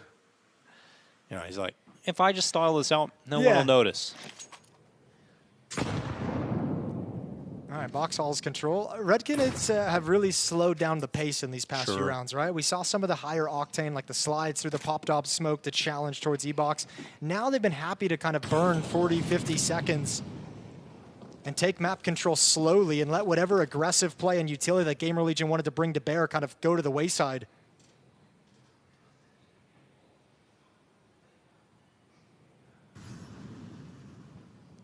Go Venom Zera and drop, ready for that peak Towson. Eradicate, he's now going to be ZTR from the oil train, and he gets absolutely destroyed. Hypex, an essential kill. Can he get a follow-up? Venom Zera, I don't want anything to do with that. So he runs away, 25 seconds on the clock, and the AWP changes up position. Good discipline. Bomb is down, though, on the upper ramp, so it's taken a lot of time to recover, and Hypex almost had a second chance at it, but they've got to go find the bomb.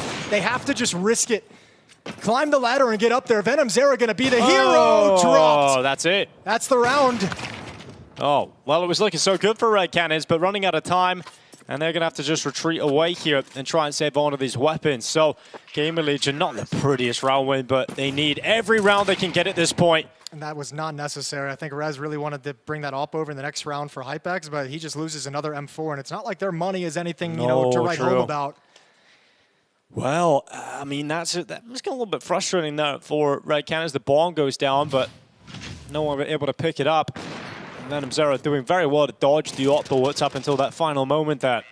I mean, I think Venom Zero might have been trying to coordinate somebody else getting it, and there was a lot of time burned where it felt like they didn't really have a good candidate to go recover the bomb, and Venom Zero just realized he was the one who had to kind of go for it. Molotov out to damage the players crossing over towards Pop, brings HypeX down low combined with the grenade, but it's box holes and a number of bodies for Red Canids towards the B bomb site. And if they hit the go button,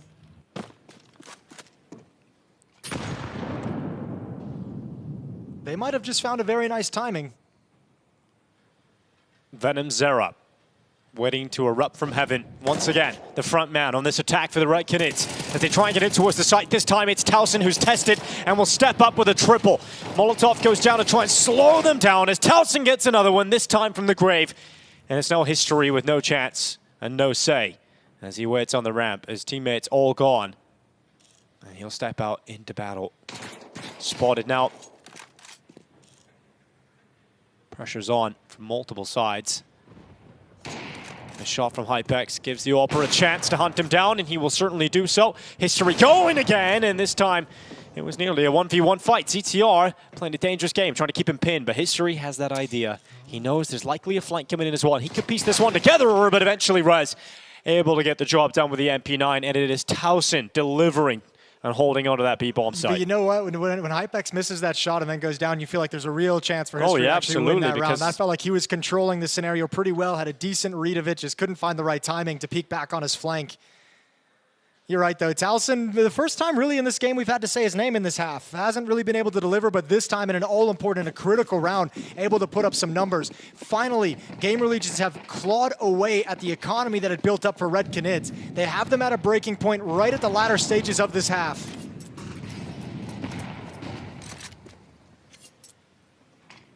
It's almost shocking that Gamer Legion have won a couple of these rounds, to be honest. But it is making the scoreline look a lot better. A lot more doable going into that second half.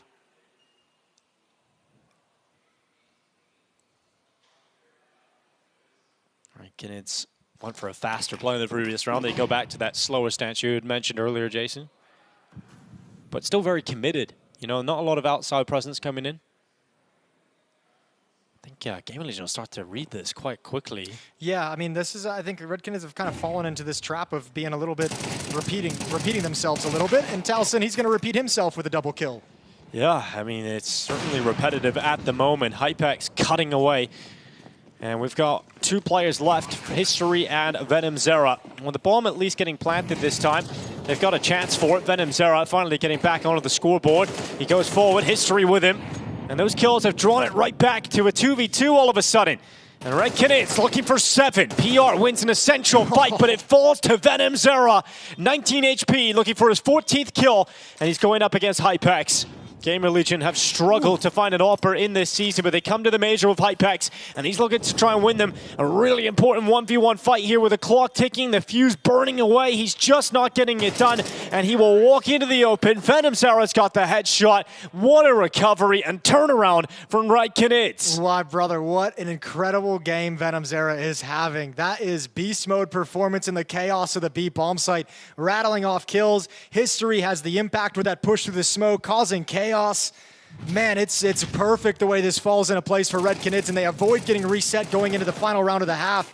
This has just been so dominant off of the Venom Zera performance.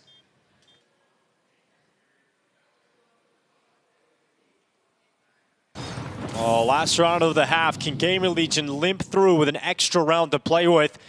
Being 8-4 down going into the second half is going to be disastrous, especially because Gamer Legion, a couple of the rounds they've got out of the 4, I don't even feel like they deserved. It didn't feel like they really worked for them.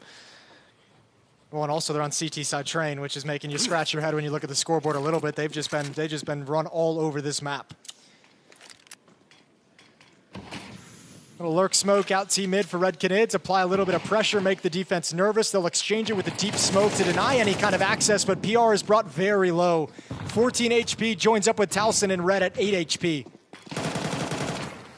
Oh, nice dink on towards Jesus.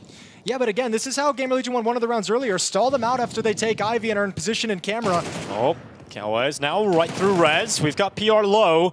Last round of this half still up for grabs for either squad, but a lot of damage being done to the Gamer Legion defense. ZTR trying to come in with that 5-7. Sets up enough of a distraction to allow Hypex to be effective. PR can't get away from the new box, and Towson comes in, and once again, another multi-kill in this half from him. He's up to 11 kills. It does. Needs ZTR to get involved, and he will. Close quarter combat with that 5-7, and it all falls to Cowes. The man that kicked off the pistol round in the first round of this half needs to close it in the last round of the half with 20 seconds left. As if this strategy has sold them twice. This has not worked twice. It has been ugly twice, and it's going to net Gamer Legion a 5th round. Well, Cowes wants to have a say in that. Hypex moving out. Oh, he spotted him. Cowes nearly gets him, but Hypex looks directly above, and it will be a 5th round victory, just about taken that by Gamer Legion in this first half of play.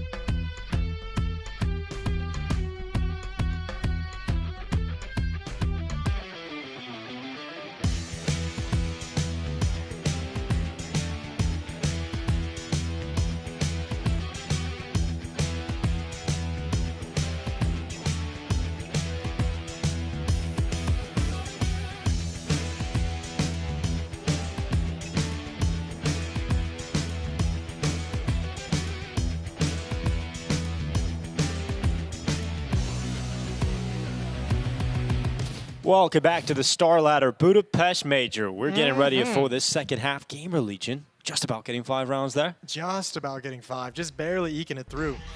Got the benefit of wrecking 2 of the anti-low buy strategies coming out Ivy for Red Canids, but now they get to switch to the CT side. You got 7 on your offensive half of Train, which is wild. A lot of frustration for Gamer Legion. They started very slow and never truly recovered. We'll see what they got in this second half. It's going to have to be a brilliant offensive side because Red Canids, Venom Zera especially, looking excellent, looking crispy, 14-6. The charge of Gamer Legion heading towards Venom Zera. Jewel Berettas into the fight, into the fray, and without delay, it is Gamer Legion down into the B-bomb site. History at range, just this USP in hand. And he's not been able to find any further fights. So Gamer Legion, not only do they get the bomb planted, but the post plant sunk in deep. As Rez continues to try and fight, his teammates now arriving.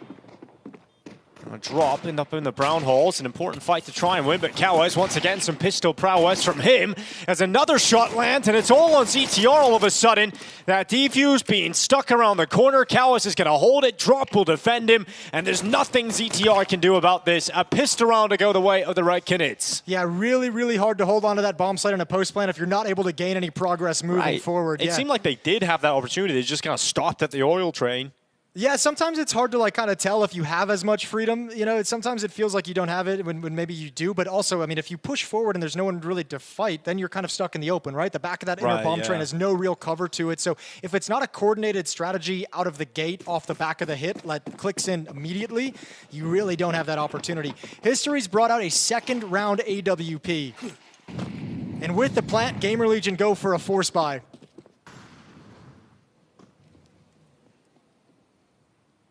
This is great information with the AWP as well. Deep, deep angle. You can rotate your supportive player away from the B bomb site. 4 dynamic riflers outside to defend against whatever Gamer Legion bring at you.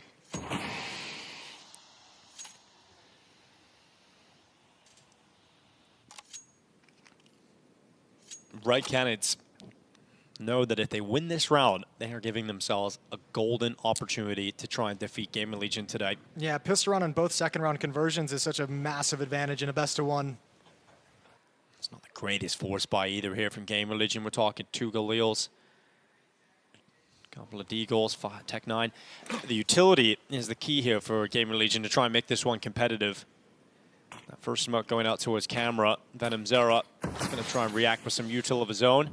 Look how many players here for the side of Red Canids. This should really be no threat for the defense, and they just melt away that Ivy attack. Yeah, there's nothing really to do. But I mean, cool idea. Bring 3 players over and everyone swing and fight, and just make sure it gets handled while everything else on the map is a little bit quiet. So yeah, now it's just a matter of mopping up these last few players, and the heavy investment into this round from Gamer Legion nets them absolutely nothing. I mean, we're talking about, Red Canids winning this round, converting it. Not only that, but they don't lose a player. Like, they're so clean. Great work coming in today from Red Canids. This is very worrying stuff for Gamer Legion, who have now got to win on gun rounds. And we just haven't really seen anything from them to fill us full of confidence that this comeback is going to be possible. Nothing really to give you the indication that the comeback is even going to get started. True. I mean, this is 10-5 unless something crazy happens. Now smoke goes down towards Team A. It's going to block out Reds for the time being. Kawaz will play up at E-Box. In fact, he's pushing all the way up to Red. And he's got a strong position early on in the round here as Gamer Legion gather. Kawaz fixing to ruin some pick'ems today. 4 rounds away from it. To the inner bomb site we go. 1 single player just peering and jiggling up the lower ramp. That's Venom Zera, who's had such an incredible T-side. 14 kills in the opening half. Not going to get a whole lot of love this time. Force back the pop player. And now they might choose to come back at Venom. ZTR wanted to put on the pressure. A little bit of footsteps to make him nervous. But still not deciding on anything just yet. 1 minute left in the round.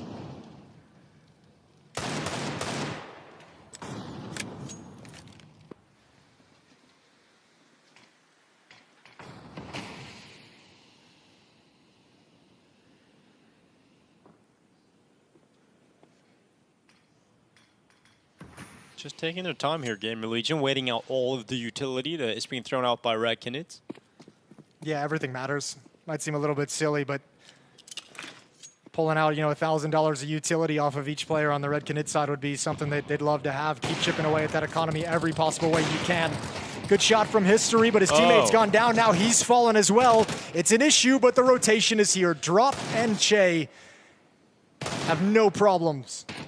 Towson with a deagle, dead into the hand of Drop. And the high fives come in, looking composed over there for Red Canids. They know the job isn't done yet, but they're getting ever closer. And I think this round truly will be indicative of whether or not we are going to see any fight from Gamer Legion in this second half, because the guns are finally out. It's the last chance for them to get into it, isn't it? After this, I think just all hope is kind of lost within the team, and the mood sours. This is the one you're kind of pumping everyone up and saying, this is our round, this is where we get back into it, this is where the comeback begins. But if you lose it, it falls flat, and then it's tough to get that motivation back, that focus right back. Early utility everywhere to stop any kind of fast play from both sides. The AWP and Pop Dog is the most aggressive position on the map so far.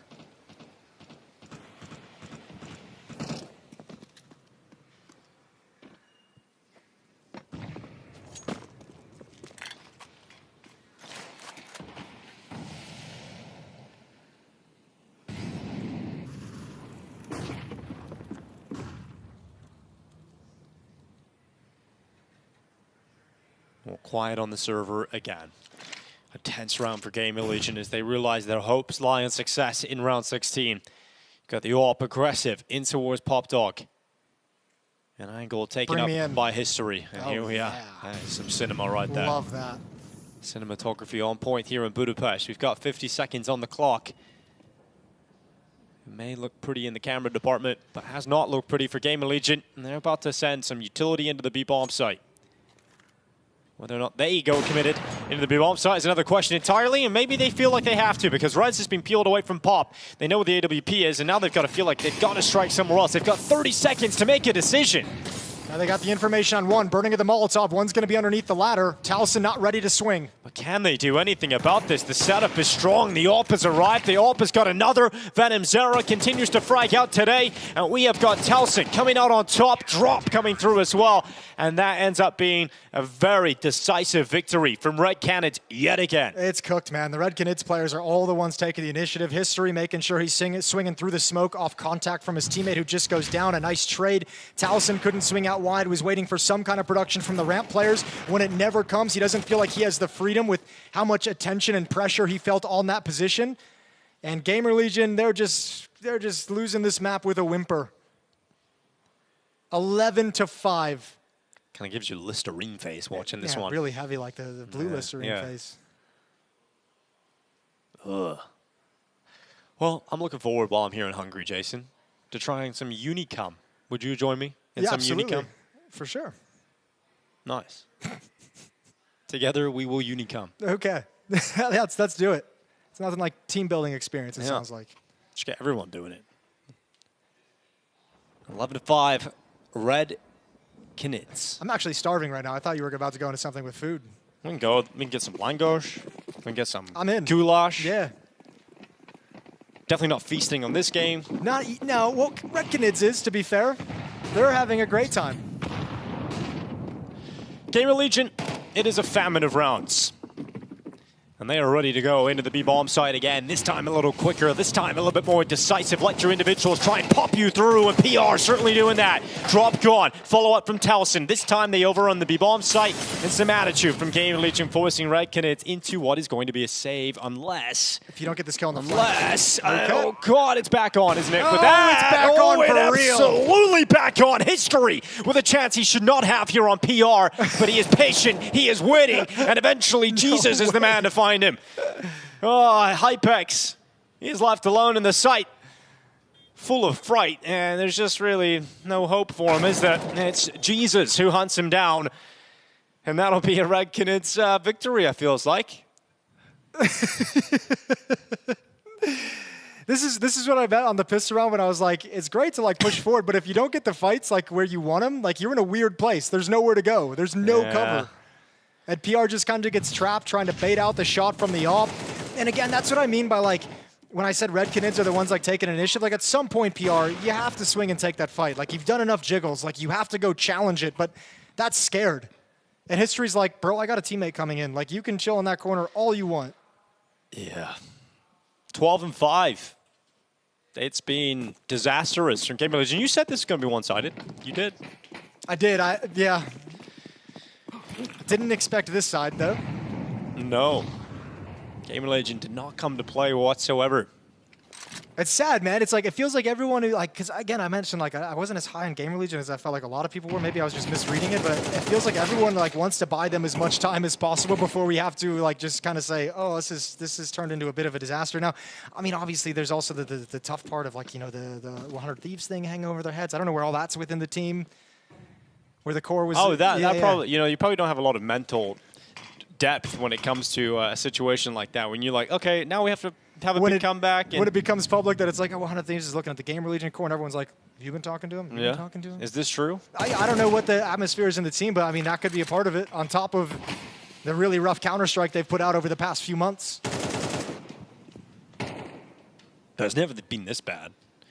You know, we're still talking about them, like, going to a 4th place finish at Bucharest. Yeah, you know, we are talking about Dinko. Don't think of that one too highly. But look at this. I don't think of this one highly. Okay. I think of this That's one fair. very lowly. Lovely. Well, one single defender outside. Red Canids have taken the gamble that inner bomb site would be the finishing play. It's just Cowez. So one of those situations where he better deliver multiple kills for you, and he does not. So if you're Red Canids here, this one you just save. Yeah, you're like, all right, well, that one happened. It was an opening from Hypex, a follow-up blistering headshot from Towson. And they're going to save. So Gamer Legion with a 6th. Halfway there, Jason. Halfway there. Over on the A stream, let's take a look. We've got Paravision M80 still going on over on Mirage. If you don't want a spoiler and you're catching up with all the action, you have a couple of seconds before I reveal the current score. This current score is 8-4 in favor of M80. Okay, nice pause. I thought you were going to give him a countdown. Didn't want to do a countdown today? No, I didn't feel. They didn't hear. They wouldn't hear it anyway, would they? That's a good point, yeah. Because they should have muted. They should have, yeah. That would be 8-4 in favor of M80. Hell yeah, it is. And I hope you just unmuted and heard that again. Oh, man. Well, certainly not playing with the heart of a lion in this game. Gamer Legion just kind of lying down, taking it. As Red Canids are dominating them. We've got AKs on every player for Gamer Legion. Just 6 more, boys. Time to rock and roll. To get into overtime. To get into overtime. And then a few more required after that. Money still incredibly good for Red Canids as well, even after that loss. Look at Venom Zera. Look where he is. He's fast. Surely they heard a footstep, though, right? Did Towson hear? I think he did, because he feels some pressure. He doesn't want to mess with this. He's the solo player over towards Box Hall, so he's just saying it's not my time to be aggressive. Got to wait for teammates to show up. Sure, you can be aware of it, but it's the fact that you now have to deal with that threat of realizing, okay, we don't actually have any space towards B. Interesting thing is Venom Zera is the anchor, right? So if they kill him in this position, if they somehow get this frag, whether it's traded or just right out of the gate, the next logical step that you take is the B defender is gone. And the B bomb site is indeed wide open. Venom Zera, what a game he's been having. 17 kills, 8 deaths. Here they come to fight him. And there is no fight because Towson shreds his head, and now they go in towards the B bomb site. They stop. They pause. Well, Kawaz just tickled the fire with his toes, so he's in some trouble. Get away. Fall back. Find yourself a nice, comfortable corner. Need some help. He's going to get some support. I don't know if this is the best idea. They double swing. They get the kill. They even things up. But Kawaz has to be aggressive. Molotov's in front and behind, and now the rotation comes back. All right, 4v4 for the map here. Towson trying to fight down deep into that B bomb site. Look at the time. 30 seconds left.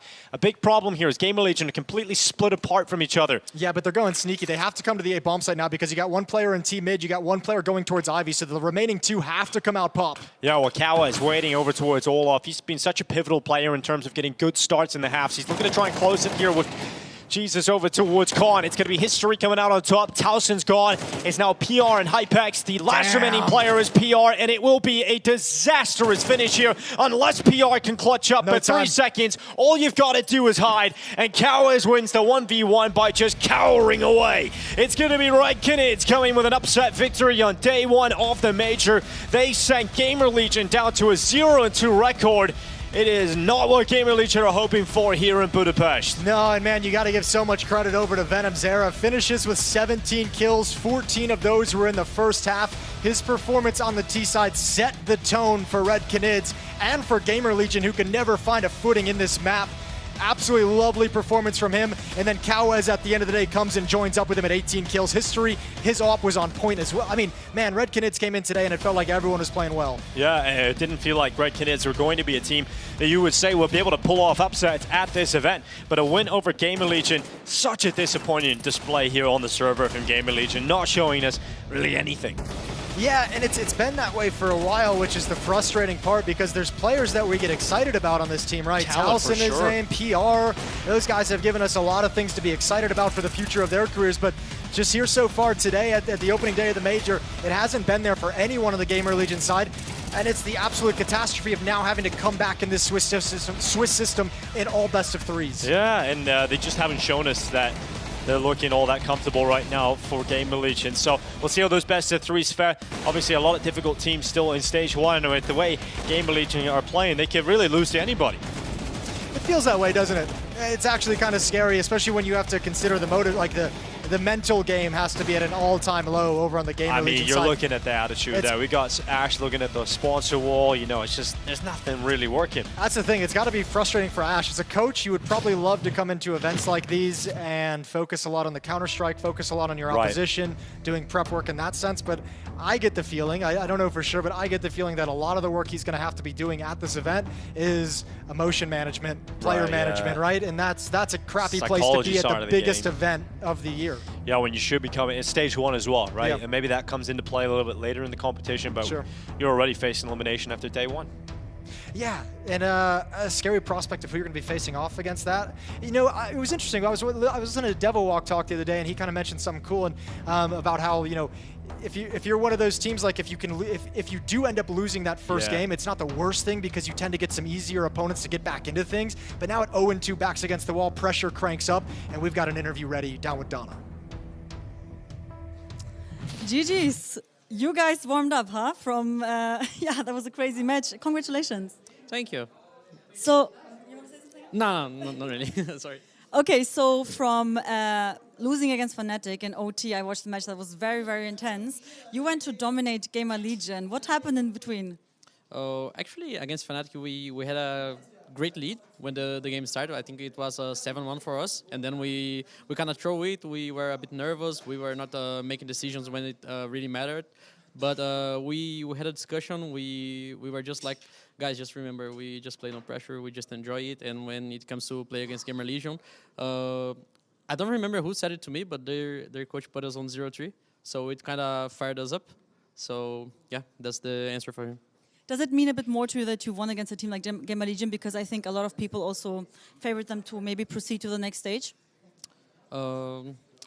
Actually, it's just a normal game for us. It's just the same as beating Fnatic or Gamer Legion. We didn't see Gamer Legion as a really strong team. So for us, it's just they're a good team, of course. They have good players. They had a good coach and a good structure. But it's just one more game for us. Now you're looking like the very strong team. And yeah, tomorrow, new day. What's the mindset for tomorrow? We are just coming here and trying to do our work, try to enjoy as much as we can. The boys are playing their first major, and I think they're enjoying it a lot. So we are just trying to make a good environment for us where we can feel free and happy to play. It's really late now. Are you going to go debrief or anything, or are you straight going to bed? We are probably going to the prac room. We're going to rewatch the game against Fnatic. We're going to rewatch and have some laughs playing against Gamer Legion because it was a good game for us. And then after the adrenaline comes a bit low, then we will go to bed and rest. Okay, I hope you get some good rest and see you tomorrow. Cool. See you. Thank you. Thank you, guys. Back to you. Good to hear from Drop, a major playoff team when he was back in Fury. And now he's looking to try and get into stage 2 with a new squad. And I mean, it didn't seem like a possibility, but you get another BO1 win, you're in the 2-1 bracket. Yeah, then you're working it, and then, you know, based off this performance, we get another one of those, and then you might be starting saying, okay, these guys can have something going. He's the top 5 players of the map, pretty much. Train kills. I mean, pretty much what you'd expect. That's Red Kenids. That's Red Kenids. Yeah, they dominated him, Jason. Yeah, they did. Actually, I like what Drop said at the interview where he was like, we're going to go back, we're going to review the Fnatic game that we lost in overtime, but we're going to end it having some laughs and having a good time watching us destroy Gamer Legion, because you want to end any kind of review session on somewhat of a positive note, so they've got that built into their day. Then we're going to go to bed. Yeah, then we're going to go to bed, rest hopefully. Up, and then go and play tomorrow and try and get a 2-1 record here in Budapest. The Red Kenids is surprised. They really could have won that opening game as well against Fnatic. Like, that's the crazy thing. They've come in with a good level. And we talk about the representation of Brazil. There's a lot of players here. Yeah. But we didn't expect maybe the results to come follow. Maybe that will be the case. Maybe we're seeing a resurgence. We're probably expecting the teams that were going to be showing up later from Brazil to have like the big results. And I mean, look, Red Kenids still got a ways to go. They're still going to have some tough teams they have to get through, and you know, eventually the best of 3s are going to begin, and then we have the test of your map pool on top of everything else. So not out of it just yet, but this is a very good win, and a win that would be a confidence-inspiring win that we thought it would be for Gamer Legion. We did. It was the opposite way. Well, we have one more game left here on day 1 of the major here for the B stream. It's going to be the Ninjas in Pajamas taking on their opponents. I can come into this event. I think NIP have obviously had one of the worst runs so far, so we'll see if they can bounce back coming into the end of the day, because this is a team that really need to pull up their socks.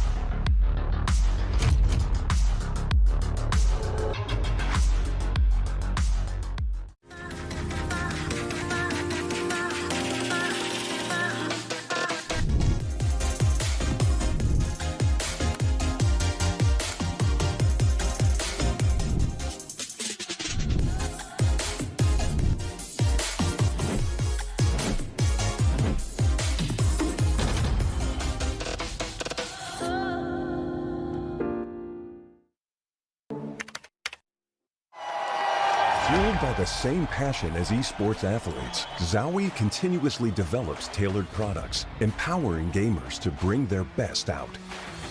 Today, we are launching the all-new XL2566X Plus, which uses the newly developed Fast TN panel and upgraded DIAC2 technology. The new monitor series continue to evolve, refining details to ensure players can perform their best consistently in games.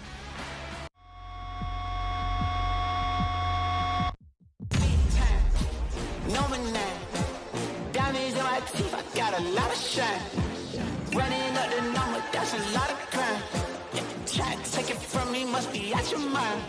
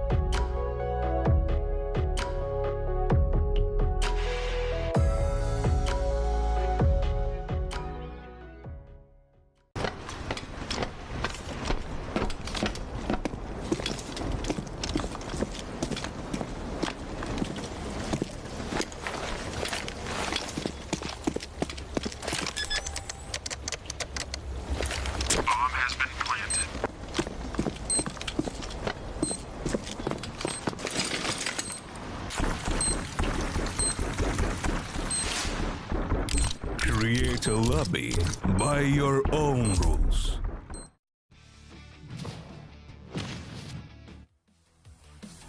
Yes, I do. Actually, yes. It was in like a Dust2 DK tournament. And I remember we were very hyped because we were getting on HLTV for the first time. And we got we lost very big and had very bad stats and everything. So I remember me and my friends were like, oh my god, like it was not that nice anyway. But it wasn't really professional. I was like one step before getting professional, playing Cobble. It was, I think, maybe the only time I played Cobble, and I did a Digo highlight against an Argentinian team. So yeah, that is definitely in my memory. I mean, on the first LAN, I mean, it was EG at Blast Copenhagen, and I'm pretty sure we played FaZe. And I remember that I wanted to talk shit because Tim, or like Automatic, he had something to do at home, so we had Rush fill in. And then I remember I was like, bro, these guys are so ass. I want to talk shit. He's like, just do it. And I started yelling at Brokey instantly, and then we lost. But you know, it was fun though. That kind of started it, to be honest. It was Major also. What Major was it? I think Boston, but RMR was in Atlanta. Okay, do you remember who you played? Yes, I remember. Liquid, Renegades, Flipside. This is last 3 matches, I think. Yeah, I remember my first HLTV match. I was playing with Ace Paquetá. Okay. Playing against Paquetá, I think. yeah. And we played with our coach. Yeah. And yeah, we lost. It was a mirage, but it was good. After the match, someone asked my full name. I didn't know why, and then I got my HLTV profile. It was on internet PC. Yeah, in cafe, LAN cafe. I don't remember my first game, but first game in Tier 1, or one of the most memorable ones, played against C9 at the Rio Major. And yeah, we won the game. It was a BO1. And yeah, it was good. It felt really good. Some Czech local tournament. I was playing on a team named Dark Tigers. Did you win? No. No. We didn't. We lost on Nuke, I think. I played for Team Marlon, and we played some Bulgarian mix, I think, but I don't remember the name. Did you win? Team. No, we lost. Oh, 0-2. no. 0-2. First ever? No. Because usually it's the same professional first, right? It was Gamers Club Amateur League. It was 8 years ago, I think, so it's too long ago. Must have been GGPR. I have no idea who. Maybe Mythic was my only guess. Did you win or lose? Probably one. Probably one. It was 2018, I guess. It was for Team Namais. I was playing against Actually, I was playing against Monas, I think. He was playing in New Balls or something like this. It was against Big Academy. And I remember I made my first highlight there. And casters was saying, like, how do you call this name? Mito or what? Yeah. Playing for University. Oh, nice. Yeah. And like against Chinese team, it leads. Oh, I think. Did you win? No, lose. Oh, no. Yeah, big lose. Big lose, no. Yeah.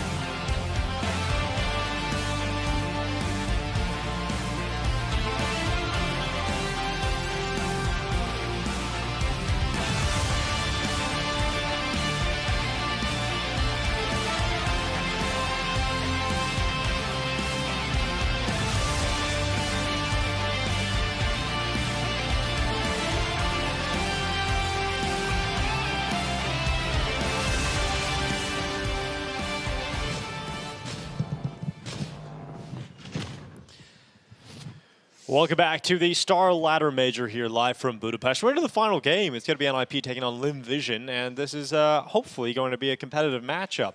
NIP not exactly looking great in the opening game, Jason, but we haven't had many of those. Hopefully it's going to be a really good game for I hope everyone. so. I hope so. But I can't promise you that because we haven't really seen a great performance so far from them. No, NIP is one of those teams that's kind of similar to Gamer Legion in which you want to see more because there's some interesting names on it. I mean, but also like you just want to see this organization back to doing good. They had to fight so hard to get back into the majors, and it feels like now is the time where they're kind of at their worst, which is really unfortunate. Yeah, Snappy saying we must step up now. He's Weston right. also says good luck. He's also right. Yeah, good luck. Good luck. I think LimVision obviously had a breakout at the last major, really started showing up. I think Emilia obviously was very exciting personality, you know, very... Yeah, them and Ty Lu were hitting their stride at the same point during the same event. Yeah, LimVision dropped off, definitely. Not exactly the same threat as they once were, but I think everyone's a threat to NIP at the moment, apparently, so let's see. And, I mean, you just know this team is another one of those squads, like, you just know the skill is there. So, I mean, look, you're not always going to get, like, the perfect gameplay and the perfect tactical game or strategic game out of them. But when they're hitting, like, they're gonna be able to do some damage to you, and they're going to be able to pick you apart and work you across the map. And they've got a lot of players who can do it. Zachar, Kalmisu, Emilia, like, they have some strong players on this team that can actually do some good damage. Absolutely. Starry, I think, was one of the players that really made a couple of breakout moments for himself, and I think I really enjoy watching Starry play when he's having a good game. So a lot of firepower available for LimVision, and that can be very scary for the Ninjas in Pajamas in a game that can send them down to a 0-2 start. And for on the other side, I think for NIP as well, I think like there's a certain element of within this team where a lot of the firepower is like project players, like they're not there yet. You see the potential, trying to help them reach that potential, and it's not quite happening as fast as you'd like, and I think that's the bigger issue that we're seeing at the moment with NIP. Yeah, I mean, Snap, you even think about his career, he got himself in a position towards the end of CSGO where he's finally getting some Tier 1 trophies under his belt, walking to the front of the stage, lifting the trophies, and had some great talent around him. he was part of the Falcons team, you know? And you think, okay, Snappy's going to get a super team around him. Didn't really pan out, didn't get the superstars he was hoping for around him in that period of time, and didn't get the results that allowed him to stick around at that level.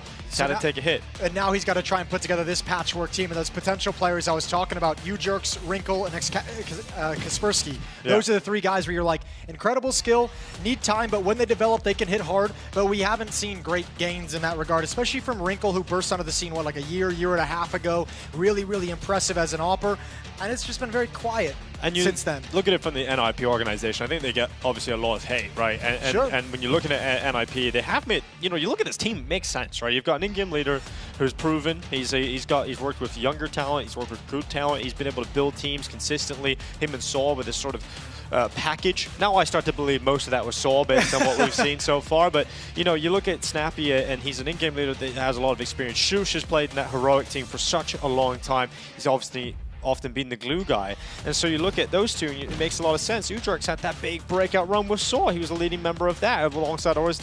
You had him in the team for a while. That didn't work out. Now you got Wrinkle, now you got xKacpersky. I mean, there's so many reasons why you should be excited about some of the individuals around IP, but it just hasn't clicked or gelled. Yeah, it's never gotten to that point. I spoke with Snappy a little bit yesterday during media day, and one of the questions that we had during the interview was, you know, like, what is your favorite part about Counter-Strike, about playing Counter-Strike? And he was just like, I love the feeling of a team coming together. He's like, it's very, very hard to achieve, but when you get to a point as a team where it feels like everyone's on the same page and everything's working, he's like, that's the best feeling you can find in Counter-Strike.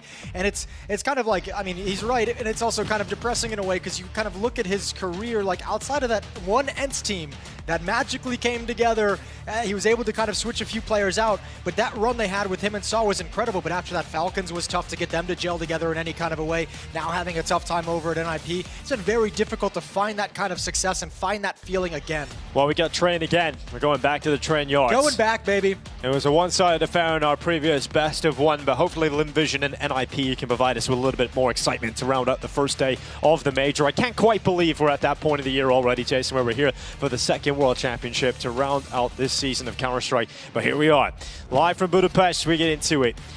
And I think for xKacpersky, obviously, you know, he was part of that little package of Aras. He's now alone. Now alone. He doesn't have his battle buddy with him. Both these two teams suffered some pretty rough losses to start their campaign here in Budapest. NIP losing to NRG with DAP standing in for Nitro 13-7.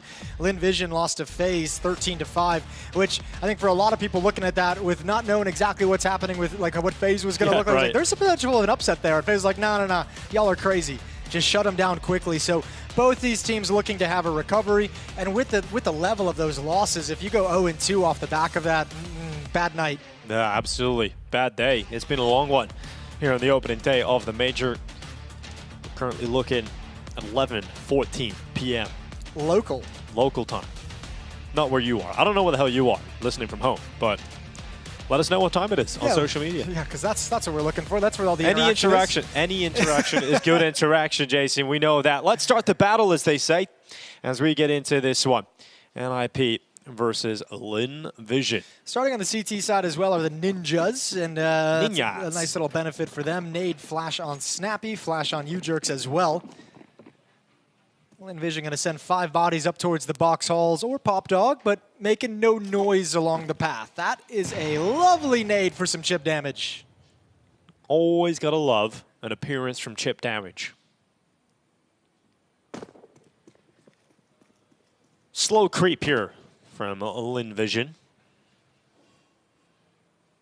They're going to go down in towards Pop and the brown holes, having a little bit of a look around. I think they just wanted to make sure that no one's pushing up, no one's being aggressive, no one's grabbing the angle to keep intel over towards Pop. Now they are executing into a 3-man stack just right out of the gate. Snappy and Shush are here. Wrinkle up top over in heaven, and he's going to have the first kill and the second kill. Oh, baby, he's got a third, and Wrinkle's going to go back for a little bit more. He's not done yet. It's Wrinkle shutting them down. Couldn't quite capitalize on all 5, but his work certainly felt, and NIP come out swinging in the pistol. Oh, I heard the pregame that you brought out, Dinko, and you talking smack about him. Yeah, I mean, I was. And now he's delivered. So I know, that's actually a great pistol run. And look, I'll be honest, that's exactly what you want out of one of your star players to get them going, is give them that really nice pistol run to get the confidence built up and start feeling really, really good. You can build this into some kind of a strong performance. It'd be great if you had your AWPer delivering effectively throughout this entire half. Wrinkle this time gets a very casual quad kill. Got to feel really happy about that one. Now you have to try and make sure you convert this, and there should be no problem. I mean, obviously, it was such an easy shutdown. There's no force buy in this second round as LinVision struggle to get the job done. Struggle. Struggle indeed. Snappy's pushed up and popped. Oh, he's going to feast. He loves these. He's not going to feast. Well, he is. He's just enjoying his meal, you know, taking his time over it. It's succulent. Snappy with a pistol. Finally gets wrecked out by Amelia. As if it's the second he decides to just back away and call it off. It's like hold, and move and die. Yeah, some fine USP work, though, from Snappy there as they close the gap on him. 2-0. Bai is going to come out in this third round for LinVision. AK-47's being brought forward. Plenty of utility as well. See what the defense can get done in the early going. Op won't be out for Wrinkle, obviously, just yet.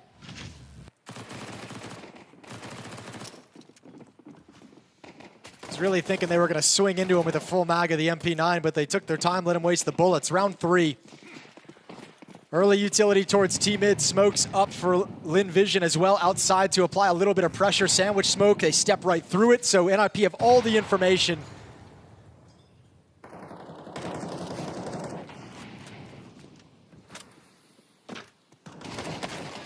Well, Westmelon straight away catching out Wrinkle. So opening kill is a wild Ivy fight there, Jason. See you shaking your head. It's too easy. We didn't get to see with the build up to it. I don't know if he spotted him out, went for a wide swing, but either way, that's a way too easy of a kill to hand over. Westmelon down to 13, but the 5-on-4, you're going to love it if you're LinVision. Starry needs to be careful. They're going to double peek him. Good job from Snappy and xKacpersky. That's actually fantastic to shut down that portion of the hit. I always want to say XKacpersky. I don't know why. XKacpersky? I know. It doesn't make any sense. I'm pretty sure a team had that on their jersey today. Oh, really? Yeah. Is that where it's maybe that's from? where it's come, subliminal messaging. Yeah. Maybe that's happening to you. Well, under 50 seconds now on the clock, and we've got LinVision 3v4. After finding the opening kill, they're not going to feel too good about being in this situation because not only do they have a player deficit, but they've also got Westmelon on a measly 13 HP. Snappy still aggressive up through pop. Oh, he's gone back, hasn't he? Snappy, he's going to go for it. Zacher caught, bomb to his feet. Amelia to follow suit, and Westmelon low HP. Finkled off. Finkled off? Yeah. I like it. That is a new one. Yeah, we could have a new verb Finkled in there. off. Yeah, it's a finkle. Get finkled.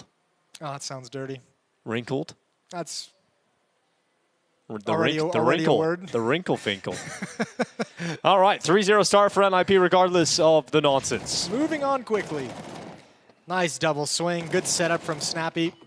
Pulling his teammate over and then handling business at the end of the day. LinVision put on the back foot early. Not able to convert the first gun round they bring to bear. And now double nades in. Take out Westmelon. So good advantage for Nip. And ooh, brought right back.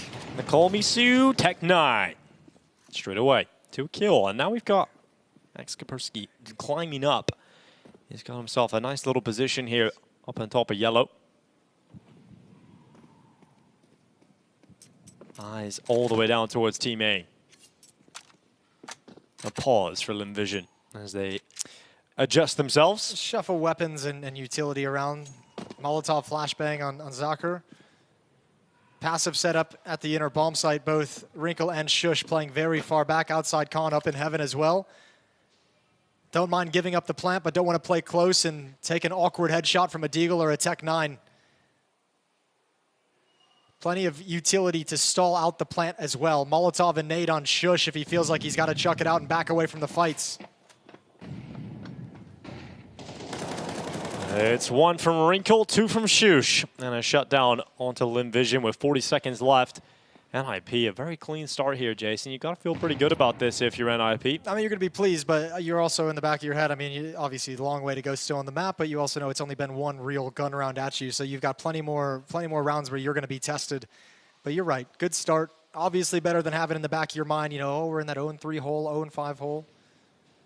Amelia going to try and grab a kill at the end of the day. This is being watched. As he turns the corner with the Tech 9, can't get a shot off.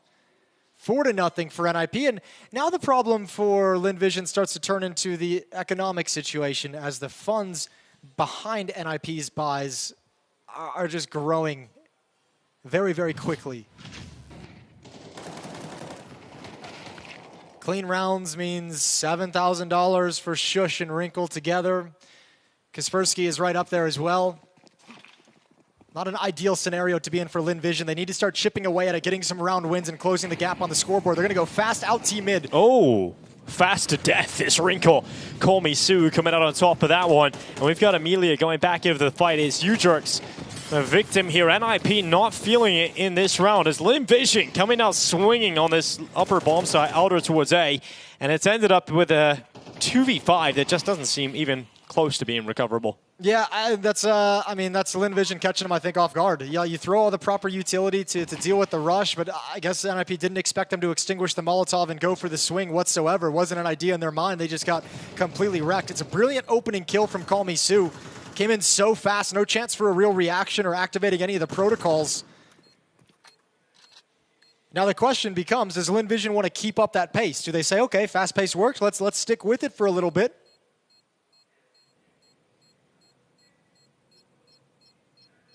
Style that when it gets going and they're successful with it can be very scary to deal with. No, but it's exactly what you need. Exactly what I kind of primed up going into the round was, obviously a round win is what you need at the end of the day, but just taking away the economy. 5 kills for LinVision, 5 players surviving, which essentially means they get a free round.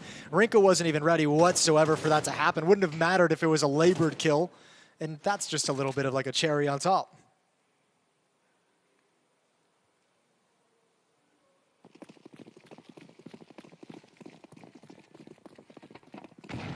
All right, it's quick here for LinVision. They are keeping up the pace, but this time slowed down by utility.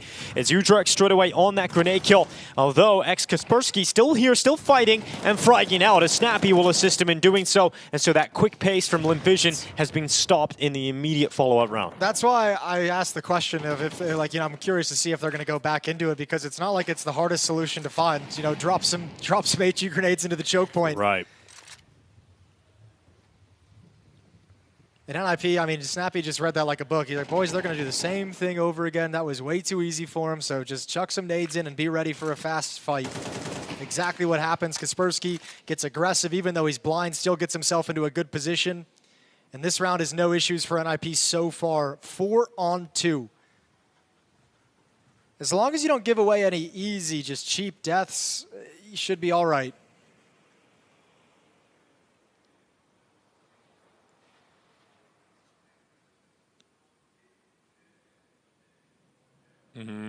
There's one okay. Zacker's won that somehow.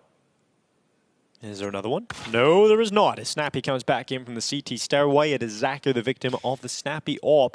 If Grismelon had been a little bit more aggressive off of his teammate's kill, he might have been able to catch Kaspersky looking the wrong direction. He had his back turned towards teammate. But now he's seeing shadows. Yeah, that opportunity's obviously gone now. 5-1, NIP right back to the winning Rays with a 4-round lead. But because of the flawless round previously, LinVision have no issue buying up again. They'll even have the AWP as well in play. Right. This is 3 nades. Bombardment towards Amelia. An immediate sort of change up there for an adjustment from NIP to deal with what they predicted was likely to come through, and it was. And you can see how that messes up the timings, right? Because that's the first spawn who gets taken out by the nades, which buys like the extra 2 seconds for Kaspersky to slide into that aggressive position as well.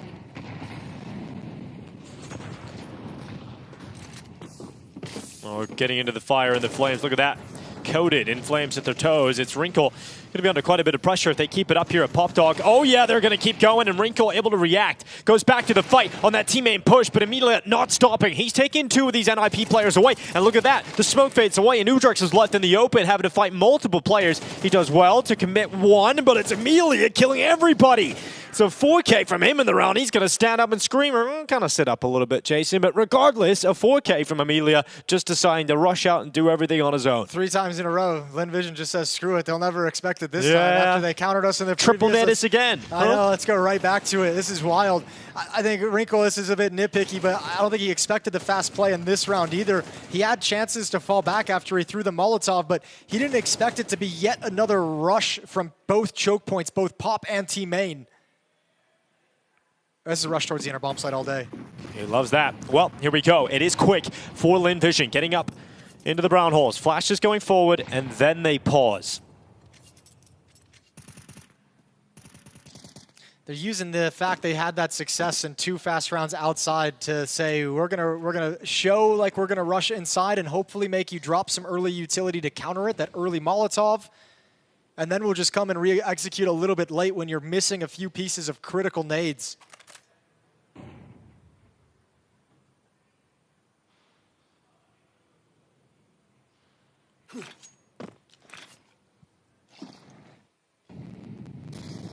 LinVision putting the utility in place. You've got a connector smoke thrown out, Molotov in front of it.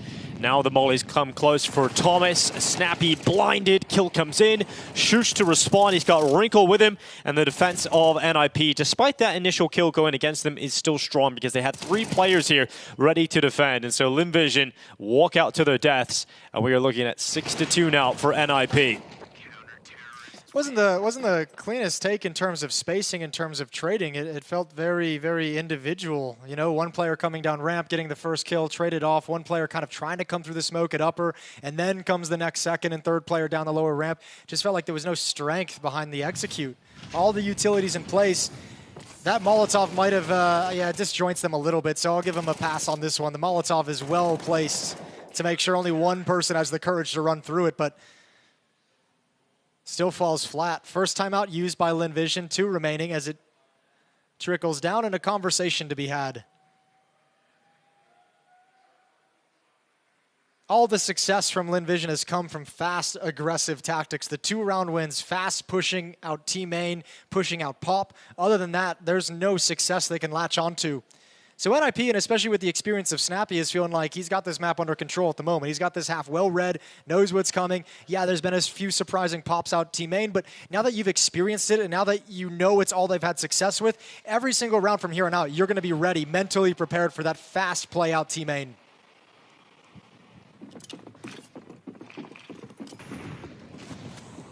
It's going to be Shush ready to go on up. It's Call Me Sue to fall, Shush to follow up, and a retreat from Shush all the way back down into Pop.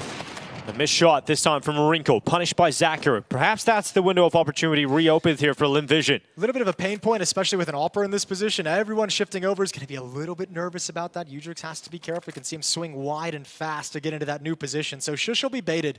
Low HP, keep your spacing pretty far between. Let him go die. Let him go get a lot of real estate. Yeah, he's going to die. No problem there to Westmelon, who then retreats back to safety. xKacpersky taking up the position his teammates want held. Westmelon, look at that timing. Oh, my goodness. Here we go, Casper. Let's get him behind them. I spotted him out. Going to start tracking him in behind. He started to retreat away quite quickly, so Westmelon evades the danger. And it's good information, though, from Kaspersky. He's just basically saying, look, it's going to be the outside bomb site regardless, which they probably already had an indication of, but it's just confirmed. But, oh, all 3 players come in Ivy. Udrik's timing out. Oh, gets the peek, but unable to really capitalize, and now he's pinned in the corner. You'll never expect Snappy. That's true. Here comes Snappy. Oh, it doesn't matter if you expect him or not, if you can react faster. And remember, that was Westmelon, who was up in the brown holes just a little bit earlier on. He comes down, he finds a fight against Snappy, which he wins. Udrik's able to trade, Amelia coming back in, but it's Kaspersky trying to make up for that early fight missed as he's trying to win out this clutch. It's suddenly a 1v1 against Zacher, who makes a wild move forward. And yeah, he's confused. Why is he doing that? And I think we're all asking the same question. Oh, he probably didn't say it quite as kindly as that. But yes, he is shaking his head like, where do you think you're going, little bro? He did a little bro him, didn't he? I feel like he definitely little bro him. Yeah, he little broed him. Yeah, it felt like a little bro moment. Well, 7-2. This round really was all over the place, wasn't it? We got a journey across train. Well, I think there's a cool angle to that shush push where. Ooh, I like that. That was fun. Shush push. The cool angle of it is like, okay, if they're just gonna keep like rushing different parts of the map for their initial map control, like I'm gonna get in their face because yeah, you might be going fast, but that means you're gonna miss some details. You can't clear everything or be ready for everything.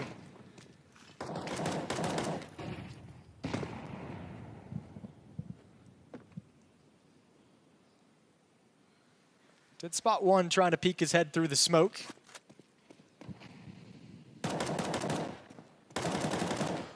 Got a little bit of whiplash watching this train because we just watched a lot of T-rounds be built up from Red Canids against Gamer Legion CT side, and now we're watching the opposite unfold here of NIP winning CT rounds against Linvision. Yeah, it's nice getting both sides of the coin, isn't it? It is indeed. Another passive setup towards the inner bomb site. Again, a good understanding of the economic situation. You don't want to play close up to the Tech 9s that can run and gun. Stay far back, especially if you're going to execute this mid-round push in towards Pop Dog. Snappy wants to wait until he sees the utility. Here's the utility get released. Amelia comes and offers himself up, and now if you're Linvision, you feel really uncomfortable at this point. Op shot from Wrinkle lands. The progression into the bomb site is stopped. Everyone's coming back to handle the pop push, and they take another loss. Maybe a little too eager for these frags. Snappy gonna save the day with the MP9. Yeah, he loves a little SMG action, doesn't he? It was on the verge of getting out of control. It definitely was. But he stamped it down, didn't he? All right then, 8-2. NIP looking comfortable in terms of the scoreline at the moment. It's going to take a big turnaround here from Linvision. Let's think back to what worked for them, Jason. It was a little change in pace, catching them off guard. It's really easy. Yeah, I mean, I don't even know if it would be considered a change of pace, but it's basically just rushes outside. And Amelia's popping off. Having a big individual round. All right, round 11 underway. It's Wrinkle with the opener. Call Me Sue getting caught. Shush going to the side of the smoke, and the round is off to a dire start again here for Linvision. Yeah, they just can't get anything going early. I mean, NIP have just kind of latched on to how fast they want to play, and again, these kind of aggressive stances, picking one player off, picking a second player off, because when you go that quick, utility's not going to be perfect, not always going to be in place, and then there's just not enough players and resources and bodies for Linvision to use down the stretch. Oh, well. Wasn't quite ready for that peek, was he, Snappy? His reload hadn't completed. He gets caught in the open. Wrinkle, though, making quick work of his opponents as Wrinkle wraps them up. It's a 3K as NIP continue to dominate on the train yards. All right, if I'm Snappy right now, I'm saying, boys, let's don't mess this up. No, 3 HE grenades team main. 3 HE grenades team main. It's the only round they've had success on. Last round of the half, they might be just trying to go back to it to be cheeky, drop it in there again, and just punish them if they want to try going out mid-fast again. Yeah, this is fantastic work here from NIP. This feels like I mean, it could be the confidence win for NIP that they were thinking Gamer Legion would have over Red Canids in the previous match, right? Like this is the similar kind of thought coming in. Rough start to the day, you know, rough stretch coming into the major to begin with for NIP. Get this win under your belt. Like this is a team that you feel like you absolutely should be beating even despite your issues. So just go out and get it done and then feel good going to sleep tonight and see if that can translate into some momentum in this opening stage of the major. But I really feel like we're getting to see the display of the sort of drop-off from Linvision from the Austin Major now into Budapest just at the end of the next season. It's crazy to see them I wouldn't call it, well, I think you should just frame it differently. I wouldn't consider it a drop-off, right? Because the whole thing around the teams like Linvision, Tyloo, and Legacy at the Austin Major with the runs that they had in those stages was like, can you replicate it? Legacy showed they could replicate it down the stretch. Tyloo won an event. Tyloo did as well. They won the event, kind of carrying it forward. But like for Linvision, it doesn't seem like a drop-off to me because for me, the major was an overperformance. Okay, that makes sense. It was a fluke. I hate that word, but yeah. Yeah. Last round of the half. Double figure is still a possibility for NIP. Let's see if Linvision can steal that away from them.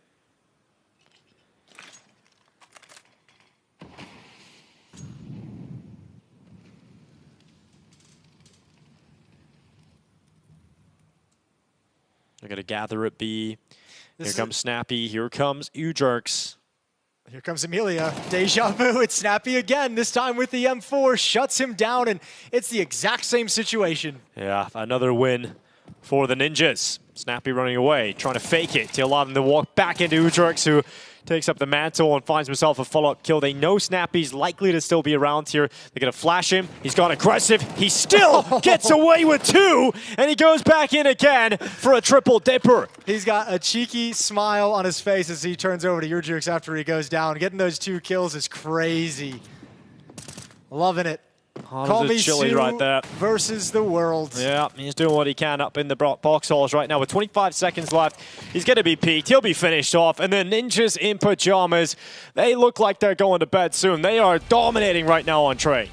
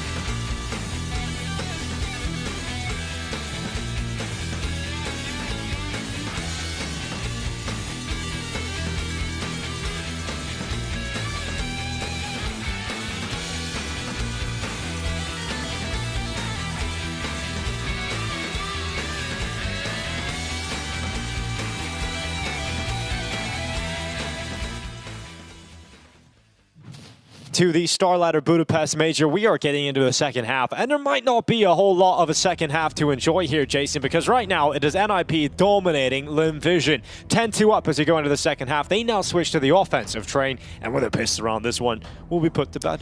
Yeah, but let's not call it just yet. You know, I know the scoreline is wide. I know it looks like LimVision is kind of checked out to a certain extent, and they very well could be. But T-side train, you never know what kind of trickiness that has in store for you. Just one good round for LimVision, they could fire themselves right back up.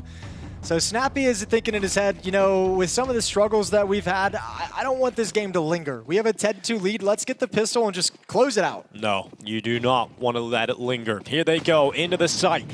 xKacpersky with the oh, never mind. He's very quick to a double opener. He's going to be very happy about the start of this pistol. Wrinkle is gone, but xKacpersky could get a little bit more action going here. And in fact, it's required because Call Me Sue is cutting down his teammates. And all of a sudden, xKacpersky's gone as well. And Snappy's left in a 1v3. This pistol round was looking so good for the Ninjas on that entry path. But now Snappy with a clutch ahead of him. He's got that first. He no longer has possession of the bomb. It's down inside of the site. He's got time, he's got health, and he's got a low HP opponent in behind that bomb train. And now he's got the read as well. I think as long as he knows that was the second player, not the bomb train player that backed away. Snappy going to move forward, and at the toes, he's got it one-on-one. Now trying to figure out where he's gone. Where is his opponent gone? Sakurat Icon, he's just in towards the camera right now. Snappy trying to figure it out. No sound, no peek, as Snappy goes silent. 55 seconds left. Plenty of time to pick that bomb up. Makes the audio cue. Knows exactly where his opponent is. And Snappy doing what he can in this clutch. This would be 3, and Snappy's got it. That should end them. NIP's in-game leader steps up with a pistol clutch and might just have ended the Chinese squad of LimVision. And casually has to wipe some spit off the screen as he gets hyped up all over the place. You know, deserved. I felt like he was going to win that 1v1 just because of the blind kills in the last half. Just because he got those, I was like, this is just has Snappy written all over it. And he did. Pulls it off. Love the kill underneath the bomb train as well. Very decisive there from Snappy, getting the up on his low HP opponent. And confident in the 1v1 fight. Great work from Snappy. NIP And he loves it too, just because he's actually delivered himself a much easier half to call T-side, right? Like, off you might not even need a gun round. I know. He's got to be so pleased about that. Like, the nightmare of calling T-side train. It's just so much easier now. LinVision stacked up towards the inner bomb site, a double pop dog push. 3 players defending the bomb site itself. Already the outer train yard is overrun and overtaken, and NIP have the bomb site. They're going to rotate back in. Ooh. That's a nice kill, but NIP still progressed so far that it's not going to scare them away. Well, the bomb plan is coming through here. Oh, no, no, no. Not like this, NIP. Don't concede this one. Kaspersky and Udrox will make sure it doesn't happen. Wrinkle comes through as well. Got a little bit scary for a moment that. It's all good, as NIP will head up to map point. LinVision. They've won, what, 7 rounds at the Major so far? Yeah, it's hasn't been a pretty opening day. Has not been a fun opening day for LinVision by any stretch of the imagination. Snappy's top fragging for NIP at 18 kills. I didn't really notice that as the game has progressed. Day, obviously shot up. I think a triple kill in the final round in the first half. 1 versus 3 in the pistol. So, I mean, he kind of shot up there right at the end, but still, nice performance from the IGL of NIP to get them out of the opening day with a 1-1 scoreline. Well, not looking good for LinVision. This is their final buy, their last stand on the CT side of Train. An opening kill from Snappy, not slowing down. He's got his teammates coming through. Kaspersky is dead. Westmelon on the double on the UMP, but eventually the trade is through. And LinVision, with 3 remaining forces in round 15, will play be prolonged. The Deagle gets 1 extra. The bomb is loose. Shush goes back. Oh, he loses the fight against the 5-7, and now it is on Wrinkle to round this out. Well, the reposition of the scout could get tricky all the way towards the back of camera. It's exactly where Wrinkle is headed, though, so actually the timing could be perfect for him. Does he want to wrap all the way around? Tag is there. Kill is there for Wrinkle. Down to 27 HP. Only 2 for Amelia, but his position is unknown. Wrinkle, does he get the read? He's in the right position right now, and he will close it. Emilia to go down. The Ninjas bounce back, and they do it in dominant fashion. LinVision don't even turn up to day 1 of the Major. They're now 0-2 after a heroic run in Austin. It is Budapest that looks like it's going to be a nightmare. This is a rough slap in the face, I think, for LinVision. You can see them all, like, as soon as that game ends, everyone just kind of the blank stares as they start unplugging the gear. It got to be a rough surprise for a Major. You came in and had different ideas of how this day would go, but for NIP, I mean, I don't know. I think, unfortunately, with how dominant, I mean, this will sound weird, but with how dominant it was, I feel like you almost can't take anything from it. LinVision got knocked off their game. There was no real challenges for NIP to overcome. From start to finish, they were just dominant. We didn't even have to see Snappy call a T-side. There was not a single gun round in that second half. Just so much work done on this first half.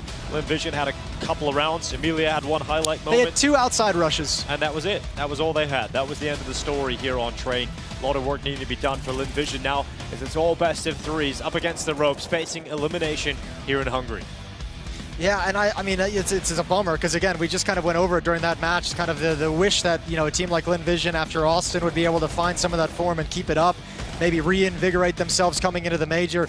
Not there at all. Feels like a lot of the teams in Stage 1, we have that same kind of storyline of like, yeah, we've seen them play better, they've been better at various points throughout this year, but we're looking for them to get back to that. Yeah, absolutely. Want to see them get back to that form. For LinVision, that seems like a very long way off. They've been on a steady decline from that peak that they had earlier in the year. For NIP, this is a team that we want to see start stepping up. These are all players that we're fans of. We're excited about the future of the newer players that have come in. We know what Snappy's capable of. Exists as a coach. I mean, he had that run with Heroic at the end of CSGO. I mean, there's so much that makes sense for this NIP team. We just haven't seen results So many cool stories if they were winning. Yeah. It's the best way to put it, but they ain't winning lately. However, again, this is what you hope would be the confidence win for NIP, for to come in tomorrow a little bit more fired up, a little bit more ready to go, a little bit more confident in themselves after a win like that. Yeah, you would hope so. Well, that is it for our stream today, Jason. We've wrapped it up, and I guess I'll just get your thoughts on kind of the whole day. I mean, it's been quite a long one to open up the Major. Has been, yeah. I mean, some interesting upsets in these best of ones. You know, seeing NRG able to take a win early on. So I think obviously, like, kind of that 1-1 pool is going to be a little bit weird. Like, obviously, if you're in there at the moment, the team you're most scared of is going to be Legacy. Like, please don't draw me against Legacy, is what everyone is essentially saying at the end of the day. Yeah, they're playing very well in terms of the second season of of the year. A frustrating opening loss, but FlyQuest, they've been really solid. It's cool to see. I had high hopes for FlyQuest coming into this major in terms of their run, especially in stage. I have had no real lack of confidence in stage 1 after what we saw in Bucharest. I think they made huge strides with Azur behind them as the coach when Aaron steps in to coach the boys. It seems like that has made an immediate positive impact, and if that keeps rising and keeps rising, I mean, I feel that they're going to make it to stage 2, and then it'll be interesting to see what kind of damage they can do against the teams there. Yeah, it'll be interesting to see once they get to that next level, because everything really jumps up. But they're at that 2-0 point, aren't they? They are. Yeah, so we've seen that before out of FlyQuest. We have seen that before. Yeah, and it ends in an 0-3 or a 2-3. Well, hopefully, with the new coach, it's all going to be fine, you know?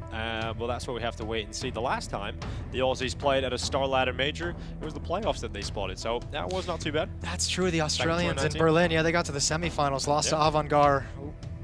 And then, you know, with James, actually, wasn't it? Yeah. We made it to the final. Yep. We then got destroyed by Got to the Charles. corners of the 2019 Canada Major. So, yeah, it'd be cool to see some Australian Counter-Strike have another good run at the Major. Also, the context there with FlyQuest 2 is getting some wins for the VRS for the next season, because they kind of put themselves on the outer limits of that bubble. True. So you need to kind of get firmly back in the bubble to get those invites. And I think FlyQuest would be pretty happy as well for the Major, because the region is kind of taking a dip, right? You know, we've seen Mongols, obviously, with that Senzu move.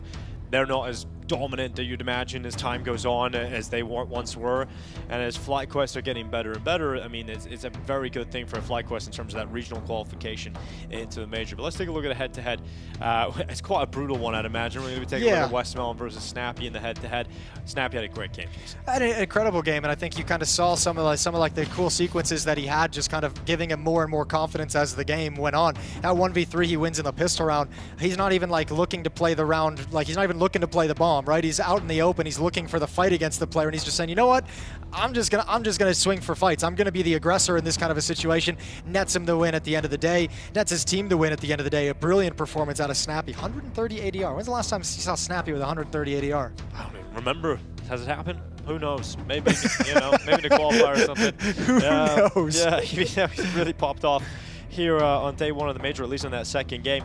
A great bounce back from NIP. I'm sure they were feeling a little sweaty after the opening game of the day. Sure. I mean, they had to have been. I mean, I think they just kind of know also the task. And I mentioned the conversation I had with him. I think it was kind of like, had like almost like a little wry smile as we talked about him saying, my favorite thing at Counter-Strike is a team kind of building up together and hitting that moment where everyone feels good and confident in the team with each other. And the kind of wry smile as he said it is like, that's what I love the most. It's been a while, you know. It's been a long time. It hasn't been happening here, but again, maybe the win can inch them a little bit forward to that, a little bit closer to that feeling. Yeah, closer to the goal that this NIP project certainly have set for themselves. And a performance at the Major, I mean, getting through into stage 2, I think would be a massive result for NIP, because I don't think anyone's really coming into this event with confidence behind them, even though we know these players and we know how good they can be. But maybe they can start to make us believe over the next couple of days here, and you can very quickly change the narrative around you when you perform at a Major. We've seen that so many times. Yeah, we have. You know, we didn't get to cast them today. I'd like to see Paravision. I'd like to cast a Paravision game pretty soon, like 1-1 on the day. I would love well. to, but the names of that team are absolutely insane. Oh, are they hard? Yeah, we got all. Let's not cast them. Belkachuk. All right, I don't like that. We got everything going on, Jason. We have to nail that. Legacy, 1-1 on the day. I think disappointing, obviously, because the 3-0 pickers for Legacy are going to be a little bit upset, but I think in the context of losing that game to FlyQuest and how well we just spoke about FlyQuest, I don't think there's anything super crazy there. They've spoken about that as well. No big hiccups whatsoever for them. The bounce back was impressive, so that was good at least. Yep, you're right. Either way, we got an interview ready with the winners, so we're going to head down and hear from NIP. Congratulations on that dominant win. How do you feel after the whole day summarized and then ending it with such a crazy score? I think overall it's been a longer day. I think we started out really bad, but we had some talks after that. We had some basic grind as well and some DM, and we got ready like mentally as well. And I think also Snappy was calling great, and he was killing a lot of people. I think it was a really good game, and we also had some good end strat against them, so we knew kind of how they played. Okay, I mean, you could obviously see that you guys were fully prepared. Also, Snappy was insane. That was a Snappy masterclass for sure. Did you guys take any rest today at all, or were you full in like war mode today? I mean, there was time for some rest as well, go dinner and chill at the room a little. But I think most of us was just playing to get ready as well. And after such a dominant win, will you guys now still have like a debrief and look back at it, or will you just rest now for the rest of the evening? I think we'll talk just real quick of how we all felt like the game was and what we could do better as well for the next one. But I think it's also late, and we have to prepare for tomorrow as well. And speaking of tomorrow, what is the mindset that you're gonna have for tomorrow?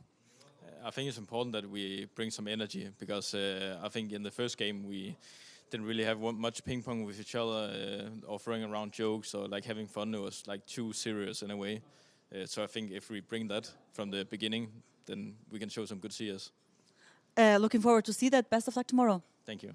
Thank you, guys, and back to you. Thank you very much, Donna. And we've just looked at HLTV there, and Snappy wins his first 1v3 in over a year, Jason. I know. Nothing about the ADR. No, well, first one nothing about the ADR, but I'd imagine it's probably a similar stat yeah, line. probably something close. Yeah, that's crazy to think about. Well, good to hear from Shush, talking about how they've changed the attitude up a little bit, have a bit more fun, lightheartedness. Even just a major, but you want to come in at least with some positive vibes. Also talking about how most of their focus has been on just individually playing the game, grinding deathmatch, grinding face it, because at some level I think they probably would have gone over tactics and philosophy so many times trying to make this work that at this point they're just kind of like, we all know this. We all know what we should be doing. We all know what the right decisions are. Everyone needs to get more confident and more comfortable individually to actually execute these ideas. So he's kind of revealing a little bit of what the kind of targeted mindset of the team was coming into the major. Well, we're back at a major again. Second major of the year. The first day is over. We've had so many games, so many matches throughout, so hopefully you've been enjoying all of them. We've got plenty more to go tomorrow, Jason, and we've got 3 weeks of this. So I'm looking forward to it. We're off to a good start. We've had some upsets. We've had some standard wins, but I'm looking forward to getting the action going tomorrow. So make sure you join us there. This has been day one of the StarLadder Major Budapest.